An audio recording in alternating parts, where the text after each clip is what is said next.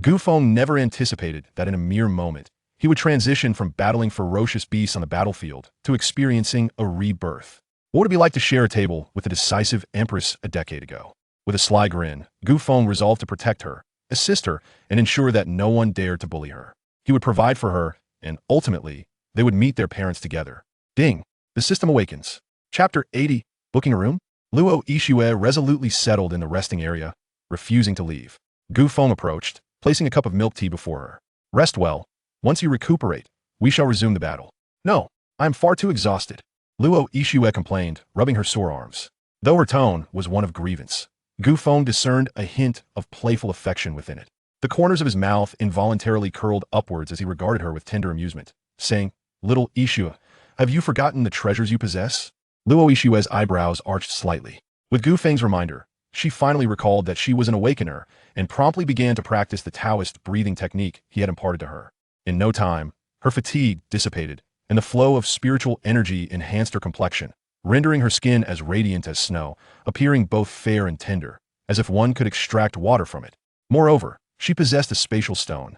Gu Feng, did you not mention that spatial stones are exceedingly precious? Let's find an unoccupied place to utilize it later. Gu Feng nodded with a smile, affirming her wisdom.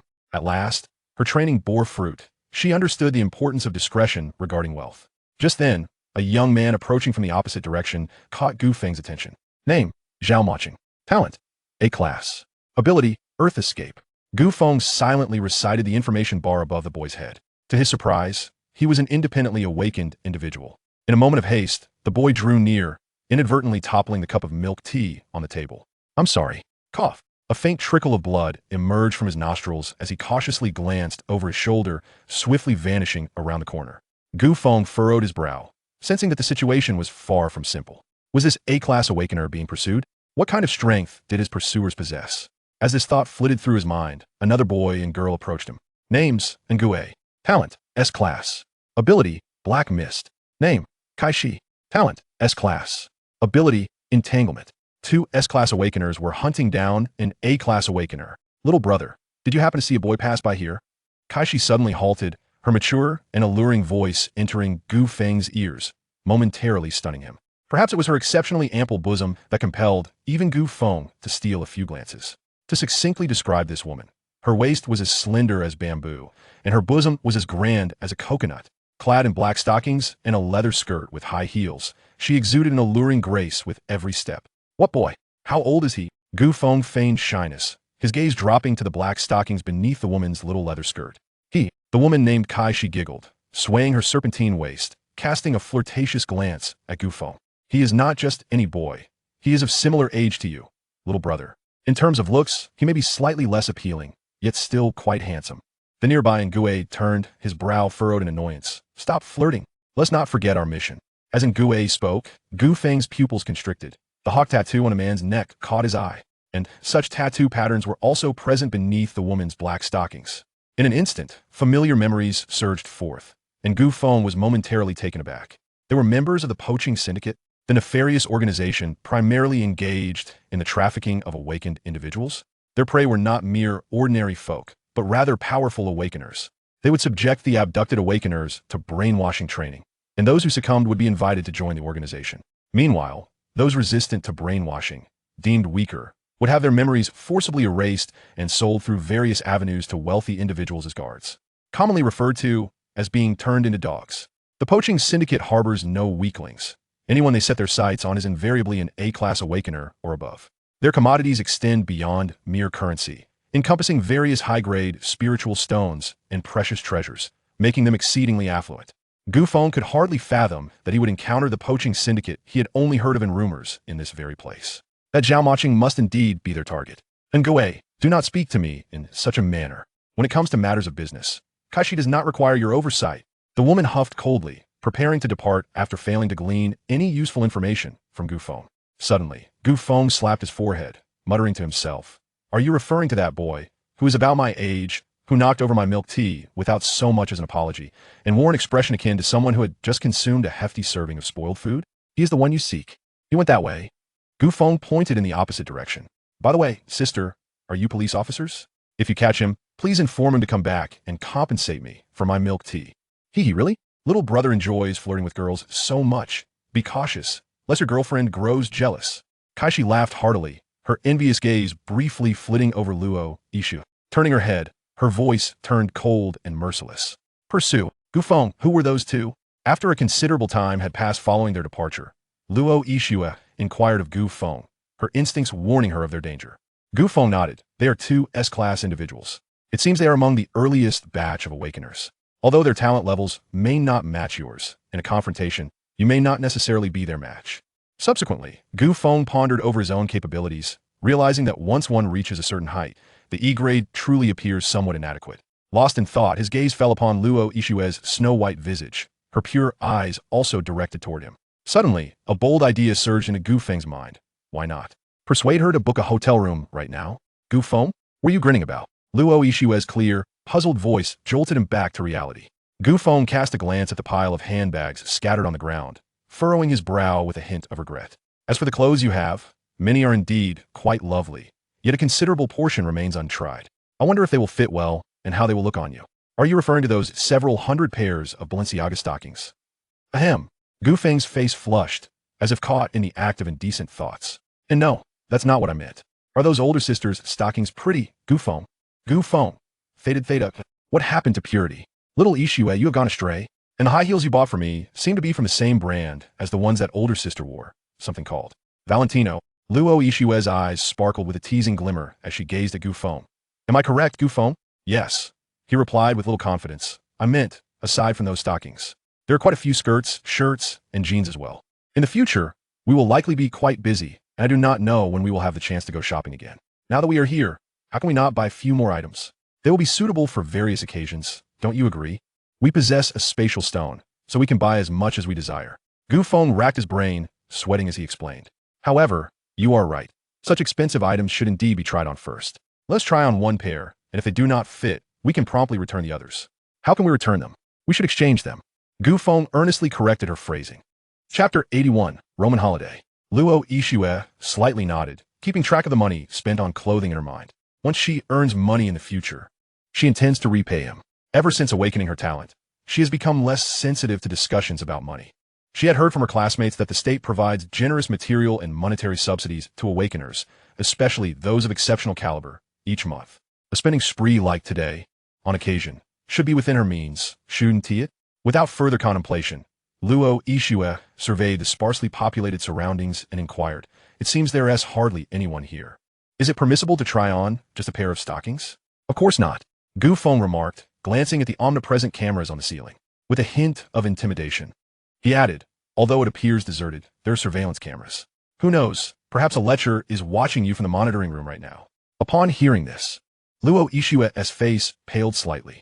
Realizing the implications, she responded, thank goodness you reminded me. Then we want to try. How can we not try?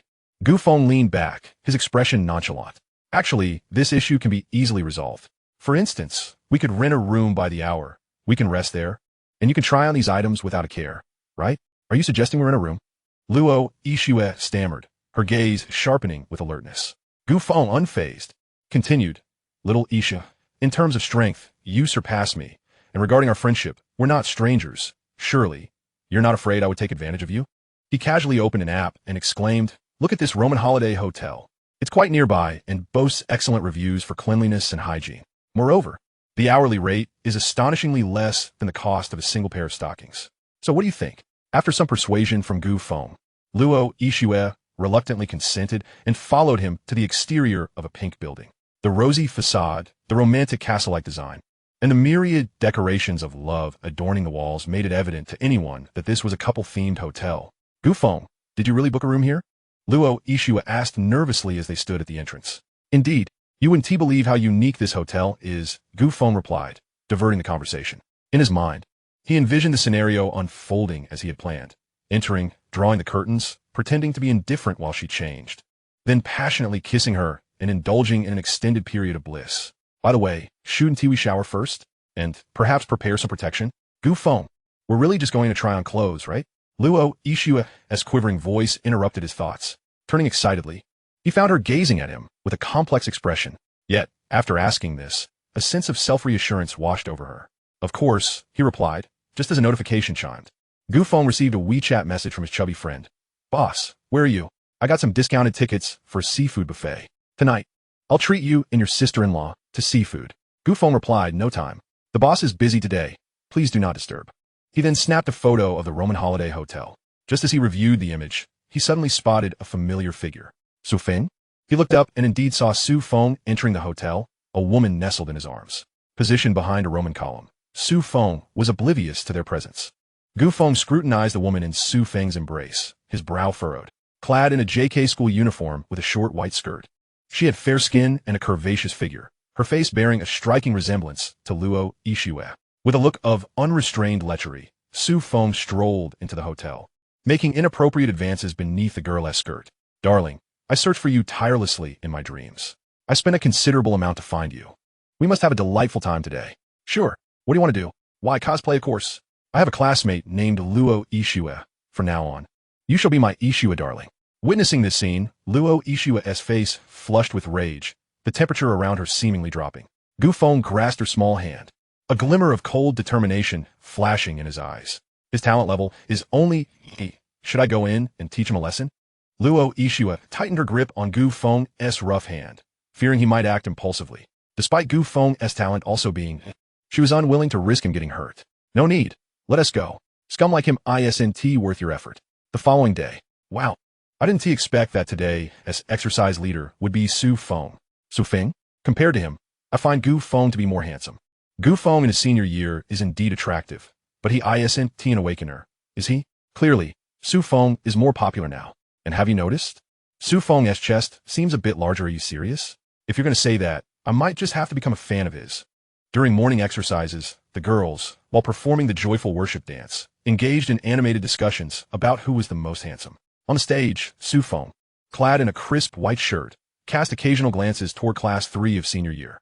One girl beside Luo Yixue instantly covered her cheeks shyly, her expression filled with excitement. Did you see that? Su Feng just looked at me. Another girl immediately retorted, don't be ridiculous. He was clearly looking at me. Nonsense. He was looking at me. Me. It's me. Soon, the exercise is concluded. Su Feng turned, bowed elegantly, and gracefully descended the stage, making his way toward Class 3 of senior year. Boss, this is bad. That guy's probably here to flirt with my sister-in-law again. As Su Feng approached, the chubby friend immediately whispered to Gu Feng. However, to everyone's surprise, Su Feng was actually heading straight for Gu Feng. Gu Feng, may I have a word? Seizing this opportunity, he aimed to make Luo Yixue realize that choosing him was a far wiser decision than opting for Gu Feng. When a monstrous beast descended upon them, wealth would prove useless. Only an awakened being like him, possessing both strength and cunning, could shield her from harm. The key is in my possession. Do you wish to take it? Gu Feng spoke nonchalantly. Hand it over. Gu Feng casually produced the key, then, with a flick of his wrist, dropped it onto the ground with a thud. My apologies, my hand slipped. Perhaps Su's classmate would like to retrieve it himself. Su Feng was taken aback. For according to his plan, he was meant to stride over, collect the key, feign a slip, and then employ his seemingly self-protective petrification power to send Gu Feng flying. To his astonishment, Gu Feng showed him no courtesy at all, simply tossing the key to the ground instead.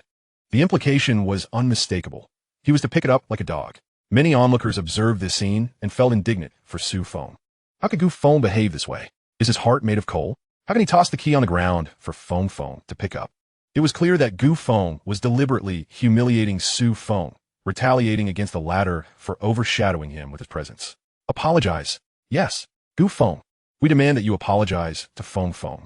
Such behavior is unacceptable. One must acknowledge their mistakes. Su Feng, with his broad-mindedness, inspired confidence that if Gu Feng admitted his wrongdoings, he would surely be forgiven.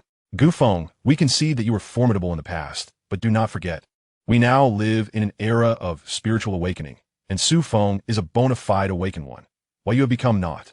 Gu Feng's act of discarding the key rendered him the target of widespread scorn.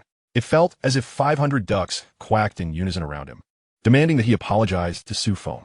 Su Feng, internally amused, thought, Gu Feng, you brought this upon yourself. Let's see how you handle this today. Everyone, please remain calm. At that moment, Su Feng stepped forward, saying, as a newcomer, I may have inadvertently offended Gu classmate. Hence, let us consider this matter settled. With a sigh, Su Feng stood firm, seemingly rooted in place. Feng, do not concern yourself. With us around, no one can bully you. He must apologize. Boss. You are being foolish. If you dislike that guy, simply confront Su Feng in private. Now look, all those women have been brainwashed by Su Feng. What are we to do? The chubby lad was in a fluster. Gu Feng suddenly wore an expression of surprise, looking at Su Feng and stating, Su Feng, therein lies your fault. Did you not instruct me to toss the key onto the ground? Su Feng was taken aback. I told you to throw it on the ground? Indeed, you mentioned your hand had contracted athlete's foot, and the doctor advised you to connect with the earth more often for a speedy recovery. I was merely assisting in your treatment. Gu Feng spoke with a serious tone, spinning a web of absurdity. Athlete's foot? Several girls exchanged glances, their expressions shifting in unison. How could Feng Feng have athlete's foot? This must be a fabrication. I too find it implausible. Is he merely spouting nonsense? Despite their skepticism, the girls prudently took a few steps back, wary of catching the affliction. Su Feng nearly fumed. You are lying. When did I ever claim to have athlete's foot? Gu Feng replied, yesterday afternoon, we encountered each other on the street, and upon hearing that my aunt specializes in treating athlete's foot, you even asked me to take a photo to consult her. Gu Feng casually displayed the photo he had taken. Su Feng, with a cold sneer, intended to debunk Gu Feng's flimsy ruse, but found himself petrified upon seeing the image. A thunderous realization struck him. How do you possess that? Su Feng's pupils constricted as he gazed at the photo on Gu Feng's phone. Himself in a compromising position with a young model, his hand nestled beneath her skirt. He could claim that the woman in the photo was his girlfriend to discredit Gu Feng's insinuations regarding his athlete's foot. However, the risk was too great. The young model he had dallied with was a well-known socialite, and Gu Feng was a wealthy heir. If Gu Feng had captured this moment, he likely possessed undeniable evidence of Su Feng's indiscretion. Should Gu Feng reveal these images, his carefully crafted persona would shatter. Moreover, he had intended to pursue Luo Ishue, a woman of icy demeanor. Surely, she would not be attracted to a man embroiled in such scandal. Thus, his immediate reaction was that this photo must never be seen by a third party. Absolutely not. He contemplated snatching Gu Feng's phone to delete the evidence. Yet Gu Feng's reflexes were swifter. Su classmate, what are you attempting to do? You are the one afflicted with athlete's foot. I certainly do not wish to contract it. Gu Feng quickly retracted his hand, carefully safeguarding his phone. Su Feng felt murderous rage brewing within him. But at that moment, he had no choice but to momentarily concede to Gu Feng. Gu Feng, you haven't shown this photo to anyone else, have you? Not at all. Gu Feng replied nonchalantly. Su Feng pondered, his mind already calculating. He approached to retrieve the key. This incident was indeed my fault. I misjudged Brother Gu. The moment he uttered those words, the gazes of the onlookers shifted dramatically towards Su Feng. What? Su Feng, have you really contracted athlete's foot? Please tell us this isn't true. Do you possess some incriminating evidence against Gu Feng? In an instant, the dreams of countless girls were shattered. They could not fathom that such a dashing and sunny young man, with his long, elegantly defined hands, could suffer from such an affliction. Their perception of Su Feng plummeted to the depths. How could their Prince Charming be afflicted with athlete's foot? Did he harbor some peculiar, unsavory proclivities? Stop asking. Su Feng felt his molars nearly crack under the pressure. From this day forth, Gu Feng is my friend. Anyone who speaks ill of this matter is crossing me. Nu Fing eptrojet, feigning a gentlet teote on sunentai thingish moldev. My aunt said that having athlete's foot is not terrifying at all. As long as you rub your hands on the ground thrice daily, 1,000 times each, you shall soon recover. As Gu Feng's hand pressed down, Su Feng felt the weight of it, as if his shoulder might fracture under the pressure. In that instant, his pupils dilated, and a storm surged within his heart. How could you possibly know? Do you also?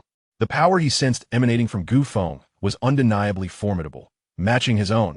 Simultaneously, Gu Feng leaned closer to his ear and whispered, I indeed have not shown this photo to anyone else. However, you should know, Ishue was right beside me during the shoot. Su Feng. Upon hearing those words, Su Feng felt as if he had shattered completely. His face contorted, resembling one who had just ingested 1,000 infected pigs. Throughout this ordeal, Luo Ishue had merely observed from the sidelines. Initially, she had worried that Gu Feng would suffer under Su Feng's hand, but witnessing Gu Feng effortlessly put Su Feng in his place, her concerns dissipated. Unbeknownst to her, a flicker of joy and perhaps a hint of admiration for someone had unexpectedly blossomed within her heart. A boss, what exactly did you just say to him? She remarked, noticing his lifeless demeanor. You might have offended him quite severely. Be cautious, lest he turn against you. Those with narcissistic tendencies tend to harbor a strong desire for vengeance. Xiao Pang cautioned, slightly unnerved by Su Feng's fierce expression, nudging Gu Feng for attention. Oh, isn't that just perfect? Gu Feng replied with a cold smirk. If he seeks to escalate matters, he mustn't blame me for cutting off any roots. Xiao Pang observed Gu Feng's smile, which was tenfold more sinister than Su Feng's, and instinctively recoiled, feeling a chill run down his spine. Suddenly, a frantic figure emerged from the crowd, and upon catching sight of Su Feng, dashed towards him as if he were a lifeline. Su Feng, we're in grave trouble. There's a beast, an extraordinary beast. The approaching classmate gasped, struggling to catch his breath. Su Feng paused, his expression shifting to one of seriousness. What's going on? The student, gathering his thoughts, spoke with a quivering voice. Just now, the school announced that the homeroom teachers and some class leaders were summoned to the auditorium for a meeting. However, on their way, they encountered a beast. Several teachers and classmates have been bitten. Their fates remain uncertain, and they are currently hiding in the school auditorium. Su Feng, you are the only awakened one in our school. You must save them. You are their only hope. At these words, the faces of those present turned pale. Ignoring whether Su Feng had athlete's foot, they instinctively gravitated towards him, viewing him as their savior. A few girls were so frightened that they burst into tears. How could there be a beast in our school? What does it look like? I'm so scared. Feng, we're counting on you to protect us. I don't want to be eaten by a beast. Su Feng felt a slight relief at the change in his classmate's attitude, yet simultaneously, anxiety gnawed at him. The reason he had revealed his identity as an awakened one was merely to feign superiority before the awakening test arrived. What had he done wrong? He didn't even know his own talent level. He merely wished to impress, never intending to gamble with his life. The thought of risking himself for this group was laughable. At that moment, an idea struck Su Feng, and he glanced at Gu Feng with a hint of intention. He might not go himself, but he could shift the burden onto someone else, couldn't he? He was aware that Gu Feng was also an awakened one. Now was the perfect time to unveil this crucial secret. He would make Gu Feng the scapegoat. Hold on. Let us hear more about the situation in the auditorium. By the way, have the authorities been called? When will they arrive? Su Feng inquired, urgency lacing his voice. They have been contacted, but the police have no spare manpower to send. They told us to wait a little longer. Oh, and they also asked us to bring out all the meat sausages and canned meat to feed the beast. They said the beast that entered the school is a mutated stray dog, and feeding it meat would buy us time. But how effective is that? At first, it worked, but soon it became ineffective. It only shows interest in human flesh. One teacher was bitten on the rear. A stray dog? Su Feng momentarily froze, his gaze flickering. What could be so frightening about a stray dog? Upon learning that the creature was a mutated stray dog, excitement surged within him. This was an excellent opportunity to shine. He had nearly exposed Gu Feng's identity as an awakened one earlier, but luckily, he had thought to ask one more question. How formidable could a mutated stray dog be? If it had been a mutated tiger or lion, he might have hesitated, but killing a dog would be a trivial task. Given the circumstances, he certainly wouldn't be foolish enough to let this chance for glory slip to Gu Feng. Everyone, please remain calm.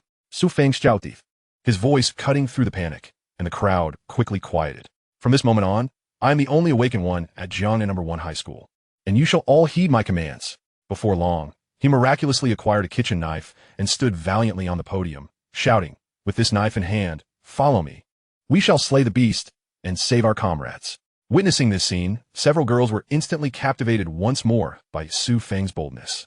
Setting aside his athlete-esque foot, the current image of Su Feng was in fact somewhat dashing. Indeed, with a hero like Feng safeguarding our safety, I feel much more at ease.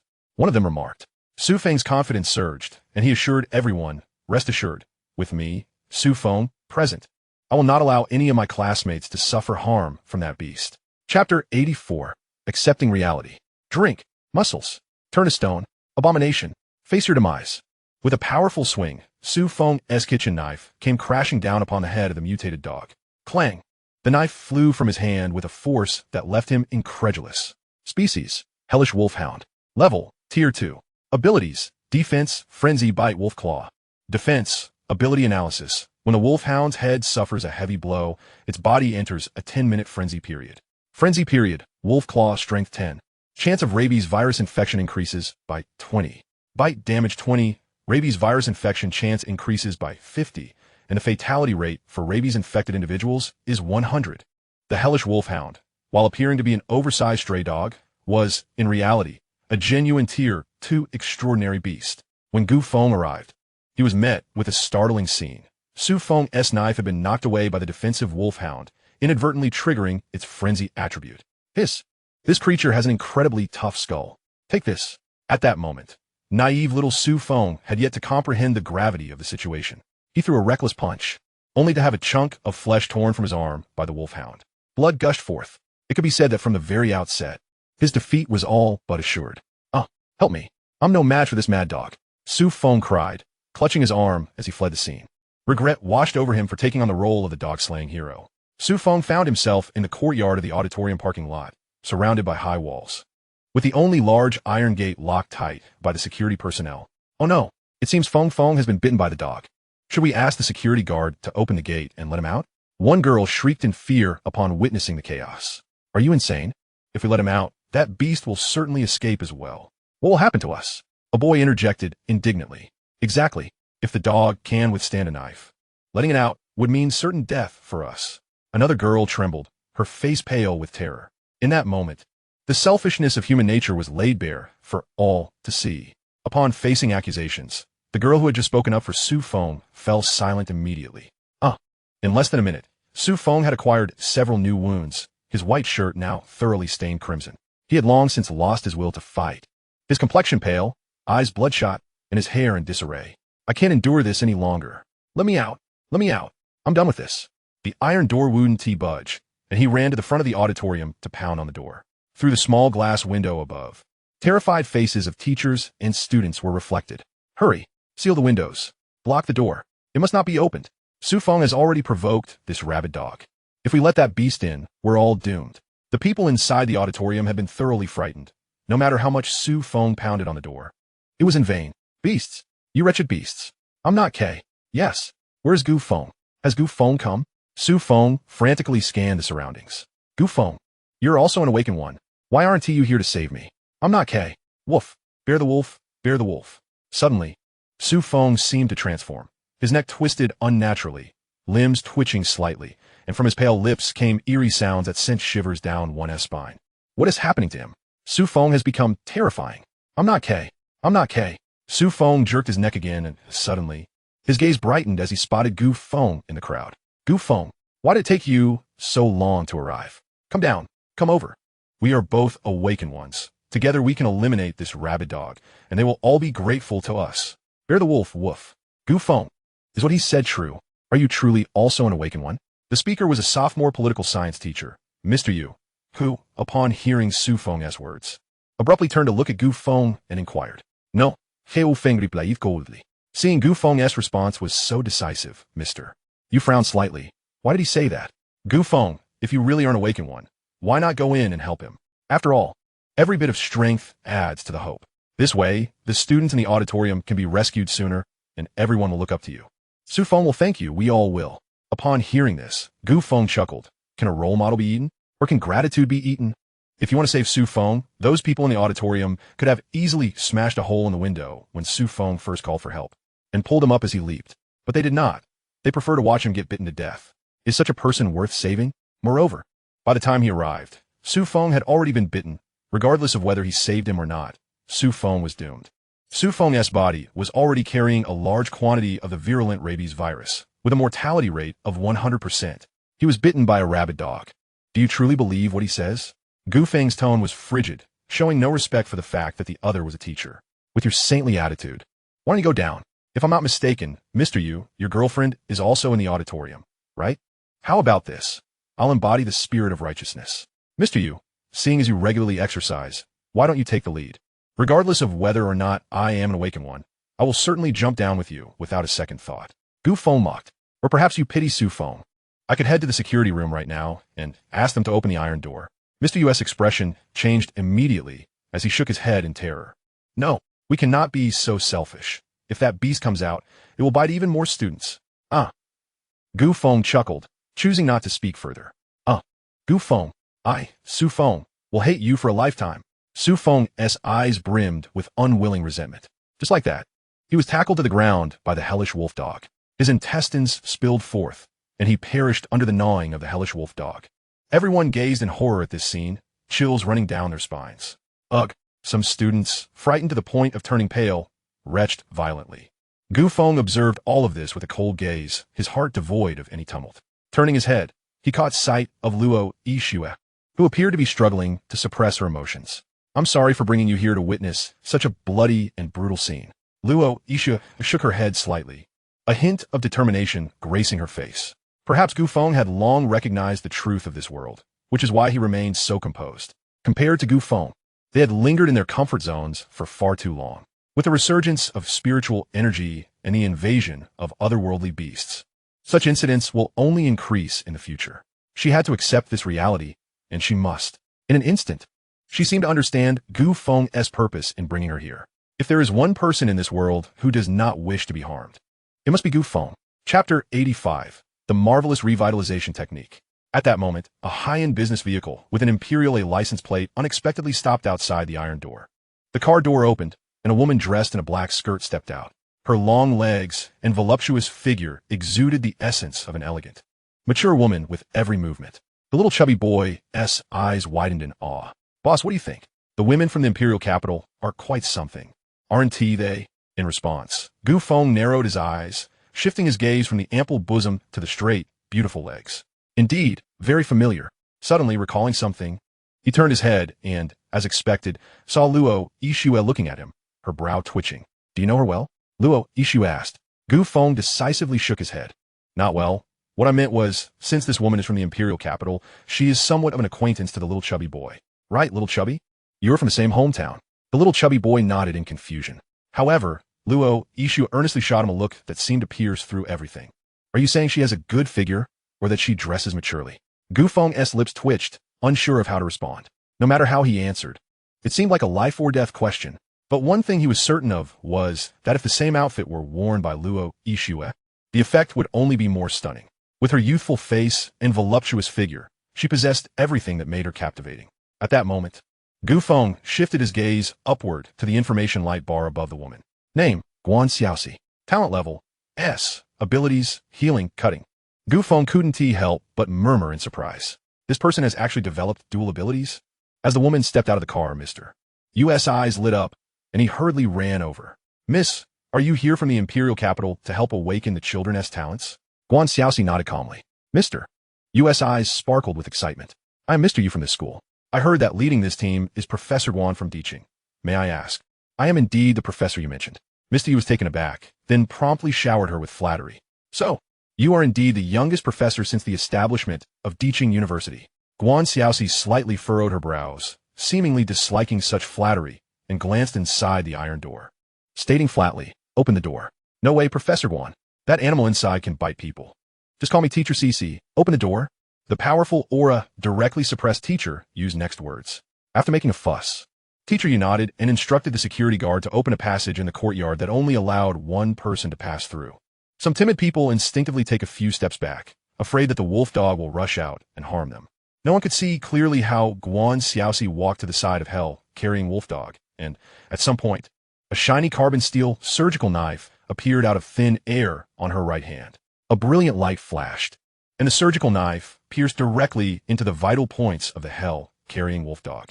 The wolf dog whimpered and fell to the ground in an instant, killing itself. At the same time, Guan Xiaoxi released a faint green light from her left hand, hovering over Su Feng's heart. Green light seemed to have a healing effect, and soon everyone was stunned to find that Su Feng, who had already died, had opened his eyes. If the scene of Guan Xiaoxi silently killing the hell, carrying wolf dog, is shocking to everyone, so what Guan Xiaoxi brings to everyone at this moment is a complete shock. Each eyeball is about to protrude. Oh my God, tell me quickly, what kind of miraculous resurrection technique is this? My intestines have been pulled out, yet I can still live. Guan Xiaoxi's hanging hand did not leave, and as she looked at Su Feng who had awakened, her delicate lips opened slightly. You are a brave awakener, and I cannot save your life. If you have any last words or wishes to say to your family, I can help you convey them. Su Feng looked at the unfamiliar woman in front of him, his mouth twitching slightly, and his dry throat making a hoarse sound. Is what you said true? A deep sense of unwillingness flashed in his eyes. Gu Feng, if he didn't come to save me, I wouldn't hate him, but he actually said in front of everyone that I have athlete's foot. Do you know how insulting this sentence is to someone with a cleanliness obsession? At the moment of his death, he only hoped that the person in front of him could help him clarify the facts. Please tell everyone that this is not true. A bewildered light flashed through Guan Xiaoxi's eyes, which was difficult to understand, and he quickly said, I understand now. This Gu Feng should be your lover. Love between people of the same sex is indeed very understandable, with deep love and intense hatred. I will convey your words to him, so you can rest assured. Immediately, the green light beneath the palm dissipated. Su Feng was surprised and wanted to say something, but as the green light under Guan Xiaoxi's palm dissipated, he completely swallowed his last breath. At that time, everyone's expression was like this. Gu Feng's expression is like this. Dish. This woman has good skills and looks decent. She is also a professor at Diching University, but her brain is not very good. Is this probably the legendary case of having a big chest and no brain? Upon hearing this, Luo Ishua looked at him with a strange expression on her face. Gu Feng blinked his eyes. Of course, we cannot generalize, just like Xiao Ishua. Where are you going? Let's elbow together. The second day, on the playground of number 1 middle school, about 2,000 students from schools 1 and 5 are conducting talent awakening tests in an orderly manner. According to the drawing results of each class teacher, Gu Feng's class is ranked in the middle section. Each tester will have 10 seconds to place their hand on the awakening spirit ball to sense. After the testing is completed, the corresponding AI girl will announce the test results and upload each person's test-related data to the cloud database. Wang Teng, awakening failed. Yang Tiesuo, awakening failed. Delenza, awakening failed. Yi Shaokai, awakening sujidit. Talent level E. Ability, sound wave attack. Chapter 86, you could drink it for Gu Feng. Really? From now on, am I also an awakened being? The classmate named Yi Shaokai looked delighted and said, although his talent level is only E, he feels incredibly lucky compared to those classmates who were eliminated. Those classmates who failed to awaken returned to the team dejectedly. How could this happen? Am I destined to be just an ordinary person in this lifetime? Wang Teng? I am unwilling to accept it. A boy who failed to awaken suddenly went crazy and rushed onto the awakening stage, unwilling to ask. Teacher, could it be that the awakening spirit ball is not sensitive enough to test my talent? Can you give me another chance, sorry classmate? Every awakened spirit ball undergoes hundreds of millions of rigorous tests before official use. Theoretically speaking, the situation you mentioned will not happen. Try your luck again next year. The teacher in charge of the test comforted the loser, saying that it was just a thought left for him, without telling him that even if he came next year, the result would be the same. At this moment, in Gu Feng's class, a student wearing the school uniform of number 5 middle school walked over and patted his shoulder. Who are you? Turning around, I realized it was a familiar face. The person who knocked down my milk tea at the mall that day, Zhao Machin? Zhao Machin smiled, nodded, and handed Gu Feng a cup of milk tea. My name is Zhao Machin. I didn't expect to really meet you here. Take it. This is the milk tea to compensate you. Zhao Machin. So he is Zhao Machin. As soon as they heard that the boy wearing the school uniform of No. 5 middle school was Zhao Machin, the students of number 1 middle school immediately cast envious glances at him. Compared to Su Feng, the self-awakened one among them, Zhao Machin is the true pride of heaven. A-level awakeners with autonomous awakening talent. It should be noted that out of approximately 500 testers so far, only 39 have passed the awakening test and activated their innate abilities. Among these 39 people, 20 are E-level awakeners, 12 are D-level awakeners, 5 are C-level awakeners, and there's only 1A and 1B. According to this probability test, the maximum number of A-level awakeners that can appear in the 1st and 5th middle schools combined is no more than 4. If only one A-level spot can enter Emperor Qing and Emperor North, then undoubtedly, Zhao Machin, who has awakened his talent independently, is the most likely one to be admitted out of the box. Oh, you are Zhao Machin, Gu Feng said lightly. Boss, it smells like stockings. The chubby boy looked straight at the milk tea in Zhao Machin's hand and reminded Gu Feng on the side. Do you want a drink? Gu Feng asked. No Xiaopeng quickly waved his hand in a deceitful manner, and of course, the stockings should show filial piety to his sister-in-law first. Luo Ishua immediately shook his head and said, we had drunk the soybean milk cooked by my aunt in the morning, but now we can't drink it. Why don't you drink it for Gu Feng, Xiaopeng? Really? Oh, thank you, sister-in-law. Xiaopeng snatched the milk tea from Zhao Machin's hand and happily drank it on the side. Zhao Machin. Gu Feng. By the way, Zhao, I wonder who was chasing after you that day? Gu Fengming asked knowingly. Upon hearing these words, Zhao Machin couldn't help but smile bitterly. Have you ever heard of the organization known as the Predators? Gu Feng frowned in confusion. What is the Hunting Sky Team? Never heard of it. Does it sound like a gang stealing motorcycles? More or less. Zhao Machin sighed, but what they stole was not a motorcycle. It was a person. Stealing someone?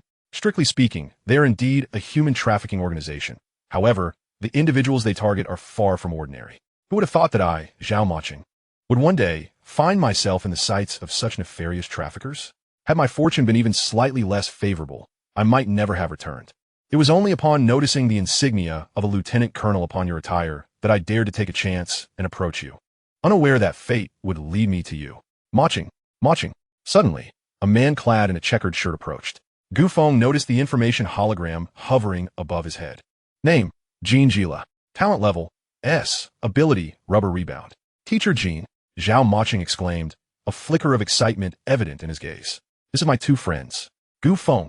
This esteemed teacher from Diching University leads our team at number 5 middle school. Teacher Jean offered a symbolic nod to Feng before addressing Zhao Maching. Maching, follow me. I will introduce you to teachers CC and you. Upon arriving before the awakening sphere, Zhao Maching's personal data was first recorded into the cloud database before he was brought before Guan Xiaoxi. As an independent awakener, your results are quite commendable. Guan Xiaoxi remarked regarding Zhao Maching's testing outcome. Thank you for your praise, Teacher CC. Zhao Maching appeared somewhat anxious, taking a deep breath before finally voicing the question that weighed heavily on his heart. Then, Teacher CC, do you think I have a chance of joining Diching? Guan Xiaoxi, upon hearing this, shook her head apologetically. I'm afraid we at Diching are currently only accepting students with S-level talents. Disappointment flickered in Zhao Maching's eyes as he turned to Teacher Yu, who represented the University of Beibei. Teacher Yu similarly shook his head. Our selection criteria at Beibei are the same as those at Diching. However, your talent is commendable. Institutions like Haida and Nanda, both 985 and 211 universities, possess excellent faculty, and your abilities would be better suited there. Zhao Maching's heart sank further. Thank you, esteemed teachers. After expressing his gratitude, he returned to his place in class. Standing there in solitude, lost in contemplation, after several dozen individuals had been tested, it finally came time for Feng's class. Boss, do you think I can awaken a talent? If I can't, my life will likely lead to attending an ordinary university and becoming an ordinary person. In contrast to the anxiety that enveloped others, Feng felt a surprising lack of expectation. Luo Yixue is destined to be the brightest star on the awakening platform today. If you were an awakener, what talent would you wish to awaken? Without hesitation, the chubby boy responded, of course it would be firearms. I've always loved playing with guns, any kind of gun. If I could awaken a talent for marksmanship, I would be utterly content for life. His enthusiastic declaration was met with laughter as the call for the next participant rang out. Next, Zhu Peiqi. Ye bin, prepare yushiv. Chapter 87. The Empress ascends the awakening platform, sparking a battle for talent. Boss, it's my turn. The two hefty boys, weighing a combined 500 pounds, stepped onto the awakening platform, eliciting a chorus of laughter. The chubby boy paid no mind to the amusement, glancing at Zhu Peiqi, who was even more nervous and twice his size, offering her words of encouragement. Peiqi, you got this. Zhu Peiqi shyly turned to acknowledge him. Yes, Bin, you too. She then placed her pudgy little hand on the awakening sphere and silently counted to 10. The voice of the AI assistant resonated. Zhu Peiqi, awakening successful. Talent level, D. Ability, violent impact. What? Just her? D? Zhu Peiqi actually awakened a D-level talent. Several boys gasped in disbelief. But she's just a hefty girl. What on earth is violent impact? Teacher Yu immediately began to analyze Zhu Peiqi's ability. The heavier the ability user, the further their standing distance, resulting in greater damage to the impacted target. In her case, from over 100 meters away, she could crush 10 ordinary people in a pulp. He then looked at Zhu Peiqi, saying, when you reach 400 pounds, even C-level talent experts will fear you. At 800 pounds, you might even challenge B-level experts. However, I would advise against reaching 1,500 pounds. It may be difficult to find someone willing to marry a 1,500-pound woman. Zhu Peiqi was elated to hear this. Does that mean I'll never face restrictions on snacks again? She then turned to the boys in her class who had previously mocked her. Peiqi, congratulations. To awaken such a terrifying talent. I've always wanted to say, I've always found plump girls to be very cute. Several boys hurried over to ingratiate themselves with Zhu Peiqi. Standing this close, her impact skill shouldn't be able to reach us, right? Zhu Peiqi replied, I can forgive your past mockery, but each of you must present me with 100 pounds of snacks every month. Understood? The boys were left utterly dumbfounded. Each, every month, 100 pounds of snacks? Are you a pig, Peiqi? Under the overwhelming pressure exerted by Zhu Peiqi as a D-level awakener, the boys begrudgingly agreed. Before long, the chubby boy approached the awakening sphere, his heart brimming with trepidation as he placed his hand upon it. If Peiqi can awaken a talent, surely I can too. He silently encouraged himself. 10 seconds later, a humming sound resonated and a green light flashed from the awakening sphere. The chubby boy's eyes widened, and everything around him fell silent. Did I successfully awaken? Bin, awakening successful. Talent level, B. Ability, healing cucumber. The chubby boy exclaimed, "Wow. What did you say?" "I'm AB. I'm AB. I can't believe I'm AB. Boss, did you hear that? I'm AB." Feng replied, "We all know you're AB, but could you refrain from calling me boss? B with a healing cucumber? What a peculiar combination." Guan Xiaoxi observed with interest. A B-level healing talent is quite remarkable. Although it's only B, your ability is a rare healing power, and with good fortune, you may be accepted by some 985 or 211 universities. Really? The chubby boy exclaimed, excitement bubbling within him. Until now, he had been an underachiever, failing to learn anything during his years at the police academy and even losing his job as a junior officer. Now, awakening a B-level talent and being told he could attend a 985 or 211 university felt like a miraculous turnaround. Next, Luo Yixue. After a few more participants, it was finally Luo Yixue's turn to step onto the awakening platform. Below, Feng exhaled softly. At last, the moment had arrived. In contrast, Luo Yixue appeared remarkably composed. Although she disliked being the center of attention, she still followed the necessary procedures. In essence, the awakening test was akin to a simplified version of a college entrance examination. The testing data of every awakened individual will directly determine whether they will be admitted to universities that have established supernatural, psychic, and martial arts academies. Luo Yixue stepped onto the awakening platform, placing her pristine white hand upon the awakening spirit orb. In an instant, an exceptionally resplendent ice blue radiance erupted from the orb, coalescing in the vast expanse of the playground into a shimmering phantom of an ice blue phoenix. The wings of the phoenix soared gracefully, its melodious cries enveloping the entire arena. This breathtaking scene, lasting merely 10 seconds, left all spectators in a state of awe and longing. What? Bang! The chair beneath teacher Yu disintegrated into splinters, revealing his agitation. Guan Xiaoxi and Jin Jila could hardly conceal their excitement. Wonderful! At last, during this trip to Jiangnan, they had encountered an SSS-level talent awakened. Initially, they had thought that if they could find 2 S-level awakened individuals during this journey, it would have been worthwhile. Little did they expect to receive such an extraordinary surprise. Such a prodigy must be recruited into our teaching at all costs. We must find a way to ensure she joins our D-Bay. Simultaneously, the 3 teachers from Diqing and D-Bay visibly divided into 2 factions. Each of them felt an overwhelming urgency, as if 800 pairs of eyes had opened in their minds, signaling that a fierce competition for talent was about to unfold. Classmate, your name is Luo Yixue, correct? Your talent is truly astonishing. Your performance was remarkable, and your potential is boundless. I wonder if you would be inclined to join us at Diqing. Here, you will find the finest stage to showcase your abilities. Guan Xiaoxi was the first to seize the initiative, extending an olive branch to Luo Yixue. Teacher Yu, unwilling to be outdone, interjected, "Classmate, come to D-Bay. Under equal educational conditions, we will provide you with the most exceptional accommodation and resources. Alternatively, feel free to propose any conditions you desire. We will do our utmost to fulfill them." Guan Xiaoxi frowned and immediately interrupted. "Yixue, do not heed the old man's nonsense. Our teaching offers the best accommodations and the highest subsidies for talent." Teacher Yu retorted, "I am the old man, and you are the old lady. Our school will provide the finest single apartments in the entire capital for high-level talents. Our research on supernatural abilities is unparalleled nationwide at our institution. You will be able to grow at an unprecedented pace and unlock your potential." Chapter 88, A Perfect Match. Our school has also made significant contributions to the development of the awakening spirit orb. The number of SSS-level young talents is countless, each more handsome than Wu Yanzu, their strengths soaring to the heavens. Teacher Yu is attempting to deceive you. Their school hardly has any SSS-level youths, and certainly none resemble Wu Yanzu. The development of the awakening spirit orb is spearheaded by Diqing.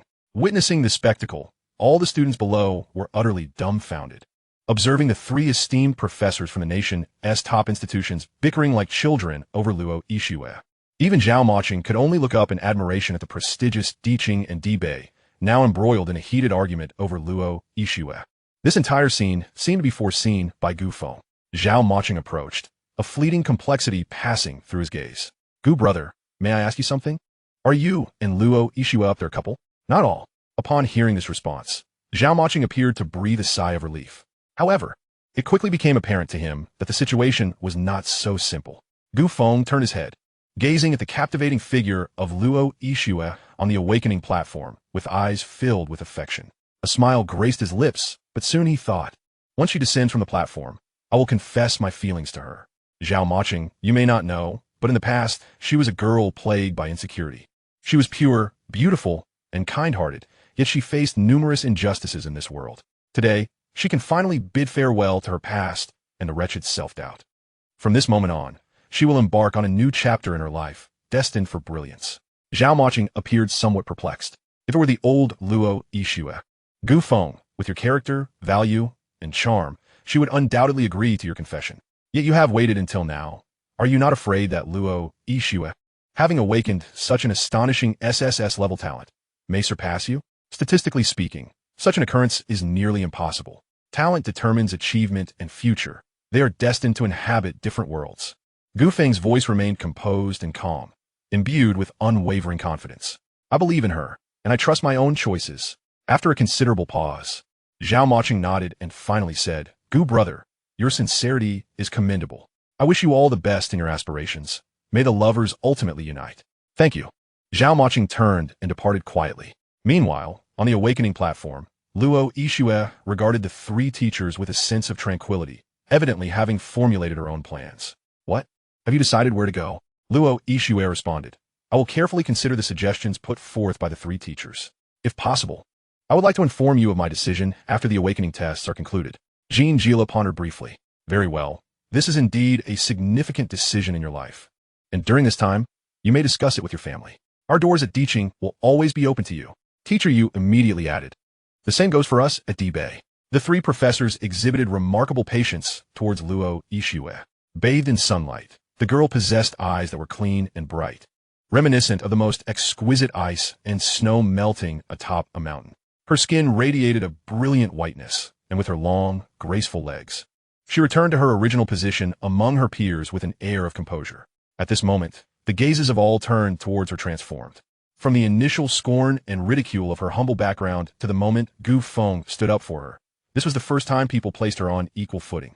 Now, upon learning that Luo Yixue had awakened an SSS-level talent, they keenly realized that she had inadvertently become someone they could only look up to. Her future achievements would be an existence they could only admire from afar. Yixue, congratulations.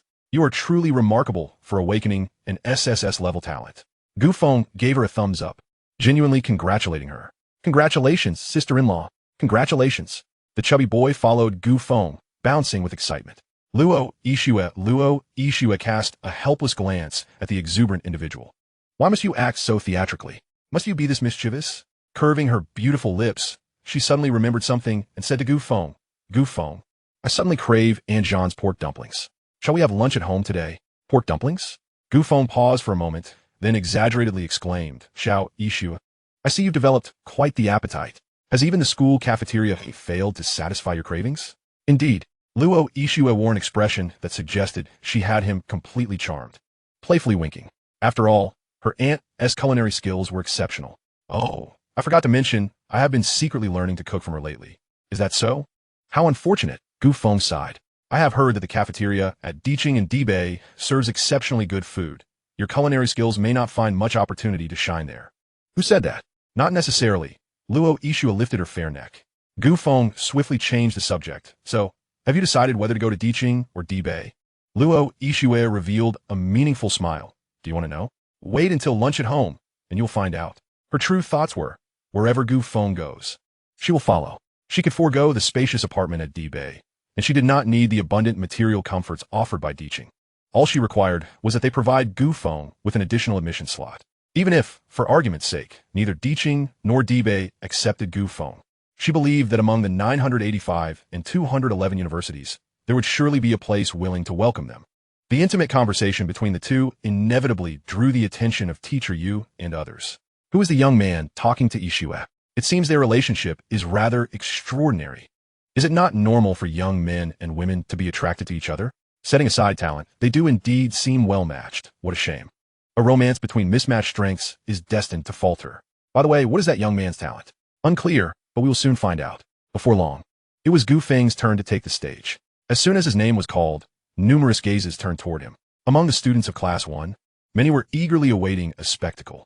Ever since Luo Yixue awakened her talent, Gu Feng had instantly transformed from a wealthy heir into the image of a useless freeloader in their eyes, unfazed by the scornful glances. Gu Feng calmly ascended the awakening platform and placed his hand on the awakening spirit ball. Gu Feng, awakening successful. Talent level, ability, talent of strength. As expected, when the AI announced the results, everyone wore expressions of schadenfreude. Although E is decent, his girlfriend boasts an SSS rank. The gulf between E and SSS is not merely vast. It is the disparity between a flickering flame and the brilliance of the full moon. I bet they will break up within a day. Someone in the crowd suddenly proclaimed. I wager they will part ways within an hour. TSK. Since you all are betting, I might as well join in. I bet they never even dated. What's going on? Some seem to have stumbled upon a sensational revelation, gazing at the classmate. Have you not noticed that they have never even held hands at school? Have you ever seen a proper couple behave like that? Yeah, now that you mention it, that does seem true. Haha. Poor guy must be regretting his tardiness. He probably wants to cry his heart out now. A chorus of derisive comments ensued. Young Master Gu has been toiling away only to end up as someone else's fool. If I were young Master Gu, I would bury myself under the covers and weep for a day. A day? I'd decry for a month. I'd decry for a year. Hearing such cruel words directed at Gu Feng, Luo Yixue suddenly felt a deep ache in her heart, as if someone had tightly gripped it. In fact, she had never felt as pained as she did at this moment, even compared to her previous experiences with bullying. As Gu Feng descended the stage and saw the glimmer of unshed tears in her eyes, he sighed and said, I don't care about what they say. But I do. Luo Yixue stared at him, lowering her head slightly. I've gone through this, and I know the harm those hurtful words can inflict. I also know who rescued me from that violence. I won't allow anyone to speak of you like that. A warm current flowed through Gu Feng's heart, prompting him to tease her.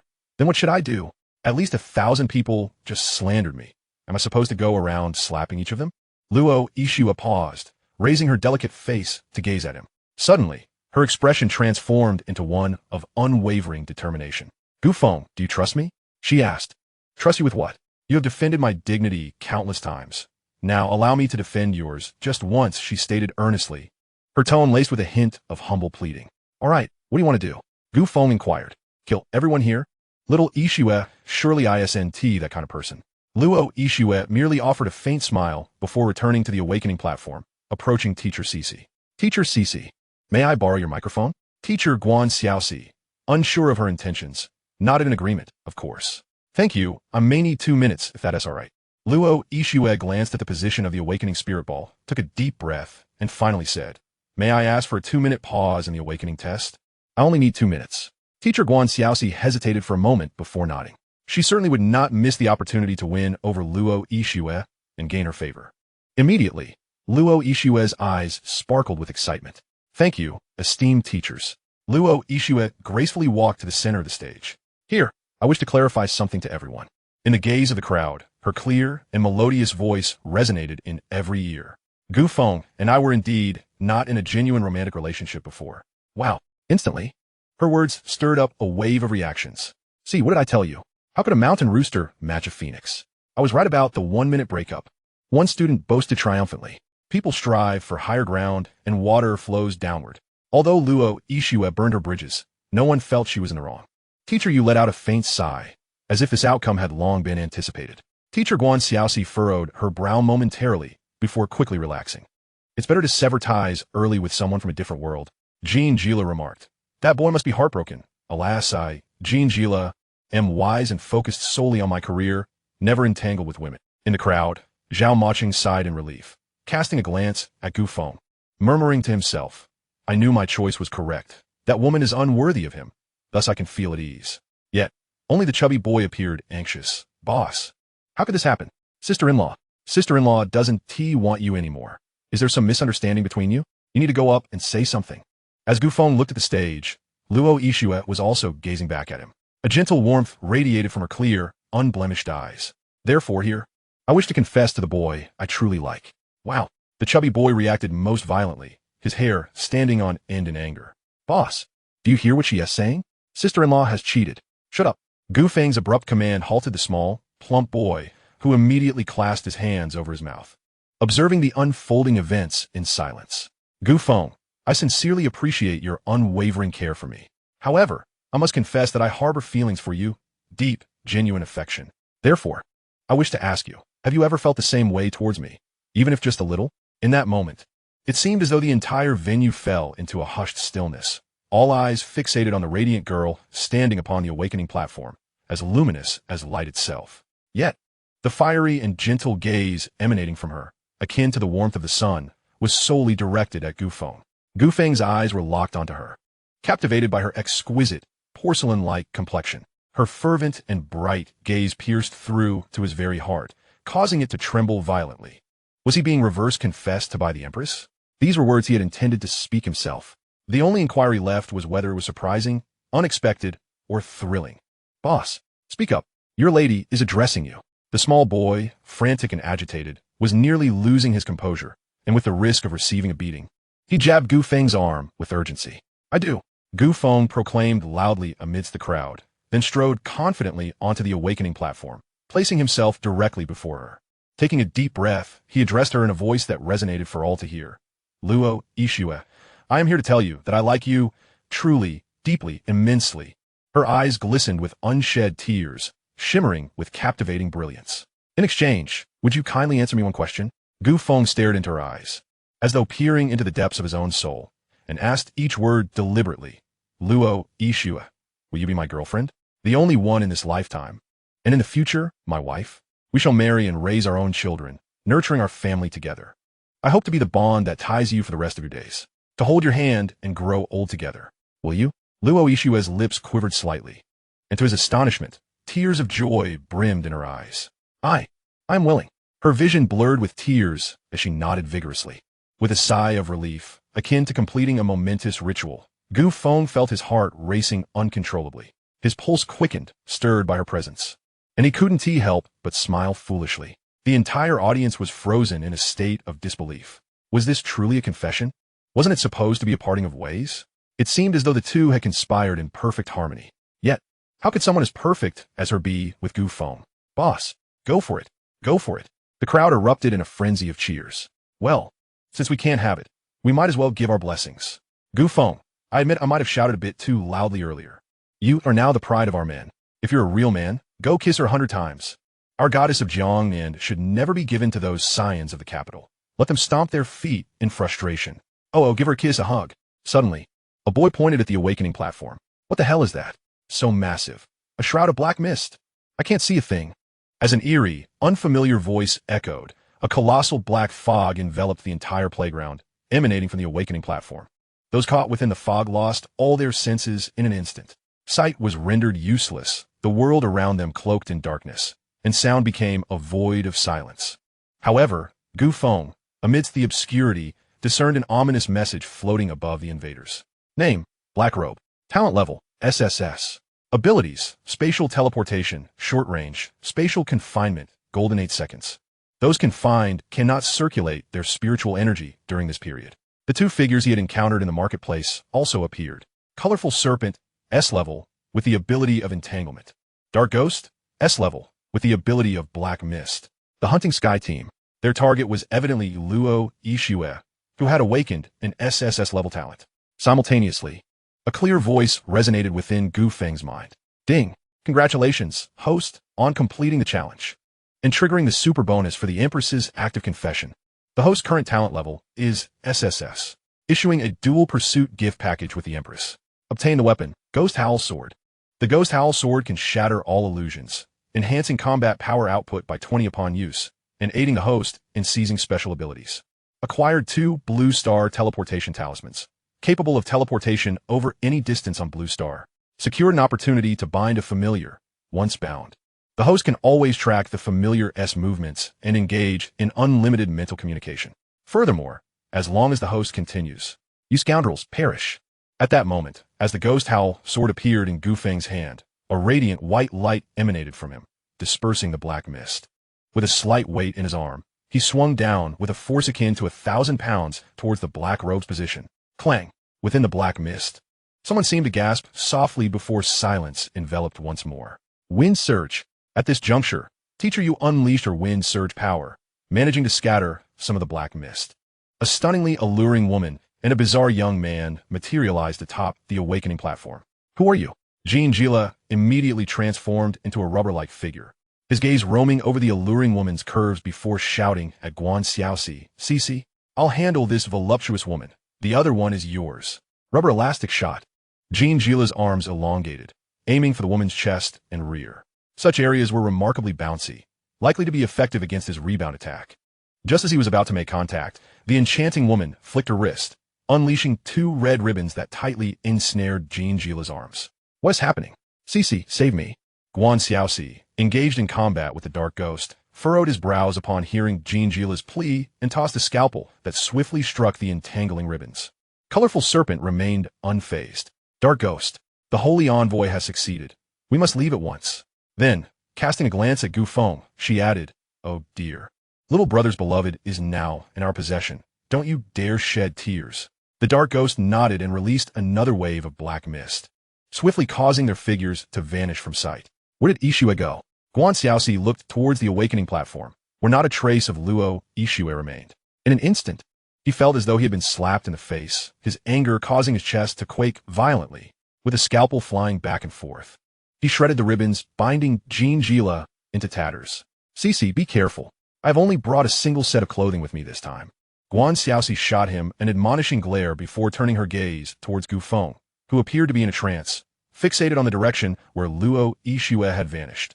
Seemingly startled, simultaneously, within Gu Feng's mind, the system activated the binding function for his companion beast, Damao. Damao, that is the devourer from Ishue's spatial stone. What is the matter? Is it not feasible? Ding! Damao has been bound. Gu Feng's expression brightened, and, as he shut his eyes, he quickly sensed Damao's location. After several short-range teleports, Damao's final position stabilized at an abandoned amusement park 5 kilometers away. It seems a powerful practitioner of the spatial arts has taken Luo Ishue away. Jean Gila analyzed quickly, observing the spot where she had disappeared. Guan Xiaoxi, with no mercy, mocked him. So the big-bottomed woman is gone. And now the genius Jean has reclaimed his intellect? Jean Gila. Chapter 91. The Plunder of Special Abilities. They are members of the Poaching Syndicate. Gu Feng stated coldly. The Poaching Syndicate? Upon hearing this organization's name, several of them were momentarily stunned. Gu Feng nodded, understanding why they were oblivious. After all, spiritual energy had only just begun to revive, and the Poaching Syndicate was far from the vast entity it would become in his previous life. Guan Xiaoxi, however, pondered briefly, furrowing his brow as he looked at Gu Feng, posing a pivotal question. Is it the vile organization that specializes in trafficking awakened beings? How did they receive the news and arrive so swiftly? Gu Feng did not respond, sweeping his gaze across the area, and indeed discovered that Zhao Moqing was missing. In an instant, his pupils turned icy. System utilized the teleportation talisman. Just as Gu Feng's figure vanished from the awakening platform, all present stared wide-eyed in astonishment. Isn't he a power-type ability user? How could he employ spatial abilities? Jean Gila shrieked. Behind him, Teacher Yu remarked. The sensing of the awakening spirit ball cannot be mistaken. What Gu Feng just utilized should not be spatial abilities, but rather a type of spatial teleportation artifact. Upon hearing this, Guan Xiaoxi's frown deepened further. This is not the time for such analysis. That man is far too reckless. Even we have fallen short against the enemy. Is he going to deliver himself as a sacrifice? Shouldn't we hurry to retrieve him? Chase! Chase! Jean Gila ran a few steps before retreating. Cici, where should we pursue? Guan Xiaoxi stomped her foot in frustration. Men are utterly unreliable. Notify the Public Security Department. Swiftly activate the Skynet. Spare no effort to find Luo Ishue, 5 kilometers away, at a derelict amusement park. Upon arrival, Gu Feng was greeted by a sight of rampant weeds and desolation. Unexpectedly, as he arrived, he spotted a familiar figure. Zhao Moqing. Gu Feng, how did you manage to find this place? Zhao Moqing's eyes revealed even greater astonishment than Gu Feng's. Gu Feng regarded Zhao Moqing with indifference, summoning the ghost throat's sword and pointing it at him. It seems I have indeed found the right place. You informed the Poaching Syndicate about Ishue awakening her SSS-level talent, didn't you? You have joined them, haven't you? A bitter smile crept across Zhao Moqing's lips. I had no choice. If I did not join them, would I rather have them forcibly erase my memory? Turning me into a docile, soulless puppet? I did indeed report Ishue's awakening talent to the Poaching Syndicate. If blame is to be assigned, it can only be for her extraordinary talent. You must face reality. You are despicable. Gu Feng gritted his teeth, his voice icy. Zhao Moqing raised his eyelids, a trace of disdain evident in his gaze. Gu Feng, you are merely an E-level awakener, while I am an A-level. Do you truly believe you can kill me? As his voice fell, the earth beneath Zhao Moqing's feet seemed to come alive, forming a remarkably solid earthen shield before him. Ability, Earth Flow Wall. Gu Feng let out a cold laugh, uttering no further words. The sword in his hand bore no unnecessary flourish as he lunged towards Zhao Moqing's earthen shield. In an instant, the ghost throat sword pierced through the shield as if it were mere paper, erupting from his chest. Boom! The earthen shield crumbled. You! Zhao Moqing's pupils constricted, disbelief washing over him as he trembled. How did you accomplish that? Gu Feng's lips curled into a mocking smile. Each word piercing, because you are merely an A-level awakener, whereas I am SSS level. Killing you is akin to slaughtering a chicken. Zhao Moqing's pupils widened as his body slowly slumped downward. Gu Feng sheathed his sword, nonchalantly tossing his corpse into a nearby abandoned building. Closing his eyes, he once again sensed Daomao's location and stealthily approached the entrance of a bunker. As he neared, he paused, hearing indistinct voices inside. Drawing upon his extensive combat experience from his previous life, he managed to conceal himself without detection, lowering his breathing to its bare minimum. The voices within the bunker became audible. Luo Ishue, I can join you. But you must assure me of what you just said. Not a hair on his family shall be harmed. Humph.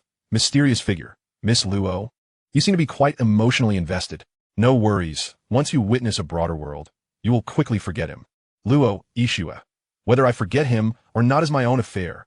You only need to promise me that you will not harm him or his family. The mysterious figure chuckled. You can rest assured. We, the poaching syndicate, are at least a leading force in the industry, and we uphold basic credibility in our dealings. Luo Ishue appeared to relax slightly, then shifted the conversation. I can accompany you to the imperial capital, but I have one condition. Mysterious figure. Oh? What condition? Luo Ishue. I must see Gu Feng's family safe before I can leave with you. Moreover, I have been residing at the Gu household during this time. There are some belongings I need to retrieve. Very well. Unexpectedly, the mysterious figure readily agreed. Kaishi, you will accompany her. Kaishi hesitated slightly. Holy envoy. Should we bring Dark Ghost along? After all, she is an SSS level awakener. What if she tries to flee midway? Mysterious figure. That won't be necessary. Just place this spiritual energy binding copper ring on her hand. Until I lift the restriction, she will be unable to mobilize her internal energy. The Holy Envoy is indeed wise. By the way, where's that Zhao Moqing? Reporting to the Holy Envoy. He has been assigned to keep watch. If he is no longer of use, make arrangements to send him off swiftly. The buyers are in urgent need of someone like Zhao Moqing to protect their interests. Delivery must be expedited. Yes, Miss Luo, as we have shared such confidential matters with you, you should be able to discern our sincerity in cooperating with you. The voices trailed off, and Gu Feng felt a pang of bitterness in his heart. What? His newly acquired girlfriend hadn't even warmed up yet, and they were already plotting to take her away? Zioixu, how dare you? Once I eliminate these scoundrels, just watch me.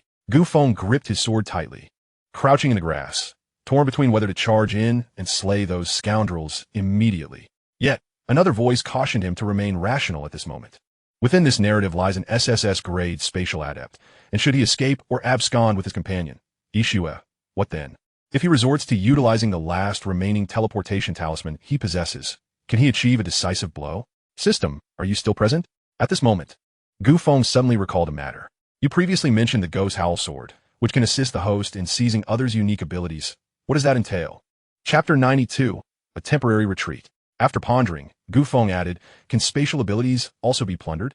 Spatial abilities fall under the category of unique powers. Thus, it is indeed possible. If the host employs the Ghost Howl Sword to slay that awakened individual, he shall inherit their unique ability. However, it is imperative to strike a fatal blow. One sword must end their life. Gu Feng was momentarily taken aback. Why must it be a single strike? Why not strike twice? The reason unique abilities are deemed special is that each series of powers is singular. Should a spatial ability manifest and awaken, no other wielder of such powers will emerge before their demise. So, awakened unique ability users are rare and invaluable. Should your strike miss and allow the opponent to flee, the opportunity for another assault will be lost. Gu Feng, resting his chin upon his hand, mused. If that is the case, then I can only bide my time. After confirming Ishue's safety, he quietly departed from the location. With the little spy, Daomao, present, even if Ishue were to encounter peril, he could swiftly arrive via the teleportation talisman. Daomao, stay alert. The organization requires your vigilance. Keep a close watch on Ishue. Gu Feng issued a command to Daomao. At this very moment, within the spatial stone adorning Ishue's chest, Daomao suddenly jolted awake. Huh? Who is speaking to me? It is I, your master. Huh? Daomao was infuriated, recognizing Gu Feng's voice. How dare you? A mere pet. presumed to be the master of this divine beast. Gu Feng, if you're unwilling to acknowledge me as your master, then simply call me daddy. In our world, a son's name is typically bestowed by his father. The term daddy signifies a good friend, one who never betrays. Address me as daddy, and I shall call you my dear son, establishing an unbreakable bond between us. One that fosters unwavering loyalty. What do you say? Huh, not a chance. Abruptly disturbed from slumber by Gu Feng, Damao was thoroughly displeased and resolutely blocked its ears. However, as their communication was mental, blocking its ears proved futile. At that moment, Gu Feng's serious voice resonated again. Damao, remember, you must keep a vigilant watch over Yixue. My consciousness will remain interconnected with you. Should danger arise, I shall be there in an instant. Huh, understood, master's darling. Damao begrudgingly replied, not questioning Gu Feng's extensive knowledge of its nature or how they could communicate mentally.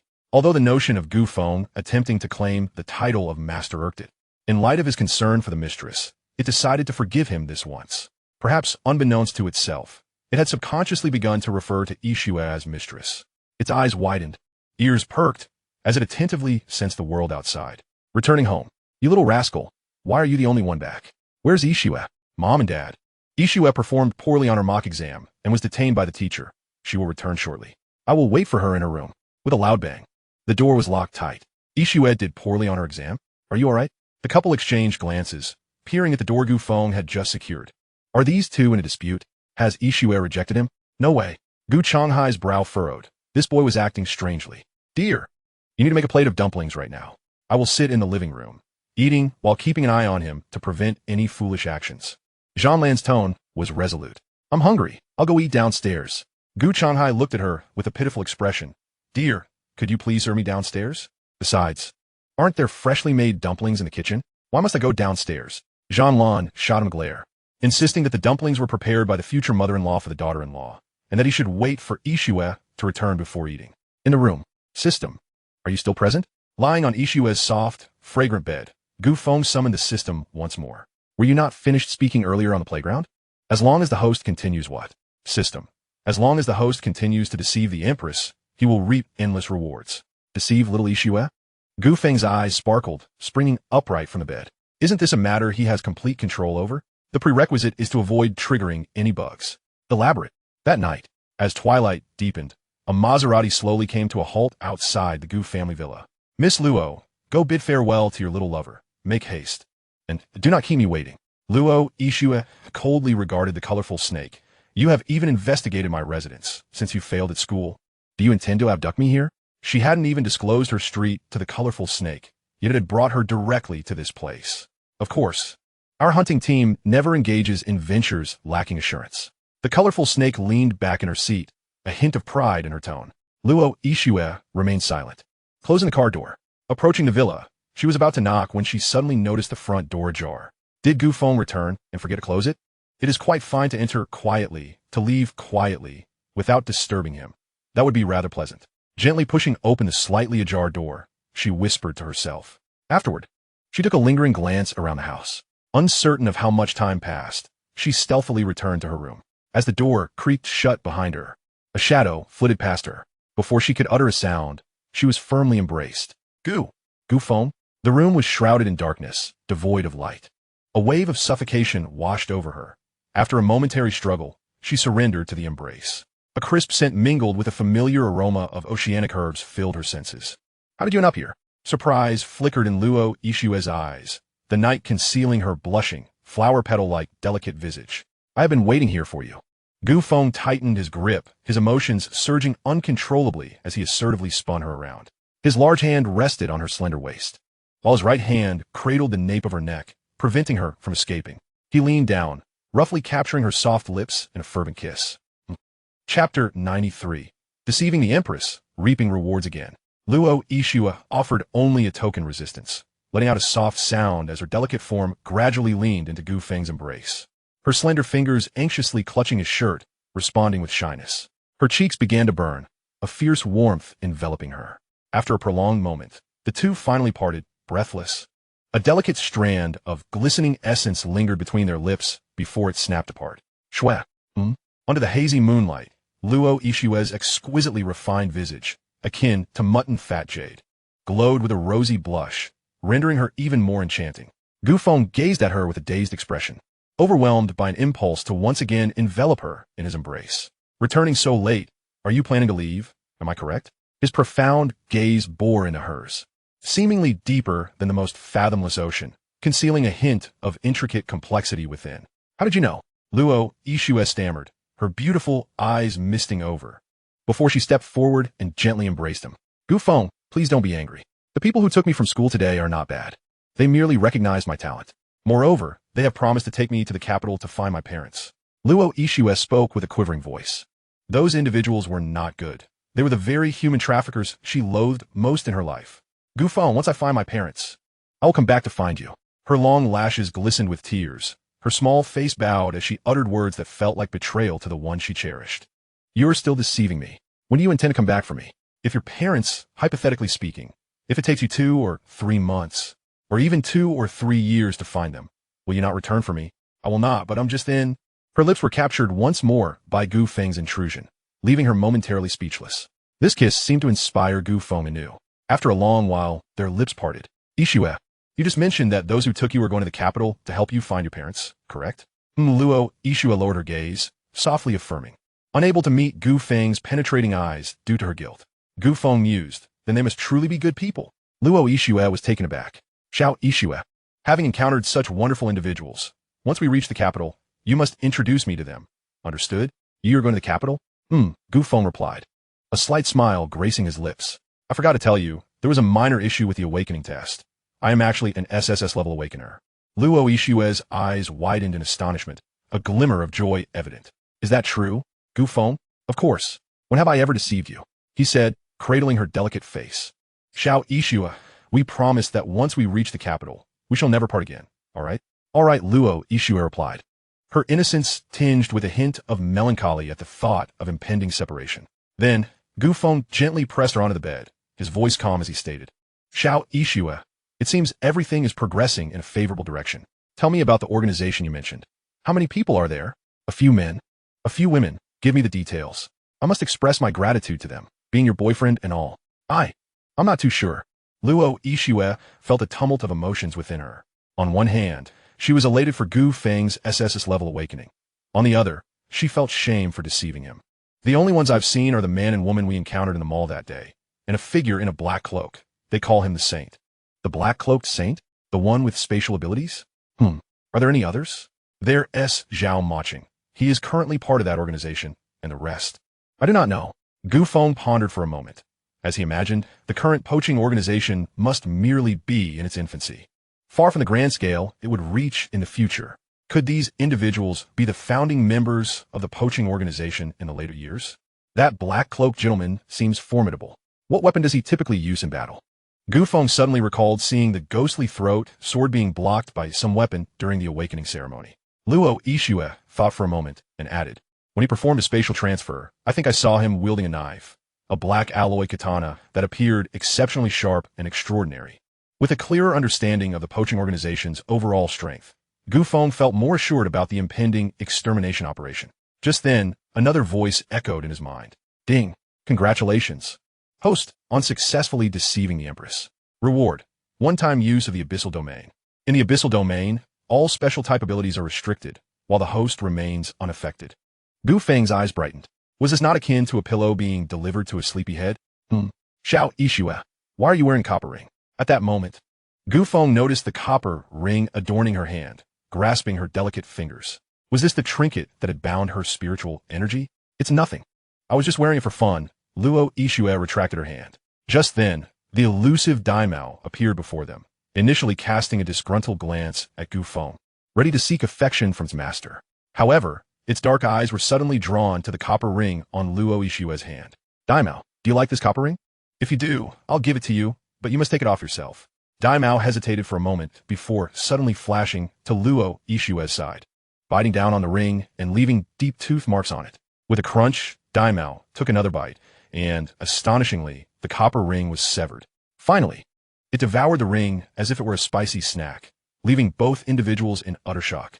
After finishing the copper ring, Daimao wagged its tail at Gu Feng, playfully nuzzling Luo Yixue, then expressed satisfaction before retreating to its spatial stone to sleep.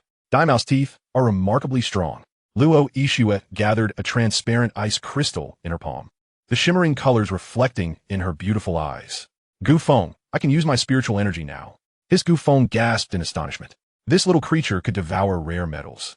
Was his ghostly throat sword in jeopardy? Chapter 94. Sister, there are quite a few mosquitoes down here. The two continued their deep conversation in the room. After a while, Gu Feng emerged with a large suitcase in hand, while Luo Yixue opened the door. Bang! Stumbling, two figures darted in from outside. Mom and Dad, what are you doing? Gu Changhai's face flushed crimson as he fumbled with his words.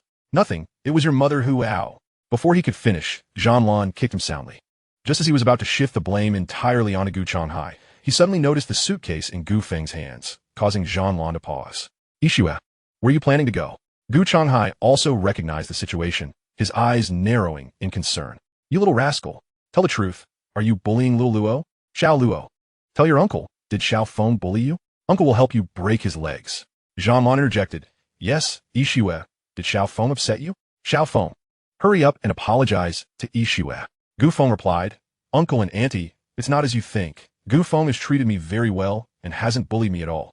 Luo Yixue stepped protectively in front of Gu Feng to explain. Zhanlan approached, gently taking her hand and asking, Then why do you want to leave? Are you unhappy staying here? Luo Yixue shook her head, diving into Zhanlan's embrace like a daughter longing for home. Auntie, I truly don't want to leave you, but I have compelling reasons to go. I must head to the imperial capital to find my parents. The time I spent here has been the happiest of my life, and I promise to visit you and uncle whenever I can. Zhanlan sighed with relief, patting her shoulder in comfort. Yixue, we have been very happy during your stay. No matter where you go, remember that this will always be your home. Tears shimmered in Luo Yixue's eyes as she nodded. She feared that staying even a minute longer would make it impossible to leave, terrified of crying and causing them sorrow and doubt. With a heavy heart, she left Zhanlan's embrace and took her suitcase from Gu Feng's hands. I really must go. Zhanlan, reluctant, asked, Yixue, have you eaten? Xiao Feng said you would be back for lunch, and Annie specially made dumplings for you, along with your favorite dishes. It won't take long to heat them up. Why not eat something before you leave? No, Annie, I've already eaten. She barely had time to take the suitcase from Gu Feng before bowing deeply to Zhanlan and rushing out of the villa. The tears she had fought to hold back burst forth. As she stepped into the Maserati, she felt Zhanlan's unwavering gaze following her. Why are you taking so long? Kaishi complained, turning to see the scene and Luo Yixue's reddened eyes, scoffing at the display. Family bonds are the most superficial of all. They must know you are an SSS level awakened, which is why they're desperately trying to keep you and win your favor. Take things seriously, and you've already lost. That's enough. You could drive away now. Luo Yixue suddenly spoke with a hint of coldness to Kaishi. She understood fully that Gu Feng's parents had no idea she was an awakened one. Moreover, even before she had awakened, Zhanlan had treated her as if she were her own. Kaishi snorted, but said nothing further as she started the car. Just then, Gu Feng opened the rear door and sat down. What are you doing here? Kaishi frowned at Luo Yixue. Gu Feng, with familiarity, introduced himself, saying, Big sister. How could you forget me so quickly? Let me introduce myself. I am Yixue's boyfriend, Gu Feng. Kaishi retorted, Stupid little brother, don't be ungrateful. Get out. My sister is angry, and the consequences can be quite severe. At that moment, Zhanlan approached, scrutinizing Kaishi. Are you the kind-hearted organization helping Yixue find her parents? Just look at this girl. Not only is she kind-hearted, but she is also quite beautiful. Yes, yes. Gu Changhai chimed in. We entrust Xiao Luo to your care. Really? Won't you come down for a meal? Kaishi looked at the three of them with a strange expression, then turned to Luo Yixue and asked, What did you tell them? She must have said she was a good person. Either this family is crazy, or they're blatantly mocking her. With this thought, Kaishi felt a sense of unease. Gu Feng said, Mom and Dad, we want to eat. You should go back. I will see them off and return shortly. Outside the window, Zhanlan and Gu Changhai were secretly wiping their tears. Luo Yixue bit her lip, her eyes reddening. Gu Feng added to Kaishi, drive ahead. There's a small grove up ahead. Just drop me off, and I will walk back myself. Kaishi didn't say anything further and started the car. Along the way, Gu Feng engaged in casual conversation with the two. Soon enough, they reached the small grove Gu Feng had mentioned, and Kaishi stopped the car, dismissively saying, Stupid little brother, we've arrived at the small grove. Get out. Luo Yixue turned back and took a deep look at Gu Feng, tried to memorize his entire appearance before reluctantly averting her gaze. Have we arrived so soon? Gu Feng sighed slowly, not moving an inch. Sister, there are a lot of mosquitoes outside. Could you step out for a few minutes so I could speak with Ishue alone? Kaishi replied, Stupid brother, are you joking? If I get angry, it could be deadly. Gu Feng sighed again. Well, fine, if you want to get out, once we reach the imperial capital, you must treat Ishue well, alright? Even if she faces the slightest bit of grievance, I will be heartbroken. Kaishi frowned, clearly annoyed by Gu Feng's rambling. Just as she was about to voice her impatience, suddenly, an overwhelming sense of danger descended upon her. A cold glint flashed, and Gu Feng pressed his sword against her neck. You, stop talking nonsense. Put your hands on the steering wheel. Gu Feng's smile vanished, his expression icy as he looked at Kaishi. He then pulled out a pre-prepared rope from behind him and handed it to Luo Ishue. Ishue, tie her hands. Okay. After an initial shock, Luo Ishue quickly regained her composure and swiftly began to bind Kaishi's hands. At that moment, Kaishi noticed the copper ring on Luo Ishue's hand was gone. A shadow of concern flickered in her heart towards Luo Ishue. Simultaneously, she felt a chilling sensation at her neck. In the grove, Gu Feng pressed his sword against her skin, and blood began to seep through. Gu Feng, the rope is tied. Gu Feng nodded and asked Kaishi, Where is the black-robed saint? Take me to him. Kaishi frowned. The whereabouts of the saint are always elusive. How would I know where he is? Gu Feng casually extracted a phone from her belongings. You can either die or call your saint right now. Do as I say. With the sword at her neck and Luo Ishue posing a significant threat, Kaishi had no choice but to comply. Soon, Kaishi dialed the black-robed saint's number and, with a hint of foresight, activated the speakerphone. Oh, thank you. Just as the call connected, a scandalous sound echoed from the other end, causing Kaishi's expression to stiffen. Saint, has the organization added new members? Are you calling to pry into my private affairs? The black-robed voice, tinged with dissatisfaction, came through. I dare not, my lord. The matters have been handled. Very well. The black-robed figure replied. Feeling the pressure on her neck intensify, Kaishi quickly added, however, there is something I find very peculiar and wish to report to you in person. Is that so? The voice of the saint was tinged with a hint of amusement. Then come over. It will be just the right opportunity for you to keep me company and alleviate my boredom. Furthermore, let's postpone our visit to the amusement park for now. Zhao Maching has perished, and that place is likely being monitored. Exercise caution on your way here, and bring her along as well. Beep. The cloaked figure hung up the phone. Shortly thereafter, a location was sent to Kei's phone. Yunshan Villa? Gu Feng silently noted the coordinates and set Kei's phone to a password-free mode. Zhao Maching is dead? How did that happen? Gu Feng casually inquired of Kei's. You asked me, but who should I ask? Kei's rolled her eyes in irritation. I've already posed the questions you should have asked. May I leave now? Noting that he was not being suspected, Gu Feng internally breathed a sigh of relief. He then asked, What did you mean by your first remark to the saint about adding members to the organization?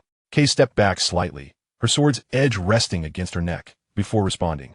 For those disobedient individuals, the organization typically employs crude methods to erase their memories before selling them off. Conversely, those who willingly join the organization and possess exceptional talent are treated more cautiously, often through bribery. After all, the risks associated with brainwashing via machines and drugs are substantial. A single misstep could render them imbeciles. As for men, they are often offered women, wealth, and various resources for cultivation. Kei shot a meaningful glance at Luo Ishue. The best method of control, of course, is to turn them into one of our own, someone of her caliber, with such high potential. The saint would certainly want to keep for his personal use. Over time, she would inevitably become devoted to serving him. Slap. Before the sound faded, Luo Ishue had delivered a heavy slap to her face. You are utterly shameless. Luo Ishue's face flushed with anger. She would rather perish than allow that kind of demon to lay a finger on her. You are far too naive, Miss Luo. Gu Feng interjected coldly. Enough bickering. You. Get out of the car. Gu Feng's gaze was icy as he fixed it on Kei's. Why should I get out? Into the woods. I have something to discuss with you. Kei's was momentarily taken aback, seemingly not anticipating such a request. She couldn't help but laugh. You mischievous little brother. Teasing another woman while with your girlfriend. Quite inappropriate, don't you think? Teasing you? Gu Feng scoffed, then turned to Luo Ishue with an unfazed expression. Ishue, I'm stepping out with her to handle some matters. Would you like to join? After a moment's reflection, he felt something was amiss. Should you wish to observe me handle her? Observe you handle her? That can't be phrased that way. Finally, his expression hardened as he coldly instructed Kei's. Your tricks won't work on us. Get out. All right. As you wish, dear sister. Once we reach the grove, be gentle with me. All right? I dislike rough boys. Kei's reluctantly exited the vehicle, secretly reveling in her triumph. If they were still in the car, she might have feared Luo Ishue's strength. But once in the grove, With just a few ropes in her possession, Gu Feng, the E-rank rookie, will be no match for her. Soon, the two exited the vehicle, their figures vanishing into the dense underbrush. Daimao. In the car, Luo Ishue summoned Daimao. In truth, from the moment Gu Feng drew his sword, she had already surmised his intentions. At this moment, she stroked the creature's fur. Daimao, do you think I might be hindering him? Roar? Luo Ishue took a deep breath, and her resolve solidified. Then from today onward, I must dedicate myself to training. Upon this thought, she regretted not joining Gu Feng when he called her earlier.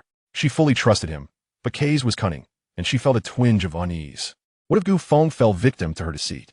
Daimao, could you help me keep an eye on him? Roar? Roar. Initially reluctant, Daimao could not withstand Luo Ishue's gentle coaxing and soon agreed, darting into the grove. In the grove, Kei's teased, little brother, we have ventured quite deep now. Gu Feng halted, surveying the densely packed trees and shrubs around them, nodding in agreement. Indeed, we are quite far in. Whatever we do here, we need not fear being discovered. So, shall we begin? Whatever your desires may be, sister can certainly fulfill them, Kei's purred seductively, suddenly swaying her slender waist closer to Gu Feng. A smirk tugged at Gu Feng's lips. Very well, raise your hands high, face away from me, and lean against that tree. Then you shall understand what it is I intend to do. Kei's giggled, her eyes sparkling with mischief. You naughty little brother. How wicked you are. But since I like it, I shall comply. Yet, at that very moment, as she turned her back, the ropes tied to her hands slithered away like agile snakes, writhing briefly before slipping from her grasp. In the blink of an eye, two thin silks shot from her sleeves, binding Gu Feng tightly. With a clatter, the ghostly throat sword fell to the ground. Hee brother. It seems your ropes are not as obedient as mine. This rope of mine can withstand even S-rank powers. Chapter 96. Luxurious Villa in the Clouds. Naughty little brother. It is now my turn to train you. I'm afraid you don't quite qualify. Gu Feng's voice was cold and devoid of warmth. The moment the words left his mouth, a peculiar smile crept across his face. Because he happened to be outside of that range. Bang! Instantly, Gu Feng unleashed his power, his robust muscles effortlessly shattering the silks binding him. Impossible. Kei's pupils constricted, her visage paling. You are not an E-rank awakened. You had it all planned from the start. Gu Feng chuckled coldly. You harbor the same intentions as I. Under the counteraction of their abilities, Kei's was no match for Gu Feng. In just a few exchanges, all of her attacks were effortlessly neutralized by him. With a swift thrust, he pinned her to a tree. Soon, Kei's eyes glazed over, devoid of life. Gu Feng withdrew, drawing his sword, the sound of dripping echoing in the air. Gu Feng glanced at his ghostly throat sword, its blade pristine. So where is that dripping sound coming from? Turning around, he discovered a dark, coal-like figure staring hungrily at his sword, drooling. Gu Feng twitched his lips. In fact, he had already discreetly consulted the system, which confirmed that the ghostly throat sword was forged from a metal harder than adamantium. He had no cause for concern regarding it being devoured by Daimao.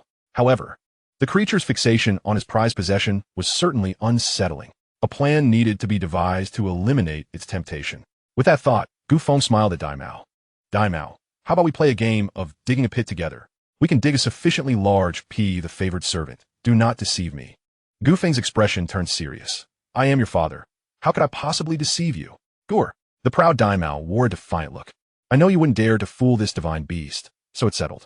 Saliva flowed freely, and without further thought, Daimao agreed. Thus, the man and the beast began to dig in the small grove.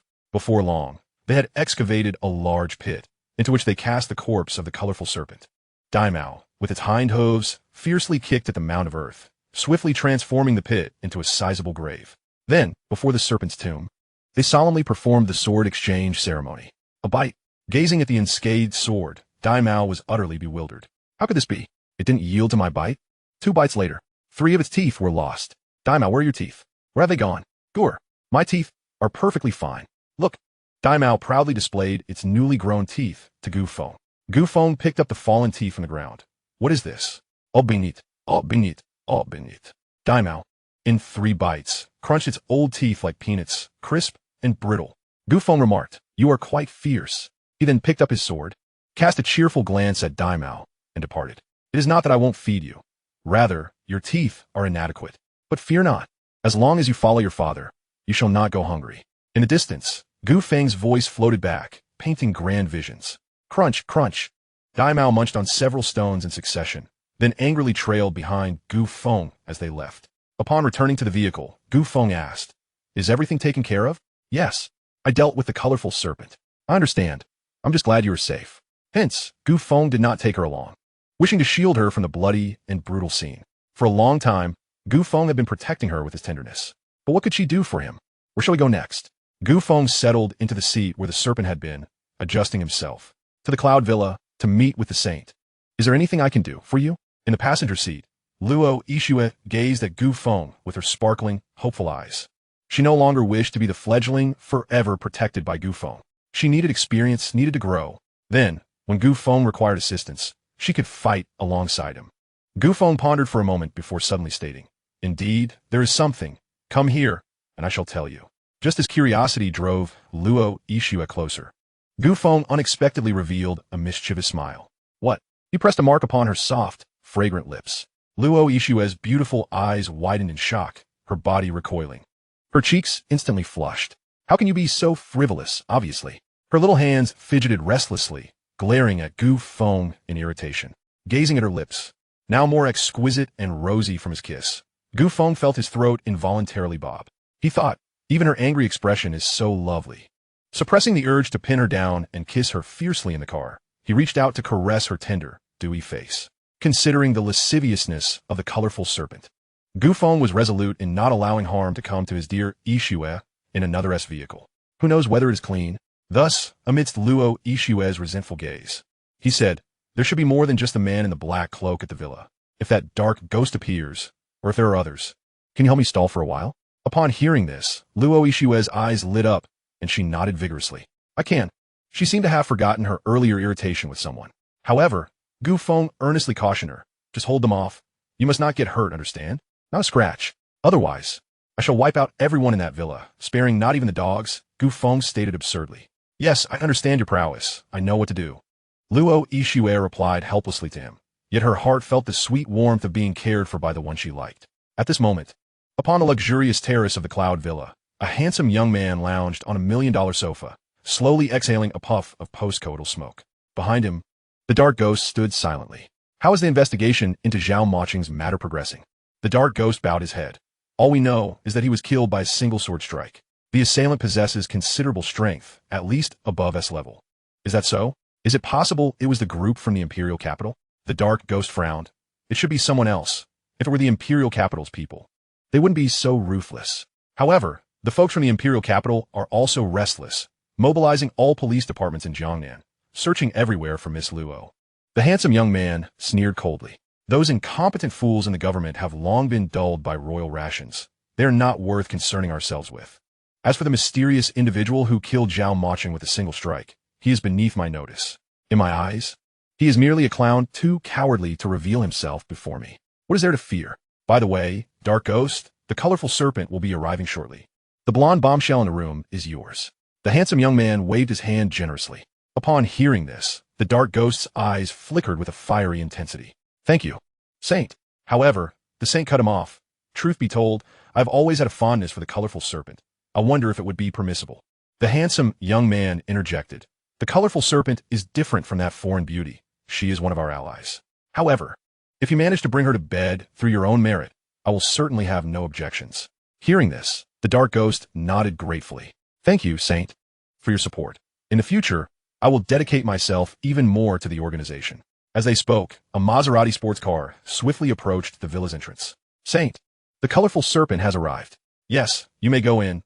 I will personally come down to welcome our new member shortly." The handsome young man licked his crimson lips, a flicker of heat flashing in his eyes. The thought of soon taking down a beautiful creature with SSS-level talent in bed made his heart flutter uncontrollably. The dark ghost cast an envious glance at the handsome young man. Now that the saint has a new woman, he will likely forget the colorful serpent soon. However, even though he favored the colorful serpent, he would not let the blonde bombshell in the room slip away. Upon entering the room, sounds of giggles soon echoed within. Moments later, the Maserati pulled into the villa's courtyard. The handsome young man's lips curled into a smirk as he re-emerged, now clad in a well-fitted suit. Appearing beside the car door, like a gentleman, he opened the car door. Bang! With a powerful kick from within the car, the saint was sent flying 3 meters away, landing in a most undignified manner. "Who are you?" The saint, looking disheveled, glared at the man stepping out of the car, his eyes glinting with murderous intent. Gu Feng nodded. "Dressed in a suit, The holy envoy appeared remarkably dignified. Although he had shed his black robe, his voice remained unchanged, allowing Feng to instantly recognize his identity upon stepping out of the vehicle. The territory of the Jedi. Fearing that this young man might escape, Feng immediately activated the Jedi domain as soon as he made his move.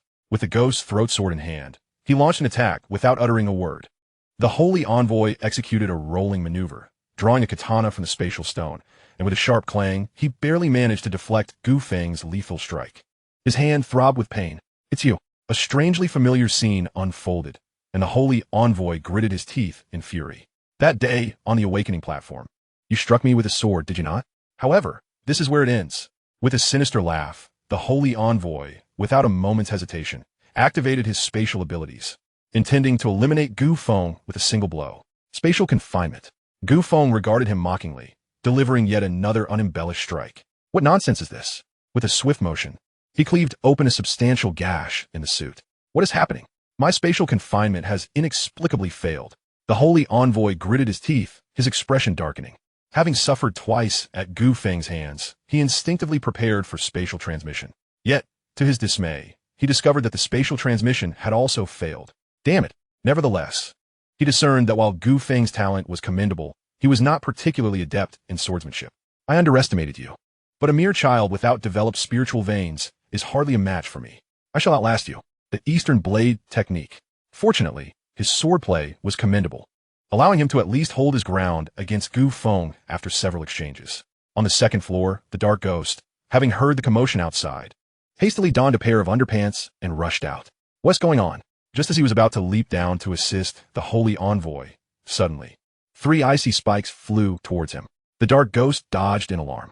Luo Ishue's expression was frigid. In the blink of an eye, 3 more icy spikes materialized. The dark ghost evaded one set of ice spikes, only to be confronted by another. With no alternatives left, he could only focus on Luo Ishue.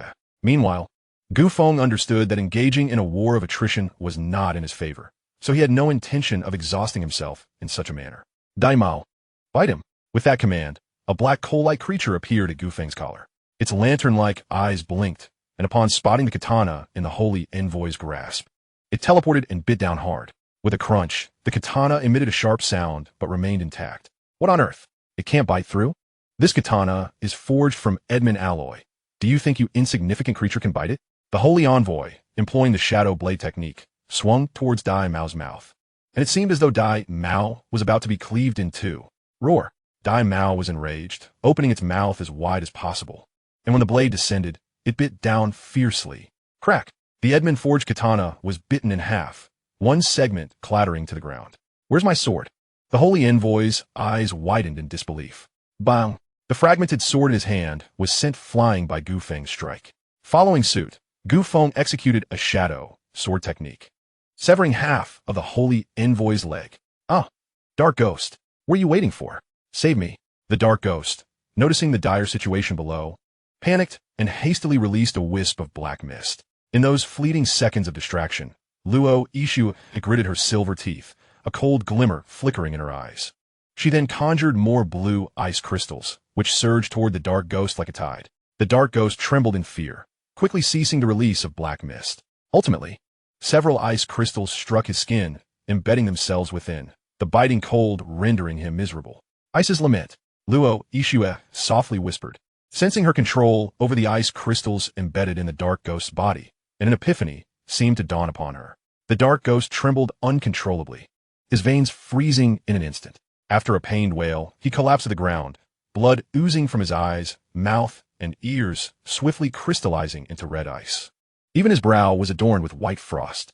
Luo Ishue, seemingly drained of all her strength, turned pale, her delicate form swaying precariously. Suddenly, a voluptuous blonde woman burst out of the room, completely nude. What is happening here? Oh, my God! Upon witnessing the man she had just been in bed with moments ago, suddenly bleeding from all orifices and lifeless, the blonde woman fainted, collapsing to the ground. The last remnants of icy blue frost that Luo Ishue had conjured dissipated. Chapter 98. Come hold me. Jiangnan Public Security Bureau. Skynet Command Center. Report, sir. According to data returned from Skynet, we have tracked a suspicious target near the Cloud Villa. Drones have been dispatched for reconnaissance. Report, sir. Facial recognition from the drones has confirmed a target. One hostage at Cloud Villa, Unit 1103. Good. Immediately notify Professor Guan. Assemble a small team within 5 minutes to head to Cloud Villa, Unit 1103. All personnel are to follow Professor Guan's orders. Understood. Meanwhile, within the Cloud Villa, a piercing howl echoed. Useless. All of you are useless. Seeing his subordinates perish beneath Luo Ishue's ice abilities. The holy envoy clutched his bleeding wound and let out a low growl. Why are you crying out? Those who have lost their lives remain silent. Yet you wail for losing half a leg. Gu Feng mocked mercilessly from the side. The holy envoy, with a twisted expression, glared at Gu Feng. Do you know who I am? I am a descendant of the Long family from the imperial capital. If you kill me, you will face the most brutal retribution from the Long family. The Long family from the imperial capital? What is that? Gu Feng scoffed. The holy envoy's face contorted with rage as he threatened fiercely. The Long family is far more powerful than you can imagine. It is a formidable clan that you, a mere nobody, cannot afford to offend. Moreover, I have already returned your woman to you, so you have suffered no loss. So, let us negotiate. The last statement revealed the holy envoy's ulterior motives. Negotiate? Gu Feng laughed at the absurdity. You are in this state and still seek to negotiate with me? Do you think you are worthy? I don't care about your lineage. Even if the king of heaven himself came, you would still die today. With that declaration, Gu Feng's eyes turned cold, resembling two unfeeling blades ready to reap lives. The ghost's throat sword pierced through the holy envoy's heart, rendering him rigid, his bulging eyes flickering with the last vestiges of unwilling despair before falling silent. In that moment, Gu Feng felt an indescribable elation within. It seemed as though every pore of his body was emitting a sigh of comfort, enveloping him in a state of sheer bliss. What an exhilarating sensation. One could hardly imagine the depth of emotional exchange between a man and a woman could surpass this. Could they? Gu Feng pondered briefly before directing his gaze towards the system panel interface. Name, Gu Feng. Talent level, SSS.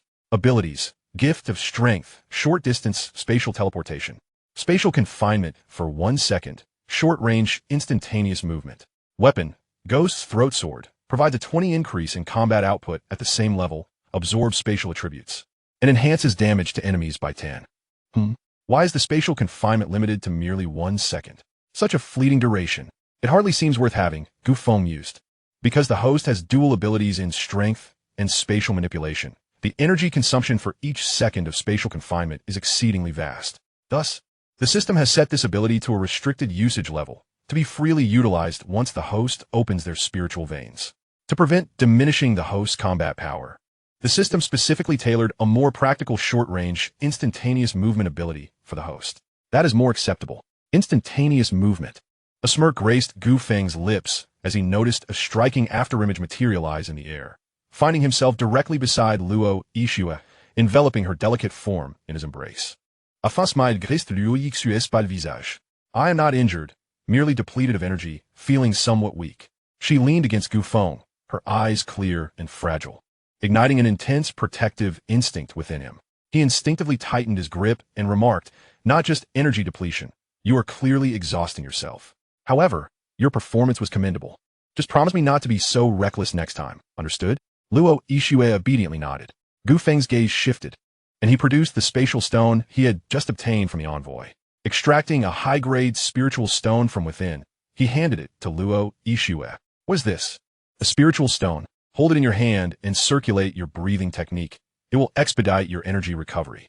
There are over 100 such stones in the envoy's spatial stone. A low-grade spiritual stone can sustain an ordinary awakener for a week, while a high-grade one can last a month. With such calculations, he and Luo Ishue need not worry about spiritual stones for the foreseeable future. Furthermore, there was an abundance of cash and luxury watches within, a testament to the initial capital accumulated by the poaching team. It was unimaginable how vast their wealth would become as their influence expanded. Suddenly, the tranquility of the villa was shattered by the blaring sound of police sirens. Luo Ishue, feeling anxious, lifted her eyelids. In truth, fear from her first act of killing had kept her from straying more than a meter away from Gu Feng. Upon hearing the noise, she hurriedly approached and grasped his arm. Gu Feng, I killed someone. Do you think the police are coming for me? They shouldn't be, right? But if they are, it won't matter. I killed someone too. Gu Feng's casual response only heightened Luo Ishue's anxiety. But we only killed bad people. And we just started out together. We haven't. Suddenly biting her lip, she questioned, will we be arrested and sentenced to death? Seeing her distress reminded Gu Feng of his own initial experience with killing, which was hardly better than hers. Thus, he patiently explained, killing members of the poaching team certainly won't lead to execution. However, cooperating with the investigation will consume a considerable amount of time. We should flee, he stated directly. Once they clarify the situation here, we can reappear and provide our statements, and it will all be behind us. Hearing Gu Feng's nonchalant approach gradually calmed Luo Yixue's heart. In that moment, she completely trusted him. Yet, the pressing issue was the high wall surrounding them. If they exited through the front gate, they were likely to be intercepted by the police. How do we escape? Gu Feng's lips curled into a smile as he naturally opened his arms. Come, embrace me, Luo Yixue.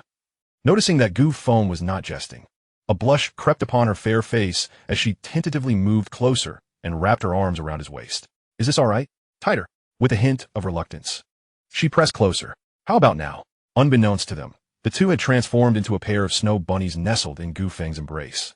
An exquisite sensation of bliss and euphoria overwhelming his mind. Chapter 99. The Crimson Moon Crisis. His hands encircled her slender waist as he silently urged for spatial transfer. In the blink of an eye, they found themselves a kilometer away.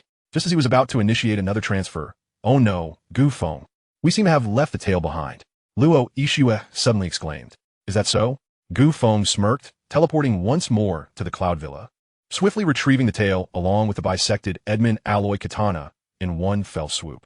As soon as their figures vanished from the courtyard, a barely audible sound of footsteps echoed from outside. Is this the place? Cici, wait here. I'll go in and assess the situation. Jean Gila furrowed his brow and activated his ability. In the next moment, he deftly leaped into the courtyard. Cici, come quickly. There's something amiss. When Guan Xiaoxi stormed into the courtyard with a brigade of armed soldiers, they too were taken aback by the scene before them. Jean Gila's keen gaze swept over the area, quickly spotting the unconscious blonde woman on the ground. Cici, you take the first floor. I'll check the second floor. Guan Xiaoxi's face was tinged with disdain. However, as her gaze fell upon the corpse of the man with a severed leg, she suddenly gasped, as if making a significant discovery. Everyone, step back and secure the scene. Yes. Soon, only 3 men and 2 women remained in the courtyard. Cici, the one called Dark Ghost, is dead. There's one foreign woman still alive, but she is likely not an awakener. The time of death is recent. If Luo Yixue were here, she would have been rescued first, Jean Gila quickly deduced. But who is this person? Guan Xiaoxi's expression turned grave. Do you remember the spatial awakener who appeared on the day of the awakening test? This one with the severed leg is him. And are they all perverts in that family? Guan Xiaoxi nodded, adding that the Long family is a prominent clan that even our Guan family dares not provoke. Should the Long family investigate, both Yixue and the one who rescued her would find themselves in grave trouble. So, do you have any viable solutions? Jinjila inquired. Guan Xiaoxi pointed at the naked blonde woman and said, the method is quite straightforward. This woman is the sole eyewitness to the recent skirmish. If we can induce her to forget everything that transpired today, the Long family will be unable to pursue this matter further. For me, it is merely a minor surgical procedure. Yet, a flicker of uncertainty crossed Guan Xiaoxi's eyes. But why should I assist them? Why should I help Luo Yixue and the person who saved her? After a moment's contemplation, Jinjila suddenly posed a question. Cici, according to our calculations, how long do we have before that catastrophe occurs? Guan Xiaoxi hesitated. You mean the blood moon? It should be less than a year. Jinjila smiled faintly. Then that's settled.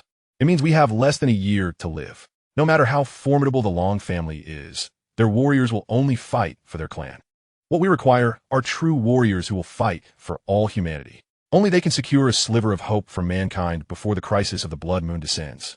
Long Yi is already immensely powerful. The one capable of slaying him cannot be an ordinary individual, especially with Luo Yixue involved. If you assist them, won't that inadvertently benefit us, as it will allow us to reclaim them for the Imperial Qing? After all, they will be the main force in the future extermination of aberrant beasts. Guan Xiaoxi chuckled, suddenly regarding Jinjila with a peculiar gaze. Jinjila, I realize that apart from your lecherous tendencies, you do possess some utility. Very well, I concede that you have persuaded me. Jinjila shivered involuntarily. Women are truly duplicitous.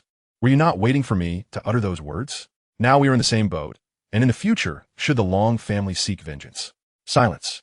Hurry and drag that foreign woman over here. Meanwhile, in the imperial capital, within a private villa, a girl with fiery red hair abruptly awoke from her slumber. What? Brother is dead. She curled her delicate legs, hugging her knees in the corner, emitting soft sobs. As she cried, Her pupils morphed into an eerie black and white. The maid stationed outside the door heard the weeping and promptly reported the situation to the villa's owner. Moments later, a middle-aged couple rushed into the room. Longyu, what's the matter? Wah, Mom and Dad. He's dead. My brother is dead. Longyu, are you saying that Longyi is dead? The woman asked with a hint of sorrow. Longyu nodded. Yet the middle-aged man showed little emotional reaction. That ungrateful wretch, defying the natural order, deserves his fate. Longyu cried even harder. Brother did nothing wrong.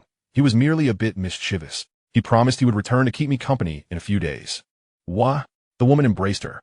Longyu, did you see in your dream who killed Longyi? Longyu shook her head. I couldn't see the face of the person who killed my brother. I only saw that person wield a sword, stabbing Longyi and acquiring his abilities. The middle-aged man wiped her tears away and then produced 2 invitation letters. Yeah, in 2 days, you'll turn 18. These are invitations from the Imperial Qing's North Martial Academy. No, Longyu will not enter the Martial Academy. They will only regard her as a monster. Only brother want to play with me. Suddenly, Longyu paused. As if recalling something, she murmured. Since that person stripped my brother of his abilities, he must possess exceptional talent. He is likely around my brother's age, so he will undoubtedly come to the Imperial capital. He is a spatial ability user, which means if I encounter him, I will surely recognize him. Thus, I can avenge my brother. Longyu gazed at the 2 invitation letters handed to her by the middle-aged man, uncertain whether she would proceed to Imperial Qing or Imperial North. Chapter 100, The Long Night. Let us sleep together. After numerous teleportations, Feng emerged from the spatial realm, cradling Luo Yixue as if utterly exhausted. He discarded a depleted spirit stone and promptly retrieved another to replenish his energy. While spatial abilities are indeed valuable, they do consume spirit stones at an alarming rate. Feng mused inwardly. The 2 had traversed a distance of several dozen kilometers, exhausting a high-grade spirit stone in the process. Once feeling affluent, Feng now found himself somewhat constrained financially. Luo Yixue did not disturb Feng as he replenished his energy, remaining by his side. The time on her phone read 3 in the morning.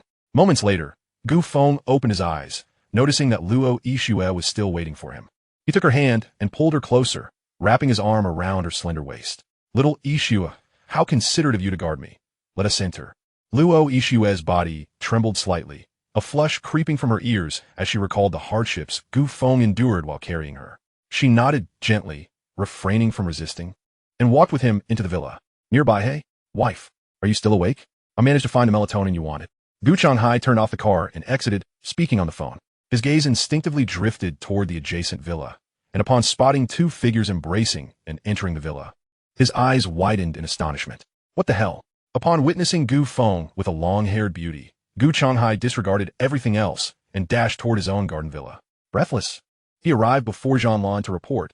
Lan, we have trouble. Little Luo just left, and that little rascal Feng brought another woman home. I just saw it with my own eyes. He has a new love. We must act quickly to catch him in the act. Little Luo is too pitiful. She just left, and now she's been backstabbed by that little scoundrel. Gu Changhai exclaimed with indignation, raising his fists, while little Luo is still in the dark.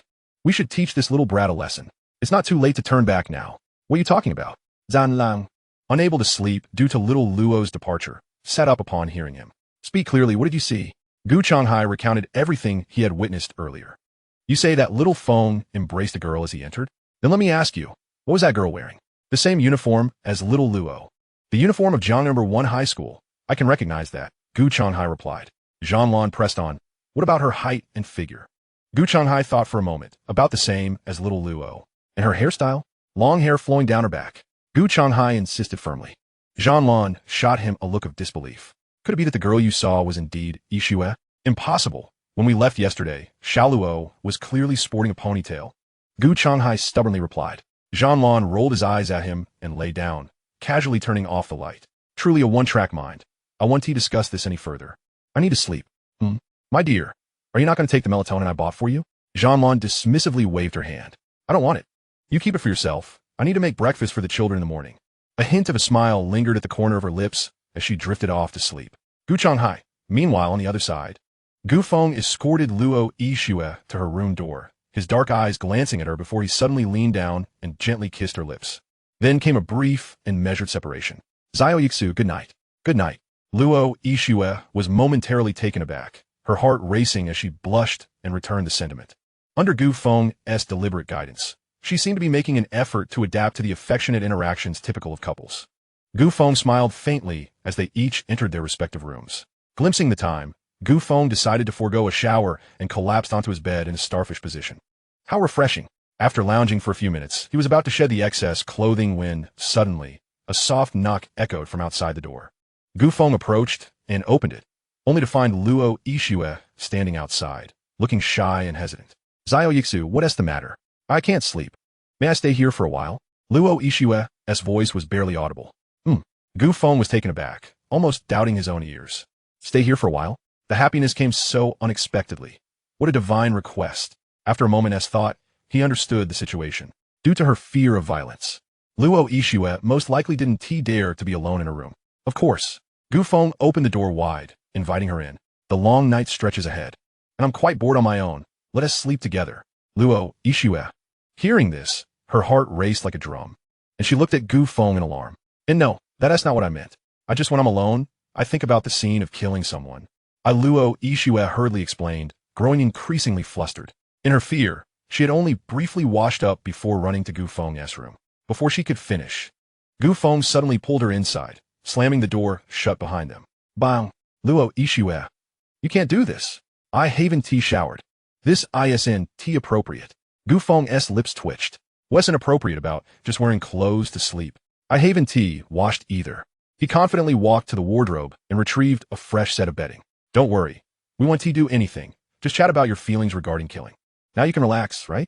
Besides, even if I wanted to do something, dawn is approaching, and a few hours wouldn't suffice. Upon hearing this, Luo Yixue finally sighed in relief, apprehensively approaching the edge of the bed.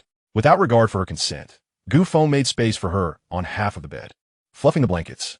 So, what was it like the first time you killed someone? As soon as the words left her lips, Luo Yixue regretted asking. Sorry. Did I disturb your rest? Perhaps we should talk about it tomorrow? No waities. Gu Feng lay down on the other side, resting his head on his arms. The feeling during my first kill, Gu Feng squinted his eyes, recalling the sensation from his initial experience. At first, he felt guilt and remorse. However, one must understand that a villain is a villain. As long as you believe you are right, you will gradually emerge from it. Or rather, while killing someone may incite fear, with time, it becomes akin to slaying beasts or butchering pigs. For your blood has grown as numb and cold as the slaughter knife in your hand. Listening to Gu Feng, Luo Yixue initially hesitated to join him on the bed. Yet, as fatigue overwhelmed her, and she observed Gu Feng lying comfortably and contentedly, she began to envy his ease. Her heart grew increasingly conflicted. Should she lie down beside him? She believed she could gradually overcome the fears he spoke of. How long it would take to conquer this terror, she did not know. Deep down, she feared being alone in a secluded space. After a while, Gu Feng seemed to have fallen asleep, listening to his steady breaths.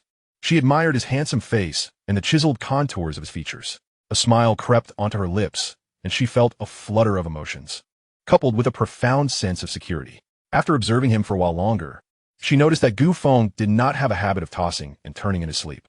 As dawn approached, and with Gu Feng lying so peacefully, she thought it wouldn't be too inappropriate to lie down for a short while. Having found a convincing excuse, Luo Yixue finally stopped hesitating. Slowly, she slipped her delicate, porcelain-like feet out of her slippers, carefully tucking her 10 beautiful toes beneath the covers. Gently pulling up the blanket, she felt an immediate wave of relaxation wash over her. Time passed, and eventually, Gu Feng cracked open an eye, amusedly observing her. On the expansive bed, he occupied half, while Luo Yixue only took up a third of the space. How to put it? Although he worried about her slipping off the edge, he had no intention of waking her. Those plagued by fear of violence often experience insomnia and may suffer through endless nightmares. A peaceful slumber is hard to come by, and once awakened, falling back asleep becomes an arduous task. How could he bear to disturb her? Instead, he remained awake in the dark, watching over her throughout the night, ready to catch her if she were to slip off the bed. That night, Gu Feng was remarkably disciplined, never crossing the halfway line. Viewed from another angle, overcoming a fear of violence is not an overnight endeavor. Thus, as long as he maintained his composure on the first day, would he not worry about Luo Yixue seeking him out on the second day? If he could continue to uphold his principles the following day, it was highly likely that Luo Yixue would return to him on the third day. By that time, when she had completely let down her guard, crossing that halfway line wouldn't be too excessive, would it? On the fourth day, If his hand happened to rest on her waist while turning over, she probably wouldn't mind, right? On the 5th day, if his hand accidentally brushed against her, it wouldn't be his fault, would it? On the 6th and 7th days, wasn't this how he created his own opportunities? However, when he awoke the next day, Gu Feng found himself in a state of bewilderment. Or rather, he was still confined within his own boundaries, while the one who had overstepped them was none other than Luo Yixue, who was tightly clutching one of his arms, entwining herself around him like a doll. The smooth skin of his arm was graced by her voluptuous curves, which could evoke a sense of exquisite pleasure in any man, stirring the very depths of his soul. At that moment, from his vantage point, nearly half of the enchanting scenery presented by Luo Yixue's nightgown lay before his eyes. A faint, captivating fragrance wafted through the air, tantalizing his senses. Gu Feng felt a stirring sensation within him, a certain excitement. This was quite the predicament. Perhaps it was his heavy breathing that roused her. And coincidentally, Luo Yixue suddenly lifted her beautiful eyelids. Their eyes locked in an instant. A peculiar blush surged upon Luo Yixue's delicate face, her misty, beautiful eyes filled with astonishment and panic. They both quickly averted their gazes from one another. Gu Feng, thud! With a startled shout, Gu Feng tumbled off the bed. Luo Yixue attempted to grasp him, but, losing her balance, fell directly into his embrace. This was quite unfortunate for Gu Feng's second brother, as his body instinctively hunched over, his face turning a deep shade of purple. Gu Feng, I'm sorry. Did I hurt you? Allow me to massage it for you. If it hurts too much, I can blow on it too. Luo Yixue spoke in a flurry of concern. However, upon realizing where Gu Feng was feeling discomfort, her small hand, suspended in the air, became awkwardly hesitant. Should she massage or not? Blow or not? A rosy blush blossomed on her cheeks, cascading down to her neck. Thump, thump. Xiao Feng. Was it you just now? Are you all right? Suddenly, a voice of maternal concern emanated from outside the door, belonging to Zhanlan. Gu Feng was momentarily taken aback. He couldn't shake off the feeling that there was a hint of schadenfreude in his mother's tone. Not daring to ponder further, he quickly feigned nonchalance and called out, Mom. I'm Fina. Just had a nightmare and accidentally fell to the floor. Well, as long as you're all right. He then heard the light footsteps of Zhanlan departing. As Luo Yixue let out a sigh of relief, she gazed at Gu Feng with a hint of guilt, though his complexion appeared much improved. She still felt a twinge of embarrassment. After all, it was her who had crossed the boundary first, leading to Gu Feng's tumble from the bed. Gu Feng, are you all right? Apart from apologizing, Luo Yixue was at a loss for what else she could do for him. At least I'm not dead. Gu Feng replied with a wry smile. Luo Yixue helped him sit up at the edge of the bed, shyly stating, Gu Feng, Aunt Zhan is probably still in this house. You know, if Uncle and Aunt find out that I slept in your room last night, they might think. Chapter 102. Zhanlan and her husband, astonished. Their son and daughter-in-law are awakened. What's the issue? We are innocent and have done nothing wrong.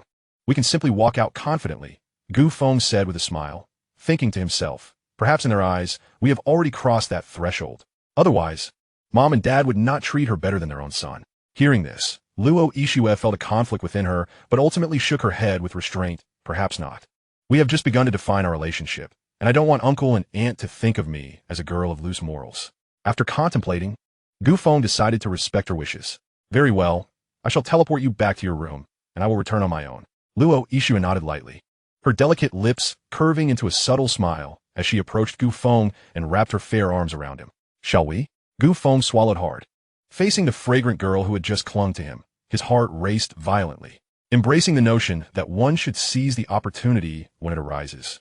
Gu Feng pointed to the corner of his mouth, and Luo Yixue's watery eyes widened momentarily before she quickly comprehended his intent. A blush swept across her charming face as she lifted her alabaster neck, her exquisite lips pecking swiftly at the corner of Gu Feng's mouth. Elated, Gu Feng reciprocated with a gentle kiss on her tender lips, and their figures vanished from the room. 10 minutes later, having washed up, they both emerged from their respective rooms, feigning nonchalance. At that moment, Zhanlan was exiting the kitchen with the last dish in hand. The couple exchanged bewildered glances. Weren't you two? Dad, Mom, Yixue's plans have suddenly changed. Her trip to the capital has been temporarily postponed, Gu Feng explained casually, his stomach growling as he caught a whiff of the delicious food and headed to the dining table. He grabbed a small steam bun and stuffed it into his mouth, only to wince as it burned his tongue. Luo Yixue hurriedly fetched him a glass of ice water. Noticing this detail, Zhanlan couldn't help but beam with delight. Mom, your son just burned his mouth, and you're so happy? Gu Feng complained after downing the cold water. Zhanlan shrugged. Who can you blame for your gluttony? With no manners or decorum, it's no wonder Ishue doesn't team mind you. Luo Ishue's face flushed, realizing the source of Jean Lan's amusement. She hurriedly said, Uncle and Aunt, good morning. I might trouble you for a while longer. Silly girl, there's no need to say that. Your uncle and I are more than happy to have you stay. Jean Lan cheerfully approached, warmly pulling her to sit down. Ishue, don't mind him. He can't even take care of himself at his age. Come, sit down and eat. Try the crab soup dumplings I made just for you. And here's the abalone porridge. Eat it while it's hot, and make sure to eat plenty to nourish yourself. Thank you, Aunt. Touched. Luo Ishue felt a wave of confusion wash over her. Did they already know I hadn't tea left? Moreover, they had even prepared my utensils in advance, as usual. Soon, the breakfast meticulously prepared by Jean Lan was devoured entirely by the family. At that moment, both Gu Feng and Luo Ishue received a notification on their phones. Students whose talents have awakened can take a break. Simply wait at home for the university admission notice. After the meal, the family sat together. Gu Changhai inquired about their future plans. I suppose we shall continue our studies, Gu Feng replied nonchalantly. As for Ishue, she will likely head to the capital, either to Diqing or Dibei. Upon hearing that Luo Ishue still intended to go to the capital, Jean Lan felt a pang of sadness. If Ishue goes to university in the capital, what about you? Of course, I will go as well. Gu Feng stated matter-of-factly. How long do you plan to stay? Gu Changhai asked. Gu Feng replied, I will stay as long as Ishue does. Jean Lan's expression turned perplexed. Are you saying you also plan to attend university in the capital? The look on her face clearly questioned whether he was capable of passing the entrance exams. Ishue enrolled at Diqing University, while you chose to sell roasted sweet potatoes at its entrance. Gu Feng's lips twitched in protest, asserting, Why on earth can't I attend university in the capital? Not only will I go, but I shall strive to attend the very best. Who knows? Perhaps Diqing will even extend an invitation for me to join their ranks. Jean Lan clearly thought he was boasting. Just then, Gu Changhai shifted the conversation. As if struck by a sudden thought. Xiao Feng, Xiao Luo, when I was conducting business, I overheard someone mention that the college entrance examination has been suspended, and that some sort of talent awakening test has been implemented at various universities. Is there any truth to this? Indeed. Has your school conducted the test? Yes, they have. Gu Changhai let out a long sigh. His son had not even brought up the matter, suggesting it likely had little to do with him. Dad, what else with the sighing? Gu Changhai, looking somewhat troubled, replied, The son of your neighbor, Uncle Zhang, reportedly awakened his talent. Uncle Zhang claims he will host a lavish banquet at the city's most luxurious 7-star hotel for 3 consecutive days. Gu Feng suddenly realized, is he the one known for being quite burly? Gu Changhai nodded, yes, that very stout lad. He once couldn't even pass the high school entrance examination, yet somehow struck it lucky and awakened a C-level talent. I've heard he's been accepted into a prestigious university. Listening to the conversation between the father and son, Luo Ishue couldn't help but ask Gu Feng, what does it mean to be stout? Gu Feng chuckled. Being stout means being large in stature. It was a nickname we gave him. His real name is Zhang de Biao. Jean Lan added with a smile. That child has always been robust. When Xiao Feng was younger, he often bullied him. Mom. Gu Feng's expression darkened. But later on, Xiao Feng grew up and returned the favor. However, this incident has caused quite a rift between the two families, Jean Lan added helplessly. Gu Changhai scoffed. That Zhang Jian is just a petty fellow. Why is it acceptable for his son to bully mine, yet not the other way around? He then inquired, by the way, how did you two fare in your tests? Jean Lan gently asked the children, I've heard that the probability of successfully awakening talent is even lower than that of being admitted to university. Gu Feng smirked slightly, replying nonchalantly, there's nothing much to say. Both Ishue and I successfully awakened our talents. Gu Changhai looked unsurprised. I knew it would be so. Regardless, even if you hadn't awakened, our family possesses a certain level of wealth, and being an ordinary person isn't necessarily a bad thing. He paused, then exclaimed, What did you say? Both you and Xiao Luo successfully awakened. At his words, Gu Changhai's body jolted with excitement. Chapter 103, Moving. Gu Feng nodded proudly, taking Luo Ishue's hand. Why didn't you tell us about such good news sooner? Jean Lan asked, her curiosity piqued. What level did you achieve, C or D? Gu Feng and Luo Ishue exchanged knowing smiles and shook their heads. It must be E, Gu Changhai said cheerfully. He is still quite good. At least Xiao Feng will have a university to attend. Gu Feng felt a wave of exasperation. Luo Ishue appeared to be hesitant to speak. Noticing the expressions on the two young ones, Gu Changhai sensed something was amiss, his tone growing more animated. Could it be that you both achieved B? Or even A? Gu Feng revealed a mysterious smile, saying, Ishue, why don't you show my parents a demonstration to broaden their horizons? Seeing the anticipation in the eyes of their elders, Luo Yixue merely waved her delicate hand. Instantly, the entire room was enveloped by an air of chilling mystery. The temperature plummeting. Countless transparent, snow-colored ice crystals materialized from thin air, gradually coalescing into a magnificent ice-blue snow lotus.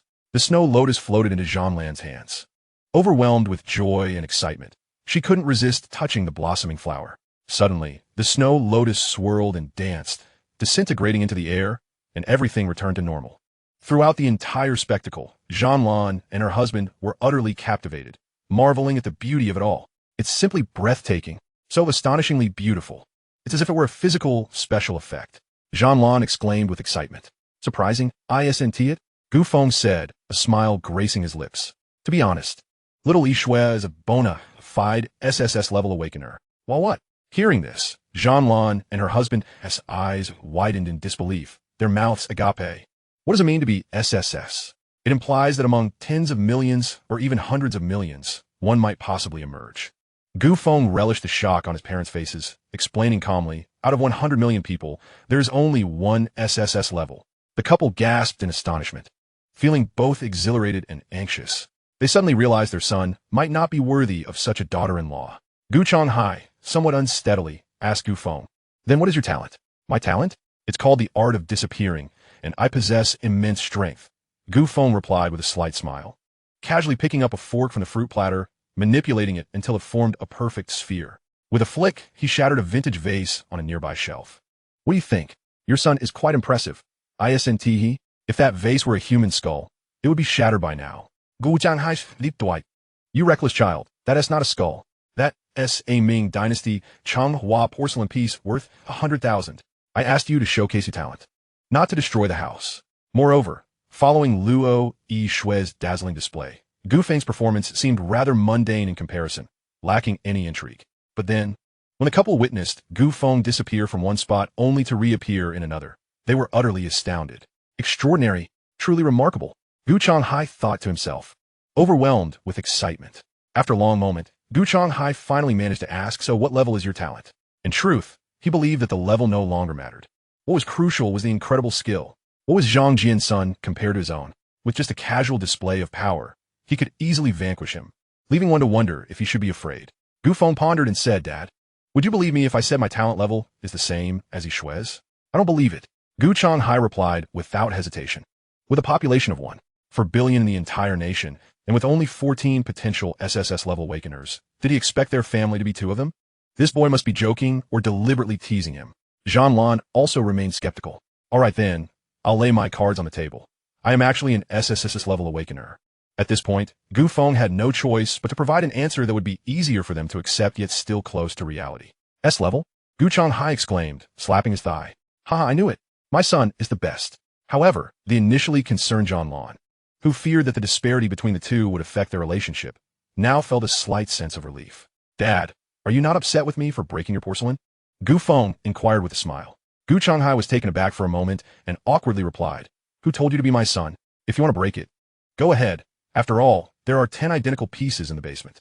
Gu Feng retorted, "So, they're just replicas then? So, how about we host a few tables of banquets at a 7-star hotel, just like the Zhang family?" Gu Feng continued, "Dad, let us skip the pretentious banquets." His expression suddenly turned serious. "Actually, I have a proposal that I hope you and Mom will consider." "What proposal?" Zhanglan asked. "Moving," Gu Feng stated succinctly after careful consideration. "Moving? To where?" "To the capital."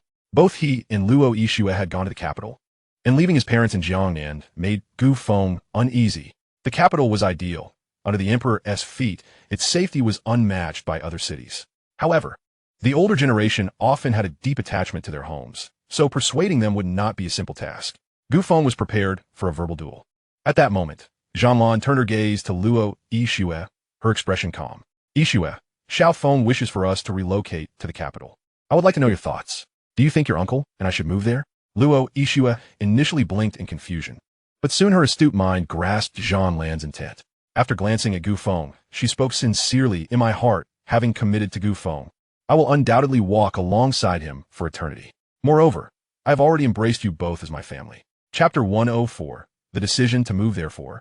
I genuinely hope you and Uncle will consider relocating to the capital. This way, whenever Gu Feng and I think of you, we can visit at any time.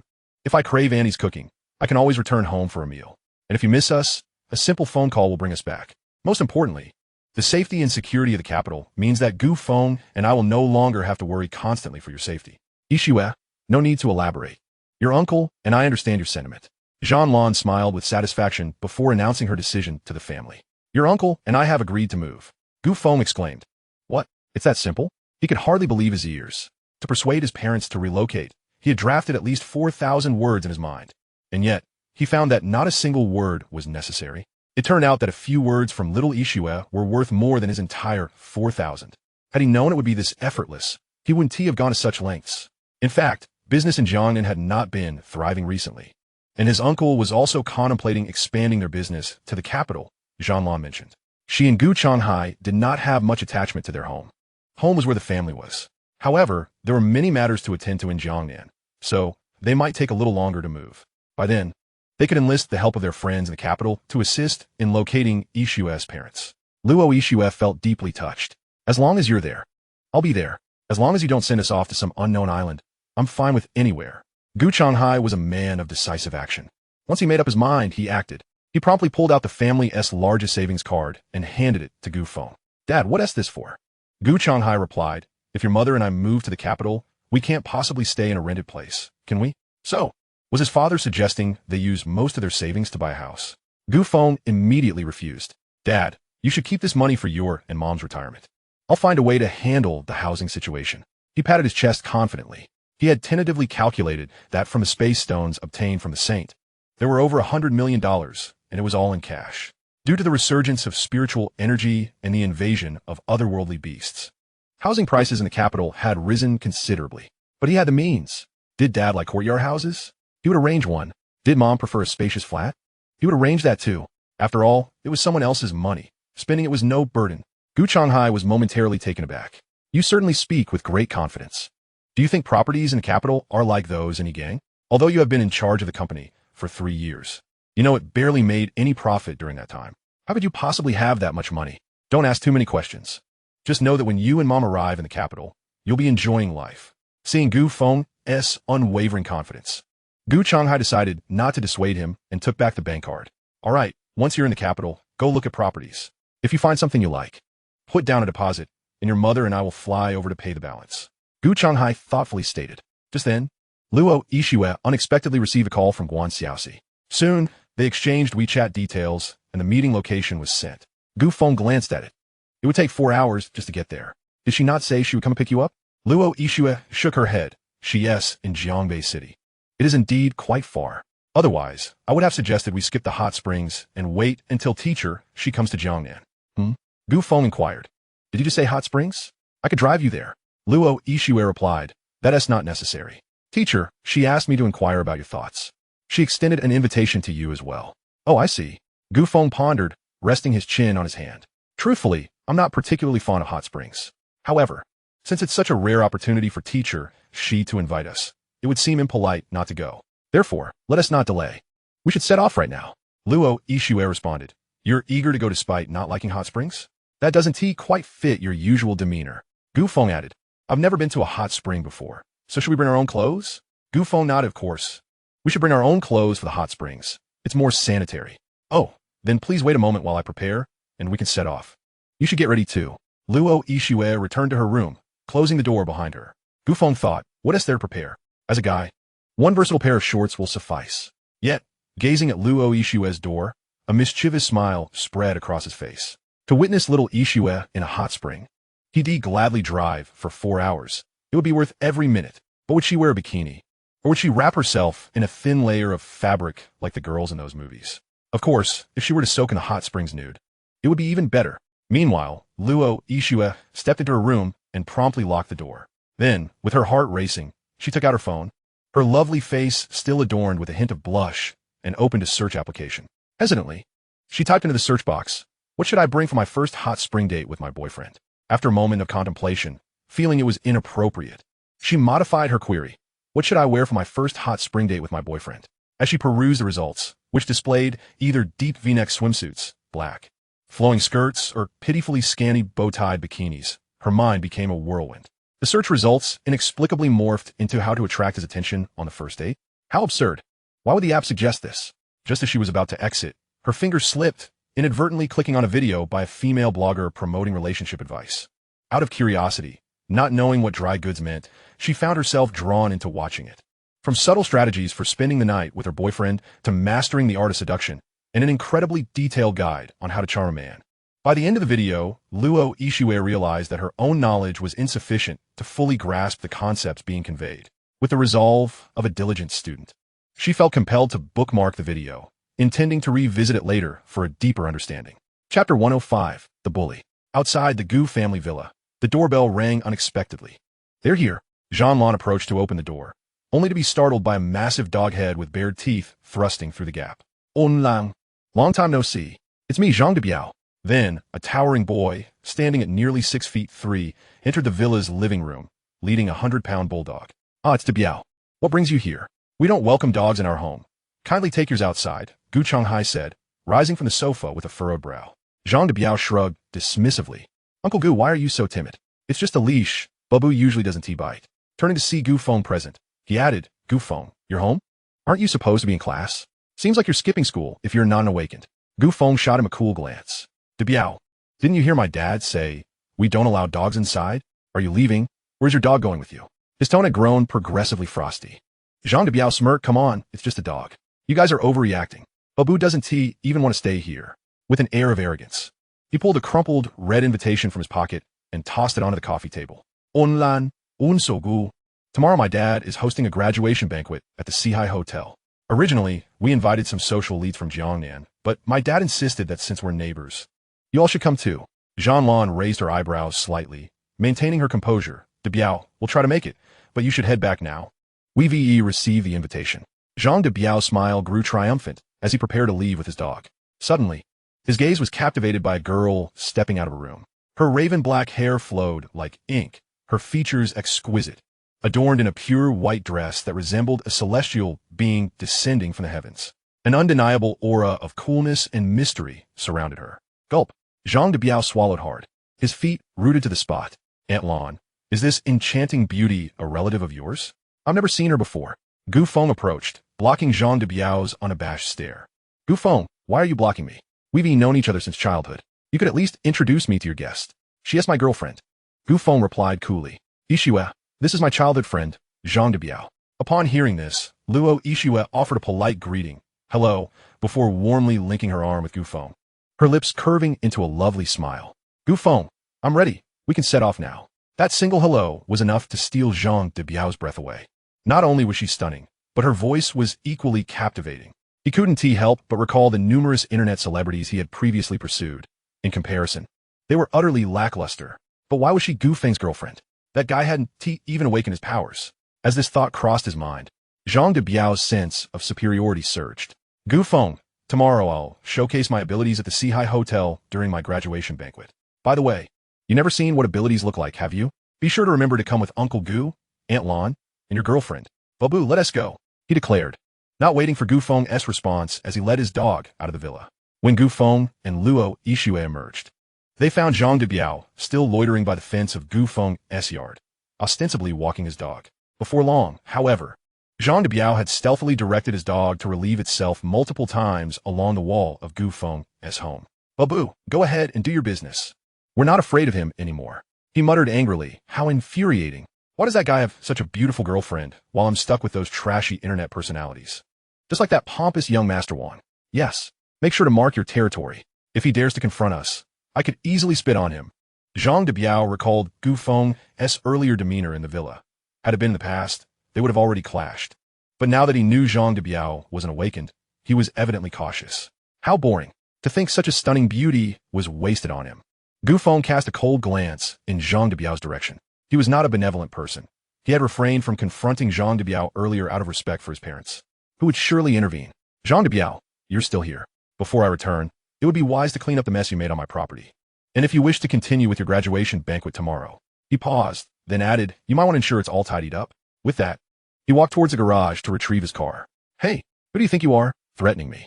Zhang de Biao spat at Gu Feng's retreating figure. Turning back, he noticed Gu Feng's girlfriend waiting in the yard, and a devious idea sparked in his mind. Loosening the dog's leash, he kicked the bulldog, which immediately leaped over the low fence, charging towards Luo Yixue. Babu. Zhang de Biao intended to whistle for his dog to return, planning a heroic rescue to annoy Gu Feng and attract the girl's attention. However, just then, before he could raise his hand to his mouth, a shadow darted past him. Then, with a flash of swordlight, the head of the bully dog fell straight to the ground. Zhang de Biao didn't even see what the person who killed the dog looked like. The dog was already dead. "Are you kill my bully?" Zhang de Biao's eyes turned red as he watched his beloved dog die in front of him.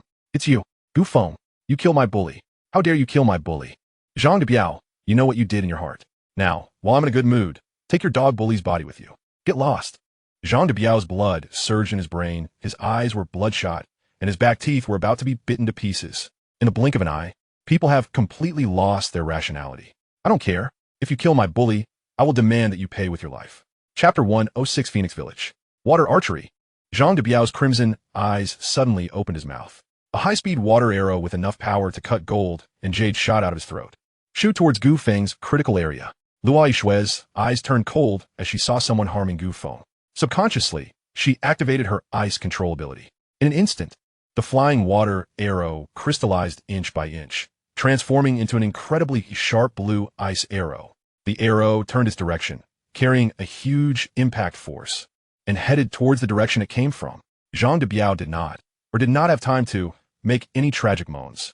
The tall body was pierced directly by a blue ice arrow, the blood rushing out presents a crystal covered in icy blue. Zhang de Biao's bloodshot eyeballs were unfocused, and he fell to the ground without a sound. When Gu Feng noticed something was wrong and came over to check the situation, Zhang de Biao had already died. "Gu Feng, how is he?" As he spoke, Gu Feng pulled out his ghost throat sword and stabbed Zhang de Biao's heart with one strike. "I just fainted just now, but now I've killed him." Gu Feng spoke lightly and then cast a comforting glance at Luo Yixue. People with murderphobia who continue to be exposed to bloody odors may have a certain chance of slowing down or curing their symptoms. But it is also highly possible to turn a normal person into a serial killer under the influence of bloody violence. Gu Feng naturally wouldn't use this extreme method to cure Luo Yixue. "I don't want to continue expanding her psychological shadow area. Just take the blame for the murder on yourself. Yixue, give me your space stone to use." Quickly, Gu Feng placed Zhang de Biao's body into Luo Yixue's spatial stone. Then he returned to the yard and collected the body of the deformed bully dog. It took another 10 minutes to clean up the bloodstains on the ground. Finally cleaned up, when others ask, they say they don't know anything. "Let's go." At this point, the advantage of having fewer people in the villa area was fully utilized. The investigation experience developed in his past life told Gu Feng that there was no third witness to the scene that just happened.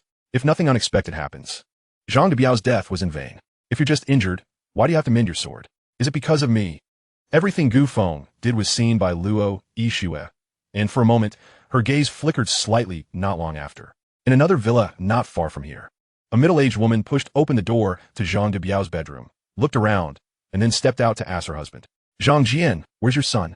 Why isn't he playing games in the bedroom?" "I went out to walk the dog, and I also sent him to Gu's house to deliver the invitation." The woman glanced at the man with a displeased expression. "Sending invitations to the Gu family? For what? When did our family relationship become so good with them?" Zhang Jian snorted disdainfully and said, "Do you think I'm really sending them invitations? I'm humiliating them. My son has achieved such great success. I have to let Gu Changhai know which son is better, right?" The woman's face finally softened upon hearing this, and her tone changed accordingly. "What else is there to say? My son is an awakener, while Gu Changhai's son is just an ordinary person. What does Gu Feng, that little brat, compare himself to De Biao? In the future, he won't even be qualified to give us De Biao shoes." After another while, "Zhang Jian, where's your son? Should I come back after walking my dog?" The woman dialed Zhang de Biao's phone number. "Why can't I get through to the strange phone?" Zhang Jian is still somewhat indifferent. "What do you women know? Isn't this the same as us men fishing? A high-quality product that bites the hook must be known to everyone in the community. Needless to say, De Biao must have been showing off to his group of friends. It's not normal for the children to argue and not hear the phone. Okay, then wait a little longer." Another moment later, the woman's emotions gradually became restless. "Zhang Jian, where's your son? It's almost time for lunch. Why hasn't De Biao come back yet? Zhang Jian, let's go out and look for it. Don't let anything really happen." Not much time. Zhang Jian and his wife went to the door of the Gu family. "Gu Changhai, has my son ever been to your house? I've been here before.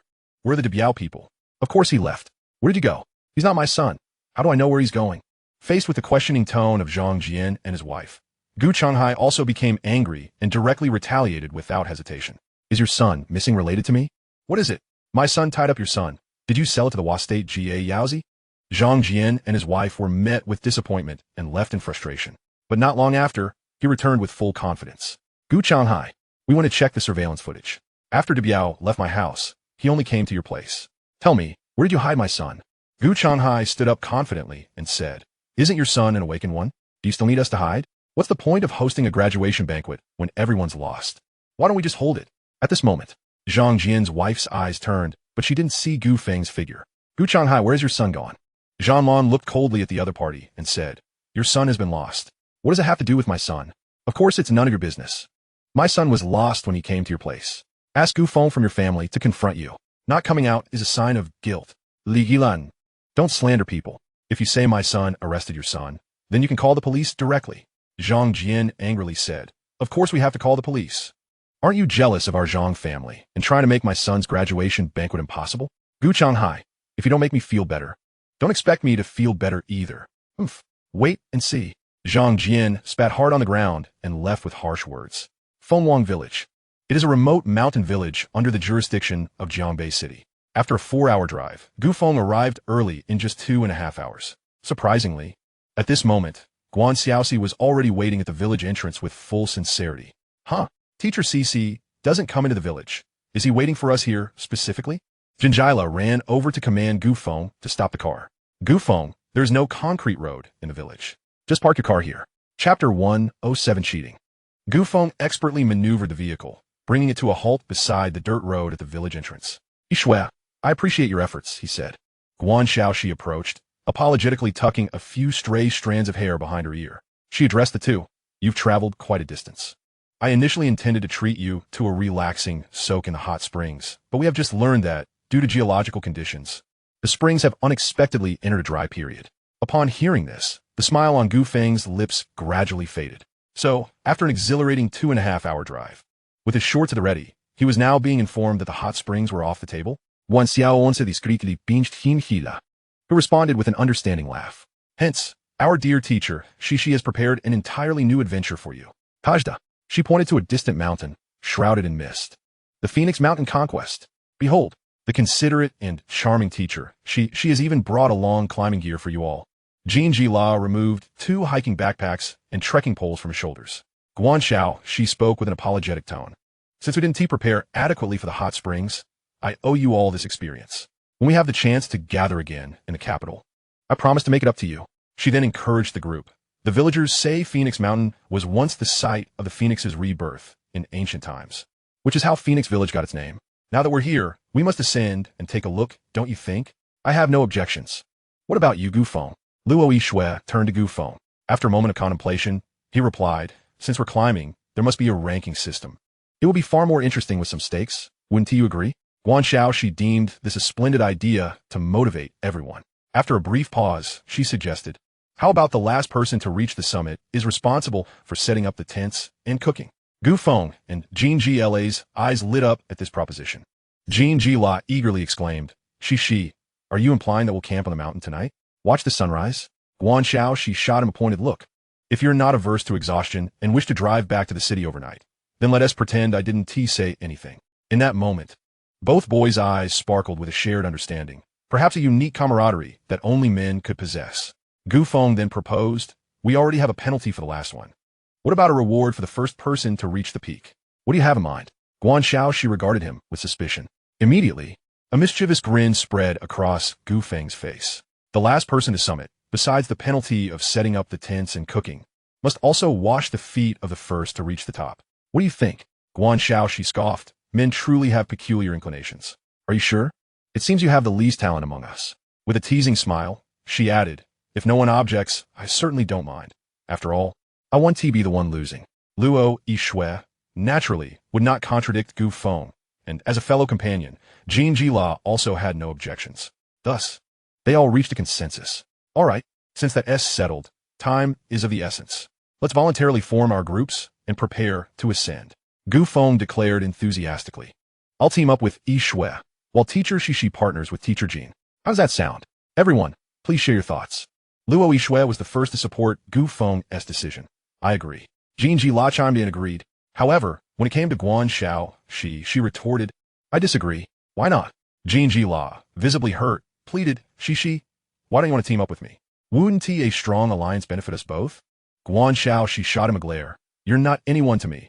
Why should I team up with you? Very well, since it's a free choice. Those who don't wish to team up are not compelled. Let us set off. Yixue will take that path. After exchanging farewells, Gu Feng took Luo Yixue by the hand and departed. Jin Jila glanced at Gu Feng's retreating figure and remarked, that guy seems exceptionally confident. Aren't you worried he might use some tricks? Guan Xiao, she replied. Exasperated, he S and E rank awakened. Where would he acquire such tricks? Besides, if you were him, would you waste your resources on such a trivial game? As time passed, Gu Feng's progress reached the halfway point of the mountain. Gradually, an ancient and mysterious phoenix temple came into view. Ding. Mission activated. Persuade the Empress to enter the temple to obtain the advanced swordsmanship technique, the 8 dragon swords. Gu Feng's mind stirred. Persuading the Empress to enter that dilapidated temple? For him, it was merely a matter of skill. However, now was not the time. He would address it on their descent tomorrow. With Guan Xiao Shi and Jin Ji La being formidable, he had no desire to end up being the one washing feet. After climbing a while longer, observing the desolate surroundings, Gu Feng smiled and beckoned to Luo Yixue. Little Yixue, come here. What do you want? Aren't you tired? Not particularly, Luo Yixue explained. When I feel fatigued, I simply practice Taoist breathing techniques, and it alleviates my exhaustion. Gu Feng replied. Then would you like to ascend the mountain a bit faster? Luo Yixue, intrigued, inquired how? Gu Feng's lips curled into a playful grin as he puffed out his chest. Why? By using a little boost, of course. He then opened his arms wide, revealing a charming smile. Luo Yixue quickly understood his intentions and hesitated. Isn't that inappropriate? Gu Feng, anticipating her reluctance, issued a serious reminder. Little Yixue, remember, the last person to reach the summit not only has to cook and set up tents, but also must wash the feet of the first to arrive. I noticed that Jin Ji La has quite the strength. If he reaches the top first, and you happen to be last, will you wash his feet? Luo Yixue's clear eyes reflected a visible struggle. But that would be cheating. Gu Feng, feigning innocence, replied. Haven't you heard the saying? If you marry a chicken, you follow the chicken. If you marry a dog, you follow the dog. Now come here. With a gentle bite of her lip, Luo Yixue finally sighed in resignation and walked over, wrapping her delicate arms around his neck with an air of acceptance. Chapter 108. I am not interested in women. When Luo Yixue next opened her eyes, the sound of wind was clear in her ears. How beautiful! At the mountain's peak, Gu Feng gazed at the breathtaking scenery before him, exclaiming with genuine awe, You're referring to the scenery, right? Why are you looking at me? Under Gu Feng's penetrating gaze, Luo Yixue's cheeks flushed slightly, and she shyly averted her eyes. Indeed, I am admiring the most beautiful view here. Gu Feng chuckled softly, unconsciously reaching out to cradle her pristine face in his hands. In an instant, the brilliant sparkle of her eyes became even more captivating, leaving her momentarily at a loss. The gentle mountain breeze tousled the girl's hair, stirring emotions within the hearts of those present. How could one possibly know? Though the breathtaking vistas of mountains and rivers lie before my eyes, they pale in comparison to the allure of your every smile, every frown. No, that is not the case. Ugh, I shall play. With a swift motion, a rubber figure landed a short distance away. To scale the pinnacle and behold the mountains dwarfed beneath. Did I truly ascend from the base to the summit in less than an hour? I, Jin Jila, am indeed the chosen one. This first place is rightfully mine. Yet, I wonder, which young lady shall wash my feet? Or could it be that rascal Gu Feng? Wait, what is that? Jin Jila exclaimed. What are you two doing here? This defies logic. This is unscientific. Upon witnessing the two at the summit, so intimately engaged that they rendered the heavens and earth dim and the sun and moon dull, Jin Jila felt as though he had been struck by 1,000,000 arrows. His heart turned cold. What sins have I committed? Losing the first place is one thing, but as a single man for 20 years, do you know how profoundly humiliating and painful this scene is for me? But soon, a realization dawned upon him, and his expression transformed into one of splendid intrigue.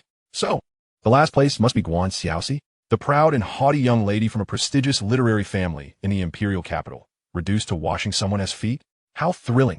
Meanwhile, feeling the slight sting from the gentle bite on his lips, Gu Feng pondered if he had done something amiss and quickly inquired about his companion's feelings.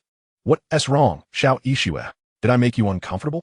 Just say it, and we could discuss it together. Luo Yixue's cheeks flushed crimson. No, Feng. It's not that I'm uncomfortable. It's just that someone is coming. You mean Teacher Jean? Empress. He's been on his way up for a while.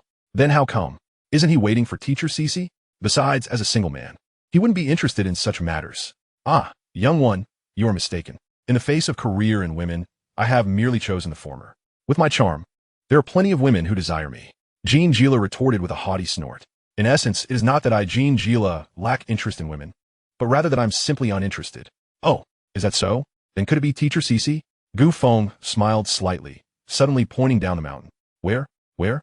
Jean Gila eagerly stretched his neck to look down, and sure enough, amidst the verdant trees, he spotted a striking figure. Cece, I'm over here. To prove the truth of his words, Jean Gila strode confidently towards Guan Xiaoxi. Cece, there's a big hole. Take my hand, and I'll pull you over. Though surprised by Jean Gila's approach from the mountainside, Guan Xiaoxi was not overly taken aback. After a moment's hesitation, she grasped Jean Gila's outstretched hand and crossed the ravine. Thank you, Jean Gila. No need for politeness between us. Jean Gila replied, his joy evident. After climbing for so long, you must be tired too. Here, Cece, have a Snickers to replenish your energy. Jean Gila thoughtfully offered his afternoon snack to Guan Xiaoxi. She accepted graciously. Well, we've nearly reached the top. Let us wait for them here. No need to wait. They've already arrived. Guan Xiaoxi froze momentarily. What did you say? Who has already arrived? In an instant, Guan Xiaoxi beheld Feng seated atop a tree, cheerfully waving at her, alongside Luo Yishua, who wore a polite smile, also greeting her with a wave. Good day, Teacher Cece. Good evening, Teacher Cece. You too. In that moment, the expressions on Guan Xiaoxi's face were more vibrant than the entirety of her life's experiences. Her rising and falling chest took an eternity to calm. What she could not accept was not merely that she had not secured first place, but rather the fact that she had come in last. Recalling her earlier bravado at the base of the mountain, Guan Xiaoxi felt another wave of indignation wash over her. Now, can someone tell me who was first? Her gaze, laced with some unknown emotion, flitted between the three faces. If Luo Yishua were first, the physical contact between girls could be acceptable. But if it were the other two? Just the thought drove Guan Xiaoxi to the brink of madness. Then, Jean Gila cast a knowing glance towards Feng and Luo Yishua. Guan Xiaoxi followed suit. Luo Yishua's cheeks involuntarily flushed, and she quickly lowered her gaze. Feng is first. I'm second. Having cheated her way up the mountain with Feng, she felt an overwhelming sense of guilt, and the thought of Guan Xiaoxi washing her feet due to a result obtained through dishonesty was unbearable. After a prolonged silence, Guan Xiaoxi finally spoke. Did you cheat? Her piercing gaze descended upon Feng like a judge's verdict. Feng, undeterred, remained as composed as ever. Cheat? That's impossible. We ascended based on our own merit. He concluded with a teasing remark. Teacher Cece, are you perhaps unable to handle losing? I'm not. Indeed, I knew Teacher Cece would uphold her promise. So, according to the game rules, will Teacher Cece prepare our meals first, or will you wash my feet first? Feng's lips curled into a familiar, mischievous grin. How infuriating. Guan Xiaoxi's face flushed with anger as she stomped her foot in frustration. Feng, are you truly going to have Cece wash your feet? Jean Gila remarked enviously. What else could it be? If I were in last place, wouldn't I have to wash one of you two? By the way, I prefer warm water, not scalding hot. So, Teacher Cece, please don't bring a basin of boiling water. Chapter 109, Distributing Tents. Though I may not indulge in hot springs, having a beauty like Teacher Cece to wash my feet is indeed one of life's great pleasures. Guan Xiaoxi's glare could have ignited flames.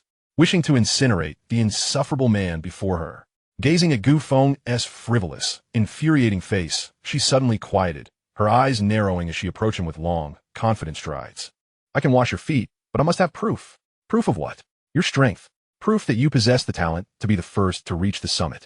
And if I can provide that proof, if you dare to prove it, not only will I wash your feet, but I shall also massage your shoulders and knead your legs. A complete service. What do you say? Jean Gila stood nearby, mouth agape, nearly drooling with envy. Feng, however, was only stirred for 3 seconds before he resolutely declined. Teacher Cece, my girlfriend is still here. Isn't this inappropriate? Guan Xiaoxi's frustration reached a boiling point. Are you out of your mind? I'm referring to a legitimate massage. That's out of the question. My body is only for my girlfriend to touch. No other woman shall dare. What do you intend to do then? Chen Xiaoxi said through gritted teeth. Feng pondered seriously for a moment. Let us forget about the massage, but if I can indeed prove this matter, you Qian Xiaoxi, will owe me a substantial favor, understand? Whatever I ask you to do, you must comply. And what if you fail to provide proof? Qian Xiaoxi retorted. Then I will do whatever you ask of me. Qian Xiaoxi shot him a disdainful glance. Her arms crossed over her ample chest. Fine, let me be direct with you. I don't want anything from you, but you must deliver your girlfriend to me. Huh? I want Luo Yixue to join our teaching. Upon hearing this, Gu Feng finally breathed a sigh of relief. All right, it's settled then. He made the decision for Luo Yixue right away. After all, she had already intended to join teaching, so Qian Xiaoxi's proposal was essentially moot. Let us get started. Gu Feng beckoned her with a gesture. What exactly do you want to do? Do you have the awakening spirit orb? Why do you need the awakening spirit orb? Qian Xiaoxi asked suspiciously, her eyes narrowed. Stop being so coy. If you have it, just take it out. Gu Feng had already noticed the spatial ring on her hand. It was highly probable that she could carry the awakening spirit orb with it. Qian Xiaoxi lightly brushed the surface of the ring, and the awakening spirit orb appeared in her palm. Is it charged? I'm about to begin. Qian Xiaoxi looked at him with disdain. What nonsense! The raw materials for the awakening spirit orb are extremely rare purple vein heavenly crystals, and its driving force is the spirit stone. What do you mean by charged? Are you capable or not? Gu Feng chuckled, then spread his hand over the awakening spirit orb. Awakener. Level, SSS. Superpower, gift of strength. As for why the spatial superpower did not appear, it was concealed by Gu Feng's manipulation behind the scenes. What? How is this possible? This is absolutely impossible. Indeed. How could this be? As the AI announced Gu Feng's test results, both Qian Xiaoxi and Jin Jilo were left utterly stunned. Their eyes widened in disbelief, muttering about the impossibility of it all. That means there's a problem with your awakening spirit orb technology. That is even more impossible. The awakening spirit orb cannot malfunction. So why do we see two different test results in such a short time? Qian Xiaoxi pondered in confusion. Jin Jila also furrowed her brows, equally perplexed. Where could the problem lie? Suddenly, at that moment, both of their pupils constricted. Could it be that mysterious person who rescued Luo Yixue that day at the Cloud Villa was you? Jin Jila exclaimed. Otherwise, what could it be? Gu Feng replied nonchalantly. Is what he said true, Yixue? Qian Xiaoxi asked Luo Yixue in a strained voice. Yes, Gu Feng is indeed quite formidable. Luo Yixue nodded, a hint of pride evident in her tone. For the first time, Qian Xiaoxi felt she could not see through someone. At the safe haven, a simple fire crackled in the night, and everyone sat together, brewing tea and chatting. May I extend a sincere invitation for both of you to join our teaching? Qian Xiaoxi earnestly offered once more. Gu Feng and Luo Yixue exchanged a knowing smile. That depends on your school's sincerity, they replied. With graceful and practiced movements, Qian Xiaoxi poured each of them a cup of hot tea. Her meticulous actions and rigorous attitude reflected her respect and importance placed upon her guests. The two SSS-level awakeners before her were undoubtedly deserving of such treatment. I will naturally apply for the best treatment and training resources for both of you from the academy. However, teaching does not welcome the unworthy. You must be prepared that those who can join teaching are all among the most talented awakeners in the Great Xia. Your enemies are not only the exotic beasts, but also unscrupulous competitors who may pose as potential threats. Teaching is powerful, but its depths are profound. Even after joining, you must never become complacent. Understood? Thank you for the reminder, Teacher CC. Both Gu Feng and I will remember, Luo Yixue replied. Don't mention it. I was focused on academic research before. Entering the martial arts academy means I will have to start from scratch, just like you. You can call me CC in private. Gu Feng smirked, tacitly acknowledging Qian Xiaoxi's words. Then, CC, when we join teaching, will there be an admission letter or something? I'd like to show it to my parents. It would be quite impressive. No, but if you really want it, I can have the dean print one for you with a seal. So when do we start? Within a week, just report to the Teaching Martial Arts Academy. After a pot of tea was finished, Qian Xiaoxi and Luo Yixue took charge of cooking, while Jin Jila voluntarily took on the task of setting up the tents. As the first ranked, Gu Feng comfortably enjoyed the leisure of idleness. When he saw that Jin Jila had only brought 2 double tents, he was momentarily taken aback. Teacher Jin, why did you only bring 2 tents? Indeed, Gu Feng, there should be 3 tents. How do we split 2 tents? The clattering of abacus beads could be heard, and even Qian Xiaoxi, who was cooking nearby, caught wind of it. With a cold laugh, she remarked, Isn't that simple? Of course, it's girls in one group and boys in another. But Jin Jila and I are not a couple. You can't expect me to share a tent with her. Chapter 110, Pandora's Box. On a small hillside at night, the boys' tent was filled with thunderous snores. Teacher Jean? Teacher Jean? Jean Jila. ZZZ. Gu Feng realized that once someone falls asleep, they can truly be unmovable like a mountain. In such an environment, if he could fall asleep, it would indeed be a miracle. Through the thin fabric of the tent, he observed the flickering shadows inside the girl's tent and felt a sudden urge to pull out his phone. Little Ishue, are you asleep? Ding. On WeChat. He quickly received Luo Ishue's reply. Not yet. I'm chatting with teacher Cici. Oh, what are you discussing? Gu Feng casually inquired. Luo Ishue, just girl talk. It's not something I can share with you. You could chat with teacher Jean too. Gu Feng recorded a segment of Jean Gila's snoring, which sounded like a green skin train's whistle, and sent it over. Is this really the kind of conversation you have with teacher Jean? Meanwhile, the two tents were about 4 to 5 meters apart, but Gu Feng clearly heard laughter emanating from the girl's tent. His face darkened instantly. The two girls were there enjoying a conversation, while he had to endure the thunderous snores. Could he tolerate this? Absolutely not.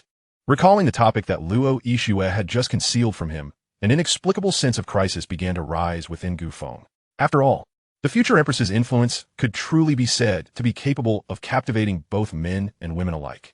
The Empress has never openly expressed affection towards anyone, yet there seems to be a never-ending stream of admirers vying for her attention. Among them are a considerable number of beautiful and talented young women. Could it be that Guan Xiaoxi is bisexual? Gu Feng pondered restlessly, casually rolling about before taking his sleeping bag to the entrance of the girl's tent, deliberately making some noise. Who? Inside the tent, the girls' voices quickly filled the air with confusion. It's me. Open the tent. I've come to bring you warmth. Soon. Two exquisitely beautiful girls peeked out from within.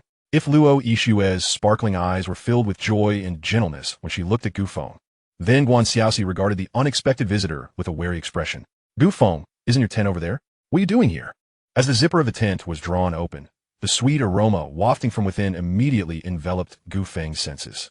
Indeed, the scent of a girl's tent was enticing. This only solidified Gu Feng's determination to remain there.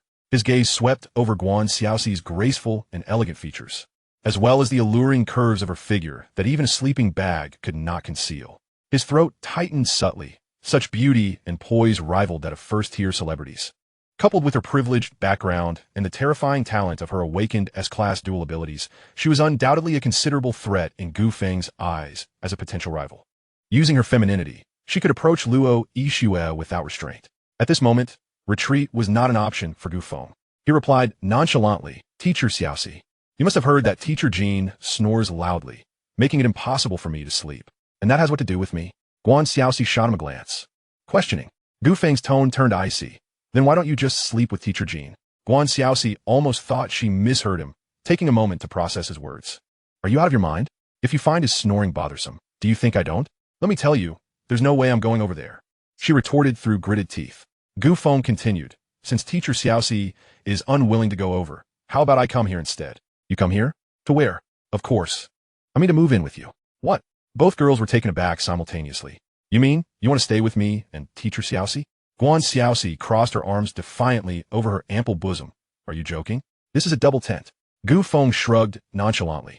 I am well aware this is a double tent, but since no one wants to leave, we might as well squeeze together.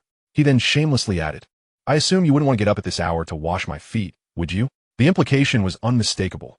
I've spared you from foot washing. So what's the harm in making a little space for me? Luo Ishue, puzzled by the sudden tension between the two, quickly stepped in to mediate. Gu Feng, are you serious? If you find it noisy over there, I can discuss it with Teacher Xiaoxi. The three of us should be able to fit if we squeeze a bit. Great. Without waiting for Guan Xiaoxi's objection, Gu Feng readily agreed, casually making a small request. I hope it's fine if I sleep in the middle. Just letting you come over is already generous. You think you can sleep in the middle? Dream on. Guan Xiaoxi coldly rejected him without hesitation. Next, Luo Ishue shook her head resolutely. No way. Gu Feng is my boyfriend. How could he sleep next to another girl? Gu Feng paused to consider before conceding. Then I'll sleep next to Ishue. I'm coming in. Guan Xiaoxi hastily shifted to make room for Gu Feng. Luo Ishue kindly took Gu Feng's sleeping bag, arranging it for him. Having learned from the previous night's experience, she knew Gu Feng was harmless while asleep, and thus felt more at ease. As both settled into their sleeping bags and exchanged smiles, the atmosphere felt sweet and warm. However, the conversation among the girls dwindled. Ever since Gu Feng's arrival, Guan Xiaoxi felt somewhat superfluous. She turned her back, lying on her side, the elegant curve of her body still and motionless beneath the sleeping bag. Soon, the tent lights were extinguished. The silvery moonlight cascaded over the young girl's fair face, her bright eyes sparkling, illuminating the night. The edge of the sleeping bag outlined her soft figure, revealing a slender, snow-white neck, and her lovely lips formed an alluring, rosy curve. The scent of Luo Ishue's hair and skin enveloped Gu Feng, causing him to close his eyes, swallowing hard as he struggled to suppress the overwhelming urge to lean in and savor her sweetness. Yet, what the heart desires is often at odds with one's actions. Gu Feng initially intended to spend a peaceful night, but his throat tightened as he hesitated, eventually inching his cheek closer to her enticing lips. Feeling a tickling sensation on her face and the sound of heavy breathing, Luo Ishua opened her beautiful eyes in alarm, her gaze widening in shock. Plop! In that tranquil, enclosed space, Gu Feng pressed a gentle kiss against her delicate cheek. The sound resonated clearly, accompanied by what seemed like the soft echo of a Pandora's box being opened. Chapter 111. Do you like kisses like this? You. Luo Ishua gasped, covering her lips in astonishment, fearful of making a sound that might disturb Guan Xiaoxi nearby. The spot Gu Feng had kissed instantly flushed a peachy hue, as if it might drip with sweetness. Gu Feng, however, feigned innocence, and upon seeing her attempt to shift away, he reached out from the sleeping bag, pulling her into his embrace. The intoxicating warmth and fragrance enveloped him, further igniting his desires. Luo Ishue's stunning face turned crimson. How could he act this way? He had not been like this at home. Was his previous restraint merely an act? Just as she prepared to raise her face, intending to deliver a warning glare to Gu Feng, he unexpectedly grasped her chin, his heated gaze melting away the icy facade in her eyes. Lowering his head slightly, he captured her tender lips with effortless ease. As she tried to retreat an inch, he advanced a step further, as if savoring an indescribable delicacy. The sweet scent of cherries filled the space between their lips and teeth. Luo Ishua's heart raced in confusion, her eyes brimming with moisture. After a moment of feeble resistance, she surrendered to the kiss. The tautness of her body, along with the small hand pressed firmly against Gu Feng's chest, gradually began to relax. Her eyes tightly shut, she surrendered to his whims, inwardly praying that she, who was behind her, had already fallen asleep and was oblivious to the peculiar sounds. Ah, how embarrassing this feels. Time seemed to stretch, as if it had lingered for an eternity. At last, they separated, both panting, their breaths mingling and brushing against one another's faces, igniting a fervent warmth. Gu Feng, taking a moment to regain his composure, was just about to lean in again, when suddenly Luo Ishua extended her cool little hand to rest against his lips, halting his advance. What? Gu Feng, having just grasped the art of kissing and riding the high of the moment, couldn't comprehend her interruption. Finally, under the intensity of Gu Feng's penetrating gaze, Luo Isha reluctantly spoke. Gu Feng, you're tugging at my hair in the darkness. Gu Feng blinked, a flicker of understanding crossing his mind, and he ceased his actions. Luo Ishue's heart raced, and, as Gu Feng drew away, a twinge of melancholy washed over her. She cast a cautious glance behind her, and, upon confirming that Guan Xiaoxi remained in her previous position, seemingly undisturbed by their antics, she let out a gentle sigh of relief. Oh, do you like it? Gu Feng's voice floated softly to her. Like what? A moment of confusion washed over Luo Ishua until she caught the mischievous glint in Gu Feng's bright eyes, finally grasping his implication. Did she enjoy being kissed by him? Her cheeks flushed crimson, and she turned away in haste, leaving Gu Feng with an alluring view of her back, silencing her words. What does silence and a lack of rejection signify? Does that mean she likes it? Is she too shy to admit it? Gu Feng mused, a slow smile curling at the corners of his mouth. If that's the case, does it mean I can indulge a bit more? Perhaps I should test the waters? With a newfound clarity regarding Luo Ishue's feelings, Gu Feng's heart leapt with excitement. Meanwhile, Guan Xiaoxi remained unchanged, her back turned to the pair, maintaining the same position throughout the night, utterly still. It was uncertain whether she had slept well, but when she emerged from the tent the next morning, she bore the unmistakable signs of fatigue, two prominent dark circles framing her eyes. She coincidentally encountered Jean Gila, who was preparing breakfast outside. Xiaoxi, good morning. Jean Gila greeted her with enthusiasm, but quickly noticed something amiss in Guan Xiaoxi's complexion. Xiaoxi, why do you look so unwell? Did you stay up late? At this, Guan Xiaoxi stiffened, her simmering irritation boiling over. What I said to you? Be quiet, she snapped, then turned to see Jean Gila busy cooking something on a portable stove, prompting her to inquire further. What are you cooking? Bird eggs, Jean Gila proclaimed proudly, pointing to the nearby woods. I gathered them first thing this morning. Following this, she extended her rubbery arm to present a fruit platter, her excitement unabated. And these fruits, freshly picked. Care for taste? Guan Xiaoxi selected a red fruit, took a bite, and was met with an unexpectedly sour flavor. Struggling to swallow, she discarded the fruit after the second bite. Did you wake up early? She asked again. Upon seeing Guan Xiaoxi toss the fruit aside, Jean Gila shrugged it off, muttering, "Yes, it's rather strange, but I woke up in the middle of the night to use the restroom.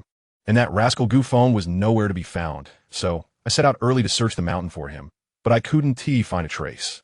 Perhaps he couldn't endure the harsh conditions and decided to descend the mountain overnight. Thinking about it, Xiaoxi, being of such noble lineage, would likely struggle to adapt to the mountain, hence her foul mood upon waking. As for the wild fruits on the mountain, they were indeed quite sour. Her managing to eat a couple of bites was already a significant gesture of goodwill towards Jean Gila.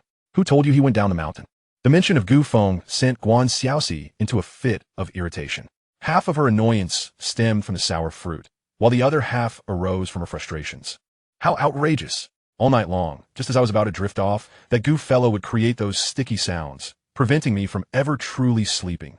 Didn't he stay down with you? Was he still squeezed in with you? Jean Gila teased, oblivious to the underlying tension. After all, a lady like Guan Xiaoxi, born with a silver spoon, would never have any intimate contact with a male, let alone share a tent with one. Furthermore, why would Gu Feng need to compete for space in a tent with two girls? Jean Gila, where did you get the water for boiling the eggs? Suddenly, Guan Xiaoxi tensed, her brow furrowing at Jean Gila. She distinctly remembered that the drinking water they had brought was depleted during dinner the previous night. Oh, there is plenty on the hillside behind the forest. I discovered a mountain spring there. Xiaoxi, would you like some water? I have extra, Jean Gila offered. No need. Guan Xiaoxi waved her hand dismissively. I'll fetch it myself. Stay put, and don't follow me, understand? With that, she issued a warning to Jean Gila and ventured alone into the dense thicket. After Guan Xiaoxi, Luo Yixue also emerged from the tent. Upon seeing her fair skin, rosy complexion, and bright eyes glistening like water, Jean Gila couldn't help but feel a sense of intrigue. Yixue, good morning. Luo Yixue greeted politely. Good morning, Jean teacher. Yixue, you seem quite spirited. However, what with the slight swelling on your lips? Jean Gila inquired. There are all sorts of strange insects on this mountain. Surely, you weren't bitten by some mutated mosquito during the night? Chapter 112. A glimpse of fertility. Just as Luo Yixue pondered how to respond, another figure emerged from the girl's tent. Oh, what a bright sun. Good morning, everyone. Gu Feng stretched, invigorated, as he greeted them all with a smile. You. Upon seeing Gu Feng emerge from the girl's tent, Jean Gila's eyes widened in disbelief, her jaw nearly dropping to the floor. Weren't you supposed to have gone down the mountain? How are you here? Huh? What do you mean, Jean teacher? Why would I go down the mountain? I was up here all night. At this moment, the scene unfolded. Why did Guan Xiaoxi have dark circles under her eyes? Why were Luo Yixue's lips swollen? Coupled with Gu Feng's emergence from the girl's tent, Jean Gila could no longer deny the implications. So, you, Xiaoxi, and Luo Yixue spent the night together? Jean Gila remarked, her lips twitching. Indeed, Gu Feng let out a heavy sigh. Jean teacher, your snoring was so loud that I had no choice but to seek refuge elsewhere for the night. Jean Gila, you beast, you may do. To find oneself sleeping alongside two ethereal beauties is merely a matter of compromise? Then why not spend just one night in such a manner with me?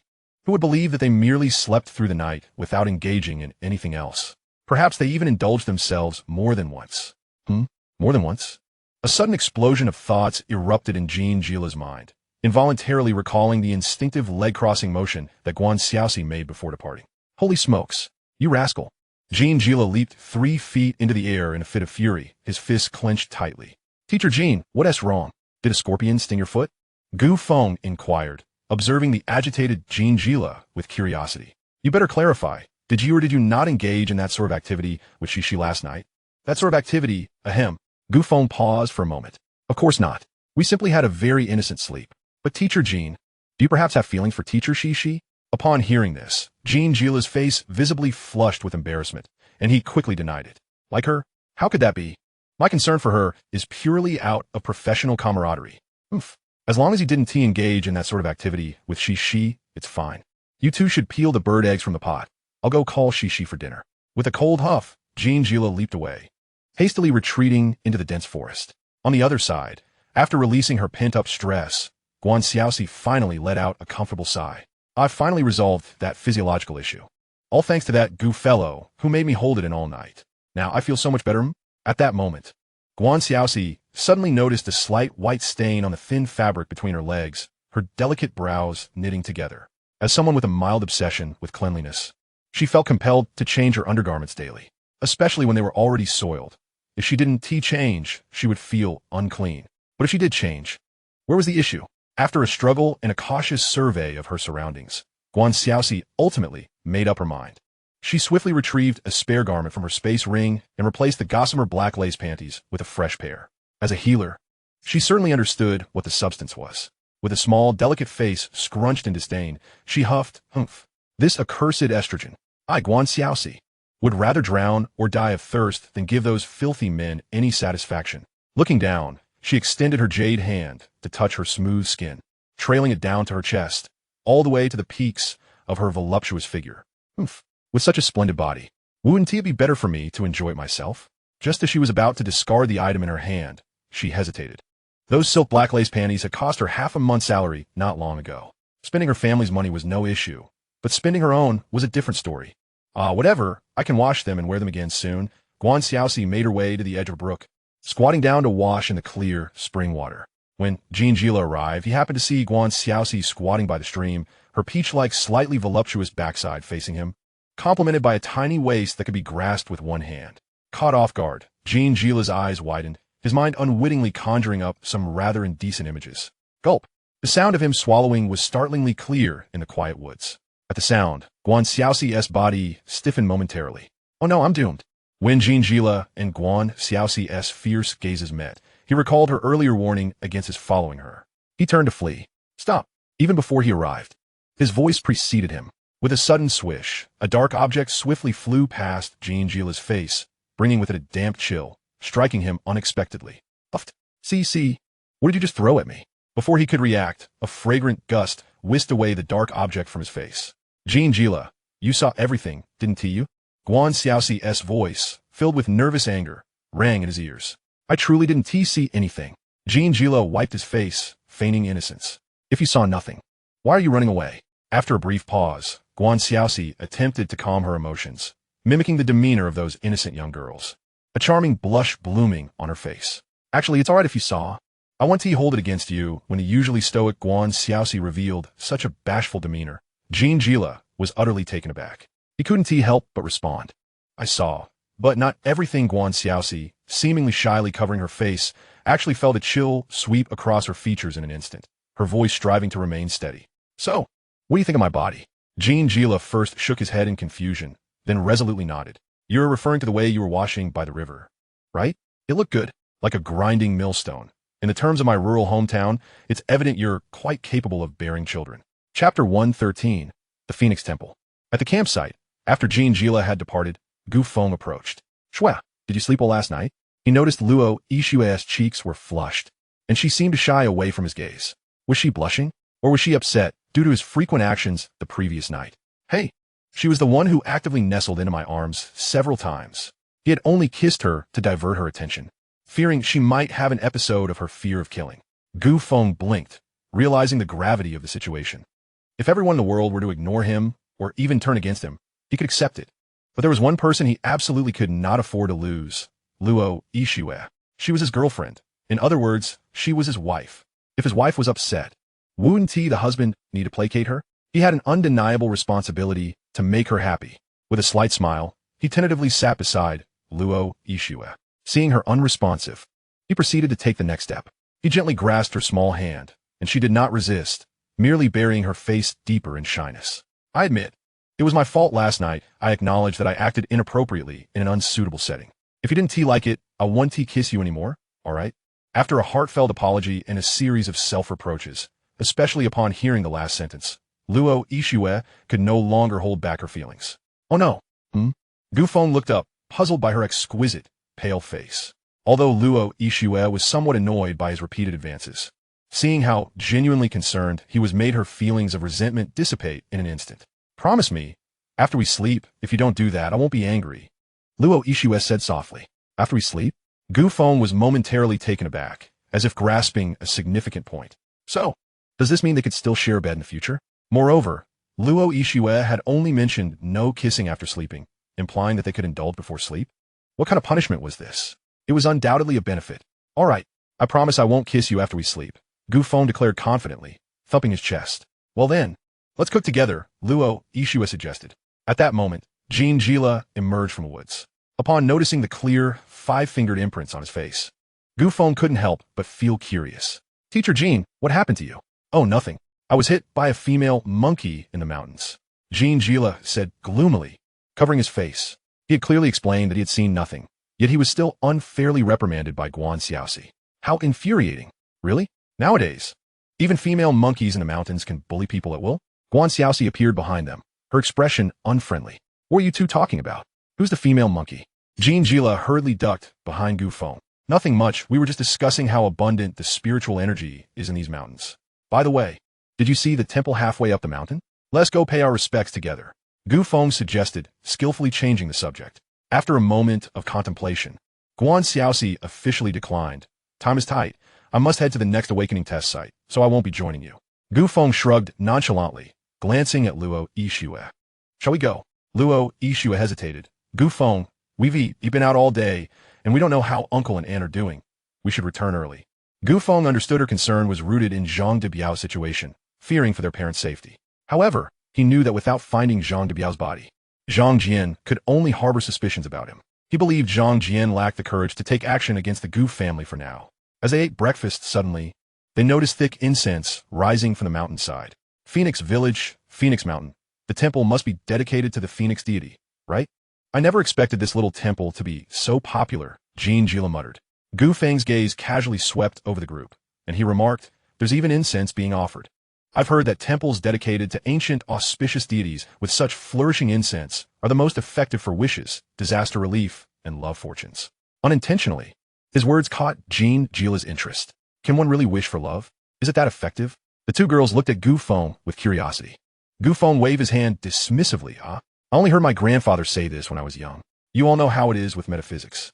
It's best to take it with a grain of salt. Since everyone is pressed for time, we should move on, Gu Feng urged. Wait, em intrigued, Jean Gila exclaimed. The spiritual energy has revived. What is there to doubt? Besides, we need to pass by that temple on our way down. It won't take much time to stop in and pay our respects. Since we've rested on their mountain, we should at least light a stick of incense to show our gratitude, right? What do you think, Xiaoxi? Upon hearing this, Guan Xiaoxi, who had shown some interest earlier, suddenly turned cold. Crossing her arms, she averted her gaze. I don't have any wishes to make. Go ahead without me. Ishua, Teacher Jean, and Xiaoxi are going. What about you? Gu Feng was unconcerned about whether others joined. His goal was to persuade Luo Ishua to enter the temple. Luo Ishua nodded slightly. Can I pray for Uncle and Aunt while making a wish? Gu Feng sighed in relief and teased her. How greedy. But my little Ishua is so beautiful. I believe the deity will grant your wish. Are you implying that the deity is part of a beauty association? Luo Ishua's cheeks flushed slightly as she retorted softly. Gu Feng smiled gently. Unexpectedly, he had merely touched upon their desires with a few casual remarks, and the situation began to unfold in a direction he had hoped for. Soon, after finishing breakfast and packing their things, the group descended the mountain, chatting and laughing. Just as they reached the halfway point and were about to enter the temple, several villagers blocked their path, carrying various sacrificial offerings. What do you want? A burly man approached them. Today is the village's sacrificial festival, a day for offering to the deities. Only the villagers of Phoenix Village may enter the temple. Gu Feng was momentarily taken aback. A sacrificial festival? No festival could hinder his mission. With the temple just a step away, backing down was not an option.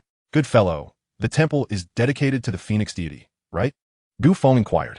The burly man's demeanor instantly shifted to one of solemn pride. Of course, the temple houses the Phoenix. Gu Feng nodded. Then that's just perfect. My friends have traveled from afar just to catch a glimpse of the Phoenix's grandeur. Could you please make an exception for us? As he spoke, Gu Feng pulled out several red bills from his bag. The burly man hurriedly waved his hands in refusal, troubled. Young man, it's not that I don't want to let you in. It's a rule set by our ancestors that cannot be violated. There is no room for exceptions. One villager, seeing Gu Feng's money, suddenly became furious. What are you city folks trying to do? Offering money to desecrate the deity? Take your filthy money and get out of Phoenix Village. Gu Feng shot the villager a glance and, without a word, pulled out a thick wad of cash again. This is a serious desecration. Uncle, why don't we inquire about what they really want? Another villager suggested. These city folks don't seem like bad people. Indeed, many fields in the village have been destroyed by strange beasts this year. The harvest is uncertain. if we could gain this income. Since the temple collapsed due to flooding, Phoenix Village has been unfortunate. Fields have been destroyed, and the youth have left. If we could gain this income, we could rebuild the temple, and perhaps the deity would bless Phoenix Village once more. However, it seemed he was only taking out money, not pledging to donate to the village. Jean Gila thought, unable to suppress his curiosity about Gu Feng's intentions. Hey, what are you doing with all that money? You're not seriously going to donate, are you? You'd be better off giving it to me. We could just skip lighting the incense. Is that so? Gu Feng sighed regretfully. Then forget it. I initially intended to donate some money for the temple's incense. Upon hearing that the funds were genuinely intended for the temple, the villagers fell silent. Young brother, please take your time. The rugged man hurriedly forced a smile and blocked Gu Feng's path. My uncles and brothers harbor no ill intentions, so please do not take offense. If you truly wish to pay homage to the Phoenix, I can speak with the clan leader. Really? Indeed. The rugged man nodded, his excitement palpable as he gazed at the cash in Gu Feng's hands. That sounds agreeable. My friends are pressed for time, so please hurry and inquire. Gu Feng calmly tucked the money away. I shall seek out the clan leader at once. With that, the rugged man dashed into the temple in a flurry. Before long, an elderly man with graying hair emerged from the temple. Young brother, this is our clan leader, Feng Qingyang. Leader, this is the benevolent individual I mentioned earlier, who wishes to donate to the temple, the rugged man said, scratching his head as he was about to ask Gu Feng's name. Feng Qingyang raised a hand to halt him, speaking in a measured tone. Feng Kui, the ceremony is about to commence. Please escort them out of the village. Leader? Qingyang? Feng Qingyang furrowed his brow as he surveyed the villagers of Phoenix Village. Our Feng clan, adhering to the wishes of our ancestors, has long protected the Phoenix spirit, inheriting its blessings through generations. Yet now, in our endeavor to restore the temple, we must place our hopes in a few outsiders. As descendants of the Feng clan, do you not feel a sense of shame? Under Feng Qingyang's piercing gaze, the villagers lowered their heads, rendered speechless. Well, that was a waste of time, Jean Gila shrugged. At least we know now. Let us go, Guan Xiaoxi remarked nonchalantly. Gu Feng, since these uncles and brothers are unwilling to accept our goodwill, it would be best for us to take our leave, Luo Yixue advised Gu Feng. Even Gu Feng did not foresee that such a simple task would be fraught with so many twists and turns. Is there truly anything in this world that cannot be resolved with money, especially in such a destitute village? While he pondered alternative strategies, an elderly man, seemingly on the verge of death, was carried out. Wait, elder priest? What brings you here? Feng Qingyang quickly approached him. The elder priest's murky gaze scrutinized the young individuals before him, and he finally spoke a single sentence. Qingyang, how long has it been since any young people returned to the village? Feng Qingyang's expression turned apologetic as he replied, Elder priest, it has indeed been several years since any youth returned to the village. Life here is arduous, and those who can have migrated to the cities. In recent years, only Feng Kui has returned with his wife, concerned for the village's elders. The elder priest nodded. Has even Feng Kui married? Then who will offer sacrifices to the Phoenix this year? Well, in previous years, the villagers would pool their resources, and there were always young people willing to return for the sacrificial festival. However, this year, the villagers' circumstances were dire, and without subsidies, coupled with a long journey, no young person was inclined to return. Seeing the difficulty etched on Feng Qingyang's face, the elder priest refrained from pressing further and turned to the young people. Young ones, would you be willing to assist the village by serving as the sacrificial offerings for this year's festival? Sacrificial offerings? What does that entail? Sacrificial offerings. He explained, refer to young boys and girls.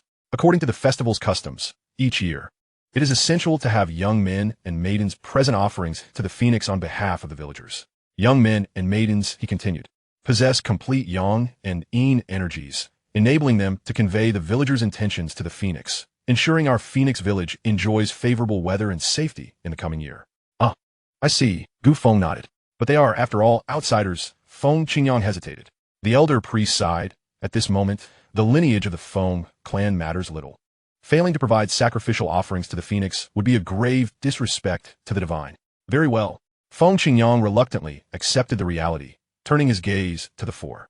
Young men and maidens must be unmarried individuals under 20, possessing their original yang and yin energies. May I ask if you all? Chapter 115, The Bloodline of the Phoenix. Feng Qingyang's gaze lingered particularly on the handsome Gu Feng. Young brother, you are quite the striking figure, and being from the city, you must have had your fair share of romantic encounters. Yes? As soon as the words left his mouth, all eyes turned to Gu Feng, including Luo Yixue's.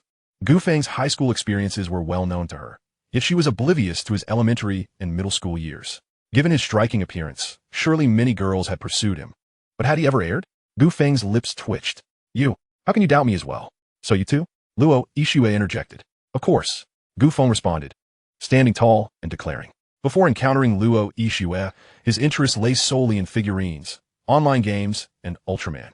Women? It would only hinder his keyboard skills. What are you all talking about? I don't understand a word. Feng Kuei scratched his head in confusion. Gu Feng, brother Feng Kuei, can you not see? We four are all of the same ilk. Don't be so metaphorical. You are the chicken. Guan Xiaoxi rolled her eyes, displeased with Gu Feng's crude analogy. That's good. That's good. Feng Kuei chuckled foolishly. However, as Guan Xiaoxi and Jin Jila had already surpassed 20 years of age, the sacrificial offering slots fell to Gu Feng and Luo Ishue. Given the villagers' earnest invitation, Gu Feng naturally agreed. Miss, what about you? Luo Ishue nodded gently, and since Gu Feng had agreed, she had no objections. Thus, Feng Kuei elucidated the procedures for the sacrificial offerings, and the ceremony officially commenced. First, the clan leader of Phoenix Village led the villagers in reciting a prayer. Next, it was time for everyone to enter the temple and present their offerings. The moment Luo Ishue stepped through the temple's grand entrance, a system prompt resonated in Gu Feng's mind. Ding! Congratulations, host, for completing the task and acquiring the swordsmanship. Dragon's 8 swords. Ding! Congratulations, host, for comprehending the first sword of the dragon's 8 swords. Thunder Dragon, breaking the wind. Mastery achieved. Ding!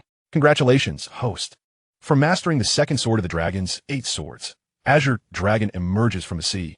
The third sword of the dragon's 8 swords. Dragon swords across the 9 provinces has been mastered. An array of formidable sword techniques flowed through Gu Feng's mind.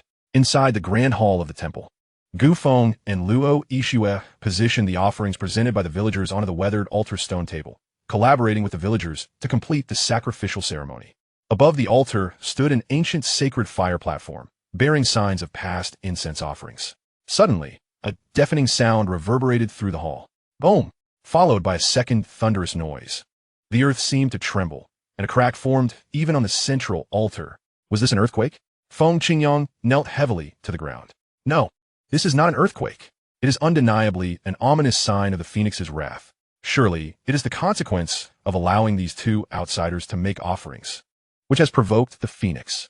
This is a divine punishment cast upon our Feng clan. Feng Qingyang incessantly kowtowed at the altar, seeking atonement.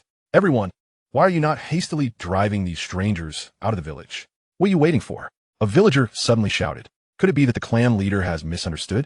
Feng Kuei hesitated, contemplating whether to take action.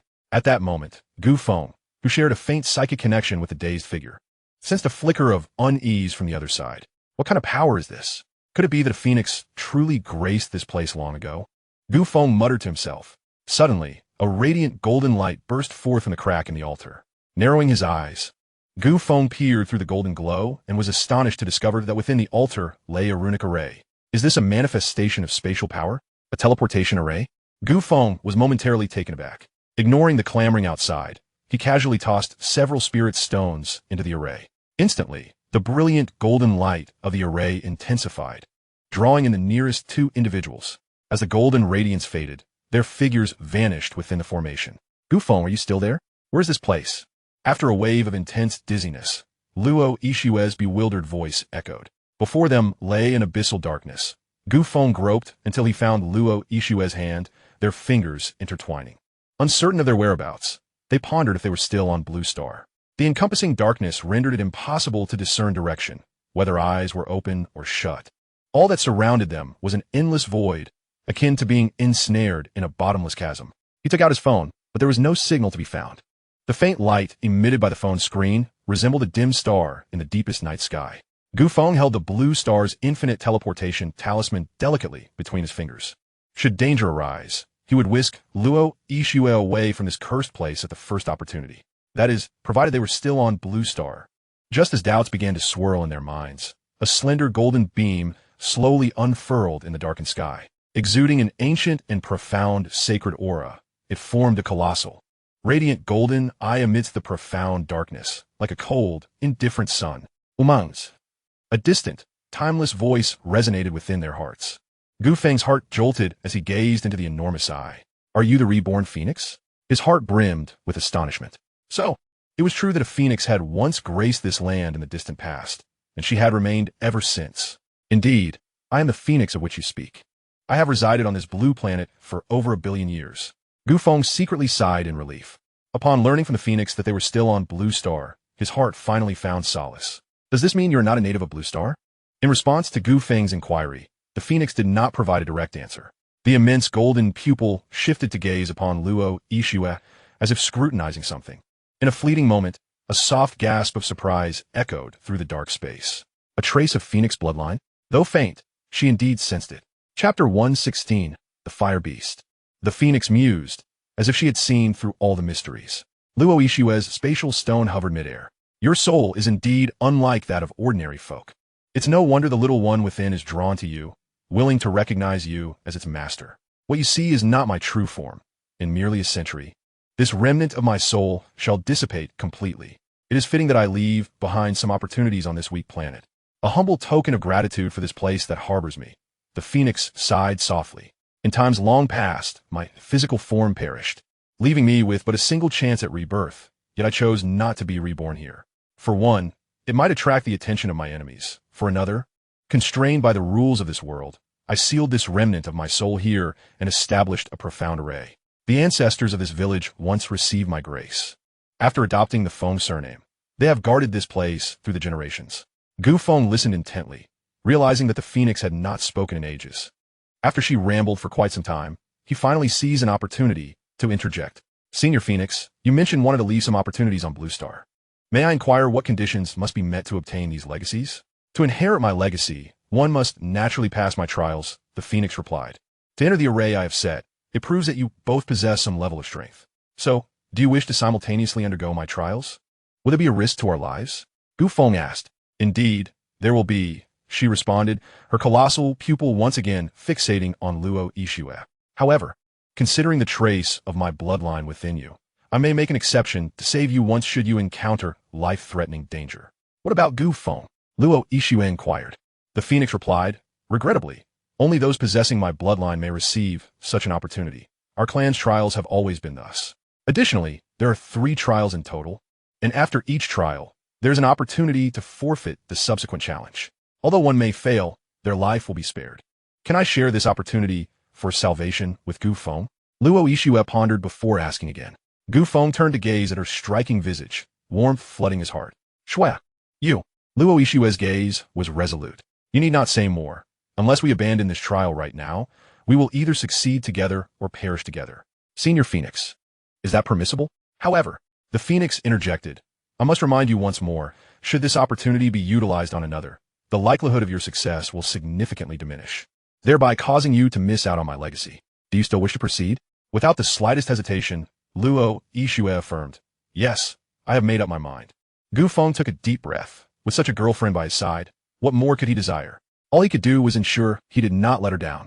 No longer hesitating, he turned to the Phoenix and asked, Senior Phoenix, could you please divulge what the 3 trials entail? The Phoenix's voice resounded once more. The first trial is named the Giant of Flames. The second trial is called the Dream-Eating Realm. The third trial is known as Rebirth through Nirvana. Are you both prepared? They nodded in unison. Let's commence. Gu Feng silently assessed his own capabilities. In his past life, he would not have even qualified to participate in the trials, let alone enter the array. Passing the trials would have seemed an insurmountable challenge. Yet now, with the enhancement of his SSS-level talent, along with the aid of unique abilities such as teleportation and spatial transfer, he believed he could protect both himself and Luo Yixue during the upcoming trials. Boom! As the words echoed, the scene before Gu Feng abruptly shifted. A wave of scorching, arid air rushed toward him.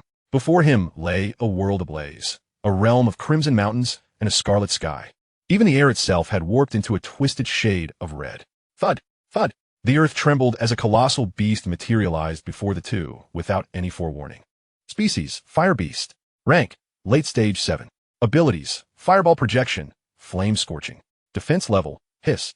Gu Feng's pupils contracted in shock as he inhaled the searing air around him. The creature before him, adorned with flames, was indeed a Late Stage 7 aberration. At this moment, Gu Feng felt a twinge of relief. Facing such a giant alone would undoubtedly pose an insurmountable challenge. Fortunately, they were two, a pair against one. significantly enhancing their chances of victory.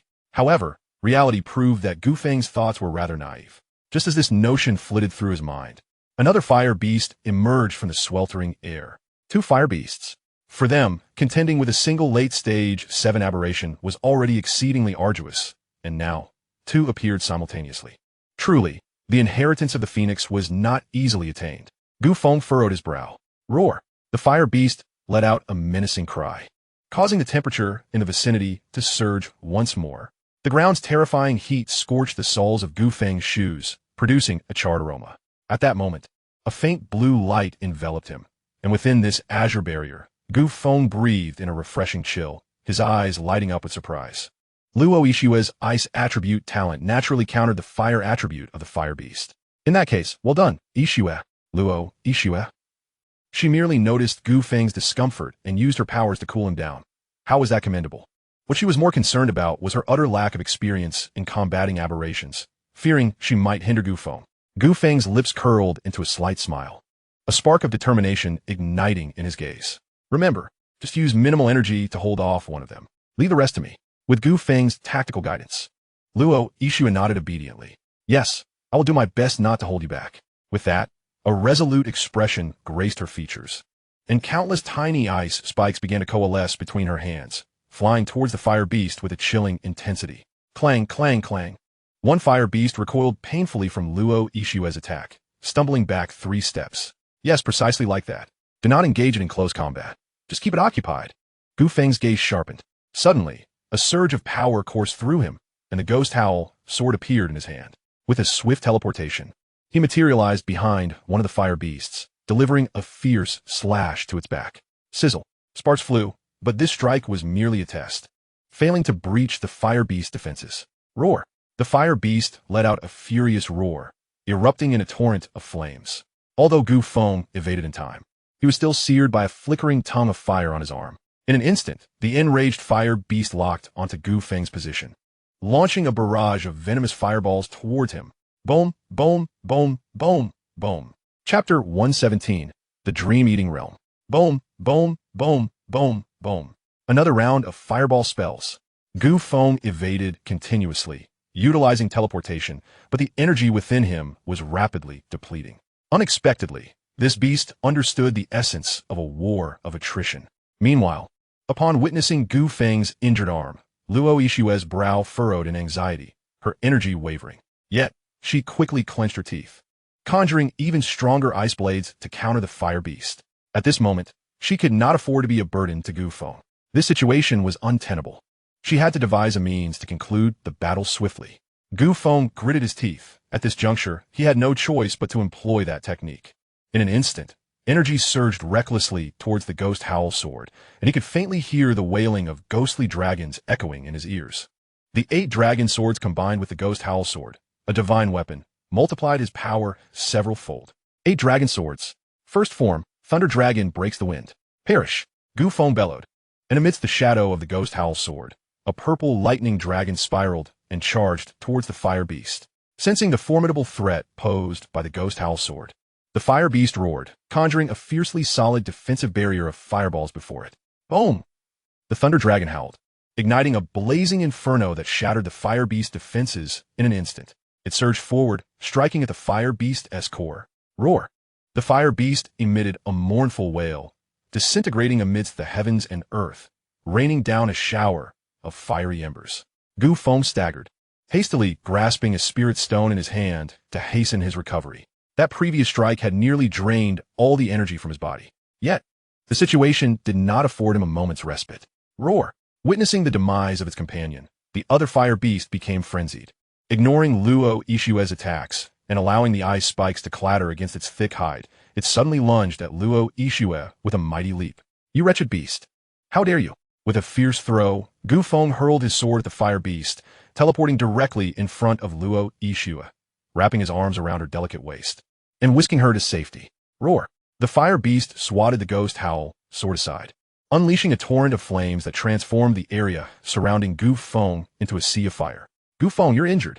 Luo Ishue grasped Gu Feng's wounded arm, and a layer of chilling frost enveloped his arm, alleviating his pain.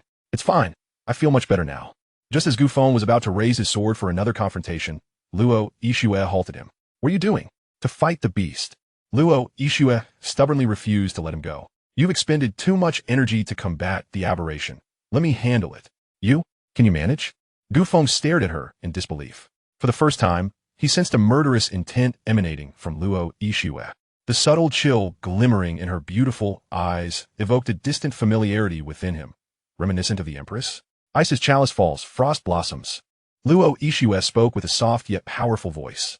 Simultaneously, a storm of frost enveloped the fiery domain. A pristine white frost gradually coalesced into a tempest, ultimately engulfing the fire beast and firmly suppressing the flames upon its body.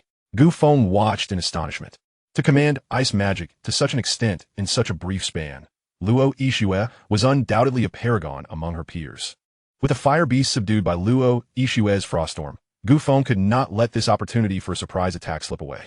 In the next moment, he retrieved the ghost howl sword, disregarding his own vulnerabilities, and teleported close to the fire beast. With a thunderous roar, he poured all his strength into a precise thrust into the fire beast's throat.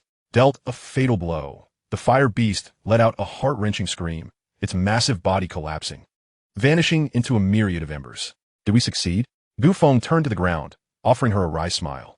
With the tenacity that you possess, how could success elude you? The last time we confronted the dark spirits, you exhibited the same relentless spirit, vowing to exhaust every last vestige of your energy. Did you not? Do you not strive with equal fervor? Luo Yixue gazed intently at him, her eyes reflecting not only reproach, but also a deep-seated concern for Gu Feng. Knowing full well the peril posed by the alien beasts, she could not fathom his reckless charge without so much as a warning. What if? Before she could finish her thought, her lips were abruptly sealed by Gu Feng's fervent kiss. Enough of our mutual grievances. Let us focus on replenishing our energy. This matter can be deliberated upon once we have exited, Gu Feng said with a mischievous smile. Luo Yixue, her enchanting eyes shimmering, felt a delicate blush bloom across her cheeks as she softly murmured in agreement. Congratulations, you have successfully navigated through the most perilous challenge. At that moment, the calm voice of the phoenix resonated in their ears. If there are no objections, you shall now proceed to the second trial, the dream-eating realm. Are you prepared? Wait. Gu Feng called out to the phoenix from a distance. Phoenix Senior, surely you must have observed our current state. In the spirit of humanitarianism, you should grant us some time to recover our strength, no? The phoenix replied succinctly, there is no need for anxiety. The dream-eating realm does not test your combat prowess. You will simply spend a duration in slumber. To pass the trial, you must awaken from the dream. Conversely, your consciousness may remain trapped in the dream indefinitely. Do you comprehend my words? Gu Feng nodded, curiosity piqued regarding what kind of dream the phoenix would orchestrate for him. Would it be a seduction? Gu Feng, having lived 2 lives, felt a measure of confidence in his self-control. As for Luo Yixue, he harbored no concerns. The phoenix had provided a chance for salvation. Then, let us commence, Gu Feng declared with solemnity. Luo Yixue also nodded gracefully, ready to confront whatever awaited them. With the phoenix's voice fading away, Gu Feng felt a weight envelop his consciousness. When he next opened his eyes, he found himself in a desolate world. This place had once been the battleground of Jiangnan City. Gu Feng stood bewildered atop the city wall, gazing at the barren land beyond. Familiar faces of fallen comrades surrounded him. He glanced down at his battle attire, his military boots, and the dagger at his side. My abilities have reverted to E-level. The scene was strikingly authentic. Was this reality or mere illusion? Gu Feng, why are you dawdling? Hurry and distribute today's rations. A plump figure approached, snapping Gu Feng out of his reverie. What the? Gu Feng was taken aback. The voice and tone struck a chord of inexplicable familiarity. Turning to face the newcomer, he recognized his former superior, now transformed from a lean youth into a rotund figure. Gabenben? The change in appearance was almost comical. He opened his mouth to speak, yet his limbs moved involuntarily to accept the basket of food offered by the chubby officer. Yes, Commander. He saluted respectfully, following orders. Everything unfolded as if scripted, reminiscent of a previous life. It was as though he were a spectator inhabiting the shell of his former self, silently observing the events while devoid of the ability to direct his own actions. Why had the Phoenix chosen to make him relive a scene from his past in this dream? Did it bear some special significance?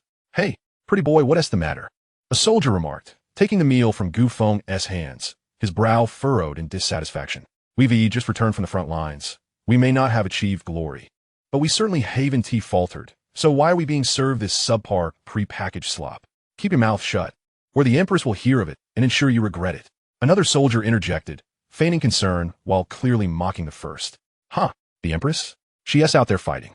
She wants to have time to coddle this pretty boy. Laughter erupted among them. Upon hearing this, Feng's expression suddenly darkened, and he turned sharply towards the soldier who had mocked him. The Empress has left the city. When did this happen? Why didn't she return with you? Huh? He really thinks he's someone important. The soldiers roared with laughter at Feng's reaction. The Empress is entangled with a 10th tier beast to prevent total annihilation. She commanded us to return. What is it to you? Do you have a problem with that? Feng was jostled by the crowd. Isn't it true that everyone here has been saved by the Empress at some point? However, we're not like some people who think they're special just because they've been rescued a few times. From his vantage point, Feng's brow creased slightly. If memory served, this scene unfolded shortly after the second Red Moon Crisis. The Beast Tide had assaulted humanity, and they had learned from the first Red Moon Crisis, erecting numerous fortifications to withstand the onslaught. It was the depths of winter, and at this moment, he had just been reassigned from construction duties to the city wall as a sentry. Enough chatter. Tell me this. How many days has the Empress been outside the city? Feng demanded, gripping one of the raucous soldiers by the collar.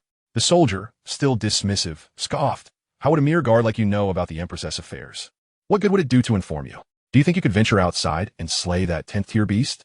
With a swift motion, Feng drew his dagger, pressing it against the soldier's throat, his voice icy.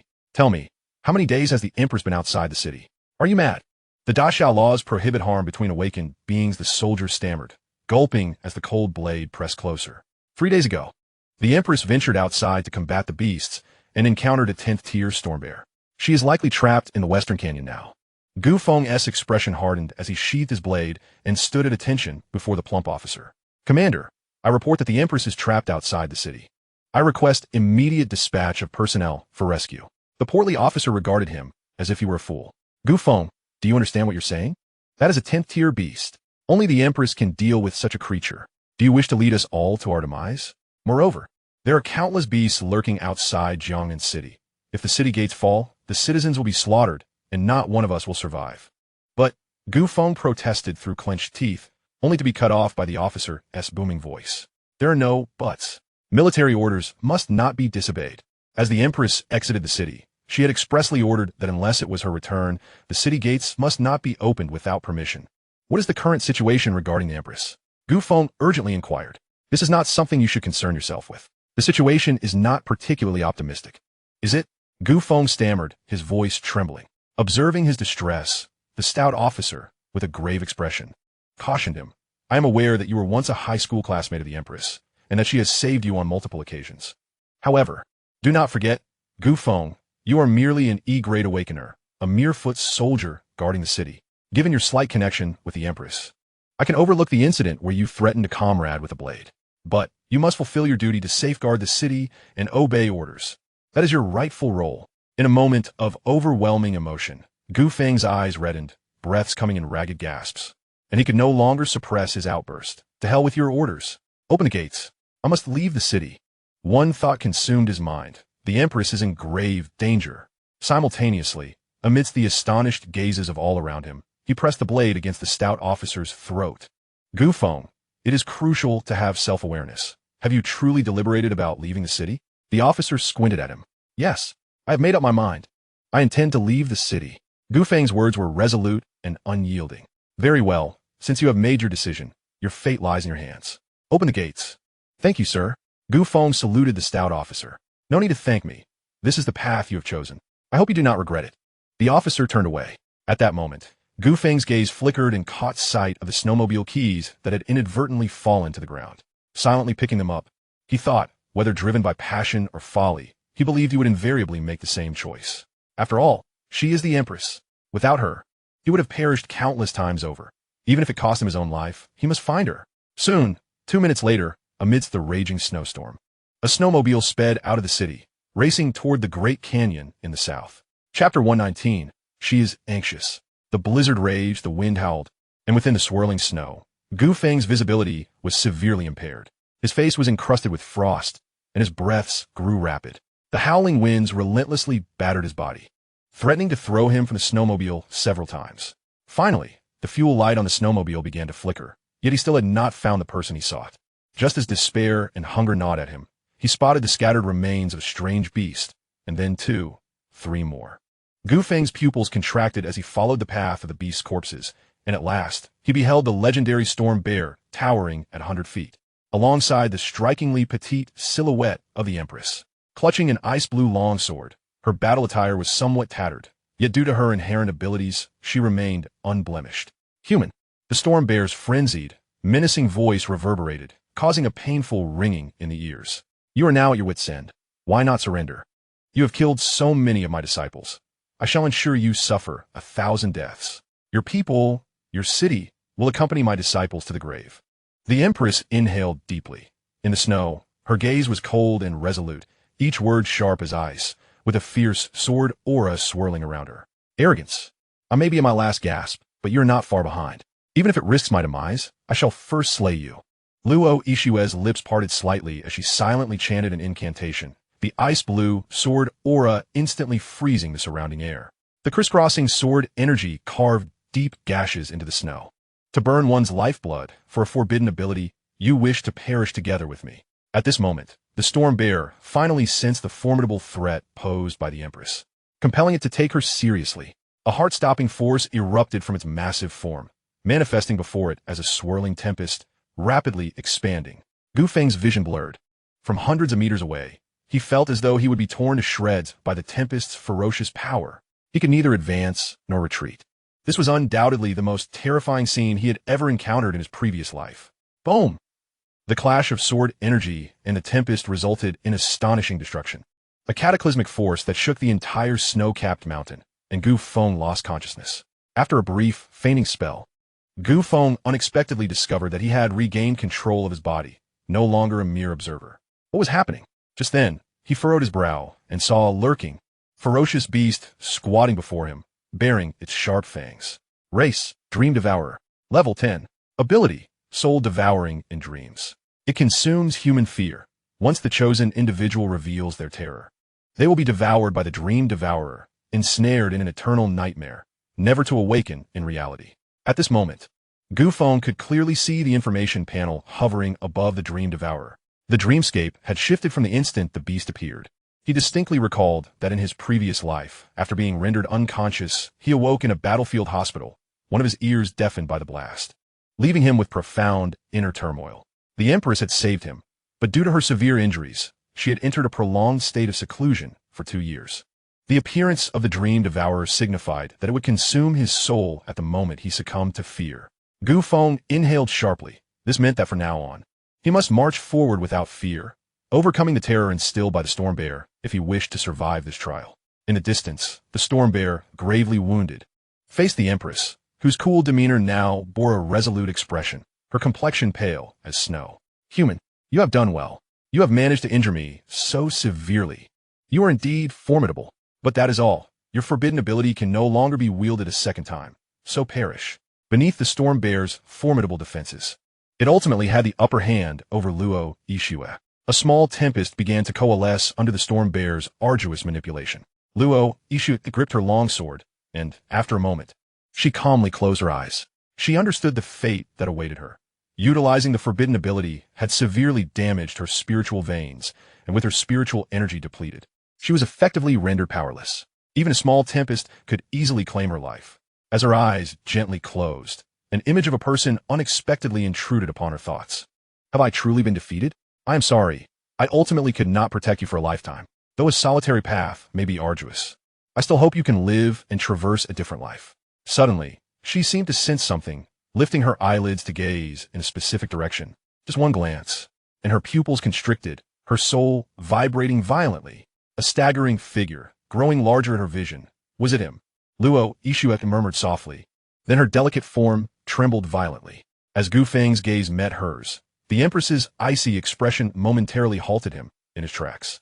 What are you doing here? A voice colder than the snowy winter air pierced through the silence. Who permitted your presence? Leave. Depart this instant. Return to the city at once. Gu Feng paused momentarily, then allowed a soft chuckle to escape his lips. Did she wish to expel him so urgently? In his previous life, upon hearing such an unequivocal tone from the Empress, he would have complied without question, retreating back to the city. But now no. His clear gaze did not shy away from meeting the Empress's, his tone resolute. "What did you say?" The Empress's pupils flickered in fleeting astonishment, almost leading her to believe she had misheard him. "I said, I will not leave, nor can I," Gu Feng reiterated. Luo Ishu gasped. "You, how dare you? You disregard my commands? Remaining here will not aid me. Retreat immediately." Yet from a different perspective, Gu Feng discerned a hint of pleading within her commanding tone. Could it be that the Empress felt regret? "Apologies, but my hearing is somewhat impaired. I do not comprehend your words," Gu Feng replied nonchalantly. "You." The Empress's anger momentarily faltered as she turned to see the swirling vortex in the hands of the storm bear, her heart sinking into despair, replaced swiftly by acute concern. Her voice now bore an unprecedented intensity and disarray. "If you do not leave now, it will truly be too late. Do you truly wish for me to depart?" Gu Feng's gaze shifted back to his snowmobile. "Very well, as you wish." Without further ado, Gu Feng turned and departed with remarkable speed. The Empress exhaled, channeling her inner energy to prepare for a final confrontation with the storm bear. "Go, for leaving is the wisest choice for you." Unbeknownst to her, as Gu Feng averted his back, a mysterious talisman materialized between his fingers. He merely intended to strike when the storm bear was at its most vulnerable, never truly planning to leave. "Haha." The storm bear displayed a cruel, mocking grin. "Attempting to flee? Ha! Under my watchful gaze. No living soul shall escape. Whether it be the gravely wounded woman before me, or that man whom I deem insignificant, all must perish. I shall use your blood to honor the countless subjects I have lost. Thus, perish you shall." Boom! A violent tempest surged forth, obliterating all in its path. Simultaneously, a colossal paw descended upon the Empress's location. At last, the moment of farewell had arrived. The Empress swung her sword, unleashing a blade of ice-blue energy that cut through the air at an uncanny angle, aimed at the storm bear's head. She relinquished all defense, exposing herself to the overwhelming force of the mighty paw. Until the final moment, her frigid gaze bore a final trace of affection, directed at the silhouette of that man, her lips curving into a faint, enchanting smile, as if bidding a final farewell to someone. Suddenly, Gu Feng halted in the next instant. She found herself astonished as a handsome figure appeared before her, colliding into her embrace, her beautiful eyes wide with surprise. "The teleportation talisman, how did you?" Gu Feng's speed was astonishing, and in the blink of an eye, she was whisked away from beneath the storm bear's lethal paw. Thud! The descending paw crashed down, creating a deep pit in the ground. Thud! Thud! Two more resounding impacts shook the earth, stirring up dust and debris. When the dust finally settled, silence enveloped the scene, revealing the colossal corpse of the storm bear, severed and lying beside the pit. Crack! Crack! Crack! The area where the sword had sliced through echoed with the sound of crystallizing ice, still shimmering with a hint of cold blue light. The dream-eating beast vanished, and the scene before him shattered like a dream, as the voice of the phoenix resonated in his ears. "Congratulations, you have passed the second trial. Was that so swift?" Gu Feng murmured, awakening from his daze. In this dream, he was merely a soul residing within the shell of his former self, unable to utilize the spatial abilities acquired in his later life. Fortunately, his thoughts were connected with the system, allowing him to employ the teleportation talisman to navigate through challenges. "Your speed indeed surpasses my expectations." In the sky, the golden phoenix eyes seemed to perceive Gu Feng's inner thoughts. Although his method of breaking through involved a degree of cunning, it was not without merit. At that moment, Gu Feng suddenly turned his head, directing his gaze toward the still meditating Luo Ishu. On her snow-white visage, her brow briefly furrowed, barely perceptible.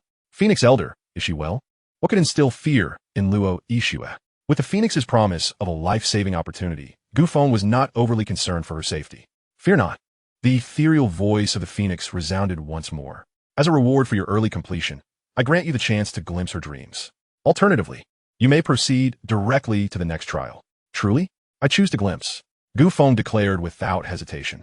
How delightful it would be to enter Ishue's consciousness and observe her secrets, rather than laboriously battling through dungeons. What if he could witness her in a private moment? "As you wish." As Gu Feng's thoughts wandered, the scene shifted. A fragment of his soul appeared above the ravaged Jiangnan city. Was this the third Red Moon crisis? After the first wave of beasts, were the people celebrating their victory? Gu Feng speculated in confusion. At this time, he should not have been within the city. He ought to have been at the end of his rope, a dying man. Crack! The skies above Jiangnan city erupted in a kaleidoscope of fireworks, accompanied by the jubilant cheers of the populace. In the military camp, A tall figure quietly parted the curtain of the main tent. Empress, your injuries. Gu Feng vaguely recognized this person as Gongsun Wanyuan, the Empress's personal guard. At this moment, she stood deferentially beside the Empress, her long lashes concealing a glimmer of reverence and admiration for the figure before her. The Empress exhaled slowly, withdrawing from her healing state. No matter. Her voice was cool as she inquired, have the casualty reports from each division been compiled? Yes. Gongsun Wanyuan, unable to conceal the truth, reported earnestly. The first assault team suffered total casualties, while the remaining divisions have lost over half their numbers. The Empress's brows furrowed slightly. Gongsun Wanyuan quickly added, fortunately, with the Empress personally leading, we have weathered the crisis. The citizens are celebrating this victory. The Empress paused, her expression still somber, and asked, was the 7th Division's loss rate also over half? Gongsun Wanyuan's gaze suddenly evaded, her words faltering. Bring me the list of the fallen. The Empress's cold voice emanated an overwhelming pressure that left Gongsun Wanyuan gasping for breath. Thud! Gongsun Wanyuan knelt on one knee, her countenance fraught with trepidation. Your Majesty, the 7th Squad was dispatched to the southern battlefield for a final extermination of the aberrant beasts during your seclusion for recovery. For reasons unknown, they have lost contact and have yet to return. Consequently, the list of casualties remains uncertain. What did you say? In an instant, the temperature within the military tent plummeted, as if the very air crystallized into ice, causing even the soldiers stationed outside to experience a shiver of dread. Gongsun Wanyuan bowed her head, allowing the chilling pressure to wash over her without a hint of resistance. Suddenly, as if recalling something, she trembled and retrieved a delicate jade box from her bosom, presenting it with utmost reverence. Your Majesty, this is the Tianwen pill sent urgently from the imperial capital. Once refined, it is certain to heal your injuries. With a graceful wave of her jade hand, the box was swiftly absorbed into her storage space. Your Majesty, you have not yet fully recovered. You must prioritize the refining of the Tianwen pill. Observing that the Empress had not immediately begun the refining process, but instead tucked it away, Gongsun Wanyuan could not help but urge her once more. Are you instructing me on how to act? The Empress cast a cold glance, causing Gongsun Wanyuan to bend her knees deeply, a metallic taste rising in her throat as crimson seeped from the corner of her mouth. Wanyuan dared not voice her thoughts, yet she felt that should the Empress venture beyond the city. Impudent, do you truly believe that within the Jiangnan region, there exists someone whose might surpasses that of this Empress? The Empress turned away with indifference. Moreover, they are warriors of this Empress, having been missing for many days. How could I remain idle? Gongsun Wanyuan lowered her head, recognizing the Empress's unwavering resolve and ceasing her entreaties. Your words ring true. In this endeavor beyond the city, Wanyuan is willing to accompany your Majesty. No need. You shall remain here, commanding the troops and acting on my behalf. Gongsun Wanyuan looked up in astonishment, only to find the Empress had vanished, leaving behind a flurry of frost that drifted down in a solitary hollow of the mountains. In a moment of blurred consciousness, a young man clutched a serrated knife tightly in his hand, his eyes bloodshot, fixated on the exit. His facial features had grown pale and parched from blood loss and prolonged dehydration. At a certain moment, he surrendered to despair, leaning feebly against the stone, his lips moving in incoherent murmurs. It's over. This time, I truly am to perish. I heard the Empress was injured. Surely, she will not come to my rescue this time. By the time they discover my body, it will surely have begun to rot. Wait, what am I thinking? This place is so perilous, with that beast lurking outside. I should be glad the Empress is not here. That's the right mindset. I, Gu Feng, am not the sort to repeatedly rely on others. Closing his eyes, Gu Feng involuntarily conjured the Empress's ethereal visage in his mind. Having been saved by her time and again, he had once intended to repay her with his robust form, but alas, he would never have the chance again. Farewell. After uttering those words weakly, a bitter smile crept onto Gu Feng's lips as he positioned the already dull blade against his neck, preparing to take his own life. Even in death, I shall die with dignity. With a clang, the knife was suddenly knocked from his grasp, and he stared in shock at the stunning figure that appeared before him. Your Majesty, since you are aware that you owe your life to me, you ought to live well. The Empress replied coolly, extending her jade hand. Hand it over. What? Gu Feng's expression shifted from surprise to confusion. The knife. Oh, right. Gu Feng respectfully presented his dagger. With a thunderous crash, the serrated blade shattered into countless fragments. Where's my knife? Gu Feng exclaimed, bewildered. The Empress shot him a chilling glare, prompting him to retract his neck and fall silent. You are the Empress, my pillar of support. You are formidable. I shall remain silent, if that is acceptable. The Empress turned away, her chest tightening slightly as the tension eased. Your life is mine, henceforth without my command.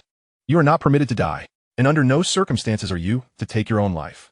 Gu Feng nodded vigorously, like a chick pecking a grain. I understand. For reasons unbeknownst to him, he detected a tremor in the Empress's voice, as though she were harboring fear. What could she possibly fear? At that moment, from a divine vantage point above, Gu Feng's spirit and body suddenly trembled violently. Was it what terrified Luo Yixue the most? No, that cannot be. She is the Empress, not the Luo Yixue of this lifetime. Yixue has not been reborn. How could she enter the Empress's dreams? Gu Feng furrowed his brow, perplexed. Just then on the ground, Gu Feng's dwindling strength reached its zenith. Abruptly, his steps faltered, his vision darkened, and he stumbled, collapsing into a soft embrace. You, the Empress, widened her eyes, staring at Gu Feng sprawled against her. Instinctively, she prepared to unleash her spiritual energy to throw this audacious individual away. Forgive me, I did not mean to. Regaining a modicum of clarity as he lay upon her softness, Gu Feng, driven by an overwhelming instinct for survival, quickly uttered sincere and apologetic words. Oof. The Empress's spiritual energy dissipated instantly. If that is the case, why not hurry and leave?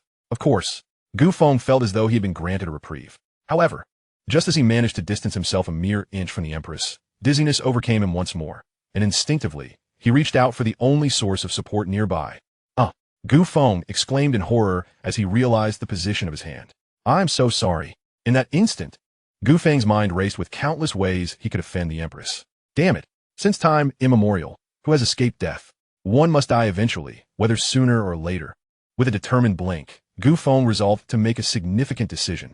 Before the Empress could act with severity, he recklessly embraced her. If I must die, why not die as a gallant spirit? At the very least, I have done what others dare not even dream of. That alone makes death worthwhile. What are you doing? The cold, aloof voice rang out. Gu Feng, bewildered, opened his eyes to find himself still clinging to the Empress. Yet instead of the anticipated end, he met her gaze. I slipped earlier. You won't hold it against me, will you? Surprisingly, the Empress did not express fury. Gu Feng's heart raced as if he had touched upon some hidden mechanism, maintaining his position and gazing at her flawless profile, suddenly blurting out, humph. The Empress shot him a fierce glare before turning her frosty face away, struggling internally before ultimately refraining from pushing him away. Nor did she dare, for Gu Feng's life force was faint. The consequences of using her spiritual energy to cast him aside could be beyond her capacity to bear. Of course not. Gu Feng replied sheepishly. Regardless of the circumstances, I extend my gratitude for rescuing me once more. The Empress lightly snorted. Were it not for the bond we share as former classmates, I would have little interest in your plight. Gu Feng inquired, so you came specifically to save me? The Empress, clearly lacking in the art of deception, exhibited a hint of fluster as she replied, I am here to procure the inner core of a high-level exotic beast. I merely happened upon this location and detected a trace of human presence, leading me to investigate, only to discover it was you. I see. Gu Feng's lips curled slightly before he quickly masked his expression. What are the others in your 7th division? The Empress suddenly asked. Gu Feng fell silent, a shadow of sorrow flickering in his eyes as he responded in a low, bitter tone, they are all dead.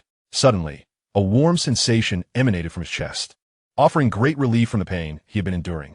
His internal organs felt nourished by a gentle aura. Was the Empress healing him? Gu Feng gazed at her cool, delicate hand resting on his chest, momentarily entranced. The soothing sensation compelled him to emit a contented sigh. The Empress paused, both of them taken aback. She halted her ministrations, causing Gu Feng's face to flush. Why did you stop? I haven't had enough. Gu Feng shamelessly thought. I apologize. I simply found it too comfortable. I did not mean to make a sound. Silence. The Empress snapped, her teeth biting down. Upon hearing his exclamation, one might mistakenly think she had taken advantage of him.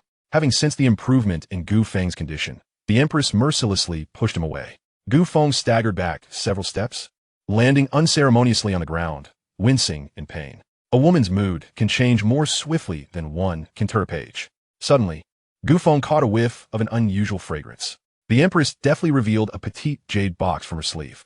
At first glance, Gu Feng realized that the contents were surely of extraordinary quality. The Empress extracted a pill from within, floating it with her spiritual energy. 3 vivid crimson patterns adorned it, emanating a captivating medicinal aroma. Gu Feng's pupils dilated. This is, the Empress replied nonchalantly, Your body is severely depleted, and your internal organs are gravely injured. My spiritual energy can only temporarily suppress your ailments, not alleviate them. This earth pattern pill has remarkable effects in healing internal injuries. Consume it. Earth pattern pill.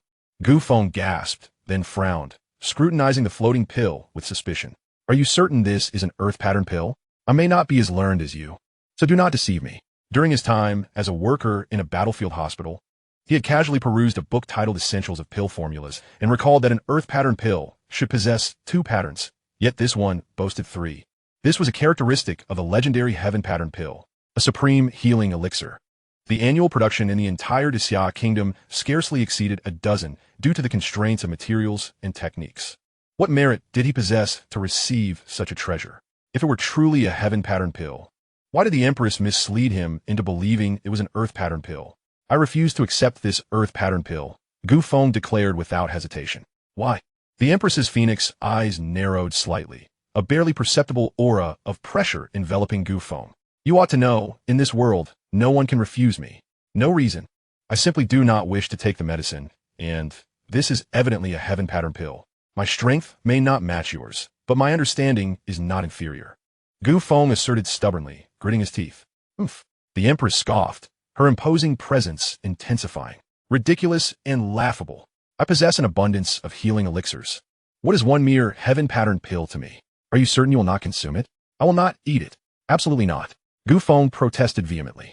Before he could finish, his jaw was firmly gripped, and with a flick of her finger, the heaven pattern pill was forced into his mouth, its potent essence sliding down his throat, revitalizing his entire being. Feng once again let out a satisfied moan. The Empress regarded him with a bemused expression, arms crossed. Is it comfortable? You claim to refuse, yet you seem to be relishing this. Feng bit his lip in frustration. You insolent woman. You forced this upon me. Have you considered my feelings at all? How dare you be so domineering? Under the regenerative properties of the heaven pattern pill, his voice inadvertently rose several notches. Truly, the efficacy of the heaven pattern pill was unparalleled. Feng was momentarily taken aback, feeling a pang of regret for his earlier outburst. How dare he speak to the Empress in such a manner? Was he courting death? I am the Empress, she declared with undeniable authority. As for your feelings, I have no concern. I have already stated that no one can refuse me in this world. Her disdainful gaze concealed a glimmer of pride. I shall take your earlier remarks as the impotent rage of a weakling. Considering you were once my classmate, I shall overlook this offense. Feng's lips twitched uncontrollably at her words.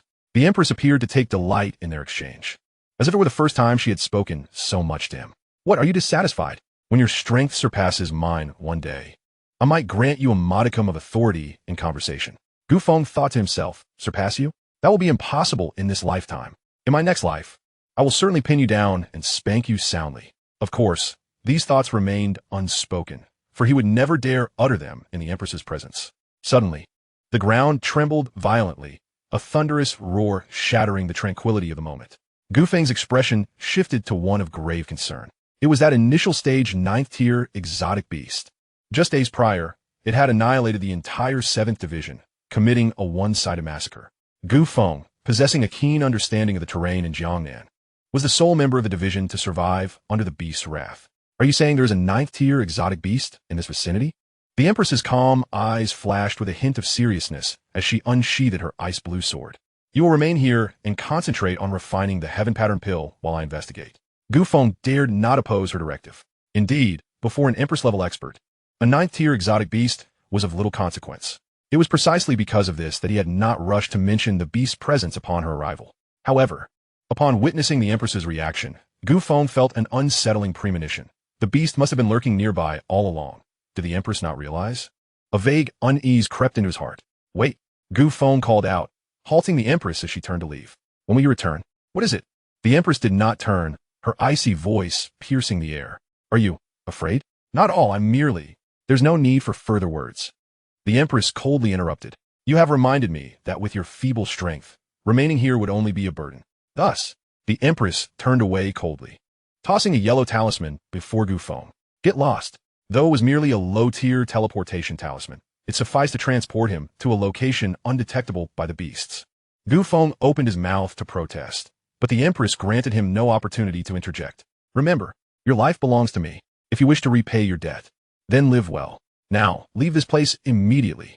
Unbeknownst to her, the more she urged Gu Feng to depart, the more his suspicions deepened. I will not leave. Gu Feng murmured softly, unless you come with me. As the words fell, a thunderous roar erupted from the beasts once more, causing stones to rain down from the walls. The Empress tightened her grip on the sword. Her injuries were not yet healed. It wasn't that she was unwilling to leave, but rather that she needed to remain here to buy Gu Feng more time to escape. Now, she had no choice but to take action. Gu Feng's refusal to depart left her with no alternative but to annihilate their foes. I permit you to leave solely to prevent you from becoming a burden to me. Whether you depart or not is entirely your choice. With that, the power of an emperor surged forth, and the Empress resolutely set out. Time dragged on.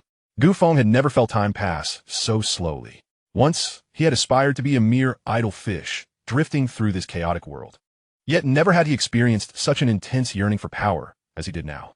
The stark reality was that the battle between the 9th-tier beasts and the Emperor-level warriors was beyond the reach of an awakened one of his caliber. He could only suppress the turmoil within and wait in anxious anticipation. Perhaps all his suspicions were unfounded. Perhaps the rumors of the Empress's injury were mere fabrications. And she remained as formidable as ever, effortlessly slaying the beast and returning safely. At long last, amidst his anxious waiting, the sounds of battle ceased, and he finally beheld the figure that had consumed his thoughts. As he saw her approach, bloodied and battered, an overwhelming sense of heartache and guilt flooded his being.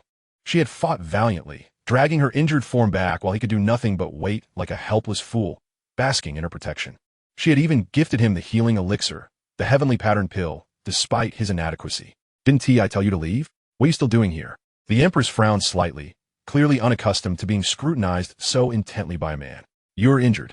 I'm not. The blood on you. Certainly. It is not mine. The Empress turned away, channeling her energy, and her gown instantly appeared pristine and white. Gu Feng felt a slight relief, exclaiming, "Thank goodness it's from that beast, as long as you're unharmed." The Empress. Suddenly, a droplet of blood escaped her lips, staining her pure white gown. Gu Feng's eyes widened in horror, his heart tightening as he rushed forward. "It's nothing. I merely forced out some internal clotted blood." The Empress desperately suppressed her injuries, concealing the truth from Gu Feng. In her haste, she coughed up another mouthful of blood, her old wounds exacerbated, draining her complexion of color and leaving her pallid. No, Gu Feng could no longer heed the distinctions of gender. He cradled her delicate form in his arms, his hands trembling slightly. Her body felt chillingly cold. The Empress still retained a flicker of consciousness, yet the exhaustion of her internal energy rendered her incapable of resistance. "You Shua, may I call you that?" Suppressing the ache within, Gu Feng forced a smile, gazing at her with the gentlest tone.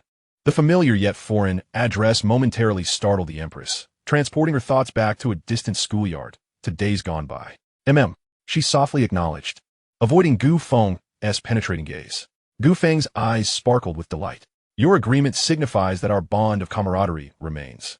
From this moment forth, you are no longer the lofty Empress. You are simply my classmate, Luo Yixue." A glimmer of confusion crossed the Empress's beautiful eyes, puzzled by Gu Feng's words. He smiled gently. If they maintained their hierarchical relationship, her haughty nature would surely prevent her from accepting his help. But if they regarded each other as equals, they would still be classmates, friends. Thus, clarifying this relationship, the Empress would find it difficult to refuse him. He could also disregard her commands. "I possess no other skills. Merely strength. I am uncertain if this is my only advantage. Therefore, from now on, you must heed my words. What do you intend to do? Carry you back to the city?" "Absolutely not." The Empress resolutely rejected. "I cannot simply return with you." "Why? You must have a reason." "There is no reason." The Empress replied coldly. Beneath her indifferent exterior, her heart was already in disarray. For so long, she had presented a facade of solitude and coldness. And now to be carried back by Gu Feng, what did that signify? If the citizens of the city were to learn of her injury, it would undoubtedly instigate widespread panic. The unwarranted scrutiny would also bring Gu Feng unnecessary trouble. This incident was a prime example. Her position as Empress dictated that she could not remain by Gu Feng's side at all times to protect him. Perhaps she had yet to realize that, unbeknownst to herself, Gu Feng's safety had begun to occupy a significant place in her heart. Chapter 124. The Blood-Devouring Demon Spider. What kind of reasoning is that? Gu Feng found himself utterly perplexed. There are some things you need not know too much about. Put me down. The Empress sighed lightly. Apologies, but I cannot comply. Gu Feng's grip tightened resolutely, his voice imbued with undeniable determination as he held her in a princess carry. The Empress feebly struggled a couple of times, ultimately resigning herself to the reality that her current physical condition was even weaker than that of an ordinary woman. After casting him an irritated glare, she shut her weary eyes, choosing not to meet his triumphant gaze. Yet, within her heart, there was no trace of anger. An unprecedented sense of security filled her soul in silence. Was this the feeling of reliance? I must look quite unsightly right now. The Empress, her crystalline gaze fluttering open, unexpectedly posed a question to him. Gu Feng was taken aback, then sincerely shook his head. In my eyes, no matter when, you are the most beautiful.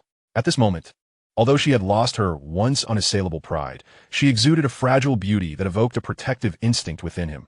She remained breathtaking, rendering any thought of desecration impossible, leaving only reverence.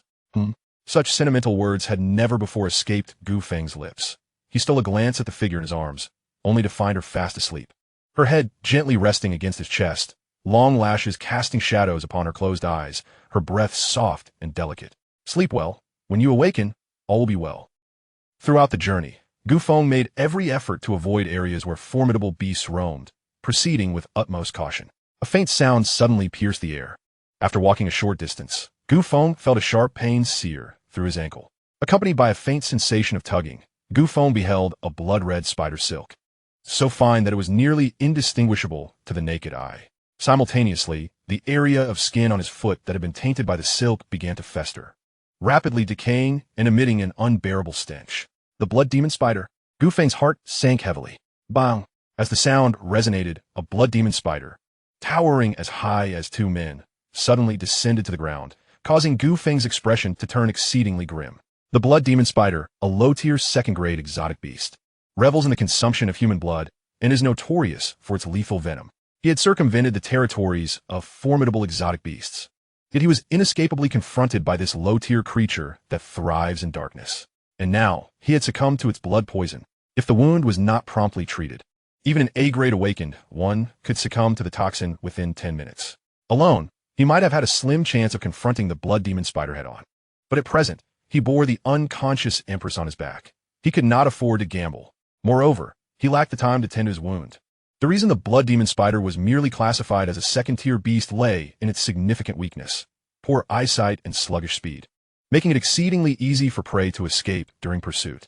Capitalizing on this disadvantage, Gu Feng gritted his teeth and, with great caution, drew forth a dagger to sever the silk, propelling himself forward at full speed, with the residual potency of the Tian-1 Dan supporting him. Enduring for an hour should not pose a problem. Roar! As he sliced through the silk, the blood demon spider sensed the retreat of its prey.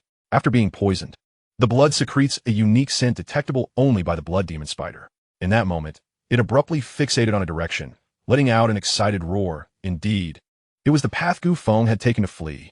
What is happening? What is wrong? Perhaps the vigorous motion or the jostling of the journey had awakened the Empress. For Gu Feng heard her soft murmur by his ear. Earlier, he had been hastily pursued by a blood demon spider. It was an urgent escape, but now, everything is fine. Gu Feng exhaled lightly, feigning ease. Yet how could his ruse escape the Empress's perception? How is the blood demon spider faring now? The Empress murmured, subsequently releasing a faint perception. It is nothing, just a trivial second-tier beast, not a significant issue. I can handle it. You were hurt. Blood poison? No. When did this happen? The Empress's tone grew unusually grave. You must set me down immediately and tend to your wound. No. Gu Feng firmly refused, unable to ascertain if the blood demon spider was trailing behind him. He could not know whether he would have a chance to rise again should he stop. This refusal only intensified the dread within the Empress's heart. You are insolent. Gu Feng, set this Empress down at once. This is not a negotiation. It is an order. What nonsensical order? I refuse to comply. Gu Feng maintained a vice-like grip, his hand inadvertently sinking into the soft flesh beneath him, unaware of the extent of his strength.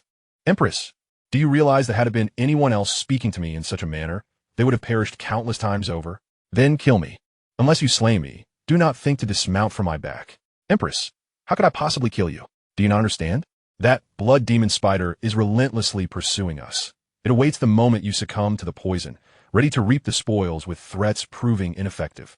The Empress lowered her stance, for the first time in her life, employing such gentle words to persuade Gu Feng. Listen to me, you cannot run far like this. Only by setting me down and slaying it can we safely depart from here. You're already struggling to care for yourself. How can you think to kill it without being slain first? What did you just say? It has caught up to us. Gu Feng was suddenly alarmed. A profound sense of crisis compelled him to halt, and the Empress, believing she had swayed him, displayed a hint of joy. Set me down here, tend to your wounds. And I shall go ha. Gu Feng complied, releasing the Empress, yet he did not follow her instructions. After gazing at her for a lengthy moment, he seemed to reach a resolute decision, pulling forth a yellow talisman from his bosom. Upon witnessing the blackened, decaying leg extending from his ankle, the Empress gasped in shock, a piercing pain erupting within her heart, causing her entire being to tremble in icy dread. She could not bear to inform Gu Feng that to survive, he must sever the entire rotting leg. Gu Feng appeared unfazed, instead intently examining the transport talisman. This is a low-tier transport talisman, capable of sending only one person at a time, correct? Indeed. Suddenly, the Empress's crystalline eyes sparkled with hope. If Gu Feng were fortunate enough, this talisman could instantaneously transport him to a human city, perhaps granting him a glimmer of hope. Gu Feng, you still have time to leave, otherwise before she could finish. Gu Feng had thrust the talisman into her hand, committing an act that would leave her utterly astonished and filled with lifelong regret. Farewell, Yiju.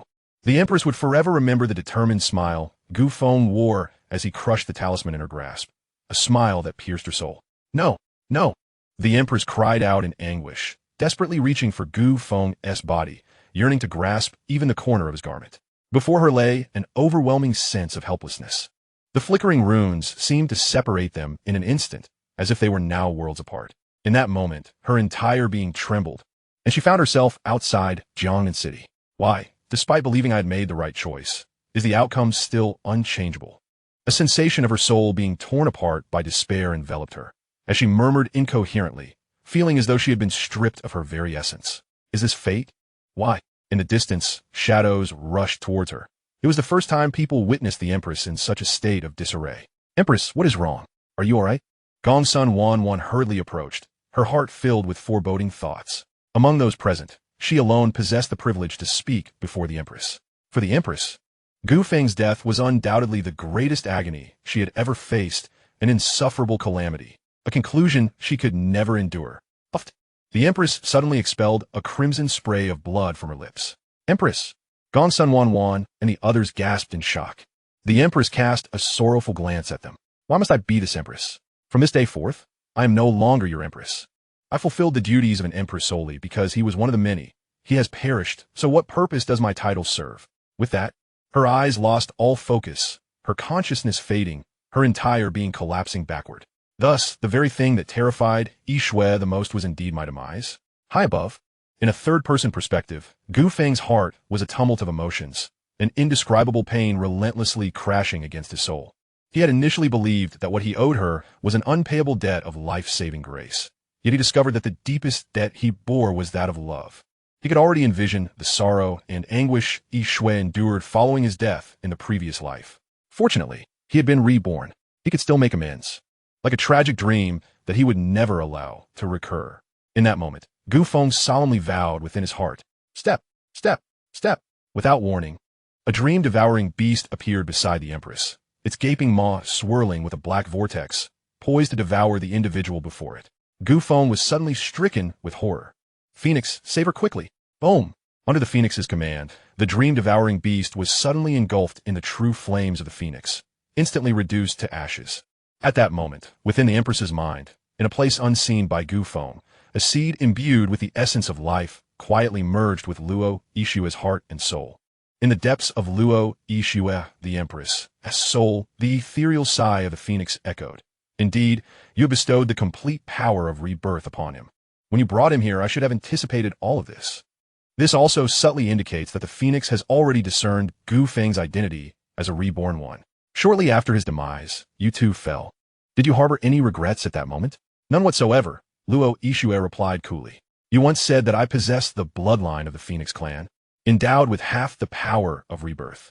Their manner of conversation seemed akin to old acquaintances who had known each other for many years. Half rebirth, indeed, the Phoenix continued. But do you realize that the power of rebirth I granted you is the complete heart of rebirth? While the half-rebirth power within your bloodline is merely 1/3 of the complete rebirth power, the seed of pure rebirth you brought to this world would have dissipated within half a year had it not been for my divine power awakening it. your life would have met its end in that realm, resulting in a failure of rebirth. The Empress's expression remained unchanged, still as serene as ever. I have come here merely with an unresolved concern. If I were to perish, I shall accept my fate. There will be another pair of eyes witnessing his growth, and I shall have no regrets. She referred, of course, to another version of herself devoid of past life memories. After a long pause, the phoenix sighed softly. You truly are a stubborn woman. Now that your rebirth seed has awakened, where you go from here is your freedom. Just do not forget our original promise. Luo Ishua nodded gently. The phoenix continued. Last time, after obtaining the complete heart of rebirth, you hurried away without absorbing this drop of phoenix blood. This time, it is I who has not passed the trial and therefore lacks the qualification for the inheritance. Furthermore, I do not wish for him to know about the heart of rebirth. Luo Ishua stated. She did not want Gu Feng to feel any sense of indebtedness towards her due to the heart of rebirth. He owed her nothing, after all. This I understand. The phoenix acknowledged. Then a deep surprise flickered in its golden eyes. When your rebirth seed was awakened, you should know that the dream-devouring beast was merely an illusion I conjured. Are you truly willing to forfeit the inheritance of the phoenix blood and true flames? To relinquish such a magnificent opportunity to another? Remember, the heart of rebirth, phoenix blood, and true flames are among the rarest treasures across any realm. I have said it. He is not just anyone. Luo Ishua replied coldly. The phoenix, recalling its last encounter with this girl, noted that while she had been somewhat aloof, she had never exuded such a level of obsession as she did now. With a moment's reflection, it understood the underlying reason. Chapter 126. The Strengthening of Luo Ishua. She could unreservedly offer the heart of rebirth, a divine artifact, to that man. The human named Gu Feng was indeed this girl's Achilles' heel.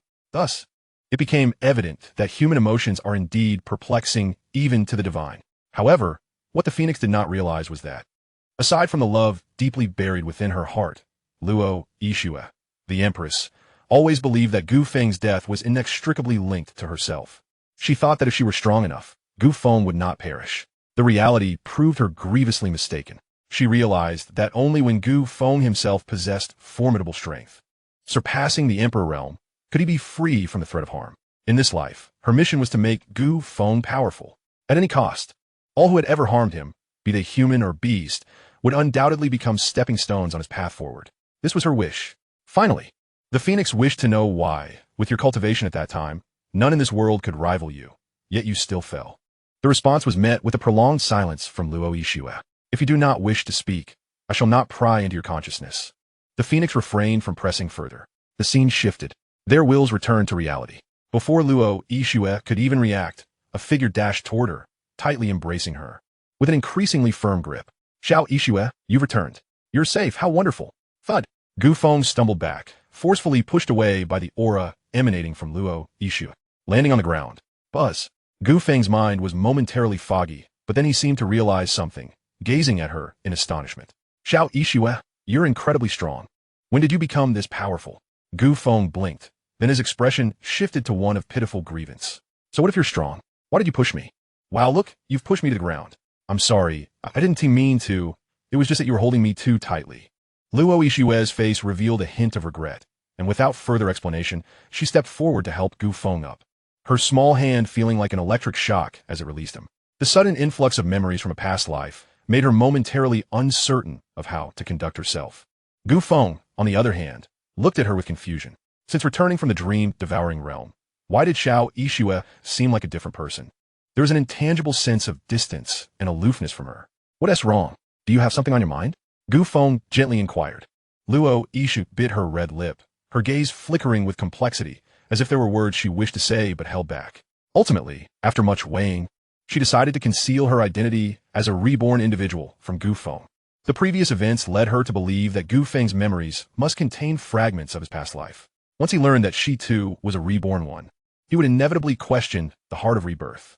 Moreover, she cherished her current relationship with Gu Feng and did not want any upheaval to arise from it. She also did not want him to perceive any slackness in her cultivation due to her identity as the Empress of a past life. Gu Feng had brought her immense surprises during this time, not only achieving an ascension from E to SSS tier talent, but also developing enviable spatial abilities. She suddenly yearned to see just how many more hidden surprises Gu Feng had in store for the future. Let her witness his growth as a girlfriend. Sometimes, she could even unexpectedly help him resolve minor troubles. She still wanted to act as she had before. Ideally, even more naive and sweet. Isn't it said that showing vulnerability can enhance a man's desire to strive? After some contemplation, a sudden sense of dissonance washed over her. Was she, the naive and innocent girl, inadvertently disparaging herself? Had she truly been so foolish and sweetly naive before ascending to the realm of emperors? Yet, it seemed inconsequential. For Gu Feng's affection remained unwavering. The peculiar events that transpired in that bizarre dream almost led her to believe they were real, instilling a sense of fear within her. Luo Yixue hesitated, her heart heavy as she contemplated continuing her thoughts. Gu Feng, attuned to her unspoken sentiments, comprehended her turmoil. If the overlap between his dream-eating realm and the true scenes of his previous life was a mere 50%, then Luo Yixue's experiences within that realm diverged almost entirely from reality. The sole distinction lay in the perspective he held, as if viewing from the vantage of a deity, reliving the journey of his own demise. It dawned upon him that within her solitary heart, he had already carved a place, yet at that time, he had been too insignificant, too humble, unable to muster the courage to even gaze upon her due to the chasm that separated their statuses. In this life, he vowed never to allow such a tragedy to unfold again. As Luo Yixue lingered in her thoughts, Gu Feng approached her from behind, enveloping her in a gentle embrace. His voice a subdued murmur. It was merely a dream. In reality, it has yet to occur, has it not? If you feel afraid, consider it a warning. We must simply avoid it and prevent it from manifesting. Luo Yixue responded softly, whispering to herself in a voice only she could hear. I will absolutely not allow it to happen again. Never. Above them, a colossal golden eye turned, observing the two mortals below. After a prolonged silence, it finally interjected with an air of resignation. Gu Feng, congratulations on successfully passing the second trial. Are you prepared for the forthcoming third trial? Oh, nearly ready, he replied. Luo Yixue remained silent. The maintenance of this barrier consumes divine energy. Once it is depleted, I will have no choice but to forcibly expel you both from this realm.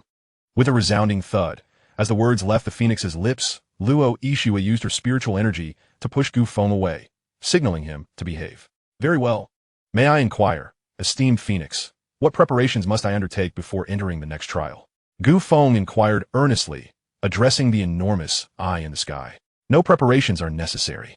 You need only provide me with the most genuine answers from your heart in response to my questions. Boom! Within Gu Feng's soul, a pulsating crimson heart emerged. What is this? He asked, astonished. The heart of Nirvana. The phoenix replied slowly. What? Gu Feng's pupils constricted, his gaze igniting with fervor. No wonder this trial was named Rebirth of Nirvana. Was this not the legendary heart that could resurrect the dead? The phoenix continued, not so. What you perceive is not the true heart of Nirvana, but rather an illusion conjured from my divine power. Regardless of whether you speak the truth, it will reveal the most authentic answers to me. Gu Feng's lips twitched as he inwardly scoffed. So, it's merely a fabricated lie detector, branded by the phoenix. No less. Do not speak falsely, the phoenix admonished. Gu Feng, taken aback, wondered how she could hear his thoughts. The phoenix had once stated that upon arriving in this world, she had not employed the heart of Nirvana. What, then, was the true heart of Nirvana? Regrettably, Gu Feng felt a pang of disappointment, sensing that the phoenix had not received his silent inquiry, as she offered no answer to his question. It was evident that the true heart of Nirvana held immense value for her. Simultaneously, within his soul, the phoenix commenced her formal interrogation. In the dream-eating realm, she, the Empress, sacrificed the heavenly pattern pill, essential for restoring her own strength, to save you, ultimately paying the price of damaging her foundation. My question is this. If the same circumstances were to arise at the same time and place, would you still make the same choice as before? Gu Feng was momentarily dazed. Why would I not? The phoenix replied, I understand. She then posed her second question. You're a reincarnator, are you not? The second query left Gu Feng speechless, his astonishment rendering him unable to respond. How do you know? You need not concern yourself with that. However, I can inform you of another matter. The phoenix's voice remained detached. After your death, she too perished 6 months later. What? Upon hearing this news, Gu Feng's gaze turned vacant, his heart feeling as though it had taken a fatal blow, nearly causing him to stumble. Impossible. This cannot be. She is the Empress. How could this happen? How did she die? Tell me. The phoenix's response was still as ethereal and indifferent as before. This matter does not concern me. I do not know. Should the opportunity arise in the future, you will find out. My third question is this. If the heart of Nirvana chooses you as its master, would you opt for your own resurrection or hers? Her resurrection, Gu Feng declared without the slightest hesitation. Why? His expression complex, he stammered. Because I owe her a debt that I will never be able to repay. She is the Empress. Her life holds greater value. My life is worth less than grass. Even if I were to die 1,000 times over, it would not suffice to repay her life-saving grace. In a flash, consciousness returned to the realm of reality, leaving Gu Feng in a daze, unresponsive to Luo Yixue's inquiries. What have you done to him? Luo Yixue's gaze turned icy, laced with fury and murderous intent as she suddenly directed her ire towards the enormous eye above. This familiar malice jolted Gu Feng's consciousness back from the brink of despair. The Empress? He fixed his gaze upon Luo Yixue, slowly regaining focus. The pallor of his face beginning to show signs of life. I am fine. Simultaneously, two beams of light surged from the depths of space, merging into Gu Feng's brow. That brow, familiar to Luo Yixue, received 1 drop of phoenix blood and 1 seed of phoenix flame. So, does this mean I have passed the trial? Gu Feng asked. Indeed, the phoenix replied calmly. Do you know what the most crucial factor is, aside from courage and talent, for a successor of the phoenix? Gu Feng frowned, glancing at Luo Yixue in confusion. The phoenix continued, it is purity of heart. In the path of cultivation, the desire for personal gain is most detrimental. If one's heart is consumed by greed, there will be no place for the seed of the phoenix inheritance to take root. And what is this purity? Gu Feng inquired. A heart filled with love for all, a heart of gratitude, a passionate heart, including a lover's heart, all constitute purity. Gu Feng blinked, a flicker of understanding in his eyes. His mood evidently lifted. He immersed his thoughts in the concept of purity, and in a moment, a flickering flame appeared dancing at his fingertips. Is this the phoenix flame? Gu Feng mused, excitement bubbling within him as he pondered the potential energy contained within such a small flame. Surely, what the phoenix bestowed would not be lacking in power. At that moment, the voice of the phoenix resounded once more, seemingly delivering a final message to the two individuals. My soul imprint may endure for a decade at most. Should you attain the strength of an emperor within these 10 years, seek me here, and I may offer you some guidance. Furthermore, this village has once bestowed kindness upon me. Upon your departure, you may ignite the sacred fire platform with the phoenix flame. As long as my remnant soul endures, I shall protect the beings here from harm. With a profound gaze at the two, it expelled them from the formation. Phew, we are finally back. For a moment, I thought we might never escape. Gu Feng sighed in relief as they emerged from the phoenix's miniature realm. Why is that? Luo Yixue tilted her head. Puzzled, Gu Feng promptly rapped her forehead in annoyance. Of course, it was the killing intent. How long have you been learning about murder? And you're already displaying such intent towards others? Heaven help us. Little Yixue, how dare you speak to the phoenix like that? Gu Feng continued with exasperation. Inside the phoenix's realm, he had to tread carefully, aware of the golden eye in the sky observing them, coupled with a profound sense of dreamlike weightiness. Upon exiting the phoenix's world, Gu Feng felt as if he had transformed, inhaling the air of freedom, his spirits considerably lifted. Shouldn't I have spoken that way? After leaving the miniature realm, Luo Yixue also felt a significant shift in her mindset. Apart from her present identity, she was still the Empress from her past life. After a moment of contemplation, she decided to strive to forget the title of Empress and approach matters from the perspective of Luo Yixue. Gu Feng was momentarily taken aback by Luo Yixue's words, looking at her curiously. Is that so? You are indeed bold. Although the phoenix is merely a remnant soul, it certainly possesses the ability to obliterate us at will within its realm, doesn't it? Yes, I understand.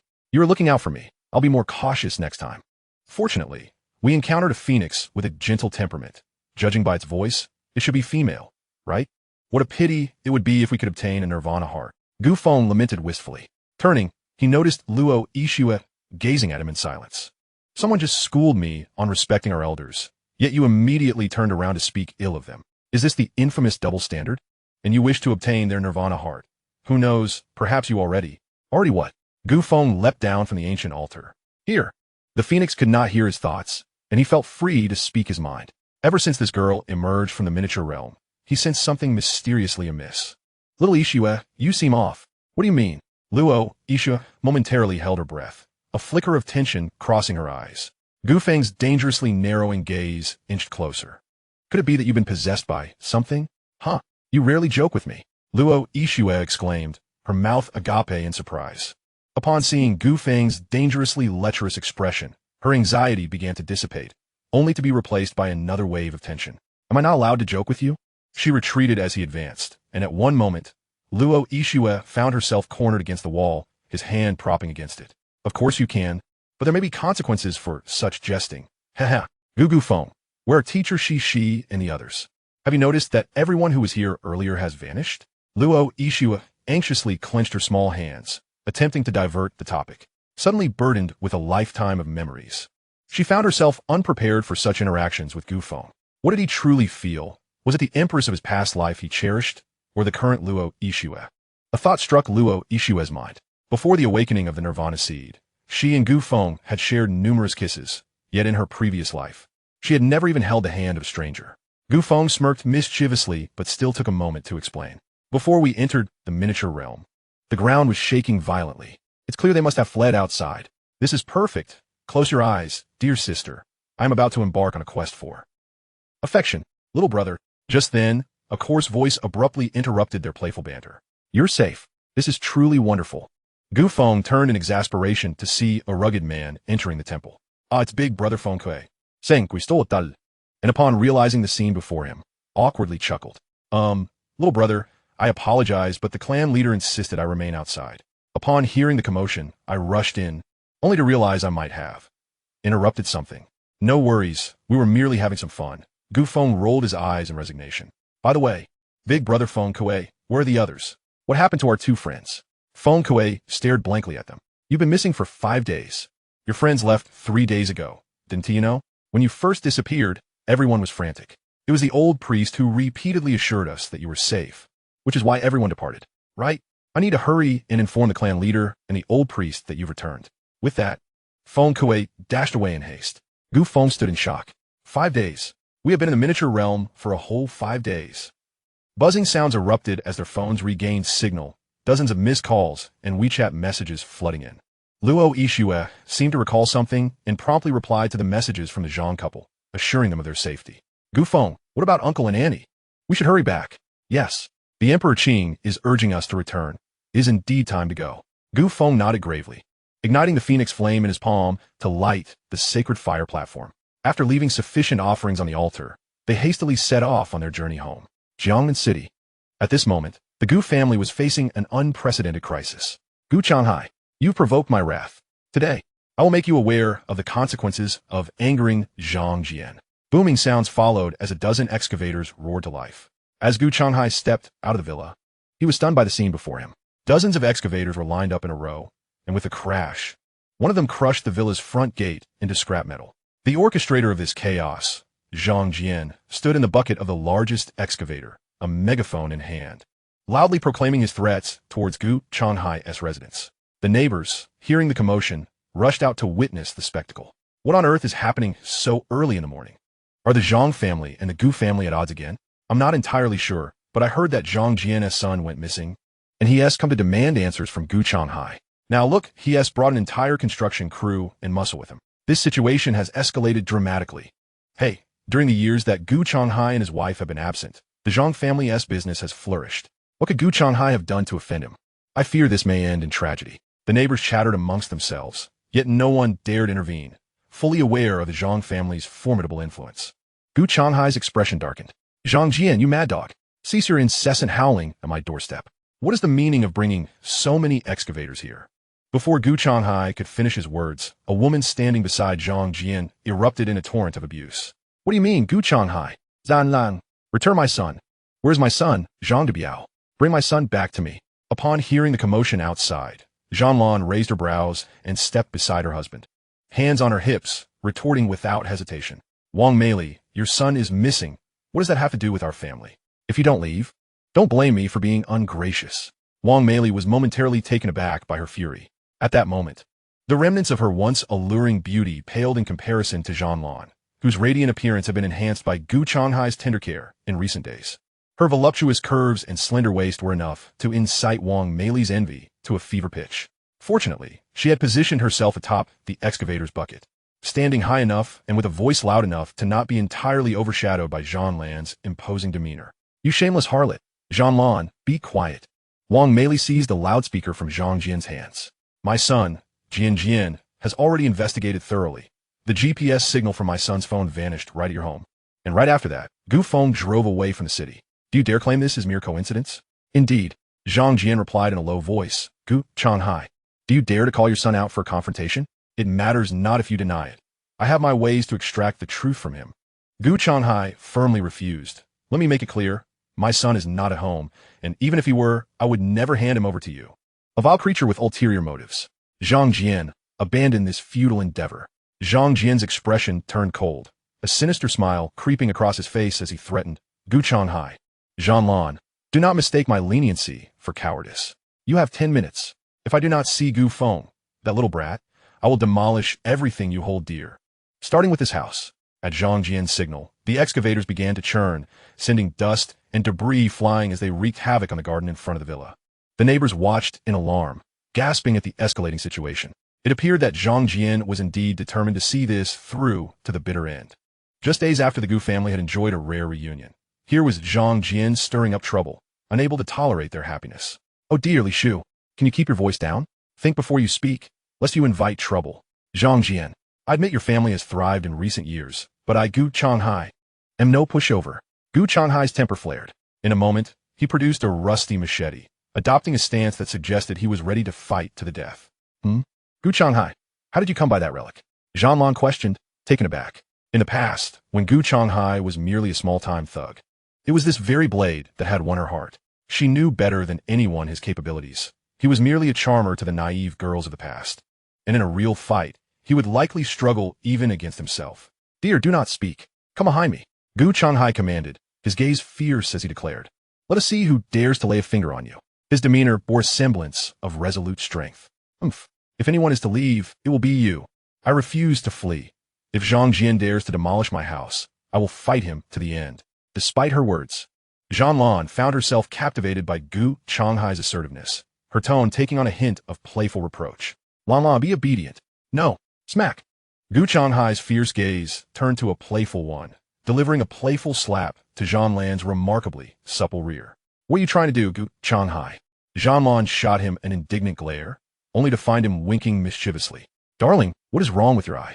The sudden concern sent Gu Changhai's lips twitching uncontrollably, and the garbled words that escaped him were unmistakably a plea for Zhanlan to call the police. But their affectionate display caught the attention of Zhang Jian and Wang Meili, inciting their irritation. It was at this moment that Zhanlan realized that both her and Gu Changhai's phones were utterly inoperable. Even basic SOS calls could not go through. Zhang Jian let out a chilling laugh. Thinking of calling the police? It's too late. I've installed signal jammers within a 5-mile radius. Everyone around here is under my command. Even the neighbors are all on my side. Gu Changhai, what do you possess to contend with me? Do you even think you are worthy? The ruthlessness of Zhang Jian was evident to all, causing those who might have dared to speak against him to lower their heads in submission. Zhang Jian smirked, seemingly satisfied with the fear he instilled. He waved his arm, signaling his subordinates to bring Gu Changhai a modified phone. Use this. Immediately, call for that little brat Gu Feng to come here. Crash. Gu Changhai hurled the phone to the ground, crushing it beneath his foot. He feared for Zhanlan, but he was undeterred by anyone else. When wisdom could not resolve the conflict, he was prepared to fight. Gu Changhai, do not test my patience. You are the one lacking shame. Zhang Jian, you mad dog. What skill is it to bully the weak with your numbers? Come face me one-on-one. One-on-one. Dream on. Zhang Jian scoffed. Gu Changhai, you truly have not learned a thing in 3 years. Do you not realize that the rules of this world have long since changed? As long as my backing is strong enough, I could kill you and your entire family today, and no one would dare touch me. It is not that I refuse to face you. Rather, you lack the qualifications to challenge me. With a thunderous roar, dozens of excavators roared to life, advancing toward the Gu family villa. Gu Changhai, since you show no mercy, do not expect any from me. Push forward. As the sky threatened to fall, Zhang Jian proclaimed, I will bear the weight. Zhanlan seethed with fury. She could not allow anyone to demolish her home. Just as she rushed forward to intervene, Gu Changhai yanked her back. Lan, the Zhang family has lost their son and gone mad. Let them tear it down. Absolutely not. Zhanlan insisted, her resolve unwavering. Letting that scoundrel destroy our home is one thing, but I cannot allow him to demolish Gu Feng's house that is meant to be his and Ishue's wedding home. Upon hearing this, Gu Changhai nearly knelt before her. Oh my Lan, if the wedding house is lost, it can be rebuilt, but life is singular. Once lost, it is gone forever. You and T want Gu Feng to lose his mother on his wedding day, would you? Zhanlan's breath quickened in anger. But Gu Changhai's last words had clearly swayed her. Right? Especially those two, do not let them escape. Whoever captures Gu Changhai and Zhanlan will receive a heavy reward from me, Zhang Jian. No matter the cost. Zhang Jian stared fixedly at the direction of the two, using vicious words. I have made so much preparation. How could I let you leave? If you don't hand over my son, you'll all die. Million. No 10 million. The first person to level the Gu family villa will be rewarded with 1 million. I came with Gu Changhai's head, 10 million. Wow. People die for wealth. Birds die for food. The excavator drivers went completely crazy when they heard this news. Regardless of whether there were people ahead, dozens of excavators were blindly pushed up. The Zhanlan couple were also surrounded like iron barrels by the thugs, with no way to hide, and even more so. The neighbors couldn't bear to close their eyes when they saw this scene. Chapter 130. Capturing Gu Feng and offering a reward of 1 billion. Seeing Gu Changhai and his wife about to be buried under the butcher's knives and the crushing of excavators at this chaotic and critical moment, a stranger suddenly appeared beside Gu Changhai. Bang, bang, bang, bang. Just a face-to-face encounter. Dozens of thugs have already been thrown out by him, and the sound of Sun Han, full of murderous intent, echoed completely in the ears of everyone present, shocking everyone. Zhang Jian, old dog, dare to touch one finger of my parents. I will make you die without a place to bury yourself. Take a closer look at that handsome face. It's Gu Feng. On the way back, when he couldn't contact Gu Changhai and the others, he had a premonition of something bad. To make a decisive decision is to abandon the car and use the fastest spatial ability to teleport back. Xiao Feng, Mr. and Mrs. Gu Changhai exclaimed in surprise. Zhang Jian and Wang Meili widened their eyes and excitedly jumped onto the bucket of the excavator. It's Gu Feng. Gu Feng, that little brat is back. Tell me, where did you hide my son? What did you do to Biao? Speak up, little bastard. Are you deaf? Wang Meili exhaled fragrance from the mouth of the bucket, but when she saw Gu Feng not responding, she was so angry that she jumped her feet. Mom and Dad, are you okay? Gu Feng turned around and asked the two of them with concern. Zhanlan shook her head. Xiao Feng, where have you been these days? Your and Yishue's phones are not working, which makes me and your dad worried. Gu Feng said in a short sentence. Yishue and I went out to play for a few days, but there was no signal in the mountainous area. We just got back. It's okay, as long as you guys are okay. Gu Changhai smiled and said. Zhanlan on the side had already raised her eyebrows slightly. Filled with righteous indignation, Zhang Jian and Wang Meili, this couple, lost their son and came to our family to find someone alive or dead. They are really sick. So, Mom has a question for you. Can you beat these crazy dogs? Zhang Jian and Wang Meili are already crazy and can't beat them. You should leave now. If you can beat them, our family will fight against them. Aren't you making a fool of yourself? Gu Feng has not yet made a statement, and Gu Changhai became anxious. Zhang Jian has so many excavators in his hand. How can Xiao Feng strike them? That's pure ironclad meat. Can he hit so many large machines again? Fortunately, you didn't bring Yishue with you. Just follow Dad's advice and take your mom with you now. Go as far as you can, so that the Green Mountains won't worry about running out of firewood. Gu Changhai, you can't chase me away, no way. Let's go. Don't even think about leaving today. Zhang Jian spoke wickedly. Coincidentally, this little brat has returned. Listen, who can bring this family of 3 in front of me? I, Zhang Jian, will give him extra money heavily. I'll give him 1 billion. The thug drivers who had just been shaken by Gu Feng's action suddenly woke up at this moment, their eyes filled with fear and intense greed. Dozens of excavators caused another sensation at the same time. Mom and Dad, please step back and leave this place to me. Gu Feng gave a command to the two, and a murderous intent surged in his eyes. But, Uncle and Auntie, just listen to Gu Feng. He can solve it, but here you are. We'll be tied up. What else did Zhanlan want to say? But she realized that at some point, Luo Yishue had already arrived by their side. Yishue? Luo Yishue nodded lightly. She naturally knew that Gu Feng didn't want his parents to see the bloody scene of his murder, so she separated them. As soon as Fu appeared, her gaze was only focused on the Gu Feng family, and there was nothing else. And women's intuition is particularly sensitive. Zhanlan keenly sensed that there seemed to be something different about Luo Yishue. If anything is the same, it is that when she looks at her own brat, only the endless affection in her eyes cannot deceive anyone. Okay, Yishue, Annie believes in you. Then turn around and return to the villa. Uncle, you going too? Me? Oh. Gu Changhai was taken aback for a moment, then glanced at Luo Yishue's calm gaze like a pool of still water. For some reason, he walked back into the villa with his feet uncontrollably. Returning to the villa, the monk Gu Changhai was at a loss. What's going on? Aren't both the son and daughter-in-law SSS level talents? The two of them have only been out for a few days. How come they feel that their daughter-in-law is much stronger than their son? With a loud bang, Gu Changhai received a small kick from Zhanlan on the back hill. Gu Changhai, why aren't you helping out and coming back? Come back as soon as you come back. Why did you bring the weapon back? Gu Changhai immediately put the delicate jade-footed treasure into his hand and swallowed fiercely through the thin stockings. Gu Changhai, you shameless. Zhanlan blushed and withdrew her jade feet, then spat at him. Gu Changhai chuckled and dared not refute. Let out a deep sigh from within. I don't have much hope left. Whether you can reverse the situation where women are stronger and men are weaker depends on you. Meanwhile, two excavators made a loud roar, with dust flying from behind and crashing straight into the Gu family villa. Zhang Jian gritted his teeth and let out his excited roar on the intercom. Yes, that's it. Create for me. Kill them fiercely. Don't leave any tiles.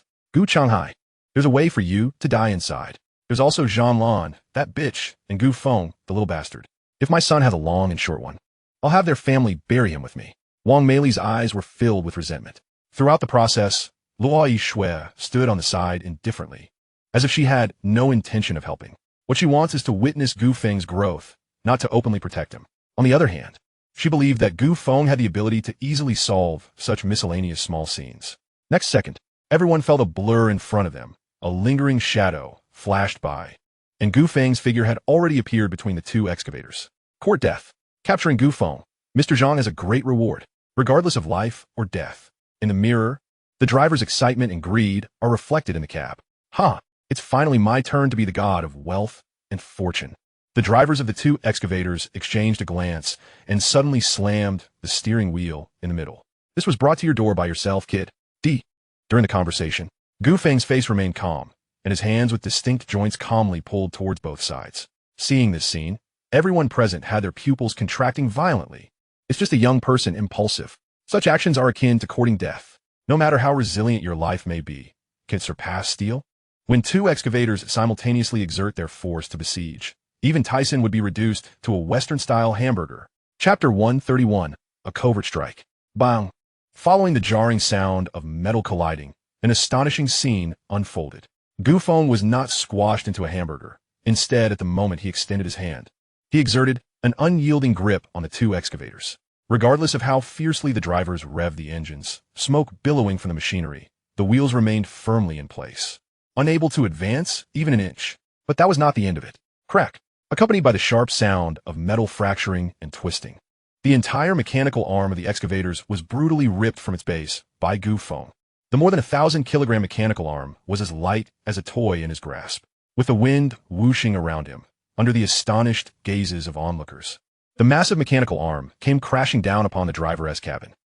The excavator driver let out a horrified scream as the immense force descended upon him, akin to a fully powered stamping machine. With a thunderous crash, the cabin was flattened into a mere disk of iron, and the occupant was instantaneously transformed into a meat sandwich. Silence, an eerie silence, enveloped the scene. Every witness stared wide-eyed, their expressions frozen in terror at this spectacle. The shocking display of Gu Feng tearing apart the excavator was so breathtaking that they almost forgot the tragic fate of the driver inside. This defies all logic. To single-handedly overpower those thugs, to rip apart a mechanical arm, to crush the excavator into a mere disk of iron. Can such feats truly be accomplished by a mere mortal? What extraordinary strength must he possess? At that moment, it became abundantly clear to all present. Gu Feng was no ordinary individual. An awakened one. He is an awakened one. An awakened one has committed murder. Gulp. The crowd collectively swallowed hard. Surely, awakened ones cannot kill at will. Yet, it was those two excavator drivers who initiated the confrontation. Gu Feng acted purely in self-defense, retaliating against their aggression. According to the latest regulations issued by the Bureau of Abilities, awakened ones, as strategic national assets, possess rights akin to those of police officers to a certain extent. In broader terms, this could be classified as an assault on law enforcement. Thus, could it be said that those two met their demise in vain? Theoretically, yes, but Zhang Jian's capabilities are no trifling matter, and the outcome remains uncertain. In no time, anxiety spread like wildfire among Zhang Jian's ranks. Faced with the murderous Gu Feng, none dared to act recklessly. Thud! One excavator driver was the first to scramble down, only to stumble and land face first in the dirt. Wah! I'll never be an excavator driver again. I want to go home to my mother. Then came the second and the third. I quit too. Wah! I want to go home and be a security guard. With a monthly salary of $2,800, as long as I don't marry or buy a house, I'll never run out of money. The city is full of traps. I want to return to the countryside and farm. Me too in an instant. At least 70 to 80% of Zhang Jian's men fled, unable to be restrained. Useless. A bunch of useless fools. A mere E-level awakened one. What are you all panicking for? Zhang Jian shouted angrily. Not only did no one remain, but those who fled only increased in number. At that moment, anyone who lingered here would be a target. Those who lagged behind would become the next meat sandwich. What good is money when the people are gone? A cold breeze swept through, perhaps carrying with it a few flakes of chilling snow, vanishing as soon as it touched the skin. Within Luo Ishua's icy gaze, a glimmer of cold light flickered. Those who had fled were unaware that, at the moment the snowflakes penetrated their skin, their heart vessels had suffered varying degrees of damage. Those who had assaulted Gu Feng or hurled insults at him would inevitably succumb to organ failure and complications within half a month. Just because she did not strike overtly did not mean she would truly remain idle. This principle had not changed, whether in her past life or this one. He truly dares to kill Wang Meili's face turned pale, her legs trembling, and her speech became incoherent. Everyone has fled. Xiao Jian, you must think of a way. That little bastard Gu Feng is merciless. De Biao is your only son. You must find a way to save him. Do you think De Biao could before she could finish her words? Zhang Jian slapped her aside with a cold smile. Gu Feng, you little bastard, if you think I... Zhang Jian only made these preparations. You are gravely mistaken. Xiaohua, it's your turn to step forward. Zhang Jian announced as he picked up the intercom with great respect. Before long, a luxurious Bentley appeared in the field of vision. Zhang Jian jogged to the car, respectfully opening the door. And from the Bentley emerged a young man around 20 years of age, drawing countless curious and focused gazes. Xiaohua, I entrust you with my son's matter. To have Zhang Jian, a figure of such stature, bow in deference signifies the extraordinary identity of the newcomer. Xiaohua? Which Xiaohua? Murmured someone. Is there such a person in the upper echelons of Jiangnan? I haven't heard of one. But there is a Wafiu who has recently become quite famous, a bystander remarked. Upon hearing that name, many present gasped. So it was Wafiu, truly a rising star. While few knew of Xiaohua, everyone was familiar with Wafiu, the only genius youth in Jiangnan who had awakened a soul-type ability. Not only was he the sole awakened one with such an ability, but his talent level had also reached a terrifying A-grade. An A-grade soul-type awakened one can, to some extent, rival S-grade and above awakened ones, though those are matters for another time. One of the reasons Wafiu became well-known was due to his soul perception ability, which allowed him to easily access the past memories of those he sensed. With his assistance, numerous long-standing unresolved cases were solved within just 2 days. Wafiu rose to fame overnight. It was during this time that the power structure of Jiangnan underwent a complete reshuffle. The establishment of the Jiangnan Bureau of Abilities became the most mysterious and powerful department in the region. Wafiu garnered significant favor from the Bureau of Abilities and was adopted as a son by Director Chao Wangda. Chapter 132. Inviting the god is easy. Sending him away is difficult. Thus, aligning himself with Wafiu was the true source of Zhang Jian's audacity. Gu Feng narrowed his eyes slightly, casting a glance toward Wafiu, who regarded him with a hint of arrogance and disdain, casually inquiring of Zhang Jian. I heard your son is also an awakened one. What is his talent level? C. My son is a C-level awakened one. Zhang Jian replied promptly. C. And Gu Feng? Wafiu asked, frowning. One of the essential prerequisites for the manifestation of his soul-based abilities is that the awakening talent level of the practitioner must be below grade A. If it is grade A or higher, it poses a significant peril to him. Gu Feng? Zhang Jian scoffed, extending a pinky finger. Merely an E-grade waste. Unworthy, even hold your shoes, young Master Hua. Eh? Are you certain? Wouldn't he that render your son even inferior to a waste? Hua Feiyu let out a quiet sigh of relief. After scanning his mind for a list of awakeners above grade A in Jiangnan City and confirming that Gu Feng's name was absent, he felt entirely at ease. However, it is evident that Gu Feng, with his E-grade talent, possesses some prowess to tear apart an excavator. This, Zhang Jian chuckled awkwardly, quickly redirecting this embarrassment into resentment towards Gu Feng. He said solemnly, Young Master Hua, you may not be aware, but Gu Feng has always been a scheming and venomous individual. My son, De Biao, is pure-hearted and has been bullied throughout his life. It goes without saying that this time, it must have been De Biao's carelessness that led him into that rascal's trap. So that is how it is, but Zhang Boss.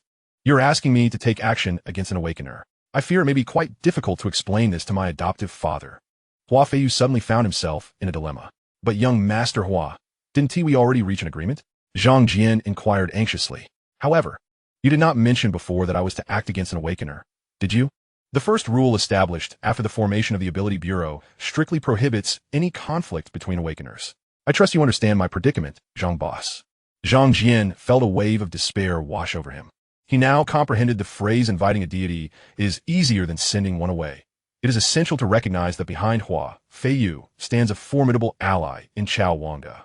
If he fails to appease both father and son, he would be crossing two individuals he cannot afford to offend. Both are cunning foxes, and he could see that Hua Feiyu was attempting to raise the stakes, demanding a lion's share. You are indeed correct, young master. Furthermore, I, Zhang Jian, am willing to offer an additional portion of my wealth to both Director Chao and you, young master, in exchange for your assistance in retrieving justice for my son, Zhang Jian declared, his heart bleeding as he gritted his teeth. At this juncture, he had no choice but to place all his hope in Hua Feiyu to regain Zhang de Biao. To put it bluntly, the Ability Bureau has the authority to mobilize all awakeners in Jiangnan. Such a powerful ally is something ordinary individuals could not even dream occurring favor with. If he could bring down the Gu family, what would it matter to sacrifice some assets? In due time, the Gu family would undoubtedly repay him 1,000-fold. Upon hearing this, Hua Feiyu's eyes sparkled with enthusiasm. Once I have an explanation for my adoptive father, I shall gladly assist. I just need to know what you mean by a portion of your wealth. All the assets under my name will belong to you, young master. At half value, Zhang Jian admitted candidly. To be honest, my adoptive father has just secured 2 mining rights for spirit mines. Zhang Jian's legs turned weak, almost causing him to faint. As long as we can bring the Gu family to justice, I am willing to offer all my spirit mines to Director Chao. Ha! Zhang Boss is indeed a man of his word. No wonder you have conducted such substantial business. Hua Feiyu laughed heartily, immediately patting Zhang Jian on the shoulder in assurance. Fear not, with me around, your son's matter is as good as settled. Zhang Jian nodded fervently, tears of gratitude welling in his eyes. Name, Hua Feiyu. Talent level, grade A abilities, soul piercing, soul contract. Soul piercing, a form of soul attack. Soul contract, when the soul of the contracted individual is in a weakened state. A soul contract can be established, making the contracted individual the most loyal servant of the contractor. P.S. The lower the talent level of the contracted individual, the greater the probability of a successful contract. Conversely, the higher the talent level, the greater the likelihood of contract failure. Meanwhile, Gu Feng noted the information bar above Hua Feiyu and pondered for a moment before posing a question to the system. What would happen if the talent level of the contracted individual exceeds that of the contractor? If the talent level of the contracted individual surpasses that of the contractor, it implies that the strength of the contracted individual's soul may be equal to or exceed that of the ability user initiating the soul contract, which significantly increases the likelihood of the contractor suffering a backlash, leading to irreversible damage to their soul power. However, there is an exception. When the disparity in soul power between both parties is too vast, the contractor may be turned into a servant by the contracted individual. Is it merely a matter of being higher or equal? A subtle smile crept across Gu Feng's lips. The talent level is one thing. The accumulated soul power from his 2 lifetimes far surpasses that of an ordinary individual. Moreover, during his time honing his mental strength in the Phoenix's realm, his spiritual power has undergone substantial refinement. If that is the case, would I not be completely immune to Hua Feiyu's attacks? Gu Feng. Hua Feiyu approached, addressing him directly, his every gesture exuding an inexplicable sense of superiority. The talent level determines one's limits. Although Gu Feng's performance has been commendable and noteworthy, it is evident that tearing apart an excavator represents his peak, and he has reached his limit. In layman's terms, a mere E-grade talent is not worthy of his attention. Zhang Jian and his wife followed closely behind, eager to witness the moment Hua Feiyu strikes down Gu Feng with a single blow. I heard you captured Zhang Boss's son. Is that so? Without waiting for Gu Feng to respond, perhaps deeming it unnecessary, Hua Feiyu's face broke into a smirk as he dismissively stated, if you remain silent, I shall take it as your admission. Judging by your earlier performance, among low-tier awakeners, you are somewhat remarkable. How about this? I happen to need a lackey. So if you release Zhang Boss's useless son, I shall grant you the position of my errand runner. In an instant, the onlookers cast envious glances at Gu Feng. Chapter 133. Are you done playing? Wow, what incredible luck this fellow has to be able to run errands for young Master Hua. As far as I know, the talent of the Gu family's young man is not particularly high. At best, he could attend a junior college, yet he is now directly entering the Ability Bureau. Following young Master Hua, his future is limitless. Why can't I encounter such good fortune? Young Master Hua is the adopted son of Director Chao, and Gu Feng, as young Master Hua's subordinate, will inevitably find himself frequently in front of Director Chow. If he plays his cards right, he might even curry favor with Director Chow. TSK. The Gu family may have turned misfortune into fortune this time. They're about to soar. Zhang Jian, overhearing these remarks, felt as if he might explode with frustration. He had exerted so much effort, nearly exhausting his wealth, and he could not accept that this was the result he received. Young Master Hua, think carefully. This individual is ruthless. He has just killed 2 of my drivers. He must not be let go. Hua Feiyu shot him a sidelong glance and coldly interrupted. The dead were merely 2 ignorant civilians. Why do you grieve for them? If you choose to act against an awakener, you must be prepared for retaliation. Speaking of which, Zhang boss, when will this cycle of vengeance come to an end? I suggest you learn to reconcile. Zhang Jian, I'll reconcile your mother. It must be said that this spectacle of dogs biting dogs brought a considerable sense of delight to Gu Feng. That being said, his impression of Hua Feiyu, while somewhat marred by the latter's foolishness and arrogance, did not evoke much disdain. If he were to be kept as a dog, he would indeed be a commendable choice. What if I refuse to let you go? Gu Feng narrowed his eyes and inquired. Refuse to let me go? Hua Feiyu raised an eyebrow, his countenance darkening with displeasure. Are you truly disregarding my face? I do not know you. Why should I show you any respect? Hua Feiyu scoffed him. You need not know who I am. You only need to understand that I am stronger than you. So strong that with a mere hand, I could crush you. I feel it is necessary to give you a taste of fear. A flicker of sinister light danced in Hua Feiyu's eyes as he unleashed his soul attack upon Gu Feng. Yet Gu Feng remained utterly composed. To speak candidly, the feeble assault Hua Feiyu initiated was scarcely sufficient to even tickle him. As the opponent's soul wave approached Gu Feng, it vanished into the abyss, absorbed by Gu Feng's formidable soul power. What was happening? Hua Feiyu's pupils constricted in alarm. Damn it! How could my abilities be malfunctioning? Soul-piercing. Hua Feiyu concentrated all his energy and launched another assault at Gu Feng. Yet predictably, the outcome remained unchanged. Have you had your fill of playing? At that moment, Gu Feng's indifferent voice sliced through the air, his icy gaze inadvertently sweeping across Hua Feiyu's face. Those chilling eyes, reminiscent of a malevolent spirit from the depths of Tibet, instilled a profound sense of dread, sending shivers down one's spine. Who are you exactly? Hua Feiyu's expression morphed into one of sheer terror, as if he had encountered a ghost. In the next instant, a muffled thud reverberated from the ground. A plump corpse was casually discarded by Gu Feng. What kind of ghastly thing have you thrown out? Oh. Suddenly, the Zhang couple screamed, nearly fainting at the sight of the corpulent body on the ground. It's De Biao. My son. What have you done to De Biao? Wang Meili lunged toward Zhang De Biao's corpse, but upon touching the cold body, she let out a horrified shriek. How did De Biao die? Gu Feng, you wretched little bastard. How could you be so cruel? I will have my revenge. Wang Meili charged toward Gu Feng, frenzied. Bang! Gu Feng sneered dismissively, kicking Wang Meili several meters away, leaving her sprawled on the ground, teetering on the brink of life and death. At that moment, Zhang Jian, in a fit of rage, flipped open the seat beneath him, revealing a shotgun aimed squarely at Gu Feng. Gu Feng, you bastard! I will make you pay for my son's death. Bang! The instant Zhang Jian pulled the trigger, the bullet embedded itself in Gu Feng's flesh. Ho ho, Yi-Tim. De Biao, father avenged you. You are in heaven now. But then he found himself unable to utter another word, as an agonizing pain coursed through his neck, and he was abruptly lifted off the ground. Ah, it was merely an afterimage. Someone nearby suddenly exclaimed. Is this amusing? Interesting, isn't it? Gu Feng calmly remarked, then, as if discarding a dead dog, he flung Zhang Jian away. Bang! Wang Meili had only just managed to rise, gasping for breath, when suddenly a figure flew toward her, and the two collided like tumbling gourds, hurtling several meters away. Young Master Hua, save me. Zhang Jian whimpered pitifully from the ground, utterly devoid of strength to struggle, appearing more wretched than the most miserable dog on the street. A profound silence enveloped the scene. Everyone stood agape, witnessing the spectacle. In this world, there truly existed someone faster than the speed of a bullet, an E-grade awakened, who astonishingly embodied both power and speed. A phenomenon deemed theoretically impossible was unfolding right before their eyes. What an extraordinary revelation. At that moment, everyone realized they had gravely misjudged Gu Feng. Dual abilities. I cannot believe you possess teleportation. Hua Feiyu uttered in disbelief. Gu Feng had humiliated Zhang Jian and his wife before Hua Feiyu's very eyes. This was no mere slap in the face. It was a blatant affront to an A-grade awakened. A tremendous humiliation. This individual was indeed more arrogant than him.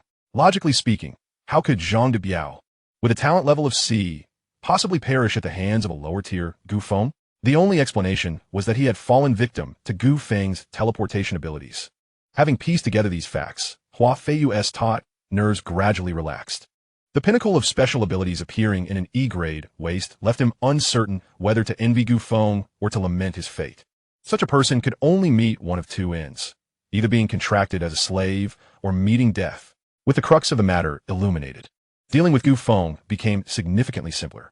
And then, Gu Feng raised his eyelids and inquired. And then, you dare ask me? Do you not realize the trouble you are in? Hua Feiyu's expression turned grave, his demeanor radiating righteousness as he positioned himself atop a moral high ground. What trouble am I in? Gu Feng asked with genuine curiosity. Hua Feiyu clasped his hands behind his back and retorted coldly. I shall ask you, did you kill Zhang de Biao or not? Chapter 134, The Fairy Friend. So what if I did? Gu Feng replied nonchalantly. Hua Feiyu sneered. You are truly arrogant, yet utterly oblivious to your own impending doom. Do you not know that mutual slaughter among awakened is strictly forbidden? Gu Feng scoffed. Then I must inform you that Zhang de Biao struck first. He deserved to die. Merely deserving to die is not enough for you to say so. Mere words carry no weight. Once I delve into your memories, the truth will be revealed. Soul-piercing. Hua Feiyu had been awaiting this moment, his eyes flashing with a sinister light as he decisively launched the most potent soul strike against Gu Feng. Boom! Hua Feiyu's expression was one of fervor. Beneath his most powerful assault, his soul attack easily breached Gu Feng's soul barrier and successfully entered his soul sea. At this moment, Gu Feng's soul was at its most vulnerable, if not now. When would he sign a soul contract? Hua Feiyu brimmed with confidence, envisioning Gu Feng succumbing to his will, becoming his puppet to manipulate at will. Time accelerated rapidly. Within Gu Feng's soul sea, only 1% remained to complete the contract. At that instant, a smile suddenly curled at the corners of Gu Feng's mouth. So this is the principle behind it. The once tranquil soul sea erupted into a tempest, obliterating the contract Hua Feiyu had inscribed in his mind. Subsequently, a new contract formed, manifesting within the hearts and souls of both parties. Contractor, Gu Feng. Contractee, Hua Feiyu. Contract duration, a staggering 100 years. Hua Feiyu was struck with disbelief. It must be noted that with his current soul power, the maximum duration of a contract with an ordinary person was merely 10 years. A contract with a low-tier awakened would be limited to 1 year at most. Impossible. Absolutely impossible. He had gravely underestimated Gu Feng's strength and made a monumental error. It is utterly implausible for Gu Fengjue to master his contract techniques in such a brief span, let alone to bind an A-class awakened being for a century. What kind of monstrous talent is this? He wishes to contract me. He shall undoubtedly fail. In the blink of an eye, an overwhelming willpower that belonged to Gu Feng surged forth, effortlessly breaching the defenses of my soul. Subsequently, a brand new contract seal imbued with Gu Feng's was firmly imprinted upon the very core of my soul sea. With a sudden cry, I found myself ensnared in a stupor lasting 3 seconds. Upon regaining clarity, the word master escaped my lips. The onlookers were left agape, witnessing this exceedingly ludicrous spectacle. Ward, please tell me, what did he just call him? Little bastard? No, that phrase belongs to Zhang Jian. So it's master? Good heavens! At that moment, their expressions resembled those who had just unearthed an astonishing revelation. It seemed these two had a history. No wonder I noticed earlier that I was hesitant to strike against Gu Feng. There appeared to be a deeper connection between us. Thankfully, my frequent scrolls through Douyin have made me quite accustomed to such affairs. Ah, youth is indeed quite extravagant. Gu Feng casually instructed Hua Feiyu. Go take care of Zhang Jian's matter. Hua Feiyu promptly acknowledged. Master, should I? He inquired respectfully, making a gesture across his neck. Gu Feng waved his hand. Growing slightly impatient, do as you see fit. Once Hua Feiyu departed, I finally exhaled in relief, casting a resigned glance at my neighbors. These neighbors had an uncanny knack for stirring the pot. It was merely a matter of calling me master, yet they orchestrated such a spectacle. If this were to reach my parents' ears, they would undoubtedly break my legs. Luo Ishue also regarded me with curious eyes. Even someone as well-versed as she could not fathom how a mere exchange of glances with Hua Feiyu could render him so obedient all of a sudden. At that moment, I stepped forward, clearing my throat, and addressed the gathering. Dear uncles and aunts, I have grown up before your very eyes. You know what kind of person I am, do you not? However, I believe it is essential to clarify a few things. Hua Feiyu and I are merely friends. Of course, how can we not know? Came the chorus of voices. Little Feng, it was indeed our indiscretion as elders. Please do not take it to heart. A few measured words were sufficient to awaken my neighbors to reality, their faces adorned with sheepish smiles and agreement. To put it plainly, few residents here are not astute individuals. Gu Feng is someone who can easily subdue a bully like Zhang Jian. Even Hua Feiyu treats him with utmost respect. In my eyes, these neighbors hardly register as significant. The fact that I can converse with them so amiably is already a tremendous concession on my part. At this juncture, anyone who mistook courtesy for genuine politeness would be quite foolish. Conversely, those neighbors who maintain a cordial rapport with my family suddenly exhibited glimmering eyes, evidently plotting something. Little Feng, you've always seemed to have a fondness for Aunt Fatty. Do remember to visit her often. My daughter Tian often speaks of you. Upon hearing Aunt Fatty's words, several neighbors grew anxious, calling out my name as if playing matchmaker. Little Feng, I'm your Uncle Li, Zhu's father. You've grown up and achieved much. I recall when you were just a naked toddler, you even made vows with Zhu. Oh dear, Uncle Li. What an ancient tale to resurrect. Why bring that up? Retorted another neighbor. Everyone knows my daughter Bitian and Gu Feng are childhood sweethearts. They're still in touch. The neighbor's chatter escalated rapidly, leaving me no room to intervene as one name after another fell from their lips. At this moment, my smile felt forced, my back chilled, and my heart sank. These neighbors were determined to make my life difficult. The cacophony of names alone was enough to give me a headache. It was clear that I needed to assert some masculine responsibility and handle these meddlesome elders before addressing anything else. Gritting my teeth, I met Luo Ishu's icy gaze. Approaching her and taking her delicate hand in mine. Allow me to introduce my girlfriend, I declared, my voice not loud, but sufficiently resonant. This one statement silenced all the neighbors, particularly with Luo Ishu's presence rendering them speechless. Oh my, what a stunning girl. Gu Feng, have you found yourself a fairy for a girlfriend? The neighbors marveled at Luo Ishu's beauty, captivated by her ethereal and regal demeanor. It was not that their daughters lacked allure. Rather, Luo Ishu's beauty was in a league of its own. If beauty were to be categorized, she would undoubtedly be a celestial being, a rare find among the mundane, who would forsake a fairy for a garden-variety flower. In comparison, their daughters paled entirely, as comparisons breed no harm when none exist. Hello, uncles and aunts, I am Gu Feng's girlfriend, Luo Ishu. At that moment, Luo Ishu stepped forward, greeting everyone with an unexpectedly melodious voice. Miss Luo, may we call you Xiao Luo? The neighbors inquired, somewhat taken aback. Luo Ishu nodded graciously. Little Feng, Xiao Luo. We are all neighbors. Do remember to visit Aunt Fatty often. She adores chatting with young folks like you. Gu Feng, be sure to inform Uncle Li when the wedding day arrives. I'll prepare a generous red envelope for you. Observing the expressions of my neighbors, my heart swelled with joy. I never anticipated that Xiao Ishu would shine so brightly, giving me such prestige. Upon reflection, I realized that since leaving Phoenix Village, Luo Ishu's aura had subtly transformed. It was no surprise, as she was destined to be an empress in the future. As her strength gradually increased, her behaviors naturally gravitated toward those of the powerful, which was entirely normal. Yet, I pondered, how should I reward her later? Just then, my parents, Gu Changhai and his wife, emerged from the villa, drawn by the commotion outside. My eyes lit up. I decisively delegated the pleasantries to my parents and whisked Luo Ishu back into the house. Once inside, I pressed Luo Ishu against the wall before she could fully comprehend, skillfully leaning in to bridge the distance between us, my lips poised to engage in a passionate kiss. After 5 whole days in the small world of Phoenix, I had finally awaited this exhilarating moment. However, in my eagerness, I ended up kissing not Luo Ishu's fragrant lips, but rather one of her delicate hands. Why won't you let me kiss you? Gu Feng, feeling somewhat dejected, distanced himself slightly and spoke. Although the sensation of doing it himself was quite pleasant, it was evident that the girl's lips were far more enticing. With a stroke of luck, he might even savor the taste of her delicate tongue. At that moment, he caught sight of Luo Ishu's ambiguous smile. You wouldn't still be pondering over what just happened, would you? What do you think, Gu Feng? Luo Ishu teased, her smile alluring. I'm genuinely curious. Could you enlighten me on who Tian is? As her words lingered in the air, Gu Feng's heart skipped a beat, finally sensing an ominous vibe. Who is Tian? Time had elapsed too long. Allow me a moment to ponder. Gu Feng furrowed his brow in a thoughtful pose, his mind racing until a resolute voice swiftly escaped his lips. I remember now. Aunt Fat loves to raise dogs. Tian must be one of the dogs from Aunt Fat's household. A female one, Aunt Fat cherishes her like a daughter. Luo Ishu interjected. What about Zhu from Uncle Li's family? Gu Feng chuckled. Zhu, as the name suggests, is undoubtedly a pig raised by Uncle Li, a pet pig. Luo Ishue raised an eyebrow. Is it also a female? Or is it the kind you've pledged your life to? Sweat beaded on Gu Feng's forehead. Playing house games shouldn't be taken seriously, right?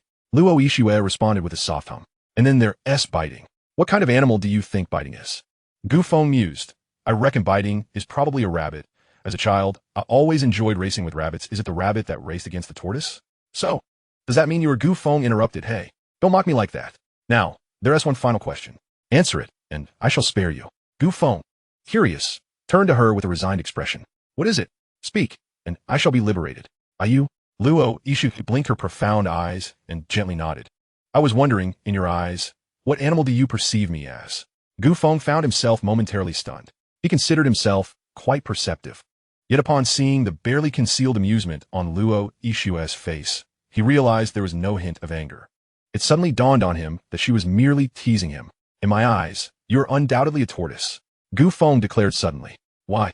Luo Ishue inquired, seemingly perplexed as to why Gu Feng would liken her to a tortoise. Gu Feng dropped the pretense, revealing a mischievous grin. Didn't you call me a tortoise? Then, without warning, he cupped her delicate, rosy face in his hands. Hee now, the dashing Mr. Tortoise is about to kiss his beautiful tortoise lady. Are you ready? I'm not ready. Their lips, sweet as peaches, were abruptly sealed together. A sudden sound interrupted the moment, causing both to break apart in shock. Luo Ishue's cheeks flushed as she turned to see the scene outside the door, her dazed expression sharpening into clarity, her face growing even redder. Uncle Annie, you? Mom. Dad. Why are you here instead of your own home? Couldn't you at least knock? Gu Feng smacked his forehead. Oh my goodness. In my eagerness to kiss, I completely forgot to lock the door. Mom and Dad, are you alright? Why aren't you saying anything? Zhanlan and Gu Changhai remained silent, seemingly frozen in place, their eyes devoid of focus. Just as Gu Feng moved closer, he witnessed them lift their arms in unison, turning mechanically like zombies from movie, and shuffling away. Luo Ishue? Gu Feng. Chapter 136, Developing the Spirit Mind. Gu Feng chased after them, only catching a faint echo of their suppressed laughter as he reached the corner of the house. Gu Changhai, you're killing me. Do I imitate him well? Then he heard Zhanlan mimicking Gu Feng's voice. The dashing Mr. Tortoise is about to kiss his beautiful tortoise lady. Ha ha ha. Gu Changhai, I'm laughing so hard I can't breathe. Gu Changhai coughed, suddenly clutching his chest with a grave expression. Lan, something feels off. Remember to use less oil when cooking at noon. Alright? Zhanlan Bolinket. Isn't it supposed to be less salt for a bad heart? Why less oil? Gu Changhai replied, because our son has oiled me up. Ha ha. I can't take it anymore. I'm laughing too hard. What oil? Of course it's love oil. In the room, faced with his parents' relentless mockery, Gu Feng's face was a portrait of embarrassment. Is it really that obvious? Gu Feng's face reddened as he struggled to utter a few words to Luo Ishue. This moment was undoubtedly the darkest in his life. Luo Ishue glanced at him, calmly and honestly nodding. Gu Feng, then why didn't you stop me? Luo Ishue playfully winked at him and replied, because this is love oil. Why should I stop it? Little Ishue, why have you also become so love oilish? What is wrong with that? Gu Feng's lips curled into a smile, a sudden realization blossoming within him. Was this what they called a harmonious couple? It certainly felt like love oil. By the way, Gu Feng, there is something I want to tell you. What is it? Luo Ishue pondered for a moment, but ultimately decided against revealing her fear of killing. It's nothing. She abruptly shifted the topic. I just remembered that tomorrow is the day we head to the capital. Gu Feng nodded. Indeed, we still booked the tickets to the capital that night. On a well-known abandoned construction site in Jiangnan City, the wind howled. A solitary shadow stood on the 33rd floor of the unfinished building, gazing down at the city's nightscape. Uncertain how much time had passed, a series of hurried footsteps echoed from the stairwell, accompanied by low murmurs of frustration. Damn it. Suinin, why is there no elevator in this abandoned building? I'm exhausted. I hope I'm not late, just as the voice trailed off. A ghostly figure abruptly appeared before him. Your new master? Yin Nu is here. Upon seeing Gu Feng, Hua Feiyu was initially startled. Then his expression shifted to one of solemn respect. Without wasting words, Gu Feng inquired, how is the situation with Zhang Jian? Master, I dared not take matters into my own hands. The Zhang family has been placed under house arrest in their villa, awaiting your instructions. Immediately, Hua Feiyu retrieved a paper contract from his pocket. This document encompassed all the assets of the Zhang family, including the mining rights to 2 recently contracted spiritual mines. Please accept it, master. Spiritual mines? Gu Feng's gaze flickered. To obtain the rights to such mines was indeed remarkable. One must understand that spiritual stones are an exceedingly rare and precious resource, even more so than gold, in this era of spiritual awakening. It is no wonder that Zhang Jian has been so audacious lately. You have done exceptionally well, Gu Feng nodded approvingly. Thus, you shall be in charge of the subsequent development of the spiritual mines. The resources of the Zhang family are at your disposal. With Hua Feiyu now in servitude to him, Gu Feng felt no apprehension regarding betrayal. Looking towards the future, the resources provided by these two spiritual minds would guarantee the foundational support for his and Luo Yixue's future cultivation. Gu Feng understood that powerful awakened ones, once they developed their own spiritual veins, would consume spiritual stones at an insatiable rate. Once the mines began yielding spiritual stones, even without governmental subsidies, he would lead a rather prosperous life. Thank you for your praise, master. This is merely what a servant ought to do, Hua Feiyu replied, his expression brightening. Then, Gu Feng pondered for a moment before asking, can your soul contract now reach the level of binding a mythical beast? After some contemplation, Hua Feiyu responded truthfully, not yet. Currently, I can only bind awakened ones of A grade and below, as well as most ordinary humans. The souls of mythical beasts are often wild and unruly. With my current spiritual power, I am unable to suppress them effectively. However, my adoptive father, Chao Wangde, did mention that if I were to develop a spiritual vein, it might achieve the effect you desire. At the mention of Chao Wangde, Gu Feng's eyes glimmered with a hint of menace. I ask you, were you invited to the Gu family to deal with me under Chao Wangde's orders? If so, as the most powerful figure in Jiangnan, Chao Wangde would pose the greatest threat to the Gu family. He must be eliminated. Indeed, that is the case, but Hua Feiyu then revealed a significant piece of information. At the moment I gained his trust, I had already bound him as a puppet. Gu Feng narrowed his eyes, so the true power behind the Jiangnan Abilities Bureau is you. If this were true, Hua Feiyu was undoubtedly the boss of Jiangnan. In other words, even if he were to leave Jiangnan, with Hua Feiyu present, he need not worry about the safety of his parents. This unexpected delight, including the subjugation of Hua Feiyu, was undoubtedly the most profitable transaction Gu Feng had made recently. Servant, let's take a stroll outside, Gu Feng suddenly declared, and then recalled that Hua Feiyu lacked spatial abilities. He added to the Zhang family villa. In an instant, the space shimmered, and Gu Feng's figure vanished entirely from the 33rd floor of the unfinished building. This scene undoubtedly delivered another wave of shock to Hua Feiyu, leaving him so astonished that he could not contain a scream. Spatial abilities. Is this yet another form of spatial power? Truly deserving of being the master. After a considerable time, Hua Feiyu let out a sigh of envy. He should have realized by now that anyone capable of exerting overwhelming pressure on him through soul power must possess a talent level far superior to his own. In that moment, he felt a swell of pride to have such a powerful master. Oh, right, master wants me to go to the Zhang family villa. He then glanced toward the dim stairwell and muttered, building a dilapidated high-rise is one thing, but at least you could have installed an elevator. Suzi Ni-in, you deserve to be shot. After venting his frustration, he randomly selected a contact from his phone and dialed. Hello, Boss Ma, it's me. I'm on the top floor of Su Yinin's unfinished building. I give you 5 minutes to send a helicopter to pick me up. Otherwise, our collaboration is off. 10 minutes later, at the Zhang family villa, Zhang de Biao's corpse lay on a makeshift doorboard, while Zhang Jian, irritated, was smoking nearby. In the vast living room, only the sorrowful cries of Wang Meili could be heard. All you do is cry. Stop crying. What's the use of weeping when someone is dead? It's infuriating. Suddenly, Zhang Jian flicked the cigarette butt away and bellowed at Wang Meili, burying his hands in his hair. He couldn't comprehend where things had gone wrong. Money was gone, lives were lost, and both he and Wang Meili were under soft detention in this house, unable to contact the outside world. They had been knocked unconscious by Gu Feng and woke up back in the villa. During that time, Hua Feiyu had visited them once, kindly bringing a doctor to tend to their wounds. Afterward, he had delivered all the promised benefits to Hua Feiyu without fail. After all, Hua Feiyu was their last hope and refuge. Yet, he could never have anticipated that Hua Feiyu's demeanor would change so swiftly the moment the contract was signed. He seemed transformed, sending people to confine them. All their relatives and friends seemed to avoid him like the plague. It baffled him as to which part of the plan had gone awry. These beasts, they're all nothing but beasts, he raged. And that little bastard, Gu Feng. One day when I, Zhang Jian, rise again, they will all die. They will all die. Zhang Jian, are you insane? Suddenly, Wang Meili was taken aback by Zhang Jian's frenzied outburst and ceased her tears. After all, if Zhang Jian truly lost his mind, she would have no hope left.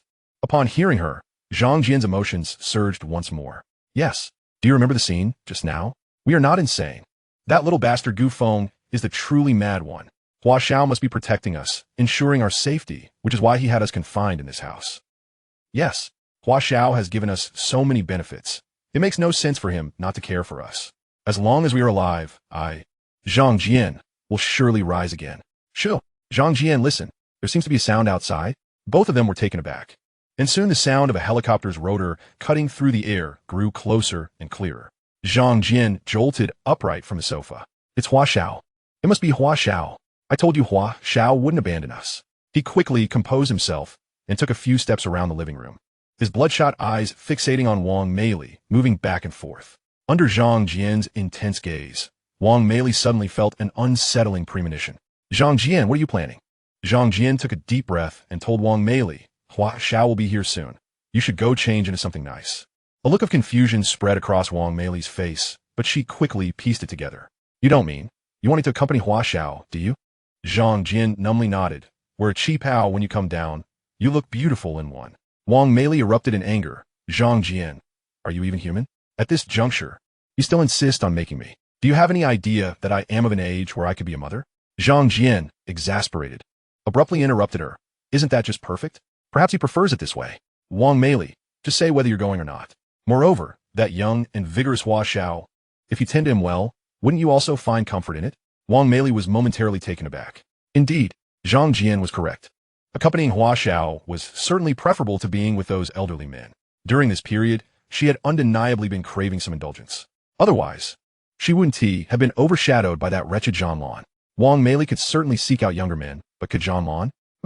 Zhang Jian, remember, I, Wang Meili, am doing this for you, for this family. This is the last time. With a cold huff, Wang Meili resolved to enter the room, accepting the reality for the sake of her future opulence. Just then, the door of the villa swung open.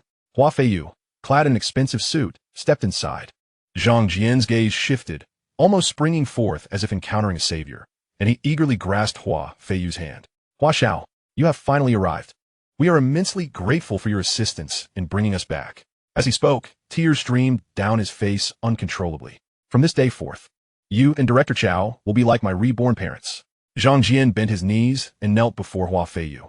Hua Feiyu cast a disinterested glance at him, then withdrew his arm with disdain, coldly retorting, Zhang Jian, spare me the theatrics. I did not come here to listen to your wailing. Zhang Jian promptly stifled his tears. Of course. How could I forget? I have prepared a small gift for Hua Xiao. I hope you won't find it distasteful. Hua Feiyu raised an eyebrow, intrigued. Oh, you have something else? What treasures do you possess that I am unaware of? Do not rush, Hua Xiao. Zhang Jian replied with a knowing smile. Clapping his hands, Wang Meili emerged from the room, adorned in a provocative qipao. Hua Xiao, you have come to see us. With a twinkle in her eyes, she playfully approached and settled herself on Hua Feiyu's lap. Hua Feiyu frowned. Zhang Jian, what is the meaning of this? With a sycophantic grin, Zhang Jian responded. It's merely a token of appreciation. You, who are burdened with daily affairs, must be weary. Why not stay tonight and allow Meili to entertain you, helping you to unwind? Humph, an aging flower, a wilted willow, is hardly of interest to me, he exclaimed, shoving Wang Meili to the ground, and not content with that. He snatched a bottle of flying Moutai from the table and splashed it across her face. Ah, how fierce Hua Xiao is. It stings, Wang Meili cried, pressing her hands against her now aching chest. Had her ample bosom not cushioned the blow, she might have been felled by Gu Feng's kick. The sight of Wang Meili clutching her chest filled Hua Feiyu with revulsion. Are you trying to mimic the beauty of Dong? Sure. How utterly distasteful. With another kick, he sent Wang Meili sprawling 3 meters away. Ugh, you make me feel nauseated. Zhang Jian, still bewildered by the turn of events, suddenly noticed Hua Xiao standing apprehensively and facing the door, bowing his head in deference. In that moment, Zhang Jian surmised that Hua Feiyu was welcoming a distinguished guest. Could it be Director Chao had arrived? Only his adoptive father could elicit such a display from Hua Feiyu. Zhang Jian's heart raced with excitement. What Hua Feiyu abhorred might not displease Director Chao. Meili, hurry, why are you dawdling? Stand up to greet our esteemed guest. Zhang Jian scolded Wang Meili. Ha, Zhang Jian. Take a good look. I am your Gu Feng. To Zhang Jian's utter disbelief, Gu Feng entered the villa. Wang Meili is of an age where you still send her out to entice men. Perhaps you should consider whether others can stomach it? Gu Feng scoffed. Such a notion could only arise from a decrepit hound like you. Gu Feng, You bastard! Zhang Jian gasped, his face contorting with rage at a visible speed. His teeth ground together, and his eyes flickered with unbridled hatred, as if he wished to devour Gu Feng alive. Gu Feng, our family's current state is entirely your doing. Wang Meili glared at Gu Feng with equal animosity. Why don't you acknowledge that your retribution today is merely the consequence of your own misdeeds? Gu Feng retorted coldly. He had no interest in engaging with someone like Zhang Jian. With a disinterested wave of his hand, he dismissed them. Yin Nu, eliminate them. Yes, master. Master? Hua Xiao. You dare. At that moment, Hua Feiyu struck. With a swift motion, he seized Zhang Jian and Wang Meili by the necks, rendering them speechless. Their throats only able to emit garbled sounds. How blind you are. You dare offend someone who is my master. With a sudden twist, he snapped Zhang Jian's neck. And you have sullied my master's eyes. You deserve death. With a sickening crack, Wang Meili too lost her life. Thus, the family was neatly gathered. Phoenix Flame? Gu Feng extended his palm, a small flame dancing as if alive at his fingertips. With a flick of his finger, the flame ignited the corner of Zhang Jian's corpse. Within a minute, all three bodies were reduced to ashes. No, to be precise, not even ash remained.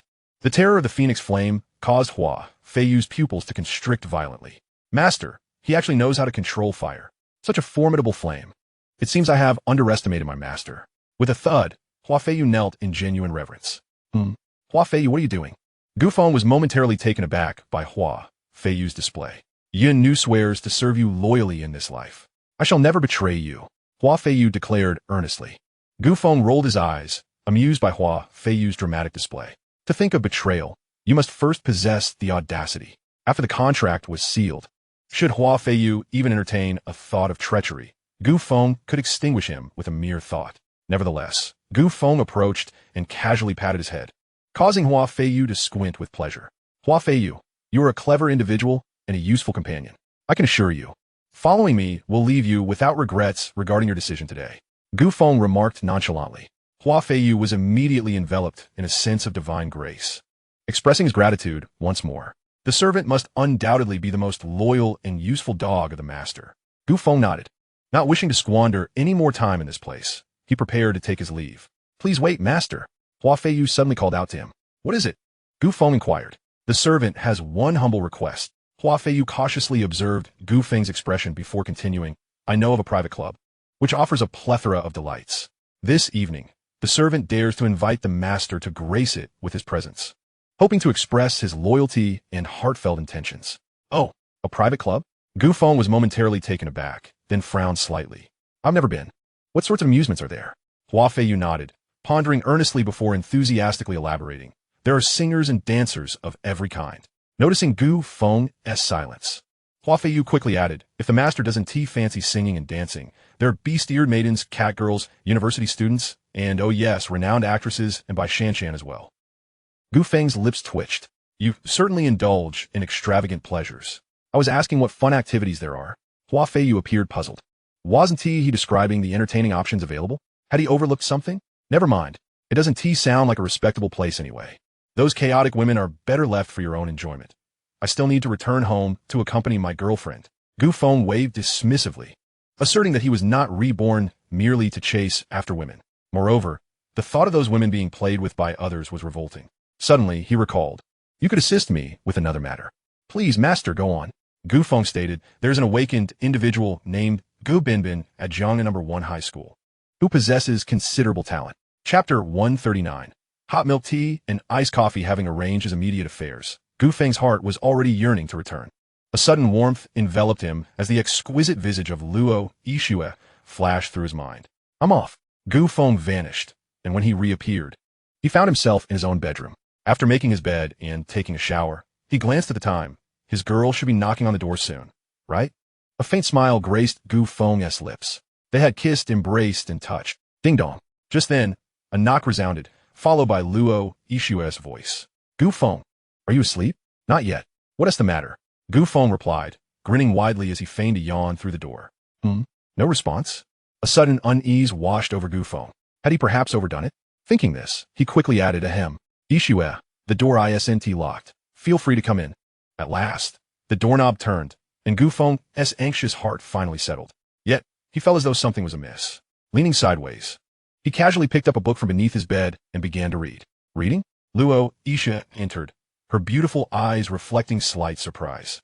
Simultaneously, Gu Feng's gaze fell upon her, tracing down her delicate nose and tender lips to her alluring figure, which the slightly loose nightgown could barely conceal, causing him to swallow hard. The Great Murder Case appears to be a detective novel? Yes. Gu Feng awkwardly averted his gaze, striving to deepen his voice. It's a bit dull to sleep alone, so I read it past the time. Oh, Luo Ishue replied awkwardly. You're holding the book upside down. Gu Feng. You caught me. I did it on purpose. Luo Ishue. Why?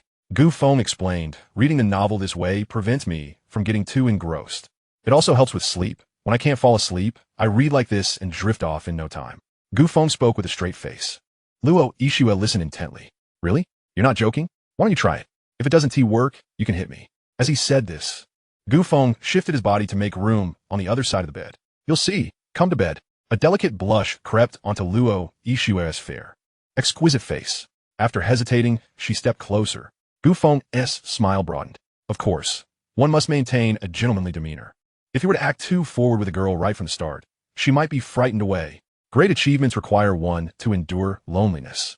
Water must be sipped slowly, and meat must be savored bite by bite to truly appreciate the enchanting process. Then I shall join you. Luo Ishue nodded lightly.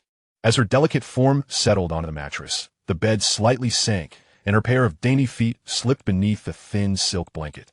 Yet, within the depths of her captivating eyes, doubt flickered. Was Gu Feng truly as honest as he claimed, refraining from being forward with her? If so, he wouldn't have. Fortunately, what she cared about wasn't these trivial matters. Thus, an unusual scene unfolded in the quiet room that night. A pair of strikingly attractive individuals sat on the bed, sharing the same blanket, each holding an upside-down mystery novel, with the girl reading intently while the boy grew increasingly drowsy. No matter how one looked at it, one could only conclude that someone was digging their own grave. The girl, who suffered from a fear of killing, was engrossed in a suspenseful novel about murder in the dead of night. Gu Feng found it perplexing and eventually couldn't help but yawn. It's getting late. Shall we sleep? I'll read a bit longer before sleeping. Are you really not tired at all? Gu Feng persistently asked. Not really, Luo Ishue replied, pausing her reading to share a personal habit of hers. If I decide to read a book, I must finish it all at once. Gu Feng's heart sank. Simultaneously, he inwardly lamented why he had chosen to act so pretentiously. Was it not better to be a simple, honest, and kind person? This was no longer simply digging a pit. It was akin to lifting a stone only to drop it on one's own foot. Well, provided that the book isn't thicker than the Xinhua dictionary, Luo Ishue continued. Indeed, this is the difference between a top student and a slacker. Gu Feng sighed silently. However, when he noticed Luo Ishue's pace of reading, a flicker of hope ignited within him. At her current reading speed, she should finish within the hour, right? Little Luo Ishue, I refuse to believe you can't last longer than this. In his previous life, he could go 7 days and nights without sleep. What was an hour? He swiftly jumped out of bed. Where are you going? I can't sleep. I'm going to brew a cup of coffee. Huh? Brew coffee when you can't sleep? Gu Feng casually asked, do you want some? Luo Ishue nodded gently. Hot or iced? Gu Feng inquired again. Either is fine. Then let's go with iced. Not long after, Gu Feng entered, holding 2 matching couple mugs, one of which had a thoughtful straw inserted. Here, drink it while it's hot. Luo Ishue tilted her head, noticing the peculiar color inside. Hot milk tea? Gu Feng chuckled. Give it a taste and let me know how it is. I made it on the spot. Luo Ishue nodded, her tempting lips enveloping the straw, her eyes sparkling with delight, soon revealing an expression of approval. It's delicious. The taste was surprisingly exquisite. If you find it enjoyable, drink more. And I shall prepare it for you again in the future, Gu Feng said gently. At that moment, Luo Ishue suddenly set down the cup and pulled the blanket up. I want to drink anymore. I suddenly feel a bit sleepy. Time to rest. Gu Feng was taken aback. What about the book? Didn't you say you wanted to finish it? Luo Ishue turned on her side, presenting Gu Feng with a graceful silhouette that inspired thoughts of longing. Her voice was soft. I just remembered we're heading to the capital tomorrow. If I stay up too late, I might miss the flight. I'll read the book on the way. Oh. Gu Feng's lips curled into a smile as he admired Luo Ishue's beautiful back, his heart swelling with joy. Chapter 140. Unable to resist the temptation. It must be said that this cup of milk tea was well worth the effort. It was evident that Luo Ishue was touched by his sincerity. His adrenaline surged, and he swiftly set aside his coffee and discarded his phone, diving into the covers and extinguishing the light in one fluid motion. He then embraced the flawless form of the young woman. the delightful fragrance wafting from her hair further enchanting him. His hands began to wander restlessly. Luo Ishue let out a soft hum, her gaze becoming dazed. Suddenly, she reached out from beneath the blanket and grasped Gu Feng's hand, their fingers intertwining. What's wrong? Gu Feng inquired. Luo Ishue hesitated for a moment before pulling Gu Feng's hand to her pillow, leaning closer to him, nestling intimately within his embrace. What is going on? With the beauty beside him, the intoxicating scent enveloping them, and the warmth of their bodies pressed together, Gu Feng swallowed hard, pressing for an answer. If you don't speak soon, I might just lose control. Gu Feng? At that moment, Luo Ishue finally spoke. He tightened his embrace, responding with a soft hum. Her delicate, ethereal voice floated to him. Have you absorbed that drop of phoenix blood yet? Not yet, Gu Feng replied, somewhat dazed. That phoenix divine blood. It's not so easily refined and absorbed. It's still lingering in my body. Hey, can you promise me not to break through the final barrier before refining that drop of phoenix blood? Luo Ishue bit her lip, as if there was something difficult to articulate. Gu Feng, regaining some clarity, asked in confusion, why is that? Beneath the night sky, Luo Ishue's stunning visage was already flushed a rosy hue. After battling her inner turmoil, she finally parted her lips, shyly and with difficulty explaining. Because my phoenix bloodline is not entirely pure. The phoenix blood is the most ancient substance in the world. Due to our bloodline connection, if we were to, not only would your phoenix blood be drained by me, but your yang essence would also be completely siphoned away. Since your bloodline is of the same origin as the phoenix blood, is it acceptable for me to give you this blood? Gu Feng proposed. After all, it seemed that this extreme yin blood held little use for him. A drop of dragon blood would be just right. Luo Ishue shook her head, stopping him, simply stating, I have no use for it. Her intention was for him to grow stronger. How could she hoard his resources? If needed, she would seek her own opportunities in the future. She didn't elaborate further, merely adding, this is what the phoenix has told me, effectively closing the topic. Gu Feng nodded, a gentle smile gracing his lips. For others, refining phoenix blood might be a daunting task, but for him, let's not forget, he harbored a grand secret that even the phoenix's eye could not penetrate. Then it's settled. Once I absorb this drop of phoenix blood, suddenly, his hand inadvertently found its way to a forbidden area, causing Luo Ishue's delicate form to tremble. Just practicing a bit in advance. Can I touch if I can't eat? Gu Feng shamelessly added.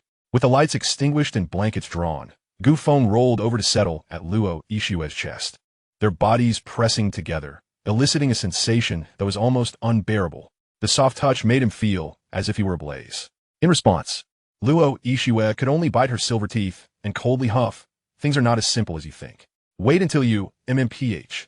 That night was destined to be a sleepless one. The following day at the airport, after a brief moment of reunion, parting had arrived. Ishue, once you're in the capital, make sure to take care of yourself. If anything happens, just call home. Zhanlan held Luo Ishue's hand, reluctant to let go. In your suitcase, aside from your and Xiao Feng's clothes, there are all your favorite snacks. If you miss Annie's cooking, your aunt and uncle can visit you in the capital anytime. No matter what, don't let yourself suffer, all right? As she spoke, tears streamed down her cheeks again. Annie, I understand. You and uncle must take care of yourselves as well. Luo Ishue felt a pang in her heart. Daili embuking Zhanlan. She could sense that Zhanlan truly regarded her as her own daughter. In that moment, she too regarded Zhanlan as her biological mother. Such tender care and warmth of spirit surpassed, in some respects, even that of her biological parents, providing a precious experience that she had never encountered in her lonely past life. Gu Feng and Gu Changhai pushed a large luggage cart from behind. Kid. Gu Changhai suddenly stopped, patting Gu Feng on the shoulder. Gu Feng jumped back in fright, making a gesture of refusal. Dad, we agreed. This is just a temporary separation. No need for the emotional stuff. At his words, Zhanlan immediately shot him a glare, playfully scolding, you little rascal, who's being emotional. You two are genuinely expressing your feelings. That's acceptable, right? That's more like it. Take good care of Ishue. By the next time we meet, she better have lost a little weight, or I'll have your skin. Yes, Mother Zhan, your son acknowledges the order. With me around, I guarantee your precious daughter-in-law won't miss a meal and will only lose a smidgen of weight. All right? Gu Feng replied helplessly. Mom, you've repeated that 1,000 times already. So, is Ishue actually your long-lost biological daughter? You little rascal, dare to speak back. All right, it's getting late. Let the kids board early. Gu Changhai smiled, offering one last piece of advice. Son, although the capital is filled with hidden talents, our Gu family is not to be trifled with. If anyone dares to provoke you, Fight back. Never let yourself be wronged. And don't hesitate to spend money. Your mom and I will always be your staunch support. Gu Feng nodded. Got it. Dad, you too. Take care. We're off. Zhanlan and Gu Changhai turned back 3 times as they departed. Luo Yixue casually reached into her pocket, only to discover that, unbeknownst to her, Zhanlan had placed a substantial bank card within. A wave of melancholy and gratitude washed over her. My mother must be terribly concerned about my well-being. To have offered her personal stash, she thought. Gu Feng observed the sleek black card in Luo Yixue's hand and smacked his lips. Luo Yixue, we must be doubly good to Uncle and Annie from now on. Is that so? That might prove somewhat challenging, Gu Feng replied with a knowing look. Chapter 141, An Enviable Pair. As they conversed, the pair found themselves in a secluded corner, where Gu Feng tossed all his luggage into the spatial stone. Why do you say that? Luo Yixue inquired, her curiosity piqued. Gu Feng raised an eyebrow, a mischievous grin spreading across his face as he leaned closer. Do you wish to know? A kiss, and I shall divulge the secret. Luo Yixue's cheeks flushed slightly, aware that Gu Feng was teasing her. She glanced around and quickly planted a kiss on his cheek. Now, can you tell me? Gu Feng feigned dissatisfaction. Only a kiss on the lips will suffice. Luo Yixue pouted in annoyance. Are you being unreasonable? Indeed, I am your very own exclusive rogue, with no other recourse. Luo Yixue stood on her tiptoes and pecked the corner of his mouth. Satisfied, Gu Feng chuckled, squeezing her delicate hand. If you wish to treat them well, it must be for a noble reason, right? So, if you marry me sooner, that wish can be fulfilled. Just like that? What do you want? I want to hit you. I shall always be at your service, as long as you don't mind. Feel free to unleash your frustration on your boyfriend. Incorrigible. What can I say? You are simply too beautiful, making me prone to mischief. At that moment, with 10 minutes remaining before the flight's departure, the sweet voice of the cabin crew echoed over the intercom. A few tall, graceful flight attendants, clad in neat uniforms, emerged from a service area to remind passengers of certain flight protocols. Welcome aboard the Imperial Capital Star Airlines. May I inquire if Mr. Gu Feng and Ms. Luo Yixue are present? At that moment, a flight attendant adorned with a purser badge approached Gu Feng's seat with a warm smile. Gu Feng looked up slightly puzzled and nodded.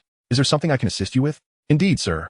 Upon noticing your attentive demeanor, this flight attendant gracefully bent her leg, offering a more personalized level of service as she conversed with Gu Feng. It was undeniable that this flight attendant possessed remarkable poise. Her every movement exuded professionalism and grace, her gentle tone enveloping one like a breath of spring.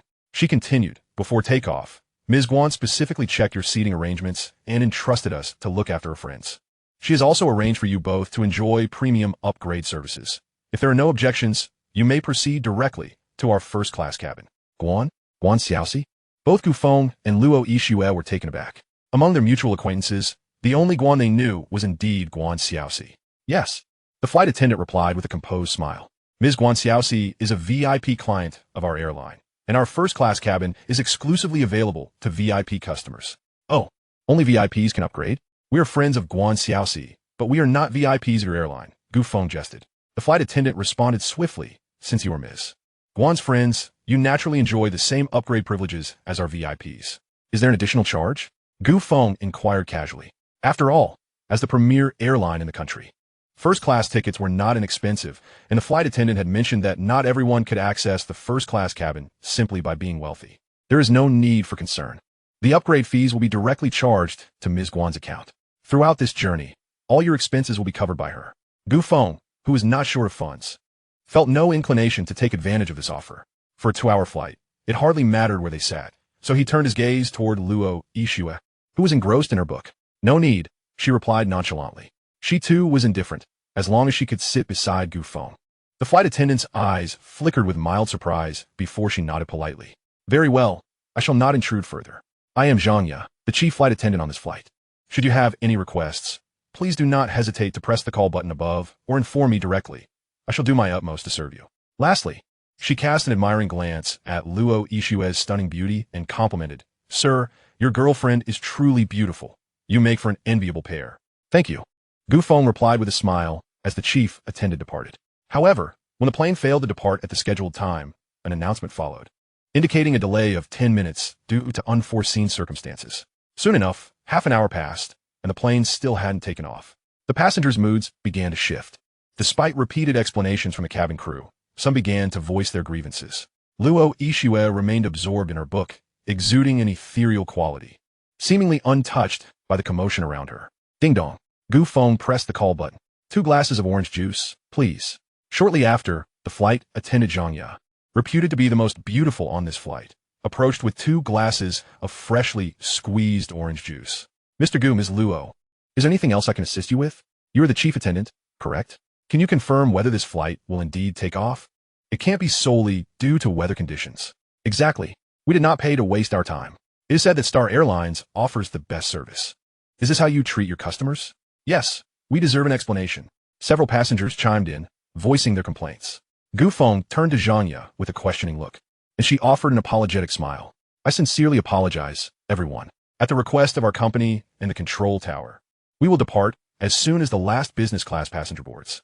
Really? Because of one person, we are all delayed for so long? Do foreigners have such clout? The outcry grew louder, and the crowd's agitation escalated. Feng furrowed his brow, keeping his composure. Please remain calm, everyone. Trust in our crew. There is certainly a reason for this delay. As the crowd's emotions intensified, a disturbance seemed inevitable. Chapter 142, A Nation in Stealth. Zhang, under pressure, declared, I assure you, if the plane has not taken off within the next 10 minutes, I, Zhang, will take full responsibility for this flight. With her repeated assurances, the crowd's unrest was finally quelled, albeit temporarily. As time ticked away, a span of over 10 minutes passed. Amidst the cacophony of announcements, the long-awaited announcement of the flight's imminent departure finally arrived. Simultaneously, the boarding bridge welcomed a tardy foreign dignitary, a tall gentleman bearing the quintessential features of a certain nation's denizens. Feng, seated not too far back, casually glanced around and caught sight of the information strip above the man's head. Class A awakened, martial artist, proficient in whip kicks. What irked him further was the audacious demeanor of this latecomer, who wore an air of arrogance that was utterly grating. A flight attendant, in a gesture of goodwill, approached to assist with his luggage, only to be met with a fluent tirade in the foreign tongue. Subsequently, he clumsily articulated in broken Mandarin, I am a distinguished guest in business class. What rank do you hold to serve me? Fetch your chief attendant. The attendant's face immediately flushed with embarrassment. Upon hearing the commotion, the chief attendant approached and gestured politely. Good day, sir. I am the chief attendant for this flight. Your seat is on the left. Please follow me. Zhang, a rather pleasant name, the foreigner remarked, noticing the name tag on her chest. His expression shifting to one of lewd appreciation. Miss Zhang, your beauty rivals that of our women from my homeland. Thank you, sir. Please this way. Zhang replied with a professional smile, maintaining her composure. No need to rush, the foreigner leered, unabashedly fixating on her. Miss Zhang, your smile captivates me. I admire you. Would you consider a rendezvous? Sir, you are quite humorous. The plane is about to take off. I kindly ask you to take your seat and fasten your seatbelt. Unfazed, the foreigner took a few steps forward, a smug grin forming on his face as he leisurely continued. Allow me to introduce myself. I am Park Gun-suk. In your vernacular, it means something quite impressive. Mi Sangja, are you not tempted to experience it? A few passengers in the economy class could no longer contain themselves. Disgusting. This foreigner is insufferable. Either take the flight or get lost. Park Gun-suk laughed heartily, arrogantly raising an eyebrow at the economy class passengers. Whether I stay or leave is not for you lowly citizens to decide. I am a guest invited by your nation. What gives you the right to command me? He raised his middle finger defiantly. You people, as your name suggests, are meant to serve us from my country. If you disagree, come and test your strength against me. Oh, and by the way, I'm an A-class awakened. Before you challenge me, consider your own capabilities. Damages incurred will not be compensated. You, what did you say? Come and hit me. I relish your frustration, knowing you can't best me. Park Gun-suk appeared to find amusement in the situation, his laughter growing ever more unabashed. We from my nation speak our minds directly, unlike you who beat around the bush, ultimately too timid to take action. What will you do about it? At that moment, Park Gun-suk seemed to sense a subtle yet palpable aura of danger directed at him. His gaze fell upon a girl in the economy section, engrossed in a book, and he found himself unable to look away. To his surprise, amidst the presence of what he deemed lower-class passengers, there was a stunning gem. He approached the middle section, his eyes fixated on Luo Ishua. Exquisite. It is hard to believe such beauty exists without the trace of cosmetic enhancements. Breathtaking. Mi Sangja. Please arrange for this lady to be upgraded to business class. I will cover all expenses. Zhang finally displayed a hint of discomfort on his behalf. Sir, this lady has already declined an invitation to sit in first class once. What? Why? The foreigner exclaimed, realization dawning upon him. I understand now. I was puzzled as to how such a noble and beautiful girl could be in economy class. She must be a princess from a wealthy conglomerate, seeking to experience the life of the common folk. Am I correct? The foreigner grew increasingly animated. In that case, to encounter this beautiful lady, I shall graciously exchange seats with this gentleman. His gesture felt condescending as he looked down at Gu Feng. You appear to be a university student. I will trade my business class seat for your economy seat. Surely, you have never experienced business class before? Know that on Starry Airlines, not everyone can afford such luxury. This is a rare opportunity for you to touch the upper echelons of society. As his voice faded, the entire cabin turned their eyes toward him with incredulity. A muffled laugh escaped from one passenger, breaking the tension. The passengers had grown weary of engaging with this arrogant foreigner. His pride and haughtiness were indeed as notorious as rumored. Did he truly feel no embarrassment? If you feel no shame, we shall bear it for you. Why are you laughing, you lowly citizens? It was the first time they saw a semblance of displeasure on the foreigner's face. He realized they were laughing at him because both the beautiful lady and the young man he had approached had ignored him entirely. The foreigner grew irritated. Hey, I'm talking to you. Are you deaf? As he reached out impatiently to push Gu Feng, the latter's icy voice cut through the air. Step away. The foreigner's fingers froze mid-air, disbelief washing over him as he spoke in a voice laced with anger. What did you say? Repeat that. At the same time, Gu Feng, who had initially deemed the foreigner beneath his notice, turned to face him with a cold gaze. Do you not understand human language? If you wish to live, then leave. The foreigner felt his face flush with humiliation, his expression darkening as his fists clenched, the air around them seeming to crackle with tension. What did you say? Say it again. Zhang Yi cast a concerned glance at Gu Feng, hastily interjecting before the foreigner could act. Sir, can't you see that this gentleman and the lady beside him are together? What do you mean? Zhang Yi replied earnestly. It means this gentleman is our first-class guest. If you insist on causing trouble, then according to airline policy, our staff will have no choice but to ask you to disembark. The final statement was delivered with unwavering confidence, unmistakably favoring Gu Feng. Zhang Yi knew precisely where the allegiances lay between two first-class guests and a mere foreign economy passenger. The foreigner begrudgingly refrained from further provocation, muttering a well-known phrase in Mandarin as he turned away in defeat. Subsequently, he began to curse fluently in a foreign tongue. Though Gu Feng could not comprehend his gibberish, he could still discern the nuances of his tone. What is he saying, Miss Zhang Yi? Zhang Yi, proficient in 8 languages, could not possibly be oblivious to the foreign dialect. After a moment of organizing her thoughts, she replied, he says, all these summer country folk are fools. Why would they not sit in first class? Such imbeciles. Just then, a soft clap echoed as Luo Yixue calmly closed the book in her hands and turned to Zhang Yi, saying, could you kindly assist us with the upgrade process? Of course. Ladies, please follow me directly. As they made their way to first class, passing through business class, the foreign individuals cast resentful glances in their direction, still muttering indignantly in their own language. At that moment, Luo Yixue halted in front of one of them. Pretty princess you. Gu Feng, take care of him. Luo Yixue's words, spoken like pearls dropping, shattered the foreigner's delusions. Huh? Oh. Gu Feng turned to gauge his girlfriend's expression and rolled up his sleeves. So, she upgraded to first class merely to give this foreigner a beating? How adorable. Immediately, Gu Feng's demeanor shifted to a sinister smile, a grin that sent chills down one's spine. The foreigner sensed impending doom and assumed a defensive posture. What do you two summer country folk intend to do? I, Park Gun-su, am not to be trifled with. Oh really? Today you will be. Bang, bang. Soon, the entire aircraft reverberated with the foreigner's anguished wails, accompanied by the sound of fists meeting flesh. I will file a complaint. I will complain about you summer country folk. Someone help. Help me. Whether out of sheer ignorance or indifference, the entire plane's passengers remained eerily silent in response to the foreigner's cries. I was wrong. I truly apologize. I should not have called you summer country folk inferior beings. Confucius was one of yours too. We will no longer pilfer your traditional culture.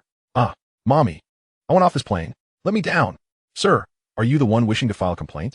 According to our inquiries, none of the passengers have any knowledge of what has transpired. They neither heard nor saw anything. Furthermore, the plane has already taken off. And if you wish to disembark mid-flight, it would require this gentleman to toss you from the sky. Woo-woo, you summer country folk are ganging up on me. Woo-woo, I am an exchange student from Deeching University. The Alliance of Thieves will not let you get away with this. The cries of despair echoed, even reaching the cockpit, causing the captain to be thoroughly entertained. The flight was delayed by half an hour before finally landing. As Gu Feng stepped off the aircraft, all passengers spontaneously raised their thumbs in approval. Gu Feng merely smiled nonchalantly, waved his sleeve, leaving without a trace. Gu Feng, do you know where the T2 pickup area is?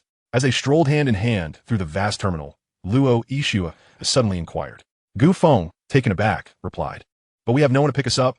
We don't need to go to a designated spot. We can simply hail a cab from anywhere. Teacher Cece said she would come to get us. You were too busy beating someone up earlier, and I forgot to mention it. Oh, I see. She should be nearby. Let us look around, Gu Feng said cheerfully. Let us take a moment to explore our grand capital's airport. Luo Ishua nodded in agreement, adding, the security environment in the capital is indeed quite impressive, far superior to other cities. Not only are armed soldiers patrolling everywhere, but occasionally, Gu Feng could even spot one or two awakened individuals among their ranks. It's different indeed, beneath the feet of the Son of Heaven. Just at that moment, the sound of a quarrel ahead caught their attention. Gu Feng, that sounds like Teacher Cece. What is happening? Let us go take a look. As they approached, they discovered Guan Xiaoxi embroiled in a heated argument with a man, or more accurately, being pursued by a wealthy young man. The commotion was quite considerable. Guan Xiaoxi, do you think I want to come over and offer you my warm face, only to meet your cold one? Don't forget, we have engagement. Enough. Guan Xiaoxi coldly regarded the wealthy young man before her, impatience evident in her voice. Ouyang Tianlei, do you really need to seek that pathetic sense of existence in front of me? I am here to pick up a friend, and do not wish to engage with you. Leave. The wealthy young man sneered, indignantly pointing at his own chest. Leave me? Guan Xiaoxi, are you out of your mind? This airline company is at least partially owned by my Ouyang family. Why should I be the one to leave? If anyone should leave, it's you. Guan Xiaoxi finally furrowed her brow. This airport is not yours. I have nothing to discuss with you. You would do well to keep your distance. The wealthy young man laughed mockingly. I ask you, among the younger generation in this capital, how many dare to disregard Ouyang Tianlei? Guan Xiaoxi is one of the few. However, the more she resisted, the more it ignited Ouyang Tianlei's desire to conquer. Do you so despise me? Then I shall not grant you your wish. Let us see what you can do about it. Chapter 144, Welcoming Wind and Dust. With his words having fallen, Ouyang Tianlei's twisted visage rapidly advanced towards Guan Xiaoxi. Simultaneously, Guan Xiaoxi's fingers danced, and a delicate surgical knife materialized in her hand, glinting ominously. Come any closer, and I shall be unrestrained. Who are you trying to scare? Ouyang Tianlei's face contorted as he spread his palms, revealing arcs of electricity crackling within. With a crack, Guan Xiaoxi's surgical knife was knocked from her grip.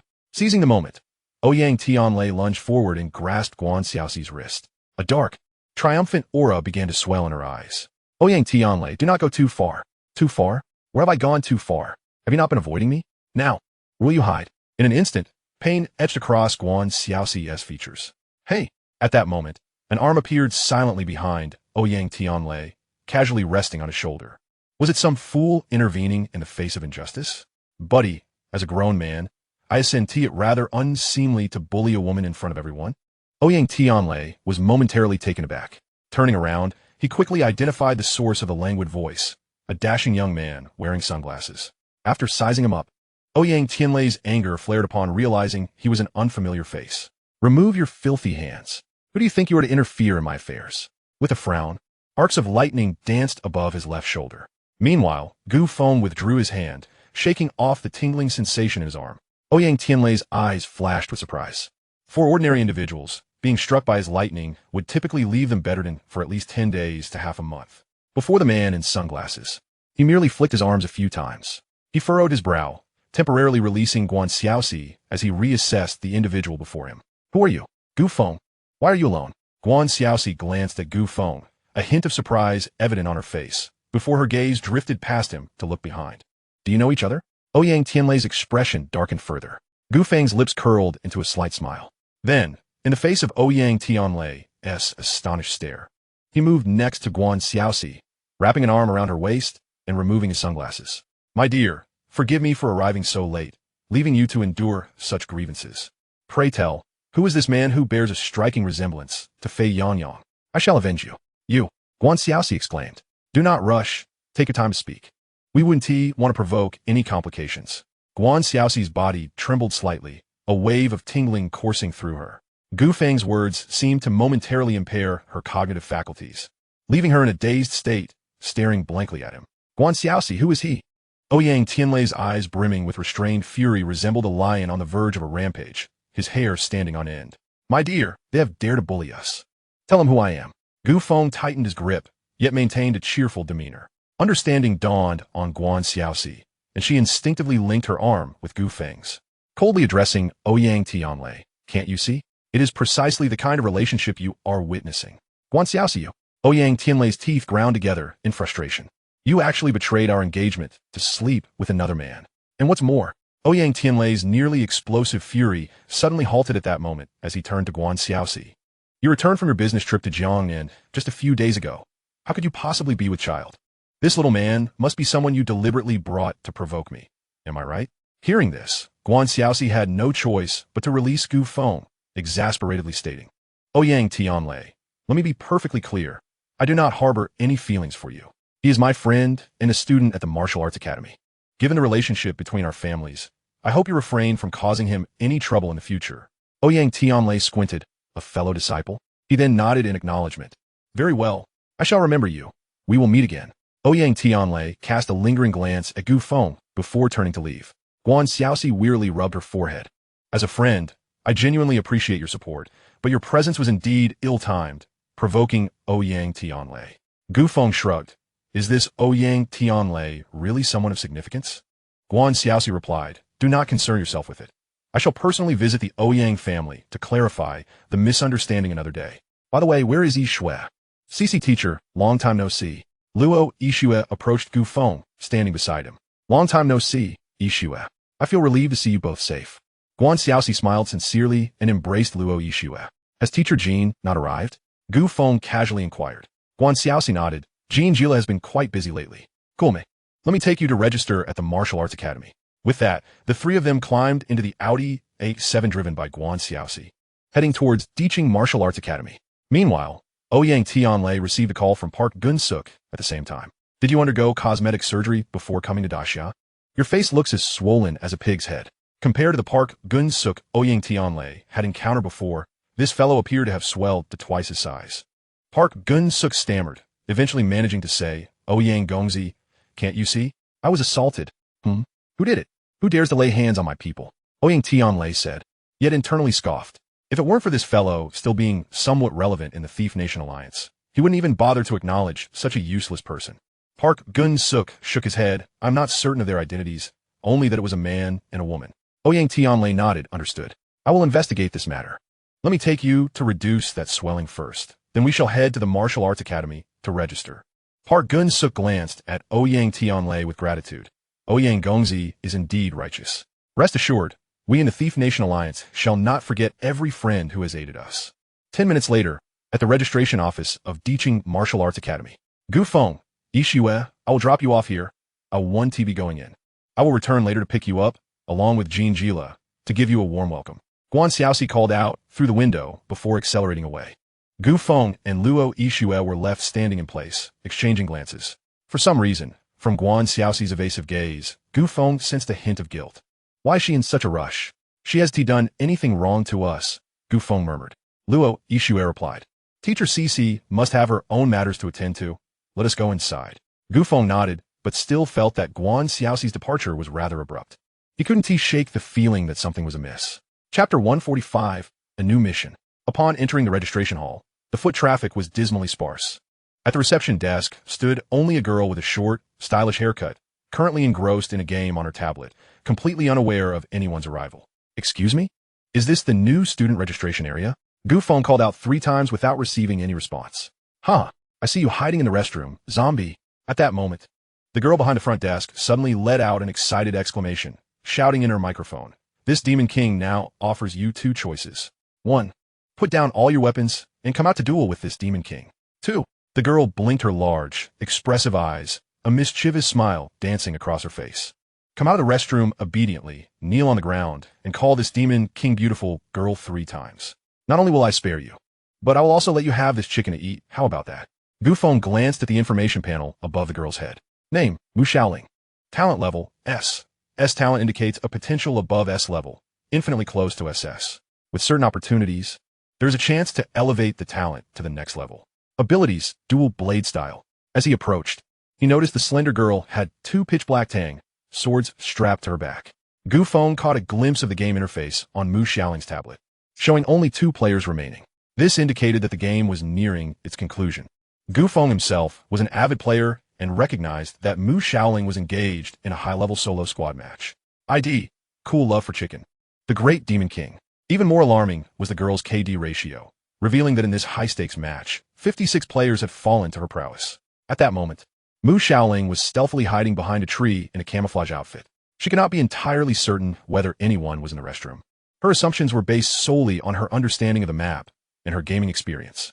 The opposing players were equally unaware of her position. Suddenly, everything changed. A sudden explosion of black phoenix lightning erupted from the restroom, accurately landing beside Mu Xiaoling, transforming into a box that concluded the battle. This cunning fellow actually hid in the lavatory to ambush me. No, this Demon King cannot swallow this indignation. I must retaliate. Meanwhile, a familiar, crisp voice echoed in Gu Feng's mind. Ding. Host, it has been a while. The system? Is there yet another deceptive task being issued? Not at all, host. What you have triggered is a side quest. A side quest? Gu Feng inquired with curiosity. According to the system's advanced algorithms, it has detected that Mu Xiaoling possesses the potential to approach the realm of imperial strength. By winning her favor, you may draw from the system's marketplace. Winning her favor? Favor points, to be precise. The system sighed humanely. Has the host not noticed that the Empress has become increasingly difficult to deceive? Gu Feng nodded in agreement. Indeed, she has become rather hard to fool of late. Reflecting on his recent interactions with Luo Yixue, it was evident that he had been more at her mercy. Her temperament seemed to have cooled compared to before. At times, even he found it challenging to decipher Luo Yixue's thoughts. The system warned with concern. If this continues, I may soon find myself unemployed. Thus, after a period of upgrades, I have developed this extraordinary side quest feature that allows the host to appear more impressive. Approach an awakened individual with the potential to become an imperial strength and earn their favor points. Additionally, for every 10 favor points earned, you may draw from the system's marketplace once. Note, each individual has a maximum cap of 100 favor points. Once reached, no further points can be accrued. So, this means one can only extract a maximum of 100 favor points from the same person. Indeed, furthermore, the system has another piece of news for the host. What news? The first wave of the beast tide is approaching. You mean, this is the Red Moon crisis mentioned in the host's previous life. Gu Feng's brow furrowed with rare gravity. Indeed, everything seems to be accelerating. As someone who has lived through it, Gu Feng understood all too well what the Red Moon crisis entailed. He had experienced 3 Red Moon crises in his lifetime, each marked by rivers of corpses and mountains of bones. In fact, prior to the onset of the Red Moon crisis, humanity's internal strife and power struggles had already depleted a significant portion of its fighting force. Countless talented youths fell victim to the ambitions of the elite. And in a fragmented society, when the true crisis struck, innumerable awakened individuals met their demise before they could even mature, devoured by monstrous beasts. Even the Empress, who distanced herself from these conflicts, found herself burdened with every task. Her solitary struggle was exhausting. Yet, in a fleeting moment, Gu Feng conceived a bold idea. What if, before this apocalyptic Red Moon crisis unfurled, he could gather a cadre of formidable warriors? By uniting a strong fighting force, consolidating these human champions to face the crisis together. Might the outcome be different? Perhaps this was also the deeper purpose behind the system's development of this side quest feature. Little sister, heed my advice. You cannot defeat him.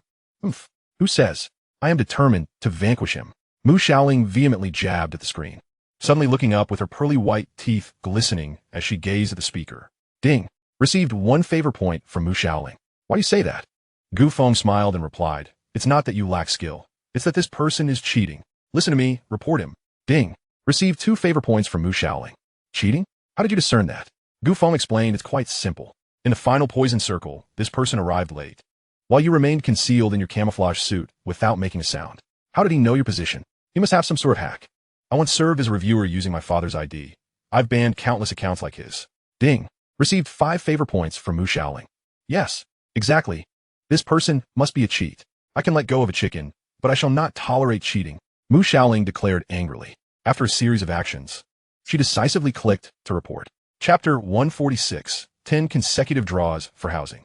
It must be said that the report against an advanced pay-to-win player like Mu Xiaoling was handled with remarkable urgency by the headquarters. Shortly, feedback arrived on Mu Xiaoling's tablet, and unsurprisingly, the culprit received a 10-year gift package. Mu Xiaoling clearly found this resolution satisfying. You must report such individuals. 1 report, and they fall silent. Ding. Received 5 favor points from Mu Shaoling. Brother, you seem to be a seasoned player as well. Let us play together in the future. Mu Shaoling set down her tablet, casting a favorable glance toward Gu Feng. Certainly, but before that, could you assist me with the registration process? Gu Feng seized the opportunity to ask. Mu Shaoling suddenly realized. Oh, you are here to register. To be honest, you two are the last to arrive before the training session, along with a foreign exchange student. Finally, all the awakened ones at the Martial Arts Academy are gathered. Brother, please tell me your name. I shall assist you. Gu Feng from Jiangnan, he replied. Wow, brother. You are Gu Feng, SSS level. Your talent is impressive. Mu Shaoling exclaimed. Received 10 favor points from Mu Shaoling. Brother, your registration has been successfully processed. Here is your dormitory key. Take care. All issued supplies have been distributed to each person's bed. You will find them upon your return. Gu Feng nodded. Thank you. He accepted the key and added, This is Luo Yixue from Jiangnan, who is also here to register. Upon seeing Luo Yixue, Mu Shaoling's eyes sparkled, and she playfully stuck out her tongue, her eyes crescent-shaped with delight. How foolish of me.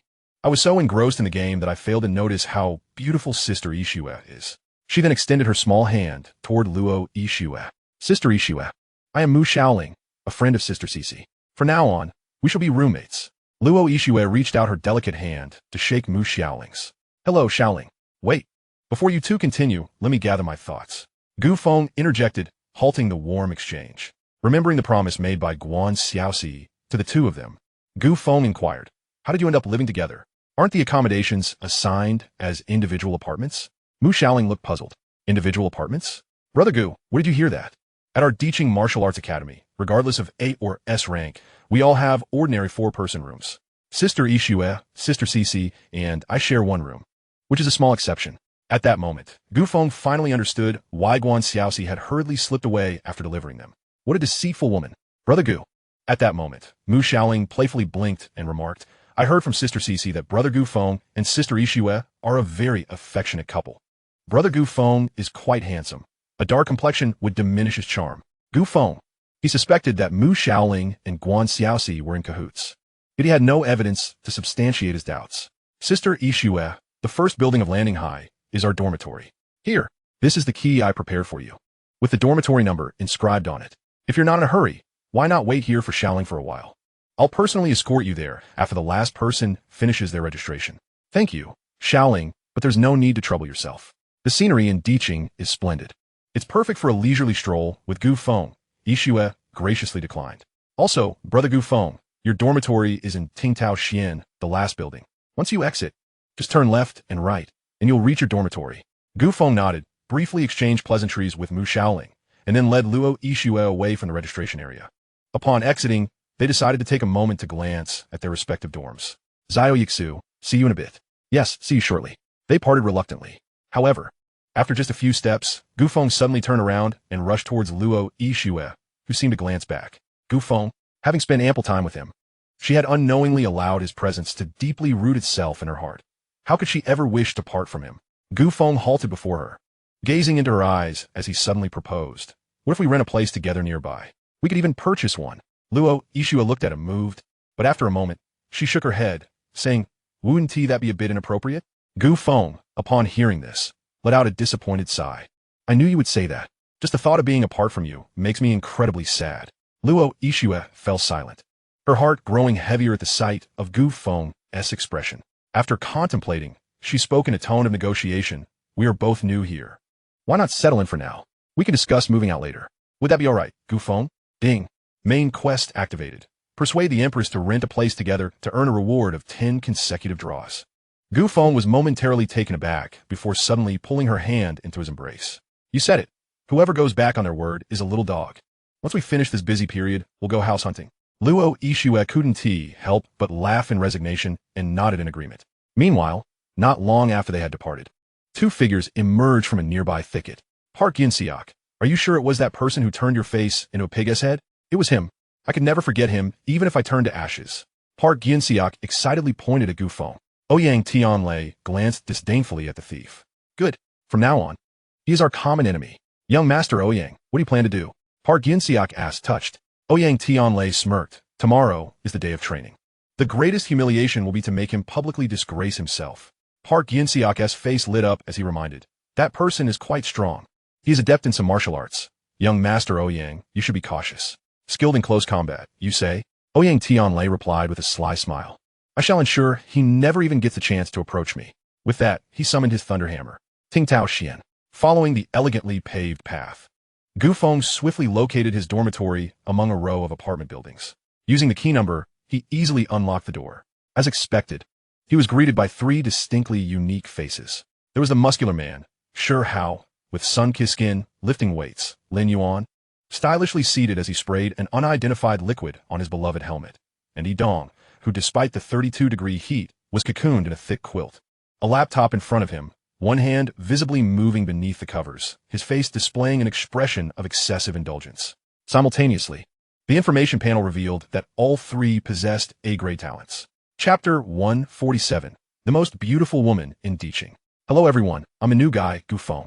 Upon hearing this, all three roommates paused their activities and turned to face the entrance. Hello, new Gu Feng. The muscular man set down his weights and was the first to respond. I'm Shi Hao. You can call me a Hao or Haozi. Then came a handsome fellow polishing his helmet. Nice to meet you, new Gu Feng.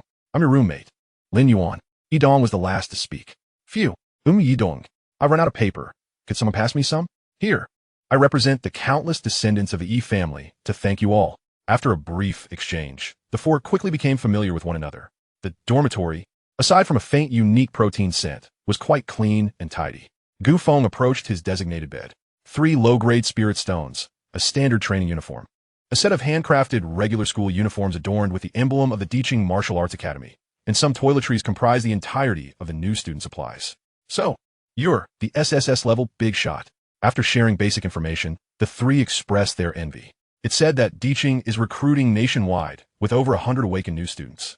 Only 3 are at the SSS level. I didn't expect one to be in our Ting Tao Xian. Gu Feng, since your talent is the highest, why not take the role of dorm leader? Ting Tao Xian is counting on you to bring us glory. Gu Feng, occasionally glancing at his phone, replied, I can't be your dorm leader. Shi Hao asked in confusion, why not? Isn't being the leader a good thing? What's so good about being the leader? Gu Feng shrugged dismissively. I still need to spend time with my girlfriend. This statement resonated like thunder in the hearts of the others. Even Yi Dong paused his activities, wide-eyed and sitting up from beneath his covers. What? You have a girlfriend? You actually have a girlfriend? The three were collectively astonished. What? Don't you guys have one? They all grimaced, their tender hearts once again feeling the sting of reality. Yi Dong slowly opened his eyes and feebly asked, I do have one. Does that count? That counts as nothing. Lin Yuan shot him a glare. Gu Feng, being from Jiangnan. Does that mean your girlfriend has also come to the capital? Yes, she has. Renting outside isn't cheap, is it? We just arrived and haven't rented a place yet. Shi Hao fretted. So, she'll have to stay in a small hotel? You're not worried about her being alone outside, right? The problem is, small hotels aren't cheap either. Lin Yuan nodded in agreement. Hao makes a good point. Since we're all in the same dormitory, we're brothers. A brother-esque girlfriend is also a friend of mine. I'm from the capital. Why not? Let your girlfriend stay at my place. Lin Yuan, are you trying to dig a hole for yourself? Shi Hao exclaimed. You really dare say that? Aren't you afraid Gu Feng will stomp on you? Yi Dong, agreed. Let us stomp on his brother. Gu Feng also cast a chilling glance at Lin Yuan, causing Lin Yuan to break out in goosebumps, realizing that everyone had misunderstood the situation. He hurriedly interjected, Feng Di. No, Feng Gu, please don't listen to their nonsense. The matter is as follows. In the past, my family had a room in a narrow alley, which is now lying idle. My parents are reluctant to rent it out. It's not large, only about 10 square meters. What I mean is, if you don't mind, your girlfriend could temporarily stay there. It wouldn't be a problem. Upon hearing this, Gu Feng withdrew his piercing gaze. Lin Yuan, thanks, but for now, she doesn't plan on living outside. She's staying on campus. On campus.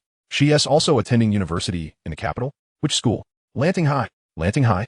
Which Lanting High? The three of them were momentarily dumbfounded. Are you sure you're talking about the Landing High next door?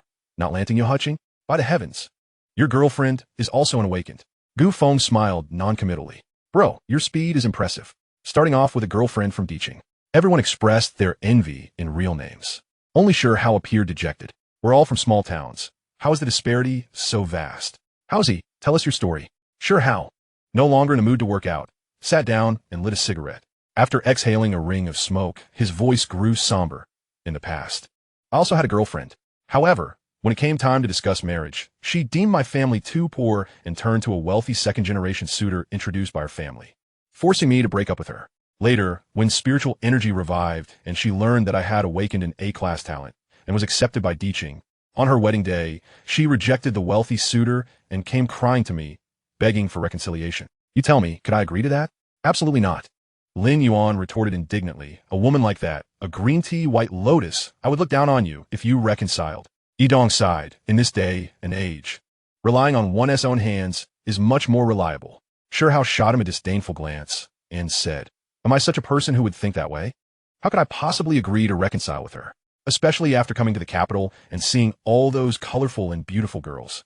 I've truly opened my eyes and let go. Even if I, sure Hao, were at my lowest, I wouldn't stoop to eating that backtrack. You're right to think that way. Speaking of beautiful women, everyone's expressions suddenly shifted. Even Yidong's vacant eyes sparkled with an unusual light, instinctively lying down and covering himself with a thick quilt. Do you know who the most talented and beautiful first beauty among this batch of martial arts academy freshmen is? Who? Gufeng looked over at Sure Hao with keen interest. In his mind, whether in this life or the last, Luo Yixue was undoubtedly the epitome of beauty. Could there be anyone more stunning than her? He did not believe it. If I just say it outright, it would be too boring. Why not take a guess? At the critical moment, Sure Hao dropped a hint. Chapter 148, Ling Si Ring. Is it Guan Xiaoxi? Yidong spoke up at this moment. Guan Xiaoxi, back when she was at Diching Academy, was called the most beautiful instructor. I heard she has also joined the martial arts academy now. Both graceful and alluring. Her talent is not lacking. I believe Guan Xiaoxi deserves to be the first beauty among this batch of students. Yidong described her with fascination. Occasionally glancing at his computer screen, Gufeng internally exclaimed, goodness. A casual glance at Yidong's computer made him shiver. The beauty on Yidong's desktop was none other than Guan Xiaoxi. Hee, beautiful, right? I found this from the old forums of Diching. Gufeng nodded with a strange expression. If Guan Xiaoxi were to find out, she would probably arrange a complimentary sterilization procedure for him. Well, living with these lively characters doesn't seem as terrible as I imagined. Even if I misled him about the single apartment matter, it's even now. Sure Hao remarked. Although Guan Xiaoxi is beautiful, she ranks only second in the martial arts academy. Yidong scoffed dismissively. You're just blowing hot air. Why don't you reveal the name of the first beauty? Show us a picture so we can see. Xia Fian. Sure Hao slowly uttered those 3 words and then took out his phone. Although he only managed to capture a profile shot, it was sufficient. All right, let you guys see what you've been missing. Several heads immediately leaned in closer. Wow, this is the Xia Fian you mentioned. That fair skin, that delicate face, those long legs and black hair. She has the essence of Shinomiya Kagaya. Yidong, genuinely love it. Wow, send it to me. I'll use it as my computer wallpaper. You little rascal, using it as wallpaper is one thing, but don't get any ideas about my goddess. The key point is that she is one of the 3 SSS awakened ones and a bona fide citizen of the capital. By the way, Lin Yuan, you're also from the capital. You must have heard of Xia Fian, right? I wonder what kind of man she likes. Do you think I have a chance? You? Lin Yuan lightly scoffed, saying, I can only tell you that Xia Fian is very deep. I advise you not to set your sights on her. She is not on the same level as us, and is someone we cannot afford to provoke. Gufeng merely glanced at the photo before casually withdrawing his gaze. Xia Fian had decent aptitude. In terms of appearance, she was still a fraction below Luo Yixue. However, she could certainly be placed on the same pedestal as the previous life maid, Gongsun Wanyuan. Damn, you could have just said I'm not worthy. Why go for the roundabout? Sure Hao grumbled in frustration. According to Lin Yuan, Xia Fian not only possessed beauty, but also had a mysterious identity. This left everyone with a special anticipation for the training session the next day. I propose we gather tonight at the D Capital Canteen. We can eat while chatting and enjoy some beautiful sights. What do you think? Yidong suggested at that moment. Ding. At the same time, Gufeng received a WeChat message from Luo Yixue. Luo Yixue, Gufeng, Cici said she wants to treat us to dinner tonight. Are you going? Gufeng promptly replied. Sure, I'll come find you shortly. Luo Yixue, you agreed? Gufeng, when there's a free feast, why not partake? Luo Yixue, all right, I'll wait for you.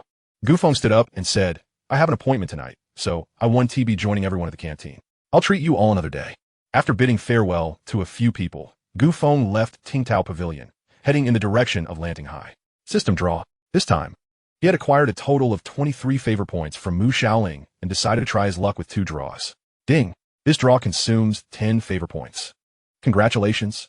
Host, you have drawn a set of invisible elemental battle armor. Elemental battle armor. When armed, you'll be immune to the 4 elemental attacks of wind, fire, thunder, and lightning for 3 minutes. After 3 minutes, it will automatically enter a 24-hour cooldown period. Draw again. Ding! This draw consumes 10 favor points. Congratulations, host. You have drawn a pair of Lingxi rings. The Lingxi bracelet. Function 1. Both parties must wear 1 bracelet each. When one misses the other, they can sense each other's location.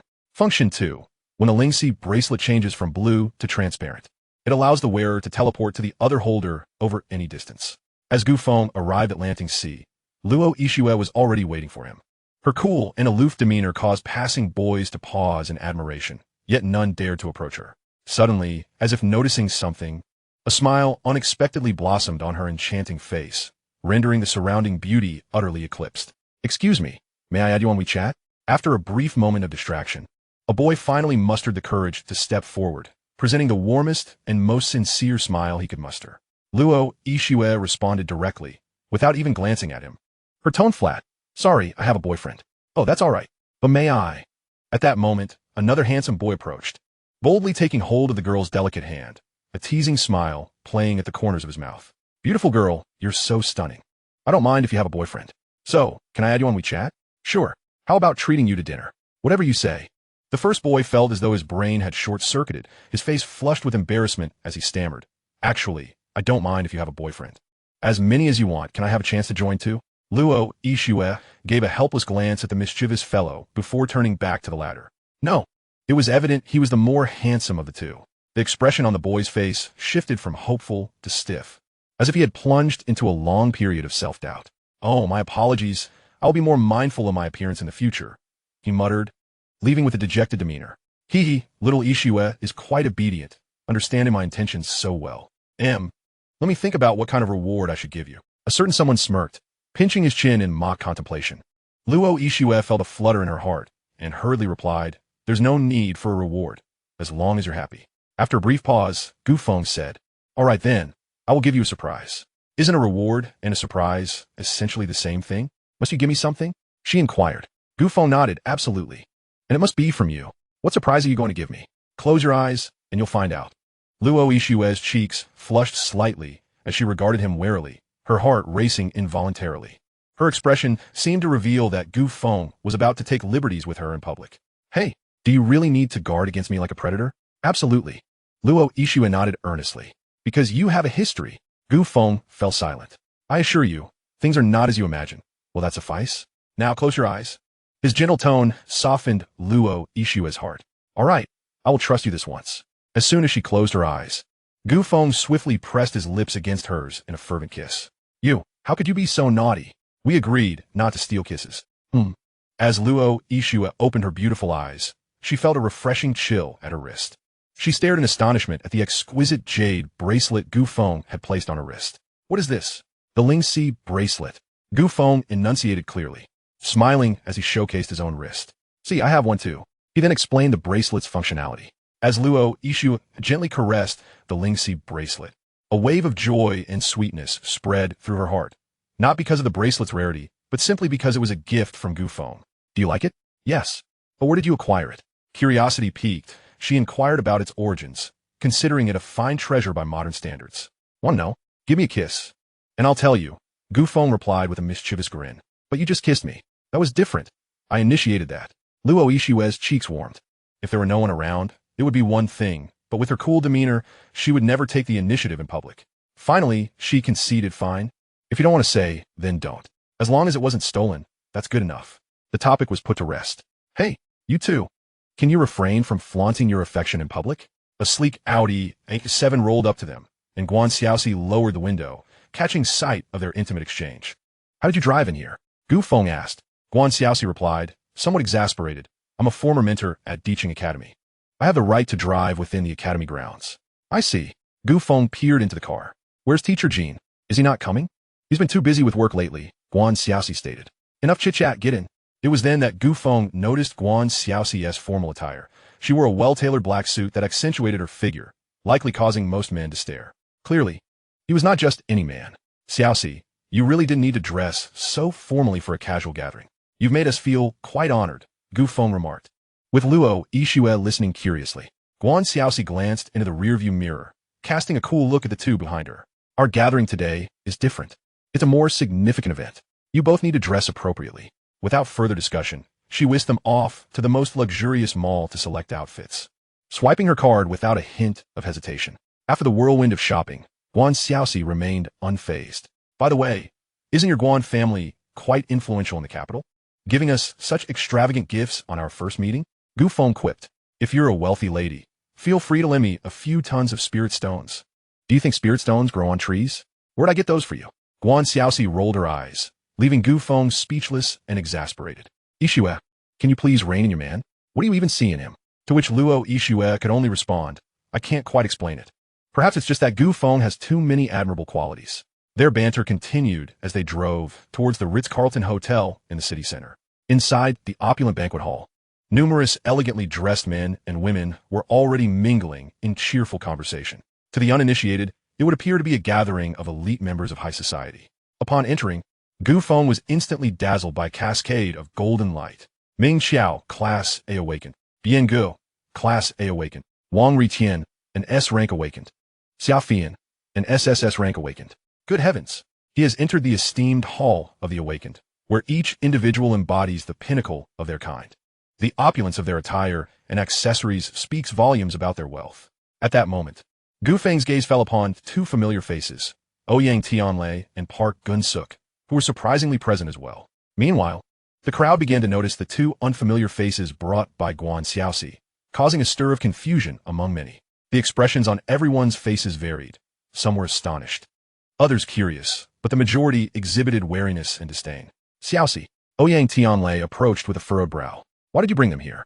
Are you not aware of the significance of this occasion? Guan Xiaoxi frowned slightly and replied coolly, They're my friends. I have my reasons for bringing them, so you need not concern yourself with it. Ouyang Tianlei. You. Ouyang Tianlei's expression grew darker, and he turned away in frustration. Not at all. Brother Tianlei, do not be angry. The very fact that Xiaoxi could bring them here indicates that they must possess exceptional qualities. During these extraordinary times, it is beneficial for the capital to welcome more fresh blood. At that moment of awkward silence, a suave and striking young man stepped forward to smooth things over. After casting a friendly nod to Luo Ishue, his gaze turned to Guan Xiaoxi, urging, Xiaoxi, why not introduce your friends to everyone? Guan Xiaoxi nodded, casting a grateful glance at him. Thank you, Ling Feng. She then displayed a poised smile to the attendees of the banquet. As for my two dear friends, many of you may not recognize them, but I believe several among you have heard their names. From Jiangnan, we have Gu Feng, an SSS rank awakened. Also from Jiangnan, we have Luo Ishue, an SSS rank awakened. As expected, upon hearing Guan Xiaoxi's introduction, the crowd was engulfed in expressions of astonishment. So it is Brother Gu and Miss Luo, Xia Lingfeng remarked with a smile, turning his attention to the two. Congratulations to both of you for exhibiting such extraordinary talent in awakening. Fian. Summer Fian approached Xia Lingfeng's side, smiling radiantly. Hello, I am Summer Fian, Xia Lingfeng's sister. It is a pleasure to meet you. Her gaze lingered on Luo Ishue for several seconds. I have long heard that Jiangnan nurtures remarkable individuals. I did not expect Sister Ishue to not only possess extraordinary talent, but also to be so beautiful. Brother, don't you agree? Xia Lingfeng chuckled. Indeed, Miss Luo is quite stunning. I thought you might feel jealous, but it seems I was overly concerned. Haha. Summer Fian shot her brother an exasperated glance. Miss Luo is beautiful, but so is my sister, all right? From now on, we shall all be schoolmates. Welcome to teaching. Luo Ishue regarded the Xia siblings favorably and nodded politely in acknowledgement. As Xia Lingfeng's words concluded, the venue erupted in warm applause. Ouyang Tianlei's face darkened as he whispered something to a tall man beside him. Moments later, the imposing figure, with a grim expression, approached Gu Feng. Brother Honglei, what are you planning to do? Guan Xiaoxi stepped forward to address the approaching Ouyang Honglei. Xiaoxi, you are destined to be the future daughter-in-law of the Ouyang family. Why do you persist in defending outsiders? Ouyang Honglei said, displeased. Guan Xiaoxi frowned, wanting to respond, but ultimately refrained. This friend from afar wishes to thrive in the capital. Relying solely on an SSS rank title may not be sufficient to earn respect. He must demonstrate true prowess, Ouyang Honglei remarked, openly seeking confrontation with Gu Feng. Are you looking for a fight? Gu Feng raised an eyebrow. Ouyang Honglei paused for a moment before breaking into a subtle smile. Kid, you brought this upon yourself. Don't regret it. Very well, let this serve as entertainment for everyone. Rest assured, My greatest virtue is my restraint. I won't let you suffer too humiliating a defeat. Gu Feng suddenly frowned. While that may be true, as an SSS rank talent, wouldn't it be unfair for me to battle you? Why don't you and Ouyang Tianlei face me together? That way, it wouldn't be seen as bullying. What did you say? Ouyang Honglei's expression shifted dramatically. The crowd collectively gasped, clearly believing Gu Feng had lost his mind. What was he thinking? Did he intend to fight the Ouyang brothers? Had he a death wish? It was well known that both Ouyang Tianlei and Ouyang Honglei were S-rank talents, masters of the formidable lightning abilities. In a real confrontation, either of them could easily take on two awakened of the same level. Gu Feng, are you sure about this? Guan Xiaoxi asked, her tone laced with skepticism. Xiaoxi, let him do as he wishes, Luo Yixue replied calmly. Though she was not unconcerned for Gu Feng, she understood him deeply. Her faith in him was as unwavering as her faith in herself. Guan Xiaoxi could only nod in response. Ouyang Honglei scoffed, kid. Are you certain your previous words were not jest? If so, I shall take them seriously. Brother Tianlei, Brother Honglei, since you insist on sparring, I have nothing more to say, but let us remember to keep it within reasonable bounds. Xia Ling Feng interjected. Brother is right. If the commotion becomes too great, it may attract the law enforcers, which would be undesirable, Summerfian added. Undoubtedly, the words of the Xia siblings carried weight, prompting the Ouyang brothers to nod in agreement. Miss Luo, Fian, let's step aside. Luo Yixue exchanged a glance with Gu Feng, allowing him the space to demonstrate his abilities. Lightning Bind. Ouyang Tianlei unleashed his signature ability first. A powerful lightning bind, infused with 80% of his strength, struck Gu Feng with precision. Hiss, this foolish boy. Why doesn't he dodge? Is he finished? The crowd collectively inhaled sharply, lamenting Gu Feng's apparent misfortune. He had already been struck by Ouyang Tianlei's formidable move, and they could almost envision him convulsing on the ground. What is happening? He seems unharmed? Moments later, everyone was left dumbfounded. Ouyang Tianlei, have you not had your meal today?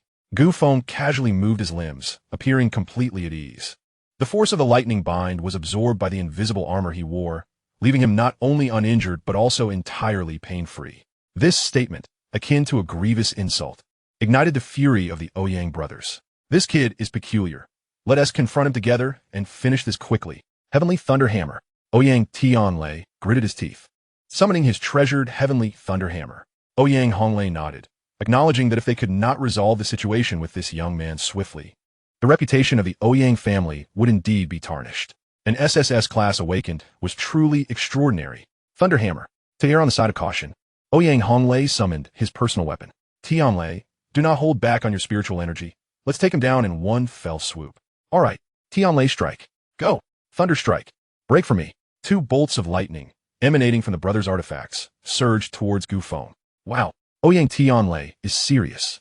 Such a formidable lightning strike could easily incapacitate even an SSS class powerhouse. Brother, these Ouyang family members are truly shameless. It was too late to intervene now. It was up to Gu Feng to find a way out. Good luck to him. With a nonchalant demeanor, Gu Feng remained completely still, mockingly observing the two brothers as the dual strikes of lightning struck him. What? Yes, unharmed? How is that possible? This is beyond my experience. I have never encountered such a freakish individual beneath the Emperor's feet. The Ouyang brothers stared with wide eyes, astonished that their assault had proven ineffective. How could they contend with such a being? Was he perhaps a child of the elements? Damn it, he is completely toying with us. In an instant, cold sweat trickled down Ouyang Honglei's face. Is it over? Then it's my turn now? Gu Feng grinned, a devilish smile gradually forming at the corners of his mouth. Chapter 151. The great mouth of the awkward hare opened wide, ready to feast. What do you intend to do, Gu? In the blink of an eye, Gu Feng's figure vanished from sight. After a dazzling afterimage, he reappeared behind Ouyang Tianlei. A simple yet powerful kick landed squarely on Ouyang Tianlei's backside, sending him tumbling forward in a most undignified manner. Ha ha ha. Laughter erupted throughout the venue. Gu Feng, you promised to hold back. Don't go overboard. Ouyang Honglei, fearing he would receive a similar treatment, swung his thunder hammer at Gu Feng. Yet, his movements could not match Gu Feng's speed. After a series of frantic swings, he found himself utterly exhausted and had not even managed to graze Gu Feng's clothing. Before long, the two brothers were at a disadvantage, relentlessly pursued and battered by Gu Feng. They had even lost their hammers. Park Gun-suk's pupils constricted sharply, instinctively cowering in a corner, trembling. This scene was all too familiar. Recalling how he had been ruthlessly beaten by Gu Feng on the plain, his bones ached in sympathy. Enough. I said enough. Did you not hear me? What was supposed to be a sparring event had devolved into a farcical spectacle. Gu Feng, seemingly unfazed, relentlessly pounded the two brothers, his fists raining down like a relentless drumbeat upon them. Oh, roar. Xiao Lingfeng, are you not going to make him stop? Xia, save me. Xiao Lingfeng could only watch as the two brothers scurried away, pleading, do you surrender? We admit defeat. Please make him stop. In an instant, Xiao Lingfeng transformed into a wind shield, positioning himself in front of Gu Feng. Brother Gu, may I have a word? Speak, Gu Feng replied. After a moment's contemplation, Xiao Lingfeng continued. Initially, the brothers were in the wrong for going all out against you. They have learned their lesson. If you feel vindicated now, perhaps you could let them off the hook? Gu Feng, please stop, urged Guan Xiaoxi. After all, she still had a betrothal relationship with Ouyang Tianlei. And since Gu Feng had come here with her, if things escalated, it would reflect poorly on both the Guan and Ouyang families. Very well. But let this be a lesson for the future, Gu Feng replied coolly. Regardless of the circumstances, Guan Xiaoxi had brought him and Luo Yixue here out of goodwill. Some regard was due. The Ouyang brothers, momentarily relieved, could breathe again. Suddenly, Ouyang Tianlei exclaimed, Where's my thunder hammer? Where did it go? Has anyone seen my hammer? My thunder hammer is missing.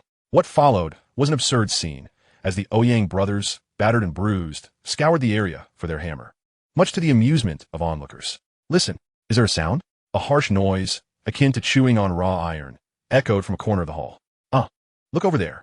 Something dark and fuzzy, someone exclaimed, directing everyone's attention. There, the brothers' hammers were being held aloft by a fist-sized black coal-like creature, one in each claw. This creature, astonishingly, opened its mouth, twice the size of its body, and with wide, round eyes, began devouring the two large hammers voraciously. What kind of creature is this? So adorable. I want to pet it, but if it eats hammers, will it eat people too? But it was undeniably cute. The black coal creature. A chorus of enamored girls gazed at the little being, their eyes transforming into hearts. In no time, the two enormous hammers had been devoured to the point of being unrecognizable. The Ouyang brothers were utterly frantic. Where did this abomination come from? Return my thunder hammer. Spit it out. This spectacle was akin to disturbing the ancestral graves of the Ouyang family.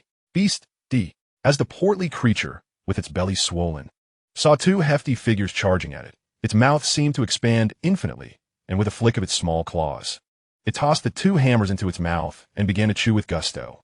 Burp. The black coal creature let out a satisfied belch, looking utterly pleased. Gu Feng could only smile wryly.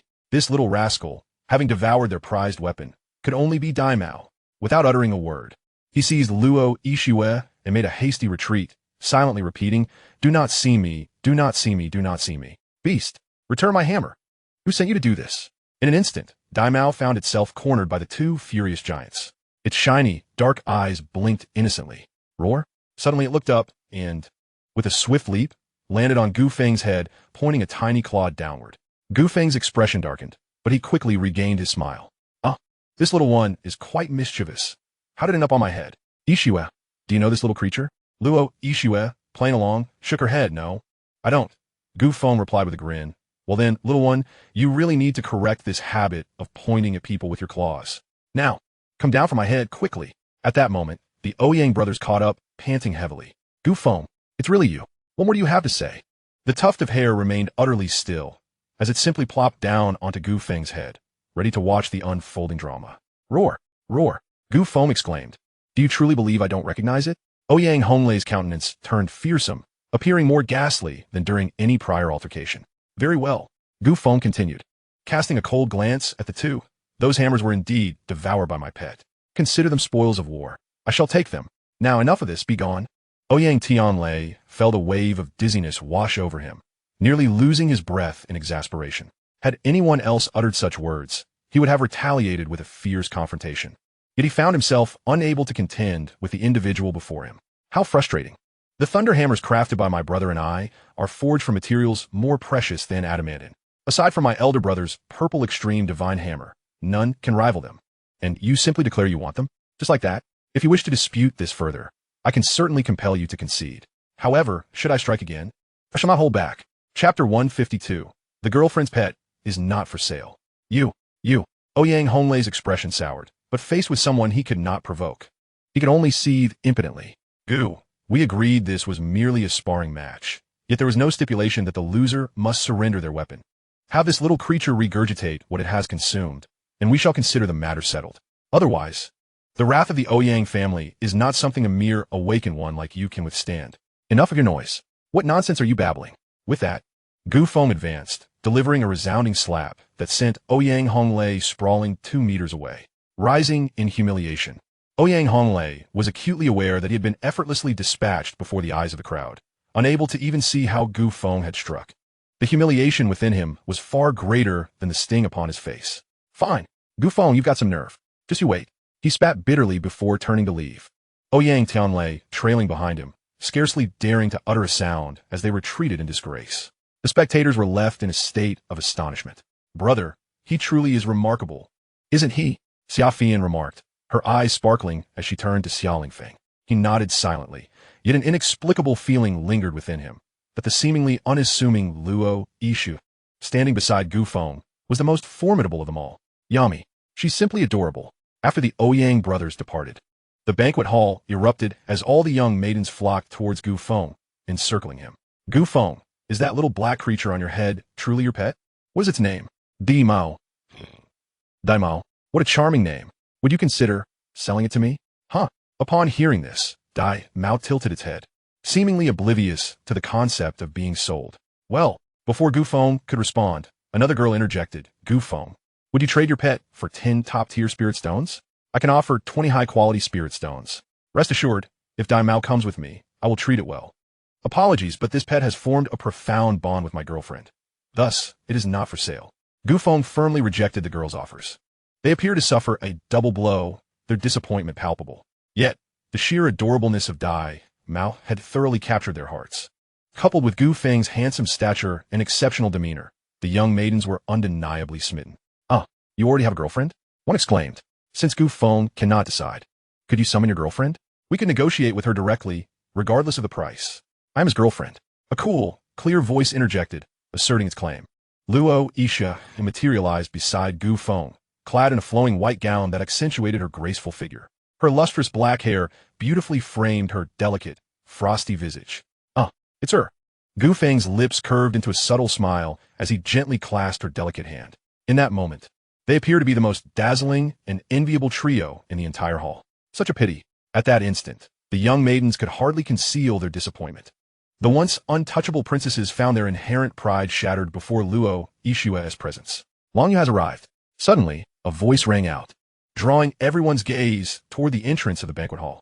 There sat a red-haired girl of about 18, confined to a wheelchair, reliant on her attendants for movement. The myriad of gazes directed at her seemed to provoke no reaction. Her eyes held an eternal, unchanging indifference.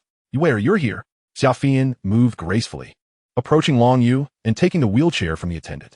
Fian, Long Yu's calm gaze swept across the crowd, her brow slightly furrowing as she inquired. Did I miss something? Xia Fian nodded. I will tell you shortly, but first, allow me to introduce you to 2 individuals. She wheeled the chair closer to Gu Feng.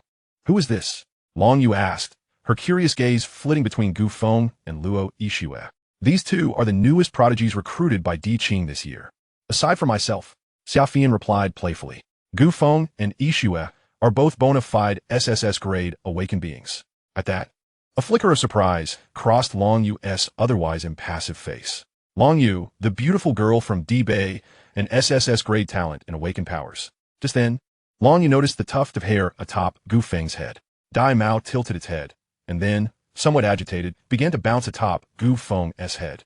Dai Mao, have you taken your medicine?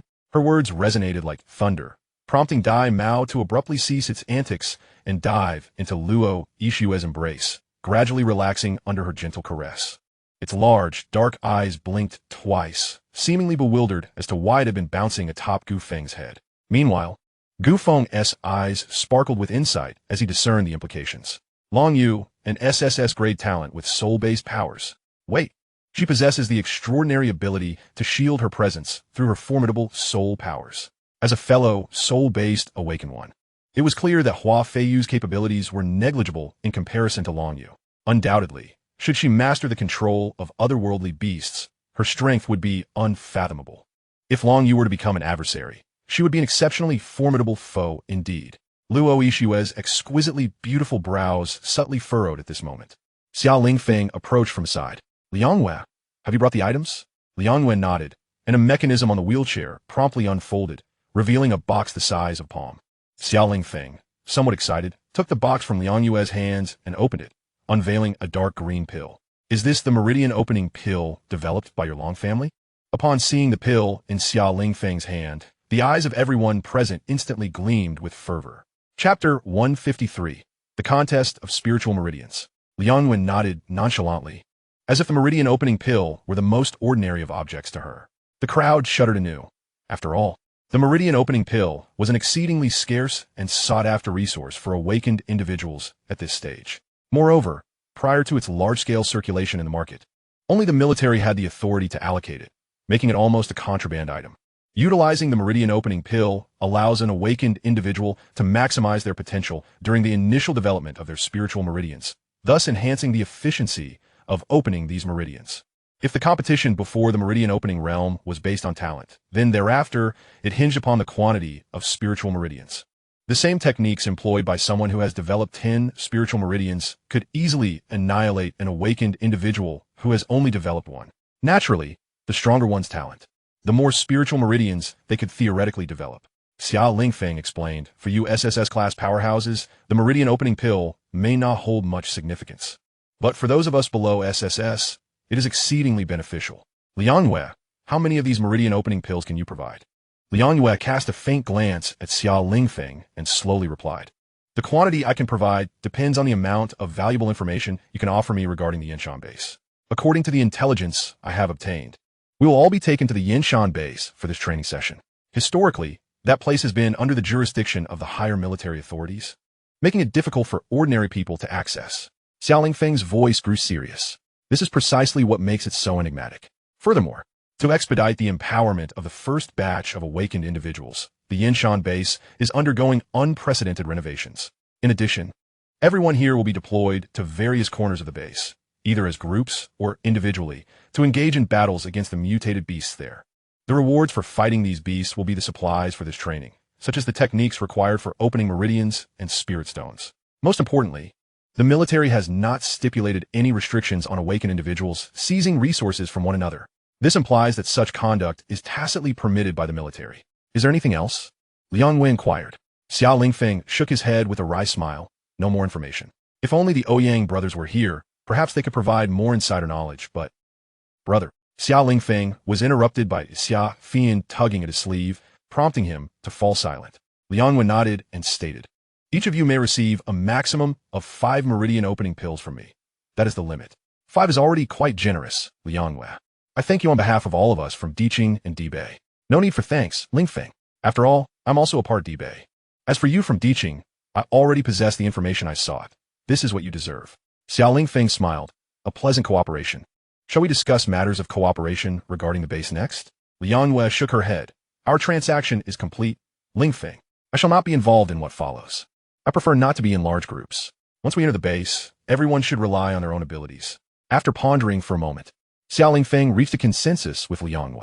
Very well. Following the conclusion of the banquet, Guan Xiaoxi, citing intoxication as an excuse, relinquished the driver's seat to Gu Feng, while he himself swiveled in his seat to chat merrily with Luo Yixue in the back row. It would not have been an issue to let him drive. But when a certain individual caught sight of the inebriated Guan Xiaoxi leaning towards his girlfriend in the rearview mirror, this action inevitably stirred his displeasure.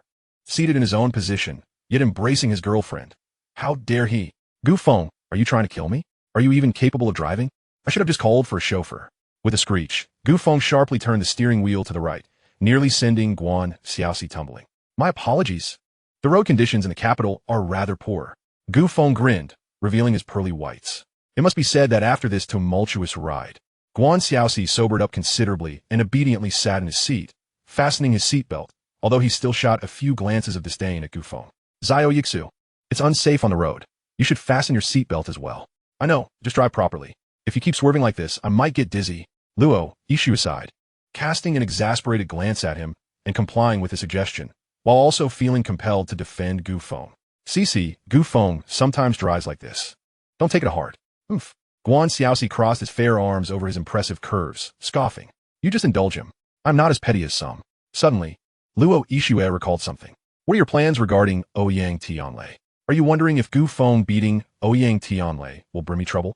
Guan Xiaoxi's eyes glimmered with a hint of pride. Rest assured, this matter is largely thanks to your man. I've already devised a plan. In essence, power determines authority. The Guan family initially recognized Ouyang Tianlei's talent, which is why they agreed to the marriage alliance with the Ouyang family. As long as I can surpass Ouyang Tianlei's strength after opening my meridians during this expedition to the Yanshan base, my standing within the Guan family will rise. And the annulment of the engagement will naturally follow. Gu Feng interjected, by the way, you and Mu Shaoling should have a good relationship. Why didn't you bring her along this time? It's quite simple, Guan Xiaoxi replied. Those present today are primarily the offspring of the upper echelons of the capital, and they're highly vigilant and dismissive of outsiders. If you two did not possess sufficient talent and strength, I would never have brought you along. As for Shaoling, she neither belongs to this circle nor possesses the requisite strength and talent. Even if I brought her, she would face exclusion and rejection from those individuals. Gu Feng nodded, choosing to remain silent. Before long, the three arrived at the moment of parting. Upon returning to their dormitory, the three roommates were still engaged in their previous activities. Sure, how was lifting weights? Yidong was watching his little films, and Lin Yuan was flipping through motorcycle magazines, occasionally discussing what kind of beautiful women they might encounter during tomorrow's training session. It seemed they were oblivious to the impending crisis and challenges that awaited them. While they reveled in their merriment, what were the offspring of the elite circles up to? Most had already acquired information unattainable by ordinary civilians and were preparing for the upcoming training session. The disparity in information was enough to widen the gap between individuals infinitely. For those awakened individuals at the lower tiers, their fate appeared even more lamentable. Chapter 154, Yanshan Base. No one would inform them of the path they ought to take next. No one would teach them how to open their meridians. They had no resources and no one to assist them. They could only rely on their own efforts, coupled with a dash of luck, to survive in this chaotic world. However, in the end, most individuals are unable to escape the tragic fate of becoming mere cannon fodder. Gu Feng said nothing, greeting everyone before retreating into the bathroom alone. He lacked the power to alter the destinies of others. The only fate he could change was his own. Knock, knock. Shortly after, a knock echoed at the dormitory door, and a figure stepped inside. Is Gu Feng from Tingtao Pavilion here? Who is Gu Feng? Just as Lin Yuan was about to speak, Yidong glanced at the bathroom door, then slowly extended a hand from under the covers, interjecting, classmate, I am Gu Feng. What can I do for you? Oh, outside? You said it's Gu Feng? No way. You look like this, it can't be. The newcomer appeared perplexed, staring at Yidong in confusion. Yidong repeated, isn't this a bit awkward? With a soft click, the bathroom door swung open, and Gu Feng emerged. I am Gu Feng. What is the matter?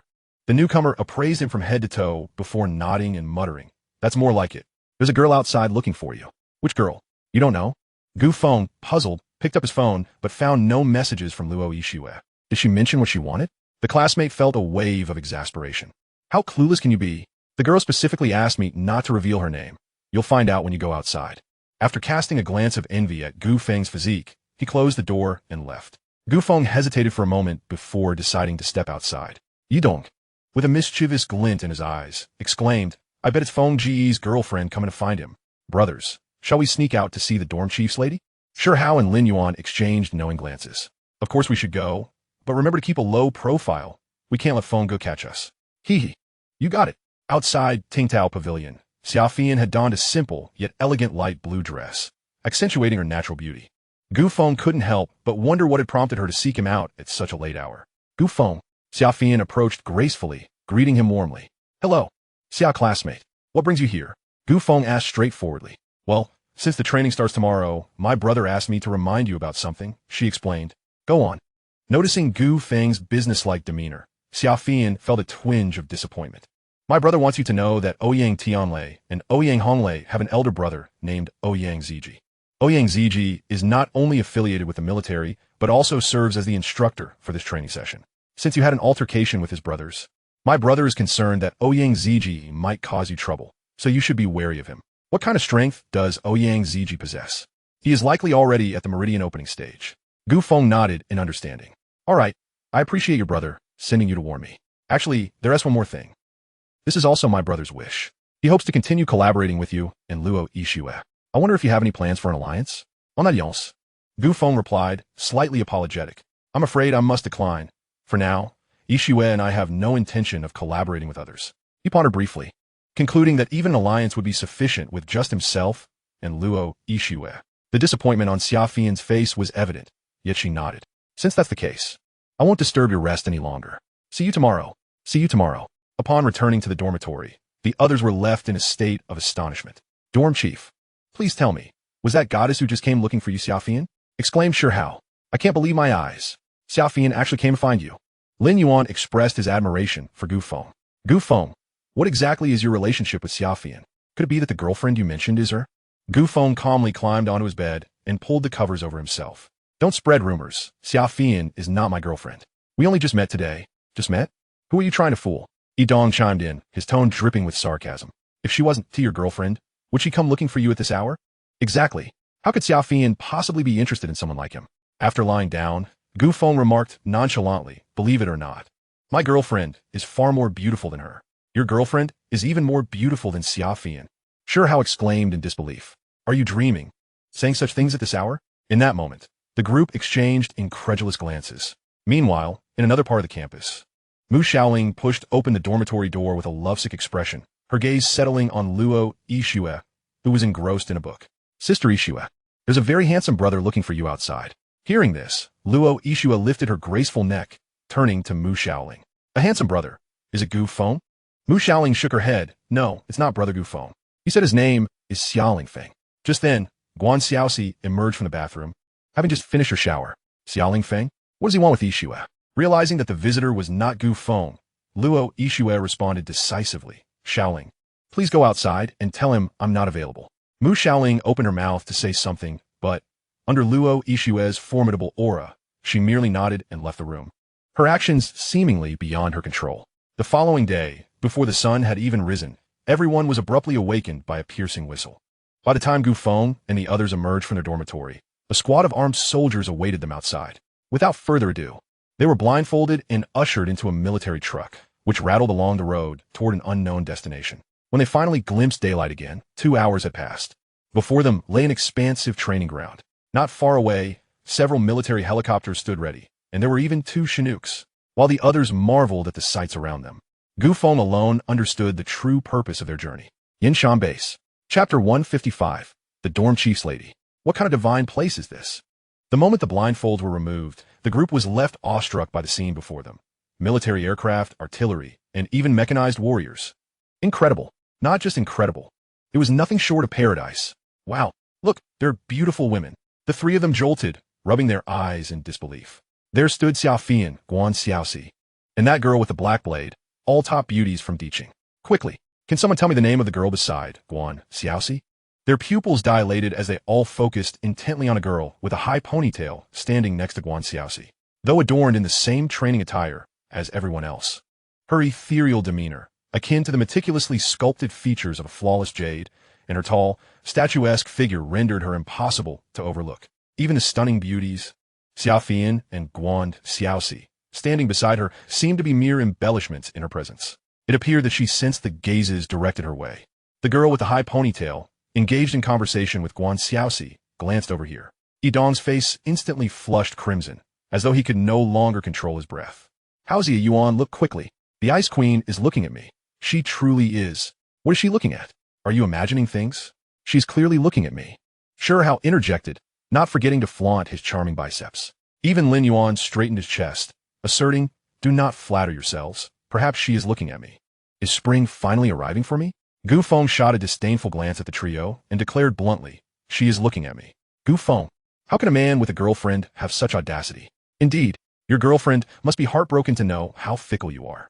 With such a stunning beauty finally casting her gaze upon us, you should concede the point. Gu Feng, with a hint of exasperation, remarked, what if there's a possibility that she's indeed my girlfriend? Your girlfriend? Yidong scoffed. Then what is her name? Luo Yixue. Ha ha, you're quite the storyteller. Perhaps you can name my daughter when she is born. Only Lin Yuan, seeing the genuine expression on Gu Feng's face, suddenly had a thought and said, why don't you call her over to greet us? We'll believe you, how about that? Gu Feng chuckled, I won't do anything for no gain. The 3 huddled together, whispering, and ultimately reached a unanimous decision. If she truly is your girlfriend, we 3 will wash her dirty socks for a whole year. How's that sound? Gu Feng replied nonchalantly, not enough, unless you 3 agree to work for me for a year, doing whatever I ask. Sure Hao gritted his teeth. Fine, as long as you bring her over and have her publicly acknowledge she is your girlfriend, We will work for you for a year. Even if it means selling ourselves for swordplay, we will accept. Forget it. I don't have such peculiar tastes. With that, Gu Feng turned and, with a rather frivolous demeanor, whistled in the direction of the four beauties. Look, a greasy man over at Diqing is whistling at the beauties. What a fool. Has he traveled from the 90s? Does he think he's a gangster? What is the difference between that and defecating in public? It's truly a sight no one can bear. If a beauty even glances at him, I'll concede defeat. Upon witnessing this, the three boys from Tingtao Xian collectively grimaced and awkwardly turned away. Meanwhile, on the other side, Xia Fian, Guan Xiaoxi, and Mu Xiaoling frowned instinctively at the sound of the whistle. It seems that whistle was blown by Brother Gu Feng. He must be practicing some soundwave ability. Mu Xiaoling remarked, her bright eyes blinking.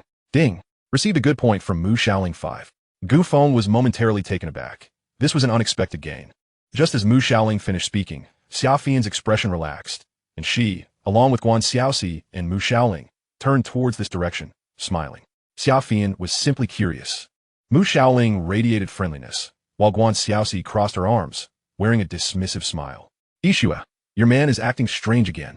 Throughout, only Luo Ishue remained calm, her demeanor unperturbed. But when her gaze met Gu Feng's, a glimmer of ice-cold emotion, akin to ancient glaciers, began to thaw, subsequently blossoming into a smile that could captivate the world under the soft morning light. Gu Feng waved at her. Luo Ishue initially appeared slightly taken aback, then exchanged a few words with Guan Xiaoxi, the corners of her delicate lips curving into a gentle smile as she approached gracefully. To say the least, even Gu Feng rarely witnessed her dressed this way. The fitted training attire accentuated her ample bosom, and the gentle breeze stirred her sleek, practical high ponytail, adding a youthful vigor to her otherwise cool elegance. Gu Feng smiled, naturally extending his hand towards her, and their fingers entwined seamlessly. Gu Feng tenderly tucked a few stray strands of hair behind her ear, while Luo Ishue sweetly adjusted his training outfit at the chest. Without uttering a word, they had already scattered dog food everywhere. The three boys were left utterly dumbfounded. Sister-in-law, Madam Director. Suddenly, the three jolted back to reality, standing at attention, nervously greeting Luo Ishue. Director? A hint of confusion flickered in Luo Ishue's eyes. Gu Feng shrugged nonchalantly, explaining they just made up random nicknames. By the way, the soldiers didn't give you any trouble on the way here, did they? Luo Ishue shook her head. Meanwhile, the debate team had also assembled. Luo Ishue's gaze then fell upon the girl in a wheelchair. What's wrong? Nothing, Luo Ishue replied. Just be careful in case we get separated later. Gu Feng tightened his grip on her small hand once more. You too. If there's danger, I will rush to your side immediately. And watch out for Ouyang Tianlei and the others. All present. Form up. Soon. The soldiers arranged the Diqing team in order and handed over the reins to the personnel from Yanshan base. A tall officer resembling Ouyang Tianlei stepped forward, his stern gaze sweeping over everyone. Ouyang Ziji, talent level SS, awakening realm warrior, adept in lightning-based techniques. When Ouyang Ziji's attention fell upon Gu Feng, he accessed the other S basic information. This was the first awakening realm warrior he had encountered in his life. Beyond the awakening realm, the next levels, according to Western hierarchy, are termed as development levels. Achieving a development level of 100 signifies the legendary peak realm, the imperial realm. Eastern practitioners prefer to call it the martial Dao realm. The martial Dao realm comprises 9 levels, from the 1st to the 9th, with all realms beyond the 9th collectively referred to as the imperial realm. It is a height that 9 of awakened individuals cannot reach in their lifetime. Instructor, may I ask if this is a military base? What kind of training will we undergo next? A novice with clear eyes inquired, his expression revealing hints of anxiety and anticipation for the unknown. In contrast, those Scions who had attended the banquet at the Ritz-Carlton the previous day, familiar with the game rules, appeared composed and self-assured. Ouyang Ziji smiled faintly, and soon an aide stepped forward to announce the true purpose of this training session and some of the rules for their trials. Some individuals were even only vaguely aware of the awakening realm. Aren't we here for military training? You mean to throw us into the forest for solo combat against exotic beasts? If we are to awaken, why was there no prior notice to allow us to prepare? Sir, this is too surreal. You cannot be joking with us. Ouyang Ziji coldly retorted, fools. Do you think I'm jesting with you? When a monstrous invasion occurs, does it send you a cordial greeting in advance? If you merely perceive yourself as an ordinary university student, leisurely vacationing at Yanshan base, it will be prudent for you to depart post-haste. I truly cannot fathom how you imbeciles were admitted into the ranks of Diqing. following a few sharp rebukes. An unsettling silence enveloped the scene, as no one dared to speak. A soldier approached to confiscate each individual's communication device, and everyone complied with quiet obedience. At a certain moment, Ouyang Ziji raised his hand and pointed forward. You, step forward. Gu Feng furrowed his brow, realizing that he was the one being summoned. Without uttering a word, he took a step forward, and Ouyang Ziji's gaze lingered upon him with a subtle intensity. What is your name? Gu Feng. What is the nature of the bracelet upon your wrist? It is merely a bracelet. Ouyang Ziji hesitated momentarily before sneering. Your current identity is that of a soldier. Adorning such extraneous items is detrimental to combat. I hereby command you to remove it. Report, sir, this bracelet is a family heirloom, and my parents have stated that once donned, it cannot be removed, even in death. Gu Feng replied with a calm yet resolute demeanor. Ouyang Ziji's brow twitched. So you intend to defy military orders? Gu Feng responded, I only adhere to requests that are reasonable and just. How audacious. With that, Ouyang Ziji struck out, attempting to forcibly seize Gu Feng's Lingxi bracelet, but found his hand firmly restrained by Gu Feng's grip. A powerful force emanated from Gu Feng's hand, causing Ouyang Ziji to stagger back, his expression darkening. Very well, Gu Feng, is it? Defying military orders is one thing. Defying your superior is another. I hereby announce your expulsion. Remove your insignia immediately and leave. With a sharp sound, behind Gu Feng, Luo Yixue had already torn off her insignia, the crackling noise echoing starkly in the cold air. I will leave with him. Her clear, melodious voice drew all eyes to this audacious woman. Ouyang Ziji's demeanor darkened. What is your rationale? In response, Luo Yixue gracefully lifted her wrist, revealing a bracelet identical to Gu Feng's. Is this reason sufficient? Just as Xia Fian intended to speak up, she was abruptly pulled back by Xiao Lingfeng. In the rear, Ouyang Tianlei and his brother exchanged secret glances of satisfaction. Unexpectedly, at that moment, Guan Xiaoxi stepped forward, fixing his gaze upon Ouyang Ziji. Commander Ouyang, I must kindly remind you that these two are both SSS-class awakened ones, occupying 2/3 of the SSS-class awakening quota for teaching.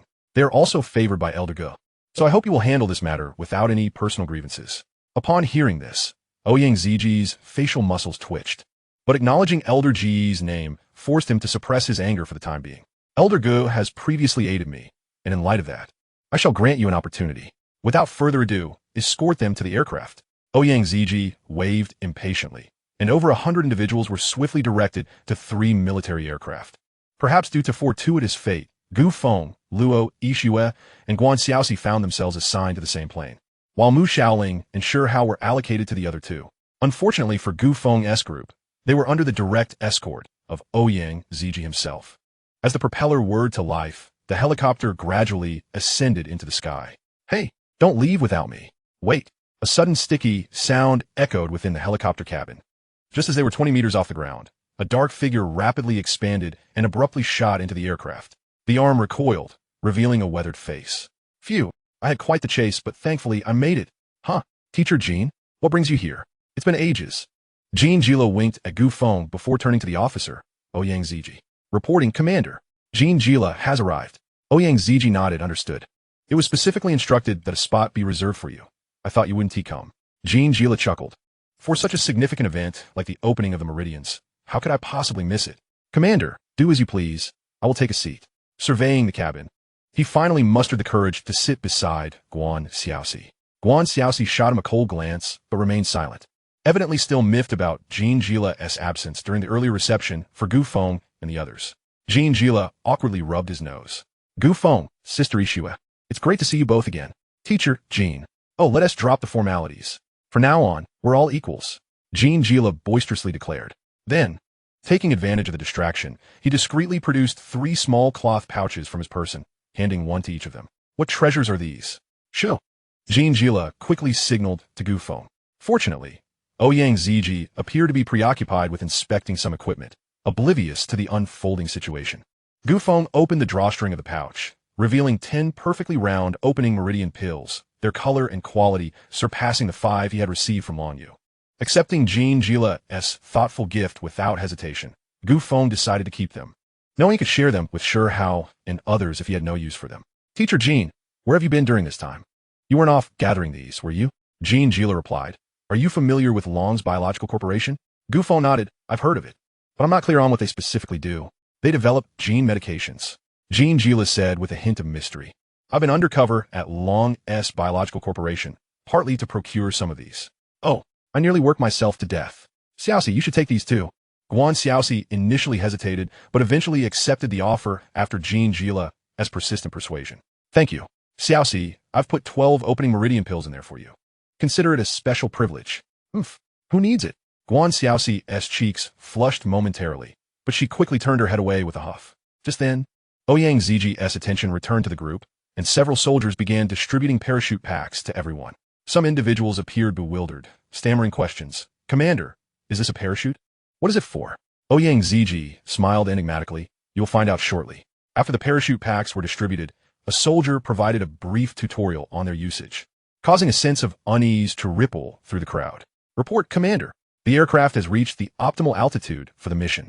Ouyang Ziji rose to his full height, and the first awakened individual seated by the cabin door was instantly engulfed in shadow, swallowing hard. Commander, you can't possibly mean for me to jump out of the plane? Correct. Ouyang Ziji revealed a sinister smile. The clouds beneath his feet and the distant ground caused the heartbeat of the awakened one to accelerate uncontrollably. The fear dictated by his mind rendered his limbs extraordinarily heavy, as if weighed down by leaden blocks. You, get down. The man's face turned ashen. Sir, I can't. As an awakened individual, if one lacks even the basic ability for self-preservation, then one might as well perish.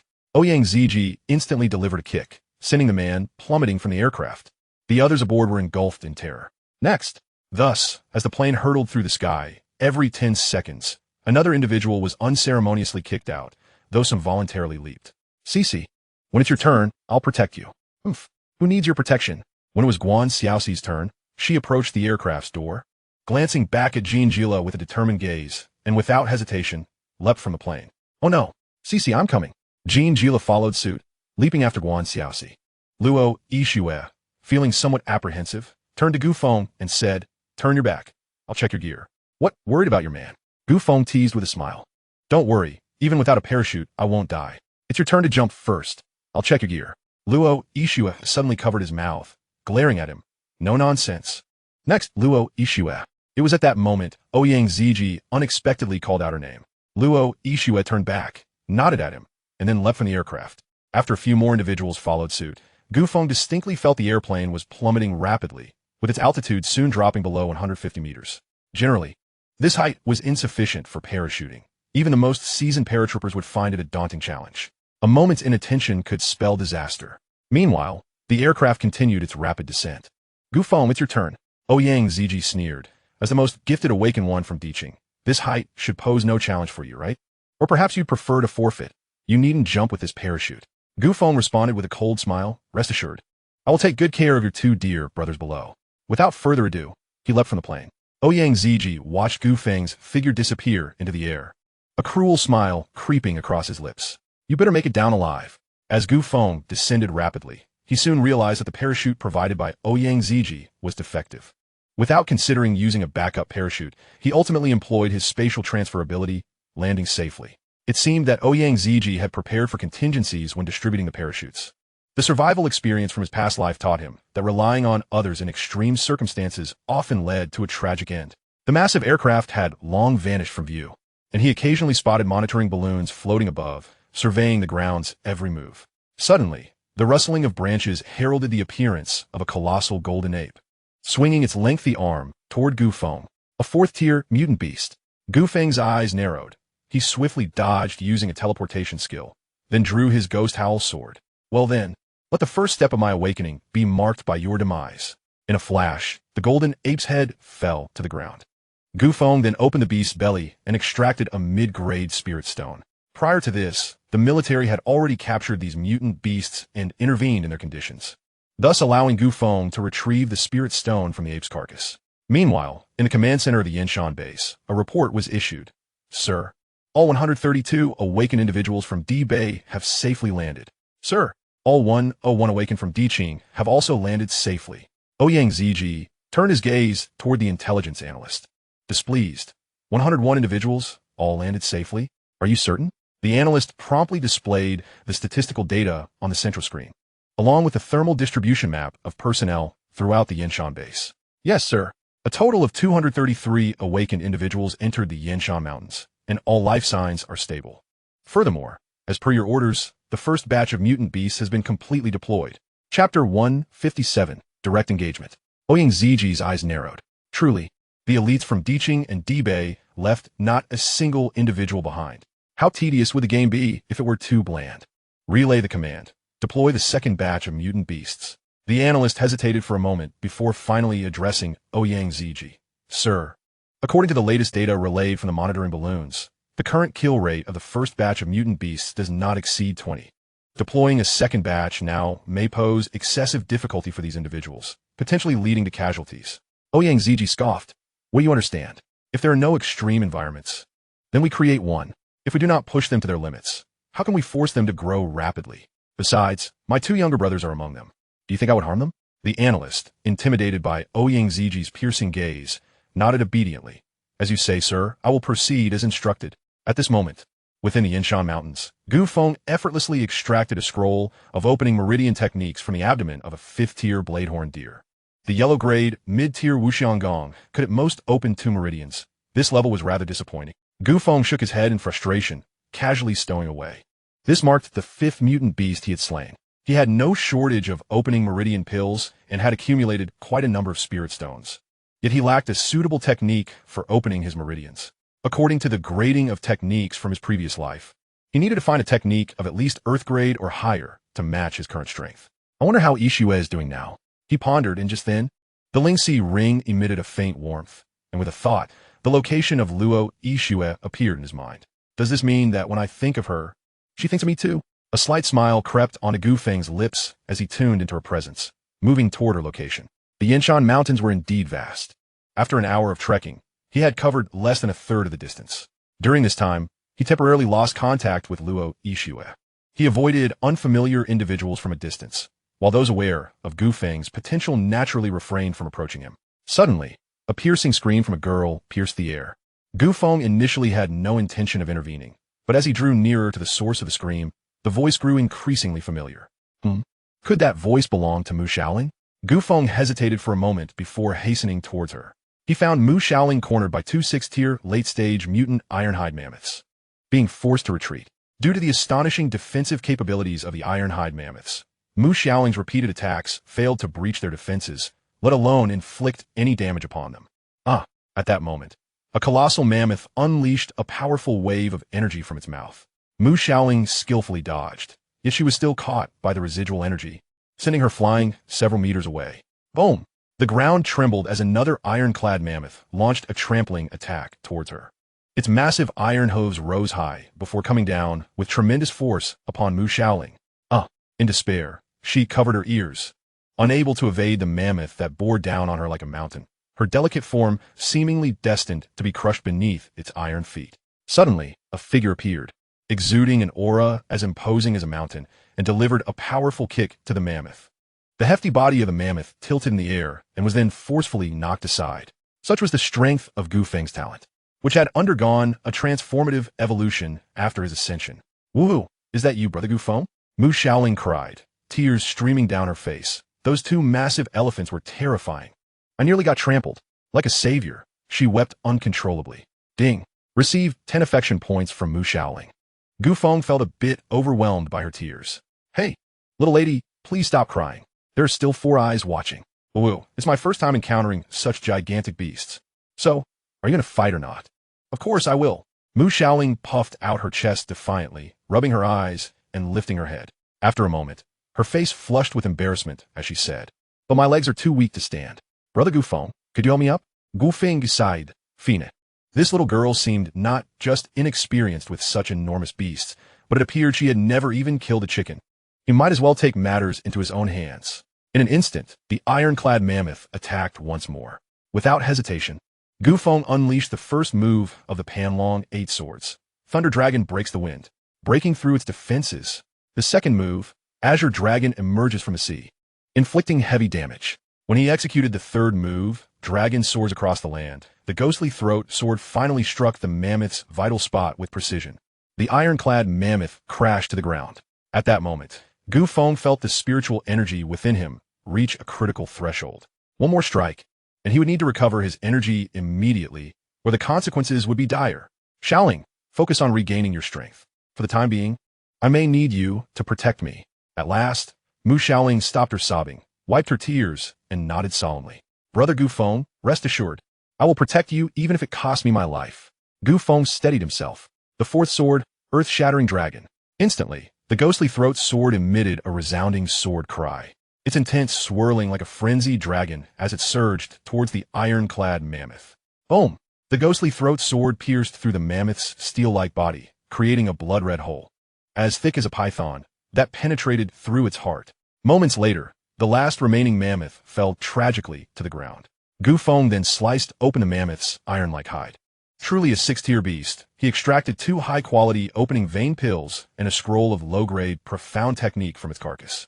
The swift wind blade technique, low-grade profound, could open up to 4 spiritual veins when practiced. This technique was quite compatible with Mu Xiaoling's black blade. Gu Feng smiled slightly and generously offered all these rich spoils to Mu Xiaoling. He had no use for them himself, and it was better to garner some affection points. When Mu Xiaoling received these treasures, she was utterly bewildered. Brother Gu Feng, these are your spoils. Why are you giving them to me? Gu Feng chuckled, ruffling her hair. Because you need them more than I do. Take them, and don't be polite. Mu Xiaoling's eyes immediately turned red. Ding. Received 10 affection points from Mu Xiaoling. Ding. Received another 10 affection points from Mu Xiaoling. 10. 10101010. Until the data could no longer refresh, Gu Feng was also taken aback. Did he just max out? Chapter 158. 8 miles east. Maxed out. After deducting the previous 20 affection points from the lottery, he had a total of 80 left. Time for draw. Ding. Consumed 10 affection points for this draw. Congratulations, host has drawn a full health resurrection card. Ding. Full health resurrection card has been used. Host current status is full. Combat power 99. Another draw. Ding. This draw consumed 10 affection points. Congratulations. Host has drawn a dragon blood pill. When used in conjunction with the opening vein technique, it will increase comprehension by 10-fold. Vitality and blood power increase 10-fold. Opening vein time shortened 10-fold. Is it possible to draw such good items every time? Gu Feng waved his hand generously. All draws. Ding. This draw consumed 10 affection points. Unfortunately, the host did not win this time. Consumed 10 affection points. Unfortunately, the host did not win this time. Very unfortunate. After 5 consecutive draws without any gain, just as Gu Feng thought his luck had run out, ding. Congratulations, host has drawn the top-tier heavenly technique. Transforming Dragon. Transforming Dragon. Gu Feng's eyes lit up. He swiftly pulled this scroll of technique from the system space and slowly unfurled it. This technique could open at least 100 spiritual veins. Hiss. Note. At least. Not the maximum. If it can open at least 100 spiritual veins, then how many could it potentially open? No upper limit? Gu Feng sharply inhaled a breath of cold air. This technique was truly extraordinary. Soon, he resolved to test this transforming dragon technique to see if it was as miraculous as claimed. Xiaoling, there may be some issues on my end. I have to leave. Gu Feng gently suggested to Mu Xiaoling that he needed to depart. Brother Gu Feng, are you injured? I will protect you. Mu Xiaoling hurriedly stepped forward, her concern evident. Not exactly injured. Gu Feng's lips twitched. He thought this can't be happening, since he had filled Mu Xiaoling with affection points. He noticed her gaze towards him had changed in a peculiar way. This wouldn't he do? He needed to make a swift exit. He only regarded this seemingly ordinary girl as a little sister. He must quash any unrealistic notions she might develop before they took root. Aside from the Empress, he had no room in his heart for anyone else. However, I might not need your protection anymore, Gu Feng said indifferently. Why not? Disappointment was etched across Mu Xiaoling's small face. There's no reason. Gu Feng continued to advise her, Xiaoling, powerful beasts usually possess a strong territorial instinct. This area bears the scent of the mammoths. It should be safe for now. You can stay here and focus on breaking through to the opening vein realm. I must take my leave. Brother Gu Feng, this place is so vast. We can break through together. Wait for me. Mu Xiaoling hurriedly chased after Gu Feng's retreating figure, but she was no match for his speed and quickly lost sight of him. What the heck? Mu Xiaoling stomped her little foot in frustration. Oof. Just wait until this great demon king reaches the opening pulse realm. I won't believe I can't catch up to you. Phew. Gu Feng finally reached a mountainous area and let out a sigh of relief. At last, he had safely landed ashore. He glanced around, and his gaze soon turned resolute. It was time to find a prime location to break through to the opening pulse realm. Just then, a voice echoed in his mind from the system. Ding. A rich concentration of heaven and earth spiritual energy has been detected 8 miles to the east, making it the optimal site for opening the pulse. It is recommended that the host proceed there. 8 miles to the east, huh? A slight smile creased Gu Feng's lips. It wasn't too far from him, so he decided to check it out. Meanwhile, 8 miles to the east. The gathering spirit formation is complete. My brother does not deceive me. After exhausting 800 spirit stones, we've finally succeeded. Ouyang Tianlei exclaimed with immense excitement. In less than half an hour, all the spiritual energy from this half of the Yinshan mountain range will converge here. Brother, we can safely open our pulses here. Ouyang Honglei was equally exhilarated. With this gathering spirit formation, who knows if they might even aspire to the legendary 8 pulses. He carefully took out a blue scroll from his belongings. It was said that his brother had used this thunderous technique to astonishingly open 6 spiritual veins. And this thunderous technique was not acquired by slaying exotic beasts. It had been secretly bestowed upon them by Ouyang Ziji before they entered the mountains. An advanced, mystical level technique. How pathetic for those fools who still had to rely on hunting exotic beasts to obtain inferior techniques. By the time they opened their spiritual veins, it would be too late. Ouyang Tianlei sneered. Once I open my veins, the first thing I'll do is settle the score with that scoundrel Gu Feng. I want to flaunt his woman right in front of him, and then snap his neck before her eyes. Ouyang Honglei's eyes shimmered with a fierce light. The hatred for the stolen hammer is irreconcilable. Brother, you can deal with the woman however you like. I want Gu Feng's head. In 10 minutes. The gathering spirit formation will be fully operational. Let's prepare to enter the formation. Ouyang Tianlei nodded, then turned to the thief. Park Gunsu, come here. Park Gunsu gazed enviously at the shimmering gathering spirit formation and the thunderous technique in Ouyang Honglei's hands. Ouyang Honglei frowned, immediately stowing the scroll away and painting a rosy picture for the thief. This thunderous technique isn't suitable for you. Once my brother and I have successfully opened our pulses, we'll find a technique that fits you. As long as this gathering spirit formation is in operation, spiritual energy will continuously flow. You'll also have a chance to benefit from it. That sounds wonderful. Thank you, young Master Honglei. Park Gunsu said, deeply moved. Ouyang Tianlei added, however, before that, I need you to guard us. Guard? Park Gunsu queried. You mean to patrol the surrounding area and ensure no one approaches within a 2-kilometer radius? If anyone dares to come close, I should kill them. Killing? Park Gunsu was startled by Ouyang Tianlei's words. But this Yinshan mountain range falls within the jurisdiction of the Yin mountain base. Won't we get arrested by the military for murder? Ouyang Tianlei gave him a reassuring look and patted his shoulder. My brother is the highest authority in this base, don't you think? He then pointed to the sky. Haven't you noticed that all the surveillance balloons in this area have flown away? Chapter 159, Equally Shameless. Park Gunsu looked up and indeed saw that the sky above this area was completely empty. Not a single surveillance pod was in sight. So that's how it is. Don't worry, with me around, not even a fly will escape the vicinity. Park Gunsu boasted, feeling genuinely pleased with himself for having latched onto the Ouyang family stronghold. Ouyang Honglei corrected him. They won't be able to fly in. All right. I guarantee not a fly will get in. Park Gunsu said, happily wandering off to patrol the area. As he wandered, a brilliant idea suddenly struck him, relying on hunting exotic beasts to acquire resources. How long would it take him to gather suitable cultivation materials?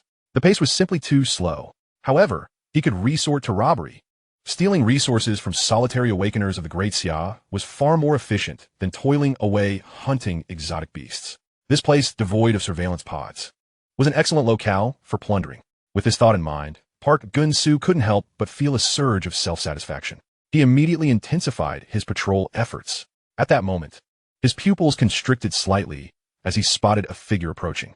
It was a person, excellent. He swiftly maneuvered to block the path of the newcomer, demonstrating his unwavering resolve to rob. Hand over your spirit stones, techniques, and opening pulse pills. What did you say? Suddenly, the person being robbed turned around. The moment their eyes met Park Gunsu's, he was left utterly dumbfounded.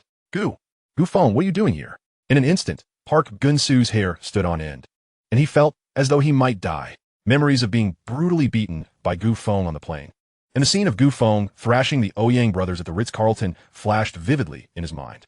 Are you sure you want to rob me? Mistake. It's all a misunderstanding. Park Gunsu stammered, eager to explain. He couldn't afford to provoke this person. If he could escape, he would. However, just as he made a move, he felt a sudden grip on the collar at the back of his neck, lifting him off the ground. Park Gunsu, we're old acquaintances. Why are you running from me? Park Gunsu flailed helplessly in the air. Gu Feng, I was just looking for exotic beasts on the mountain. If you have nothing else, I'll be leaving now. Gu Feng replied, I don't have anything pressing, but since you've come right to me, you should leave something behind before you go, don't you think?